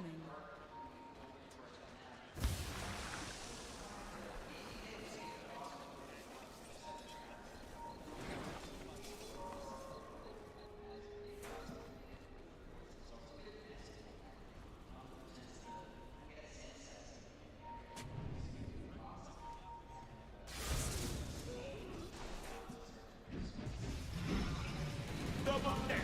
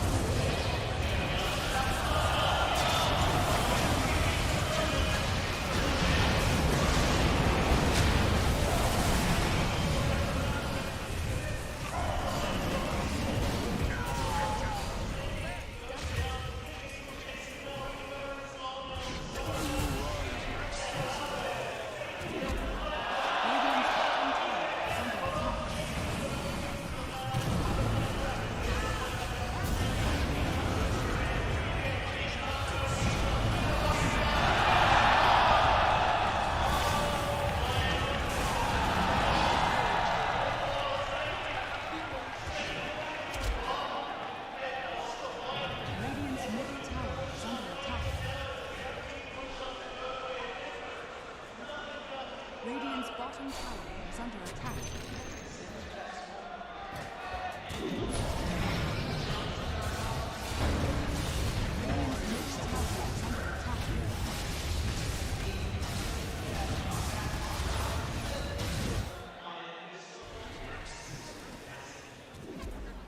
Radiant's bottom tower is under attack.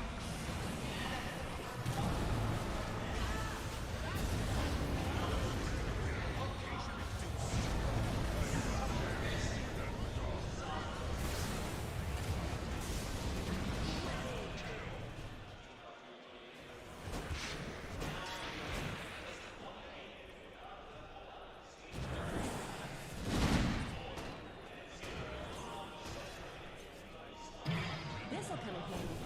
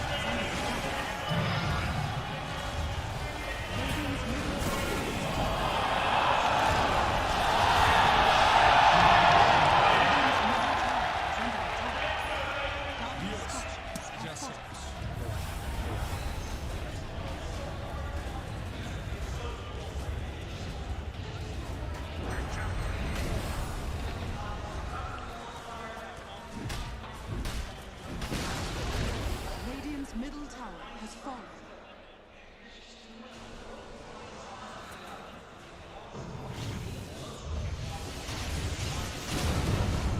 Radiant's top tower is under attack. Radiant's top tower has fallen.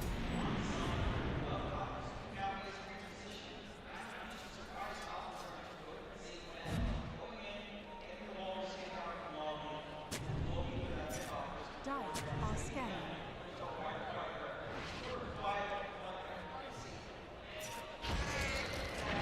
Radiant's top tower is under attack.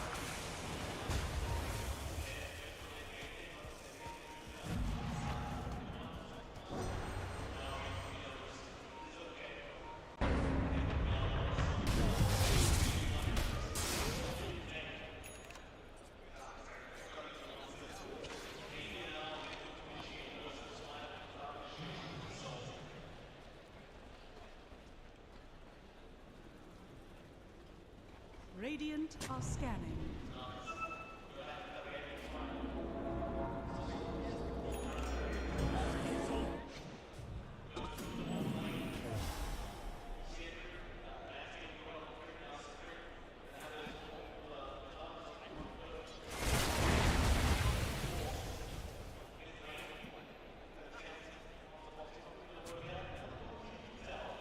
Radiant's bottom tower is under attack.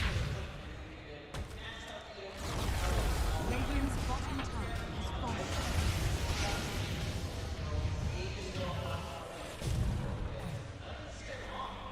Radiant's bottom tower is under attack.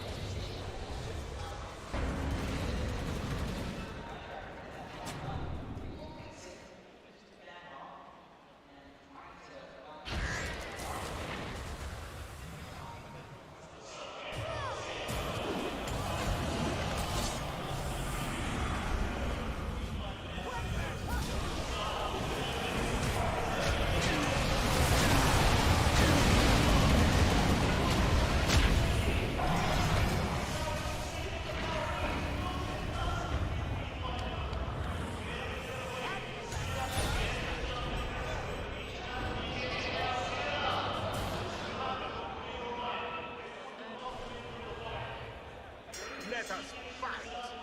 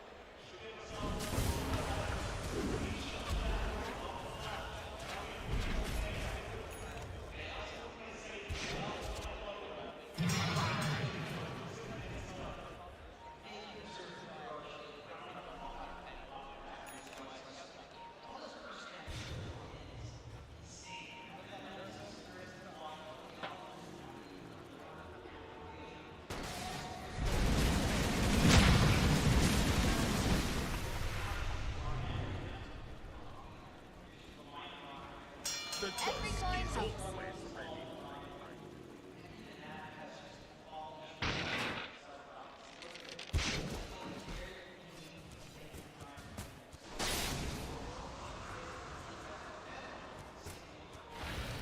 This'll come in handy.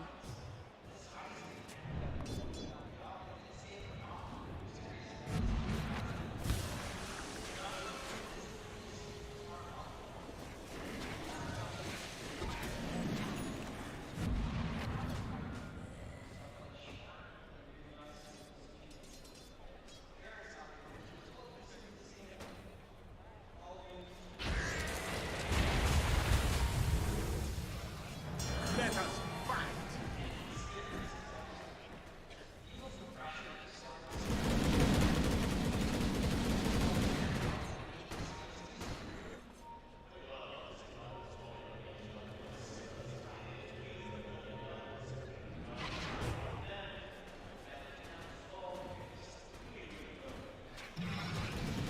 Radiant are scanning.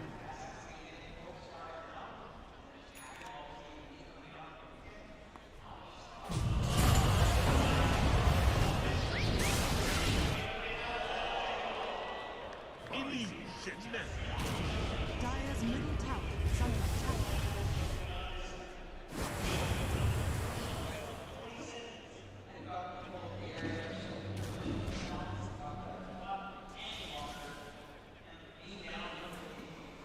Radiant's top tower is under attack. Dire's middle tower is under attack.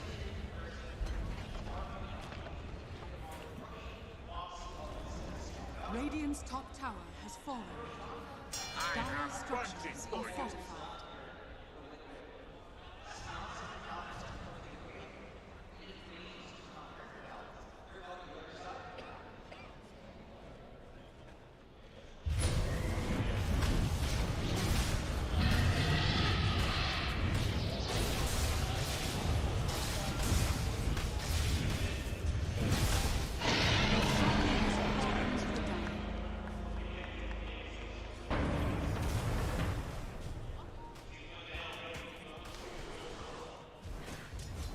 Dire's bottom tower is under attack.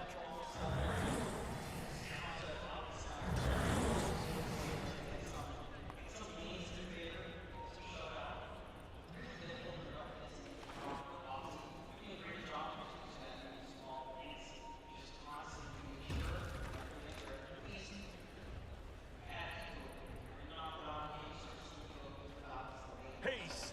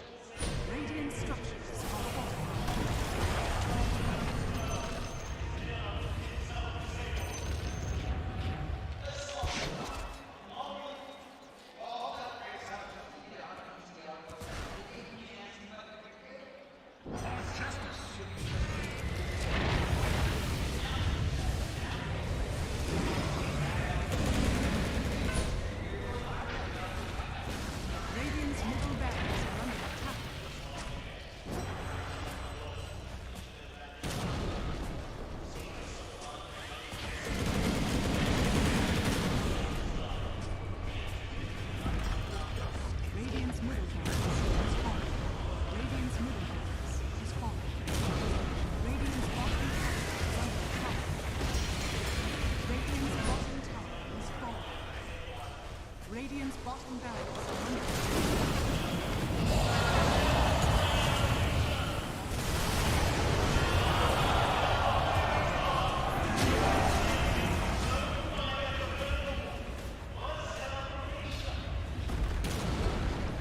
Radiant's bottom barracks has fallen.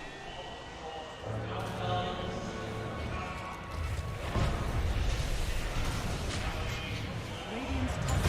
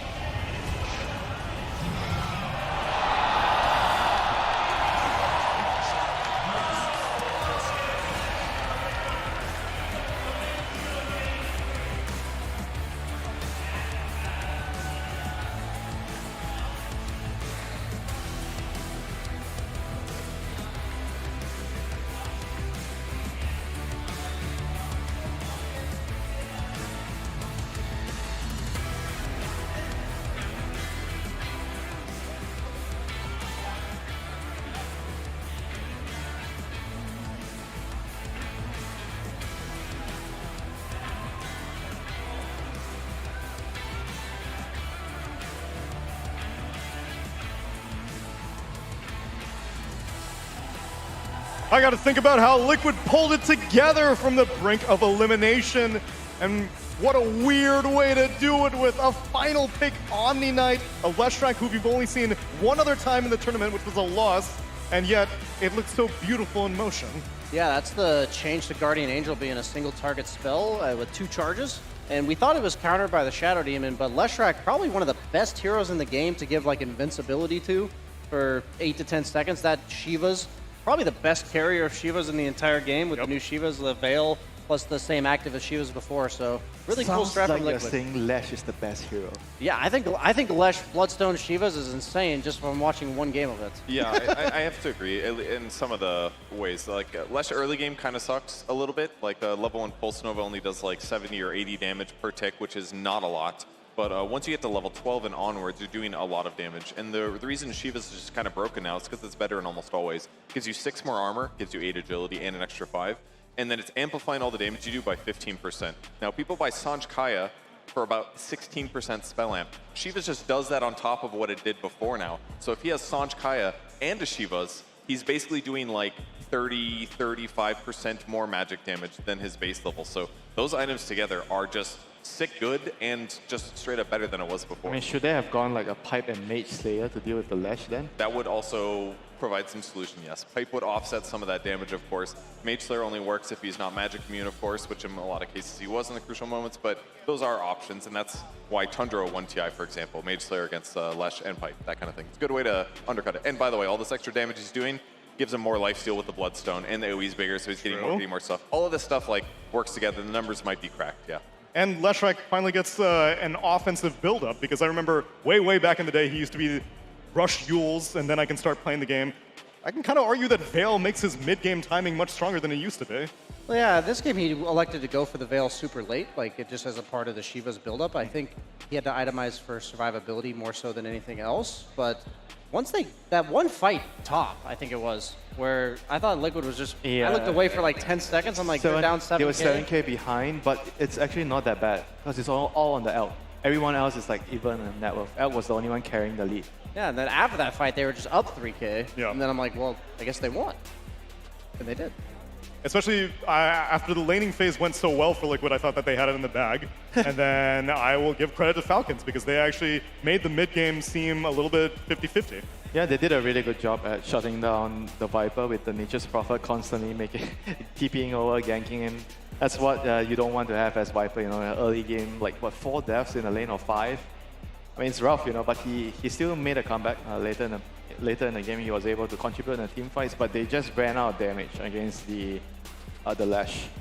And if Viper had a better early game, then their mid game against Leshrac, they would have a better solution. Because once he gets Shiva's Guard, his armor's so high, plus the Omni, and on top of that, they just didn't have good magic damage solutions. That was basically it.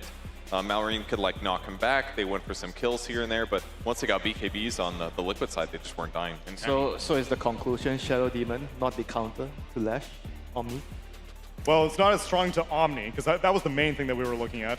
And then Lesh, I suppose, he didn't really go for Nihilism, and that's like the hard counter to him. But the synergies between Leshrac and like the Wind Ranger, Liquid were Gale Force plus Shard Stun. Yeah, there's no running away from that. And so we say there's no running away from that. I didn't notice this during the game, but there were 4 Force-staffs on Team Falcons. It did not feel like it. It's all about the Gale Force and I guess the Sprout. That might be worth what they did for, like, they maybe have to ban out Nature's Prophet if you're going to itemize 4 Force-staffs. Ban out Lash, maybe? I don't know. Which one was a more crucial component of this? Like, if you're prepared for the Leshrac, would it be any different? Or maybe they had the wrong idea against Lash. The Shadow Demon might not be like that good, you know. They might be overvaluing how strong the Shadow Demon Purge is. I mean, the Shadow Demon was there to counter the Omni Knight, it is what it looked like, because it's going to keep the Lesh alive. If Omni's not, I'm not saying ban Omni Knight, but if Omni's not there, they just don't pick SD, I think. They pick something else. Like, they pick a higher physical damage single target mid-hero rather than Tusk. Or you could play Tusk and go more damage, like maybe, Deso. as an option. If you went Deso, they would have been crushing Lesh in those mid-game fights, especially on top of the Alchemist. Yeah, you could be onto something as well. Maybe Lash is just that strong. It's only freaking series number 3, Winter. Let's calm down. They've got 10 minutes to figure it out. They've got 10 minutes to figure it out. But it does seem like you guys are all concluding that it wasn't necessarily the carry-to-carry matchup, or I guess like the highest net worth matchup. It wasn't Alk versus Leshrac that was an issue. It was kind of all the other side pieces. Yeah, I feel like in the first game it was a strategical advantage for Falcons. In this game, I think it was like Liquid brought such a weird draft that it seemed like Falcons had one overextension. And there's something to be said for these players just being unfamiliar with the situation they were just playing against. Both teams are valuing different heroes. And I feel like after this game, it kind of will give them a better gauge on what is actually strong, what is not strong. And I think the third game is going to be a very, very hard game for both teams to win. And if I keep going back to what I consider to be Falcons' weak spot, which is venturing into late game, do you think that they repaired anything in this direction, Purge? Or is this something that they're not even interested in, that they're just, we're going to win mid-game every time, and if we don't win at 35 minutes, whatever? I mean, it's hard to say. I think they had late game potential with their heroes. It's just the Viper was too far behind to contribute meaningfully in the mid game, and the Lesh, without a doubt, was hitting harder than expected. So Lesh staying alive in a lot of those fights really did change things. So maybe if the fight circumstances were different, if it wasn't like ATF dying at the start of the fights, into Lesh trying to tank like 4 heroes, and the enemy team being like, yeah, we can kill him, and they just didn't die, and they're like, oh, we just lost a whole team fight. And then they did that again, and all of a sudden it's like, okay, Liquid's winning. If they remove those things from happening, don't lose those fights twice in a row, then the game's different. Maybe they just smash over it, and then lifesteal's not enough, and Lesh looks bad. So yeah, maybe just take better fights after they came back in the mid game. I'm not sure. I mean, or they could just get first pick. You know, so far both teams won with first pick. Well, we'll just find out how the draft and the coin flip go for game number 3. We got our first game 3 of the night. So let's go to a quick break and we'll return with more Falcons versus Liquid.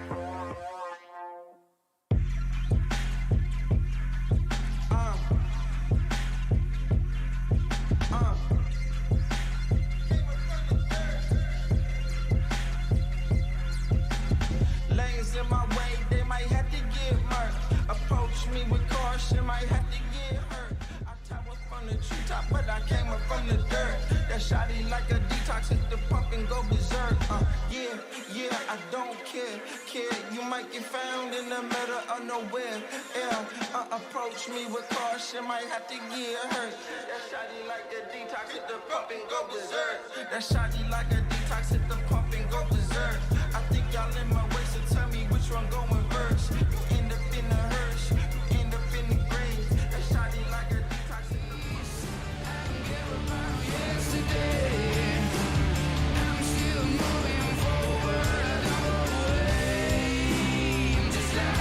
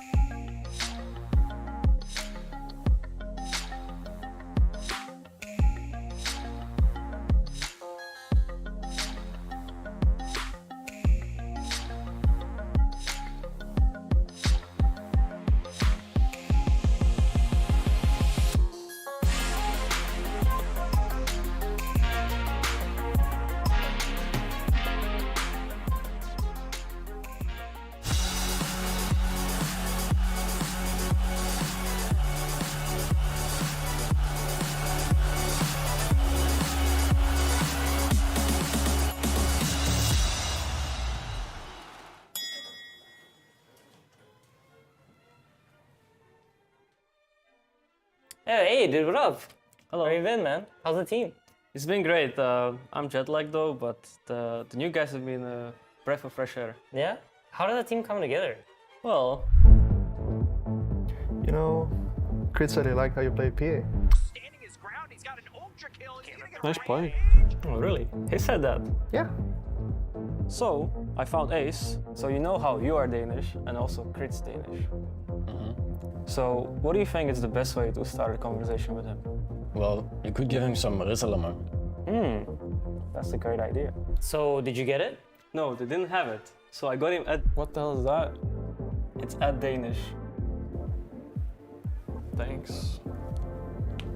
Cool, but you didn't really explain how the team was formed, dude. Oh yeah, Maureen put it all together. He's surprisingly very well connected. Maureen, huh? Well, yeah. Good luck with that, dude. That'll be great. Thanks.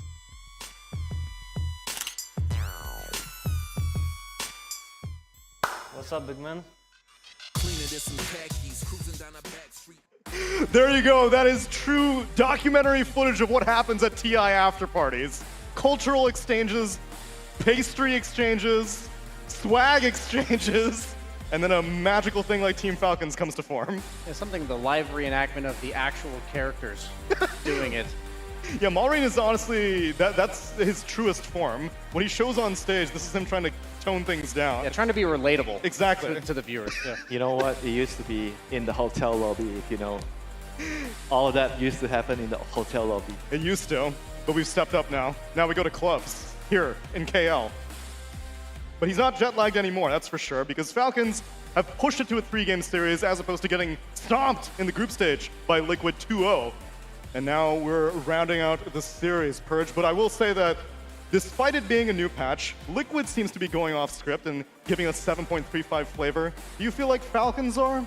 Or could I show you these Falcons draft and you'd be like, yeah, I could see that last patch. They're not really going too imaginative, I gotta what say. I'm saying. I think they're drafting great, they're playing great. They are. But, you know, they're just picking some of the old staples. Maybe they're adjusting a bit based on how they expect the meta to shift. You know, that Vengeful Spirit is the best example. Not really that different.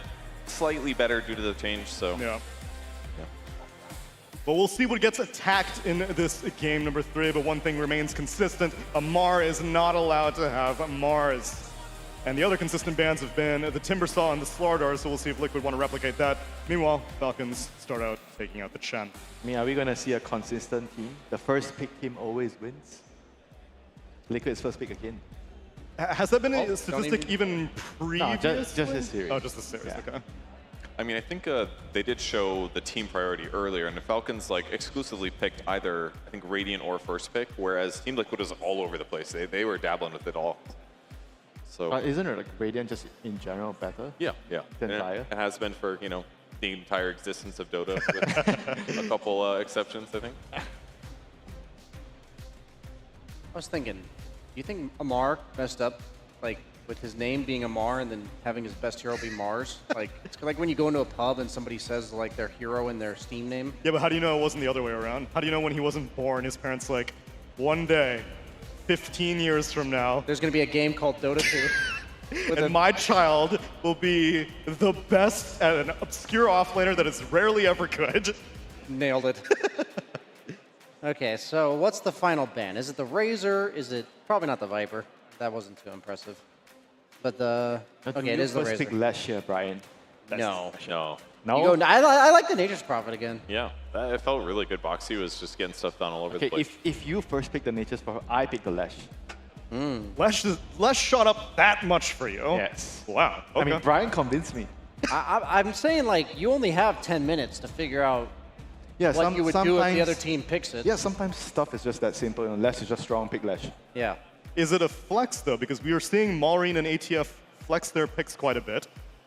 Are you saying that off-lane Leshrac is even viable? Why not? Okay, okay. They just ran at carry. They just ran a carry, that is true. Why not? Why stop there?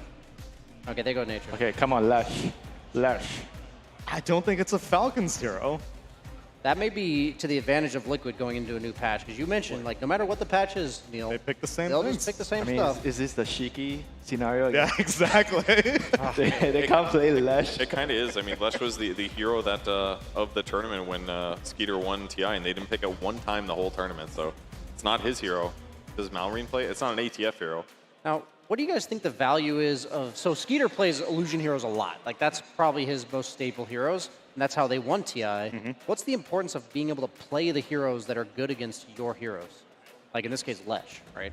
Don't you think that would add a lot to his potence as a So you're saying you should be able to play your own counters? Yes. Yeah, especially in drafts, because then once you see something that you're good at, then you've played the opposite of it so many times, you're like, oh, I also know what it's people bad might at. try to deny pick you, right? I mean, what if it's a different role? You really like Slug, and so you have to be able to play the Doom as well, or any offlaner that counters you? Probably need like 10 years in professional Dota to rack up enough experience there. So, okay, rabbit hole, we don't need to keep going. Let's see, so the gyrocopter draft is the same so far. Same rabbit hole. Is the bands, everything is... Everything's the exactly same. right? It was also the Primal, the Slardar, the Venge, and the Chen bands as well. Previously, Liquid had followed it up with a Kunkka and a Pango, and Falcons took the second phase to take out a Faceless Void. So DK's new. So the theory is you have to kill Lash with single target burst. Yes. Because you don't have enough spread damage to kill him, and he keeps healing. I think if they go Lesh again, I'd like to see Monkey King potentially for Falcons, because he's really good against natures, and we saw like the burst damage that they had on Liquid from it. Yeah, how about Cardell? The Sniper. Ooh, that is a Malrine special. Is that a counter? It's a bit tough against natures though, because in the mid lane, Sniper suffers if he can get dove or ganked. Let's go. Another Southeast Asian TI. Is this a spoiler? Or? This guy has inside information. Was Valve's new announcement. We'll just have a guy in the write on a piece of paper with a pen. Well, the bans change up for Liquid. This time they actually target out things that have been picked earlier by Falcons in the series. They take out the DK, they take out the Tusk. And like I said, Falcons previously banned out the Faceless Void at this point, but probably not a concern. I mean, you can still ban Lash, unless they really think they have a plan for it. They definitely are thinking about it, taking up reserve time for this ban. It's a very, very crucial junction here. You ban a hero, and then you have to decide what you're going to pick next, and you have to make sure that the hero that you pick next is going to counter whatever you didn't ban here. The thing is, I read a book recently, first time ever, and it talks about minimizing regret, you know? Wouldn't you regret the most losing to the same hero twice in a row to get knocked out of this tournament? Yes. So I'm surprised they didn't ban the Lash, because that would just suck to go out like that. Well, here's a good way to amplify the physical damage you do. You pick Weaver and you have crit play, and you're going to throw bugs on the Lash. He's not going to want to stand still attacking that. Wait, what is this? It says 0-1. Unbelievable. Good catch, Brian. The numbers have not been crunched. I love the run back. The game was too fast. And yeah, it's the run back. Same heroes. Except for the Weaver. Except for the Weaver, and that you said that you're preferring crit to be on it. So then are we giving this gyro again to Snaking? Are we... Yeah, sure. Give it to the 5. I mean, Crit's played Weaver so many times in the group stage. He looked fantastic on all of them. Transition in some games to carry. He got Deslo sometimes. That's the way to deal with the Lesh. You know, Tusk can do that a little bit with tag team with physical damage, but the minus armor coming from the hero is just better. Okay, Pangolier is really nice against Lesh. Magic immunity. And also very good with the Weaver, because all his spells are physical now. True. It's just a hero that gets up, and it's one of the heroes that's going to be point-blank range to the Lesh, but he's not going to be life-stealing off of you in a meaningful way, because you have all that magic resistance built in from the Rolling Thunder. So the mana burn, also, Purge you were mentioning, like the mana boots early, Bloodstone, like until you get multiple spell damage items, they don't really give you all the mana you need, so that Diffusal will significantly reduce the damage output that Lesh can do in the mid-game. Could be a big deal. Pango received some minor changes in the patch. His old level 15 talent with a 3-second shield crash no longer exists, and now it's kind of built into shield crash. So depending on what level your ulti is, your shield crash will be 9 seconds, 6 seconds, and then 3 seconds. Yeah, I thought that Pango would be worse with this patch due to a semi-change of Orb of Corrosion. That's something that Pango would buy every game, but Miro pointed out backstage, well, they just buy Blightstone, and that's 2/3 of the minus armor that you wanted from it. So yeah, you don't get that slow built in, but you're effectively getting to Diffusal plus minus armor faster in some ways. So it works just fine. And then you buy Ags quick, and now you get that instant 3-second shield crash without having to get to level 15. So in some ways, his like mid-game timing is just better. Okay, so we were talking about how the Pango's job is to mitigate the Lesh's impact. So Liquid's way of enabling Lesh instead of the Omni Knight is to disable the guy that's disabling the Leshrac. Nice one, Brian. Thank you. And the Spell Amp from the Q on the, on the Bloodseeker, put that on Leshrac as well. I mean, so the Brewmaster has to disable the guy that's disabling the Pango, so he has to toss the Bloodseeker up. That's his job. Before he casts Rupture. It's too late for this, just... So he disables the guy who's disabling the other guy who's disabled. And then what happens is someone makes a mistake and dies, and it just doesn't There's going to be a matter. chain reaction where the Yeah. first guy in the chain dies, and then everything else goes haywire. Okay, so what do we need on Liquid? They probably need an offlaner for Saber. It's going to be a blind pick into what is likely not revealed. Anti-mage. Offlane anti-mage? No, maybe not. No, I'm thinking about AM. Just because you're still worried about Leshrac? Yeah, maybe. But then I see the Bloodseeker, then I'm like, oh, probably not. Yeah, that's true. And then he would counter 2 of their heroes. How about a Mage Slayer, Byron? That's what you were hoping for in the last game. Yeah, why not? Get a pipe, get a Mage Slayer. Brew is not a pipe hero, so... But Snaking has been building pipes on their games mostly, on his position 5. Brian, carry enthusiast. You see a Leshrac, what would you like to play as a carry? Dawnbreaker. Oh no, as a carry. I think it's a pretty decent looking PA game as well. Oh yeah. A lot of minus armor. Against Rupture? PA against Rupture? Are you He's, sure, he's already Brian? rupturing the Pango. But then he could rupture the PA also, get an egg. But then the Pango's going to own. Alright, this is never gonna Can end. Pango kill Leshrac though? Because ultimately that's why you're picking the PA. I gotta kill Leshrac. No, Leshrac you leave till the end. You just if he's mana. You can't leave him to the end. No, when if he he's kills mana all your if he's team. mana burned, he doesn't do anything.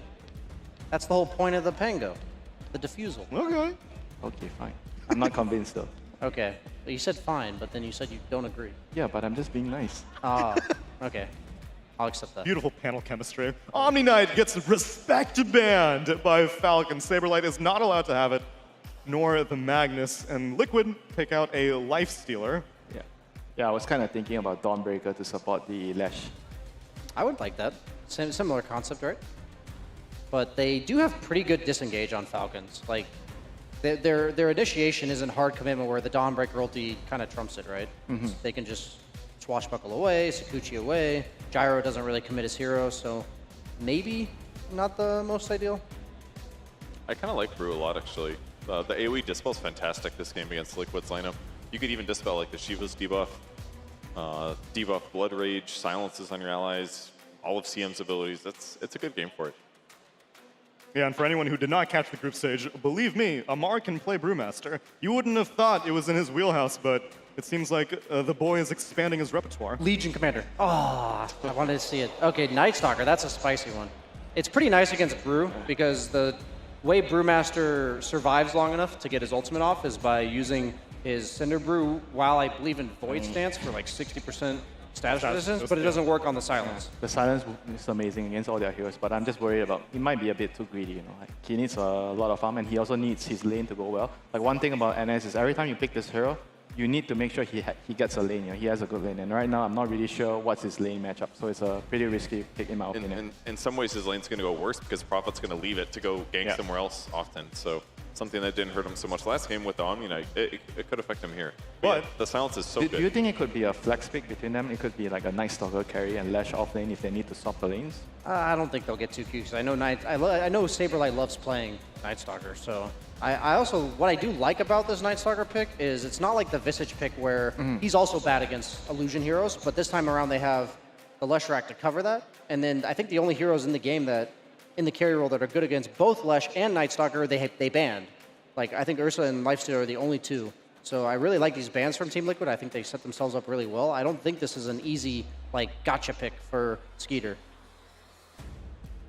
He can pick something good against Lash, but it might not be good against NS. Yeah, I think Monkey King might still be the best. Oh, Wraith King? Okay. That's a pretty free farm lane. Against the Nightstalker, he has absolutely no way to deal with your skeletons, but... Is he good enough against Lash? Do you think that he has to buy Desolator this game instead of Radiance? Like the burst damage build? Yeah, they have to actually burst the Lash. Yeah, because you're probably going to have the Radiance on the Brewmaster, so I wouldn't be surprised if he goes for like the Armlet Deso Blink on Skeeter. That'd make a lot of sense. You can Mage Slayer as well. It's not the most amazing because it's like so attack speed heavy. You really just want raw damage in a lot of cases, but it could work. Could you get the Mage Slayer on the Pango though? Is it just too bad to get it on Pango? Not a bad idea either. It does do damage over time, so it's not like the absolute worst to proc it. There is some extra damage afterwards, but... This game's just so much about vision, though. Like, I think the picking and choosing what fights, it's really hard to go into Team Falcon's 5-man. Like, their 5-man is stronger with all their ultimates, but Team Liquid can pick and choose when they do fight because you have the Nature's Prophet teleport, Mickey is going to be fast on the Bloodseeker to connect, Night Stalker ultimate. It's going to come down to whether or not, like, Liquid is able to disengage from the 5-man and then split them up and take the advantageous numbered fights. And to me, like, the main question is whether Lash is the strongest hero. Whether Brian is right. Also, this time he does not have an Omni Knight in his team, so we'll see if that changed the equation very much. But we're getting ready for game number 3. Kuala Lumpur, are you ready for game number 3? That's what I like to hear. Then without further ado, let me present you Mike and John.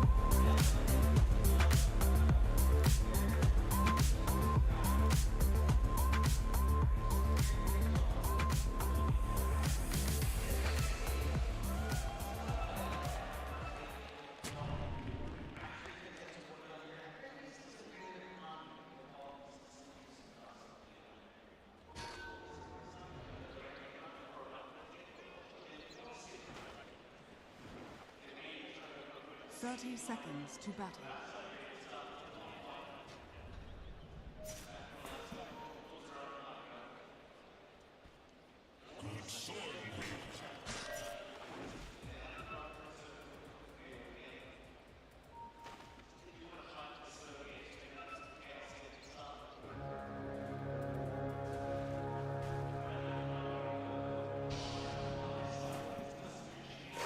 The battle begins.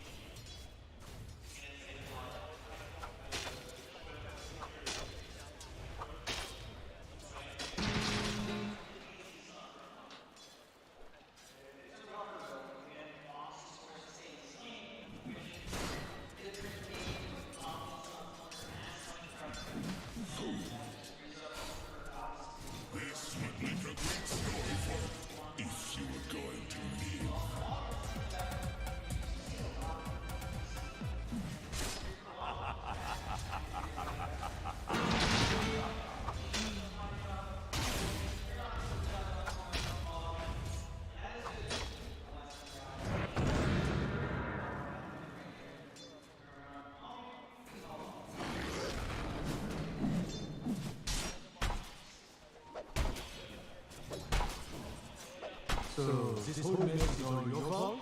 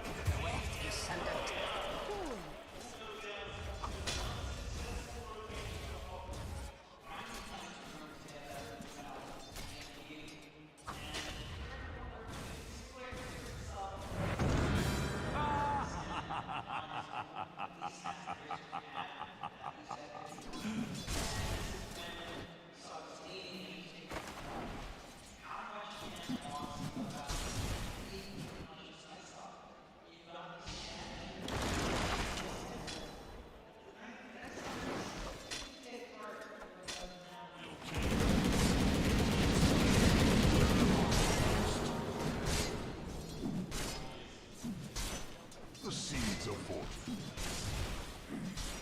Radiant's courier has been killed.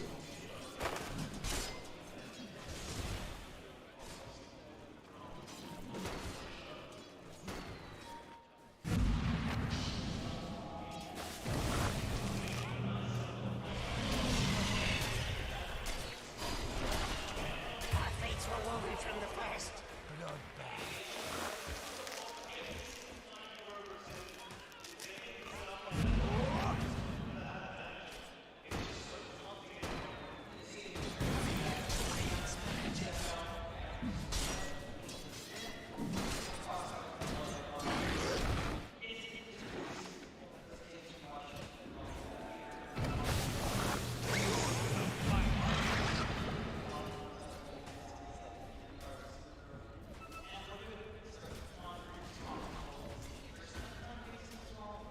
A tithe to the impurities. Dire's courier has been killed.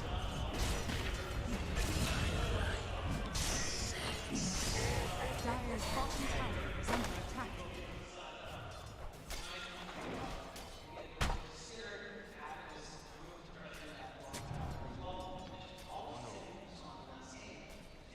Dire's structures are fortified. Dire's bottom tower is under attack.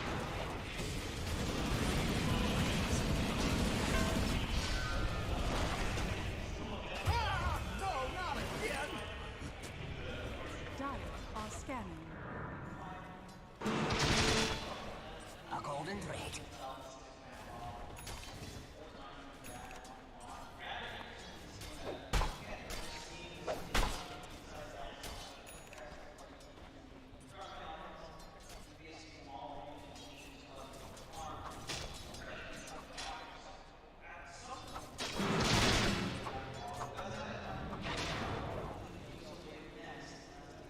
Invisibility!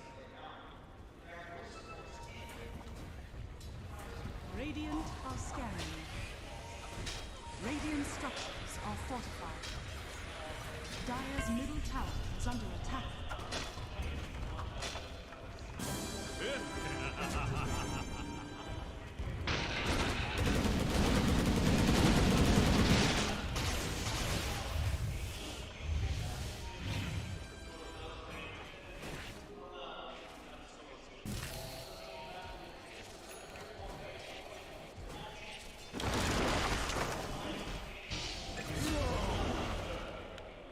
I'm sensing a pattern here.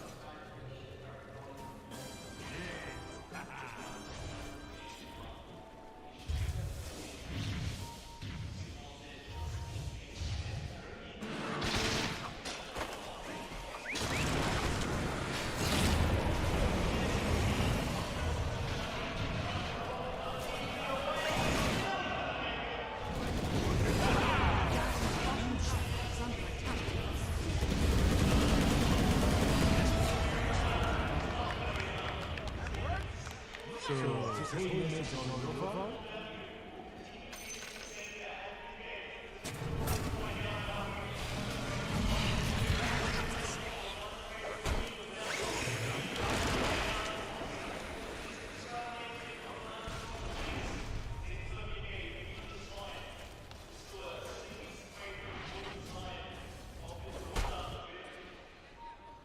middle tower is under attack.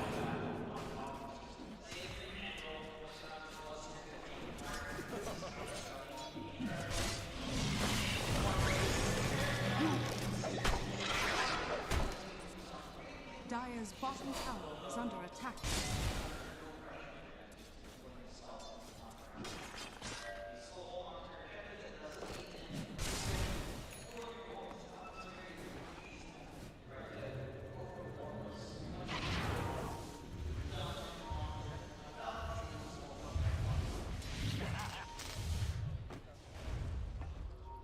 Dire are scanning. Amazing what you'll find laying around.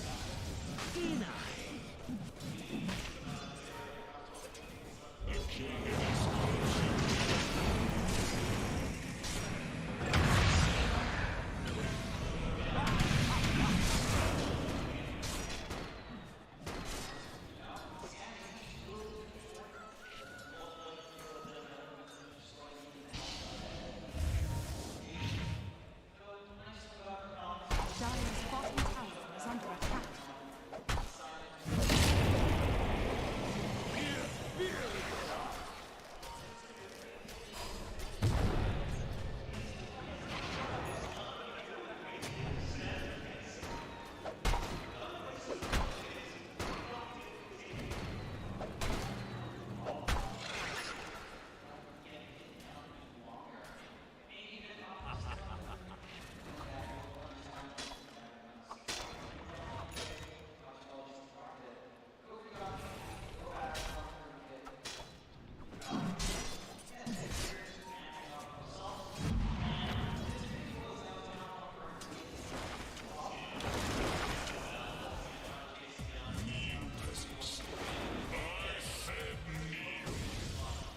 Radiant's bottom tower is under attack.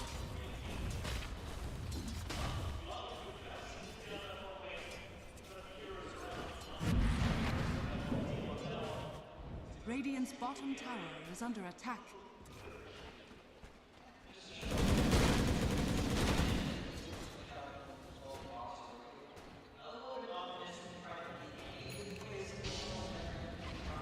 Dire's middle tower is under attack.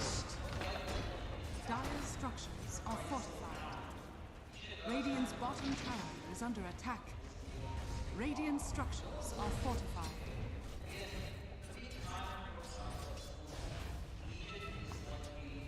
Radiant's bottom tower is under attack.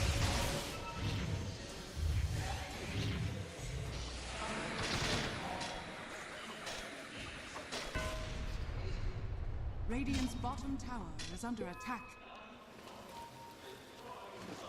This'll come in handy. A golden thread.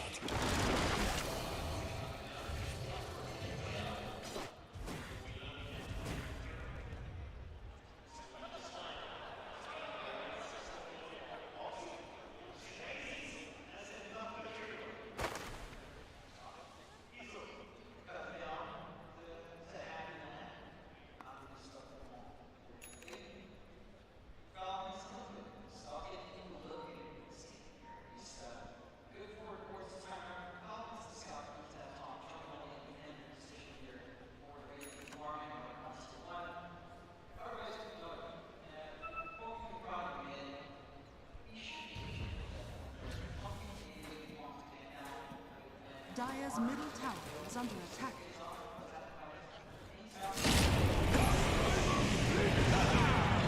Dire's middle tower has fallen.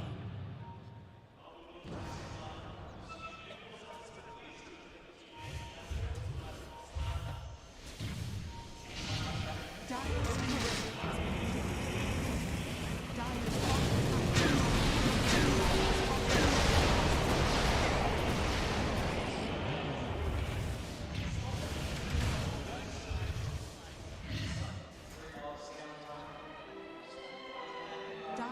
bottom tower is under attack.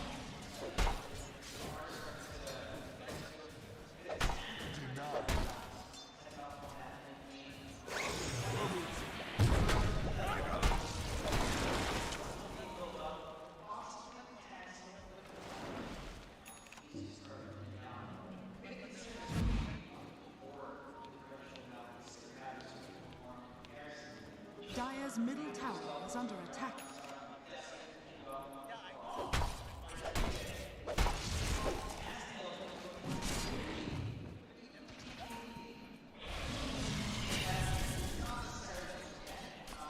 Dire's top tower is under attack.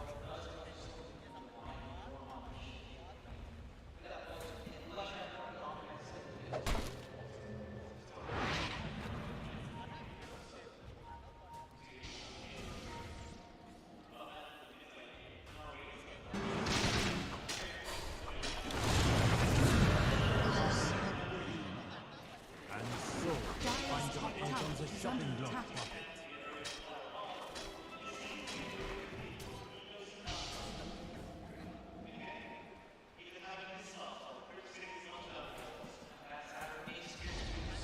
Dire's top tower has fallen.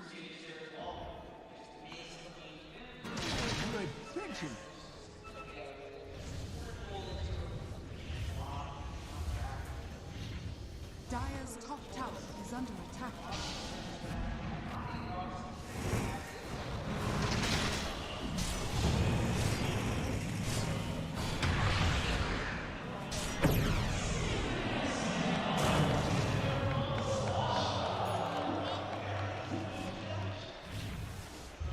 The seeds of fortune. Radiant are scanning.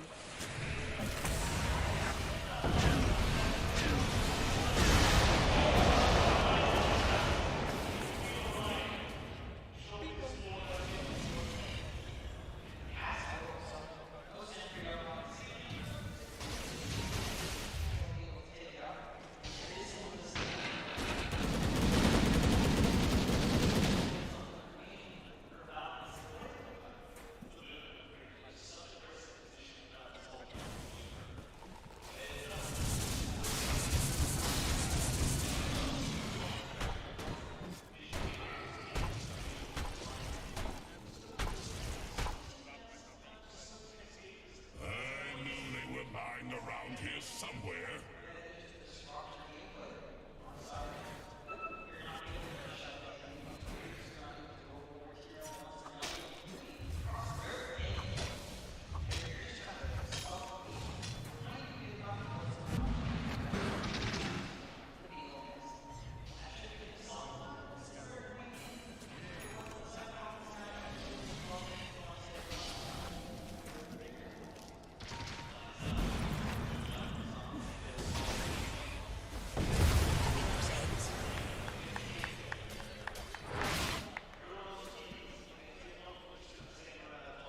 Dire's middle tower is under attack.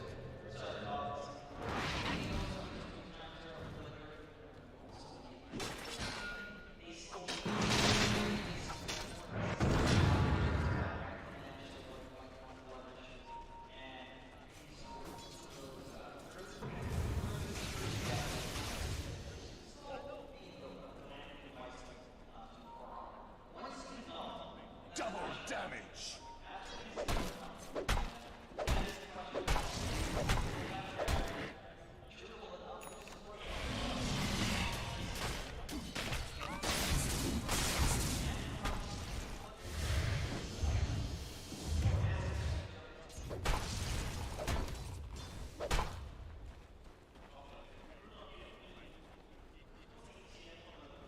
Dire are scanning.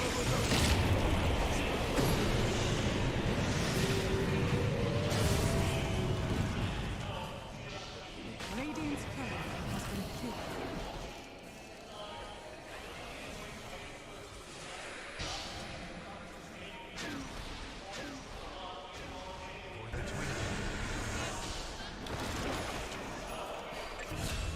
Radiant's middle tower is under attack.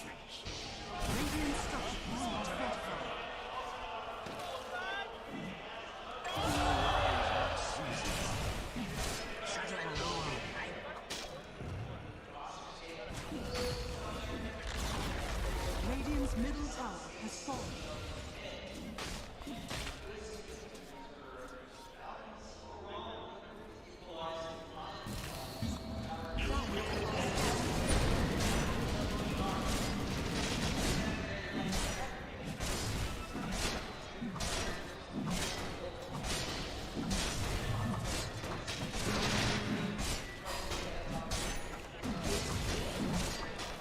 Radiant's bottom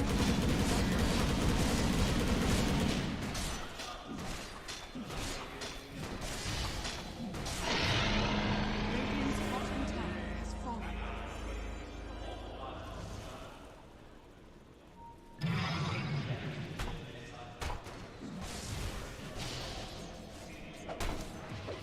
Regeneration.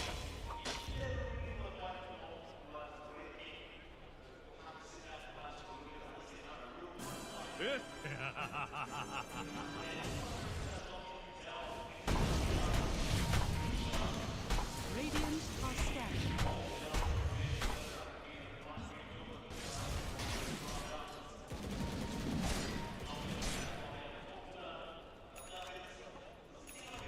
Illusion.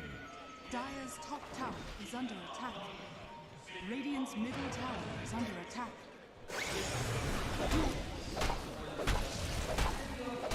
Dire's top tower is under attack. Dire's structures are falling. Warriors of the wood.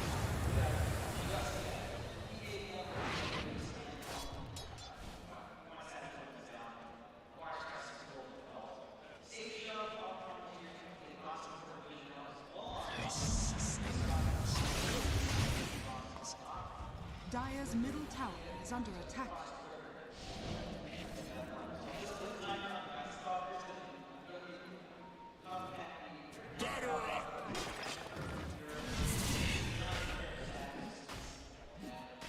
Radiant are scanning.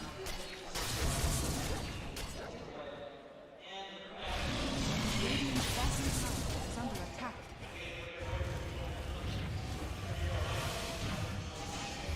Dire's top tower is under attack. Technically, these all belong to me. Dire's middle tower is under attack.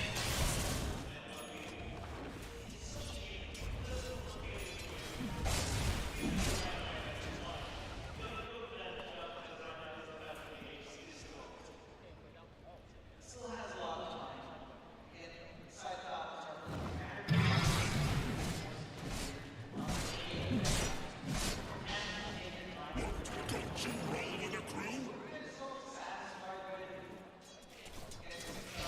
Dire are scanning. Dire's top tower is under attack.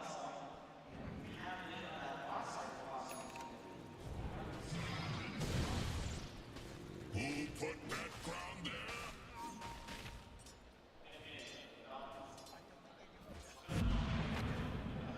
Dire's top tower is under attack.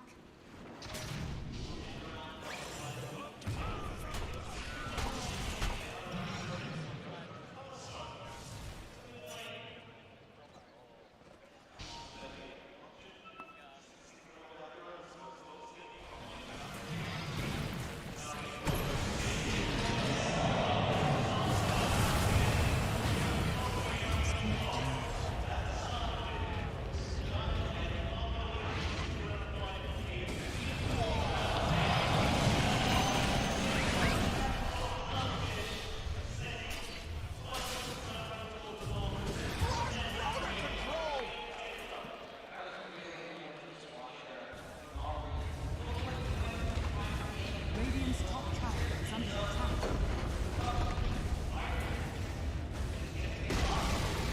Radiant's top tower is falling.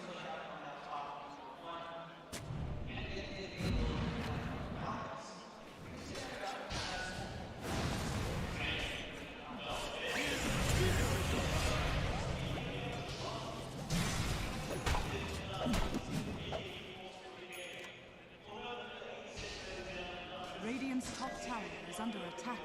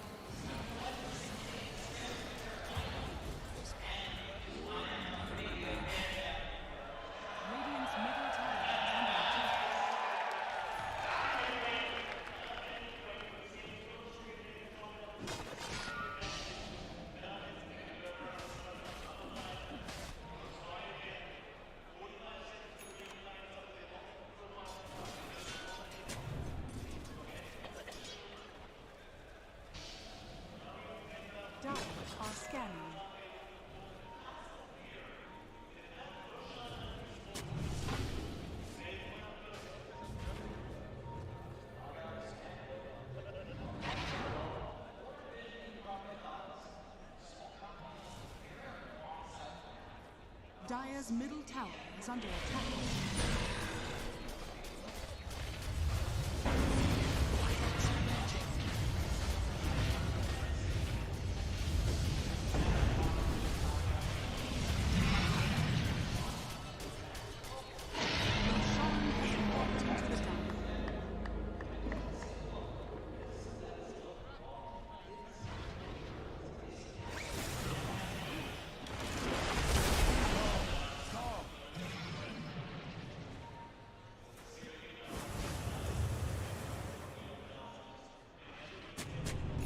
Dire's middle tower is under attack.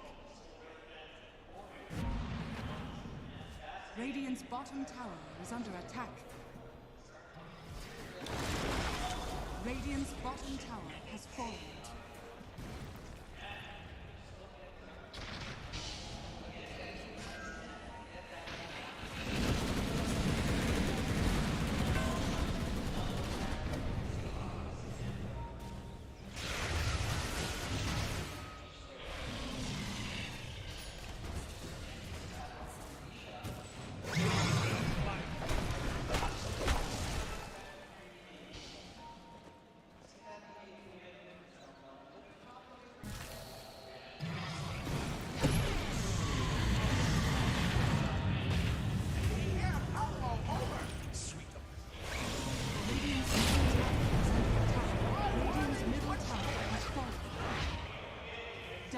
Turret has been killed.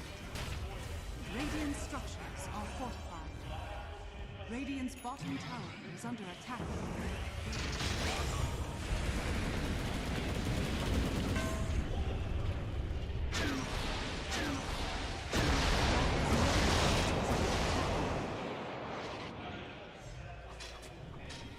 The pattern is complete!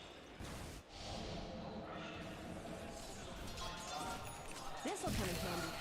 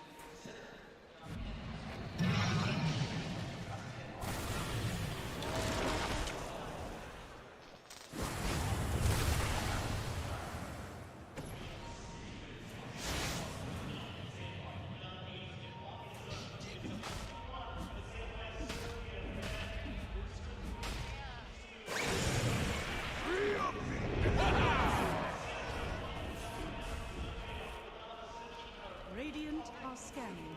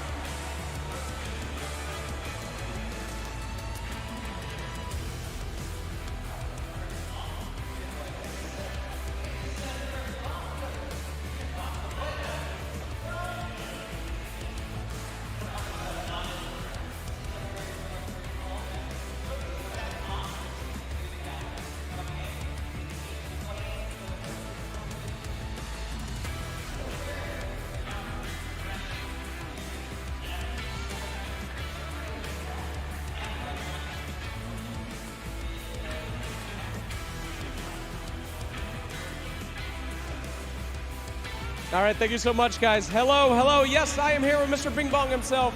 Welcome back, my friend. Now, I went for Mickey. He got a rampage in the game. I went to go grab him, and they said, it is part of your contract with the team that you will be taking all the interviews in this event. Is that true? Yes. Unfortunately, they would not take me as a stand-in otherwise. So here I am, your favorite Team Liquid player, guys. I know you want to hear from the rest, but you get Saberlight interview instead. Well, I will take that. I will take that, my friend. I'm very happy to hear from you. So tell me about that series. First one that we got to a game 3. What happened in the series that you guys lost?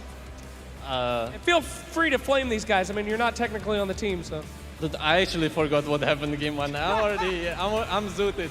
But what I will say is that Team Falcons is like the worst team to play on this new patch. They buff Mars, they buff Timber, they buff Razor. We're like, okay, guys, maybe Gaven just really likes Amara, because there's no way. And Marine actually plays the same heroes. So it's like, it's unlucky.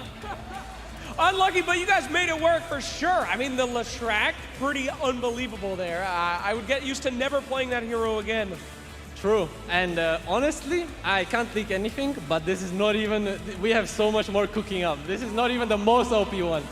Oh, that's what I like to hear. Can we talk a little bit about the Omni Knight? I mean, a little biased, but I mean, Omni Knight coming out was pretty hype.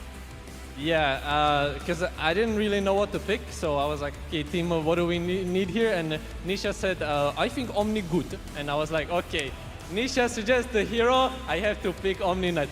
But I did not touch this hero for a long time, so after I picked it, I had to like open the Dota screen and actually read the spells. Because I didn't know the W is dispellable. Well, I don't know, they sneaked it in somewhere.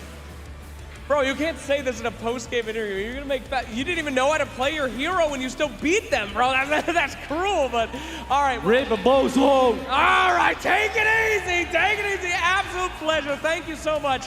I am sure we're gonna see a lot more from Saberlight as the official interviewer of Team Liquid, but thank you for a great performance. Best of luck to Liquid moving forward, and we'll throw it back to you. You're going to get a guarantee to be able to see him tomorrow because Liquid have secured themselves a top 4 finish here at ESL 1 Kuala Lumpur 2023. And it was off the back of him, man. He's clearly carrying the entire thing. I think he's giving Nisha a little bit more credit. What was he saying that he didn't know? He didn't know that Guardian Angel was dispellable? I think a Repel is what Repel was dispelled? Yeah. I'm not buying it. He's an Omni enthusiast. Yeah, I'll say at the beginning of today, what I like about Team Liquid in these situations in the lower bracket is they just are so good at taking the pressure off of themselves. And you saw it in Game 3 where they were still losing at one point, and they got like a couple kills, and they were tipping each other. Like good vibes tips, you know? And this is just the kind of thing where, I don't know. Like, I don't know any other team that does this sort of thing, and I have to believe it's essential for all of their lower bracket runs that they've made throughout the last like 8 months, including today. Yeah, I would just say it's because they win. They don't necessarily win tournaments, but they had so many second places last year or this year that they just go deep all the time. So like, okay, they're just in another scenario. Like, we'll see how they go. They're not at full power because Blitz isn't here, so they're just going to do their best. And that mentality and knowing that they're going to continue doing good just really makes the pressure less. I mean, maybe they need to start muting each other. That's how they're gonna muting. Yeah, that's how they're gonna win. That's what Zai said in their Riyadh Masters game. He was playing Brood Mother. He's like, I just had to mute everyone. That was a 1v9 game for me. Was it the Brood game? It was the Brood game. Yeah. He had to finish things off against Talon his own way. So he said the team was despair, so he had to tune them out and do his own thing. I mean, sometimes in the game you just have to block everything out, you know. That's why not everybody gets to play the win condition hero. Which, speaking of the win condition hero, Winter, we saw Leshrac again. Are you convinced? Yes. Oh! I believe Brian. The first time he's ever said that. Did anybody take a clip? High praise. I think I'm convinced too. I mean, the physical damage was there with the Wraith King. There was a window when he had the Deso, but as soon as Leshrac built Veil, I was like, it's over. Like, that's just the small armor part of the Shiva's guard. So like, once he finishes Shiva's as well, that's what it's. No, there was this one fight, like 5 of them went on him and he just didn't die. And Night Stalker killed everybody. When I saw that fight, I'm like, okay, this game is over. Change that happened a couple patches ago that I think is underutilized whenever I see the hero is the Night Stalker's abilities being refreshed when he uses his ultimate.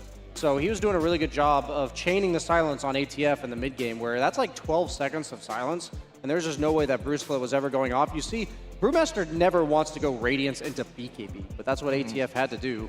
because of that Night Stalker pick. So we did see that paying off as the game went on. I mean, do you think he could have just played without BKB and just split from far away and just join the fight? Could have bought like a 4-staff maybe. 4-staff? Yeah. Coulda, shoulda, woulda, all things that may be running through their head, but still an admirable performance for this new roster to end up finishing with a top 6 performance. And to speak some closing words on their performance, we've got Slack standing by with Crit. Thank you so much, Tsunami. Yes, I have Crit, who was gracious enough to give us a exit interview, so thank you so much for your time. Crit, Team Falcons, a lot of new fans coming out. I feel like you guys performed really well at this tournament. A lot of expectations, especially for a new squad. How are you feeling with how far you managed to come? I think before the tournament we would have been happy. I think now, obviously, after you lose it, it always feels bad. But I think first tournament for us, and we had a good group stage. We had a lot of lessons. I think we can be pretty happy with top 6. Obviously, maybe we could have gotten a little bit more, but that's how Dota works. All right. Any plans with the squad to solve these issues? Was it more of a patch thing, or you think you guys just need some more time to gel? I think it's just time. Like, it's our first LAN. Malrina's never played on LAN before either, so like we have a lot of LANs this year coming up. Like we're not in a rush to be good. We want to make it in time for Riyadh and TI, and that's the end goal. All right, well, fantastic. Any words out there to the fans? I mean, I am one of them. It's really fun to see you guys gelling together and playing like this. Yeah, it was a very loud crowd here. We could pretty much hear it all the time, so that was amazing. I always appreciate when it's like that. So thank you to all the people here. Thank you to all the people watching at home as well. It's always nice to feel the support. Well, thank you so much for a great performance as well. Best of luck to you guys. I know we'll be seeing you again at the next major LAN, and thank you for the interview. Back to you, Tsunami. It feels weird being able to see what is seeming like a debut performance from so many seasoned veterans, but I would have never thought that I would have seen these 5 heroes all mixed up like this, but they made magic happen. Obviously, it's a very competitive event, and I'm sure they were hoping for more than top 6, but that's not a result that they should be ashamed of. And I mean, Kev, you have very high praise for them, and looking forward. I'm happy with their performance. They obviously did great in the group stage. I like these 5 players as a team. I think they are a rebirth of the DPC dying, basically. They may not have left their teams if not for that. So it's a great data point. A refreshed team that gets to do well in LAN, maybe not as the absolute best, but for Mallory's first LAN, that's excellent. Yeah. Something they should be very proud of for sure. And now we look towards tomorrow and the teams remaining in the tournament. We will start things off on Saturday with G2IG. 3 Malaysians on that squad going up against a BetBoom team. Some spare woos for the people still in the MyTech arena right now, but I'm sure tomorrow is going to be much louder than that. After that, we will take things to the upper bracket. It will be Azure Ray versus everyone's favorite grand finalist, Game and Gladiators. Woo! Yeah, fewer woos for that one, but you know, it's a new year, Winter. I mean, we already know the script, right? Yes, because Liquid is sitting there, and they are waiting to play against the winner of G2IG versus BetBoom team to close out the night. Please don't tell me it's the script, Winter. Tell me. We talked about Rebirth, right, Kev? He said things are new. We're going to have a new script, right? Things don't change new. Liquid has a new roster. Yeah. Yeah, they're doing it with a stand-in. No That's blitz. it. That's There the were only blitz difference. interviews during the finals. That's true, no blitz, yeah.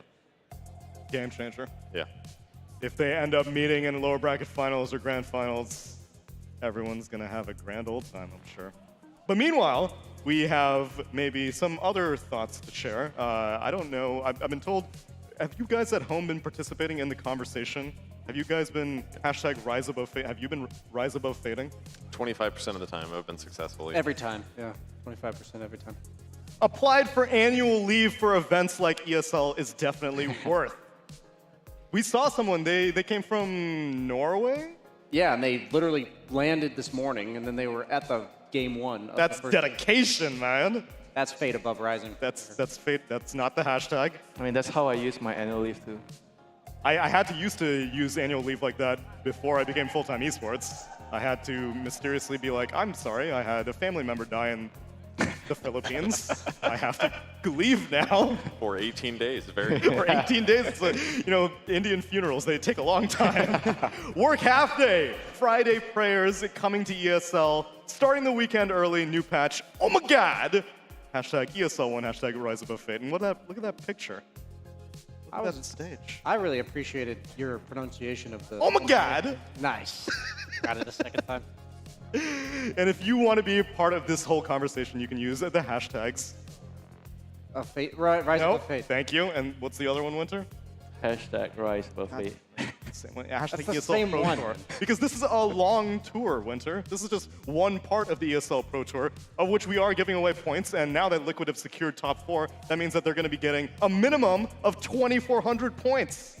What does it all mean? We don't know yet, but it will be very important at a certain point, I'm sure. And some teams already have points, actually. They do. Yeah. Team Spirit is currently topping things off. So they won Dream League. Because they won Dream League. And I think they won some other tournament after that. Some small thing, the International. Who knows? No EPT points. No Who EPT cares? points for that one. It doesn't matter. And not as many memorable moments either. Friends, I hope you've been enjoying this first day here in the MyTech Arena. And if you're only tuning on the stream right now, well, then you've been missing out. But don't worry, I will get you caught up because we're going to share some monster moments with you. And we'll see you tomorrow.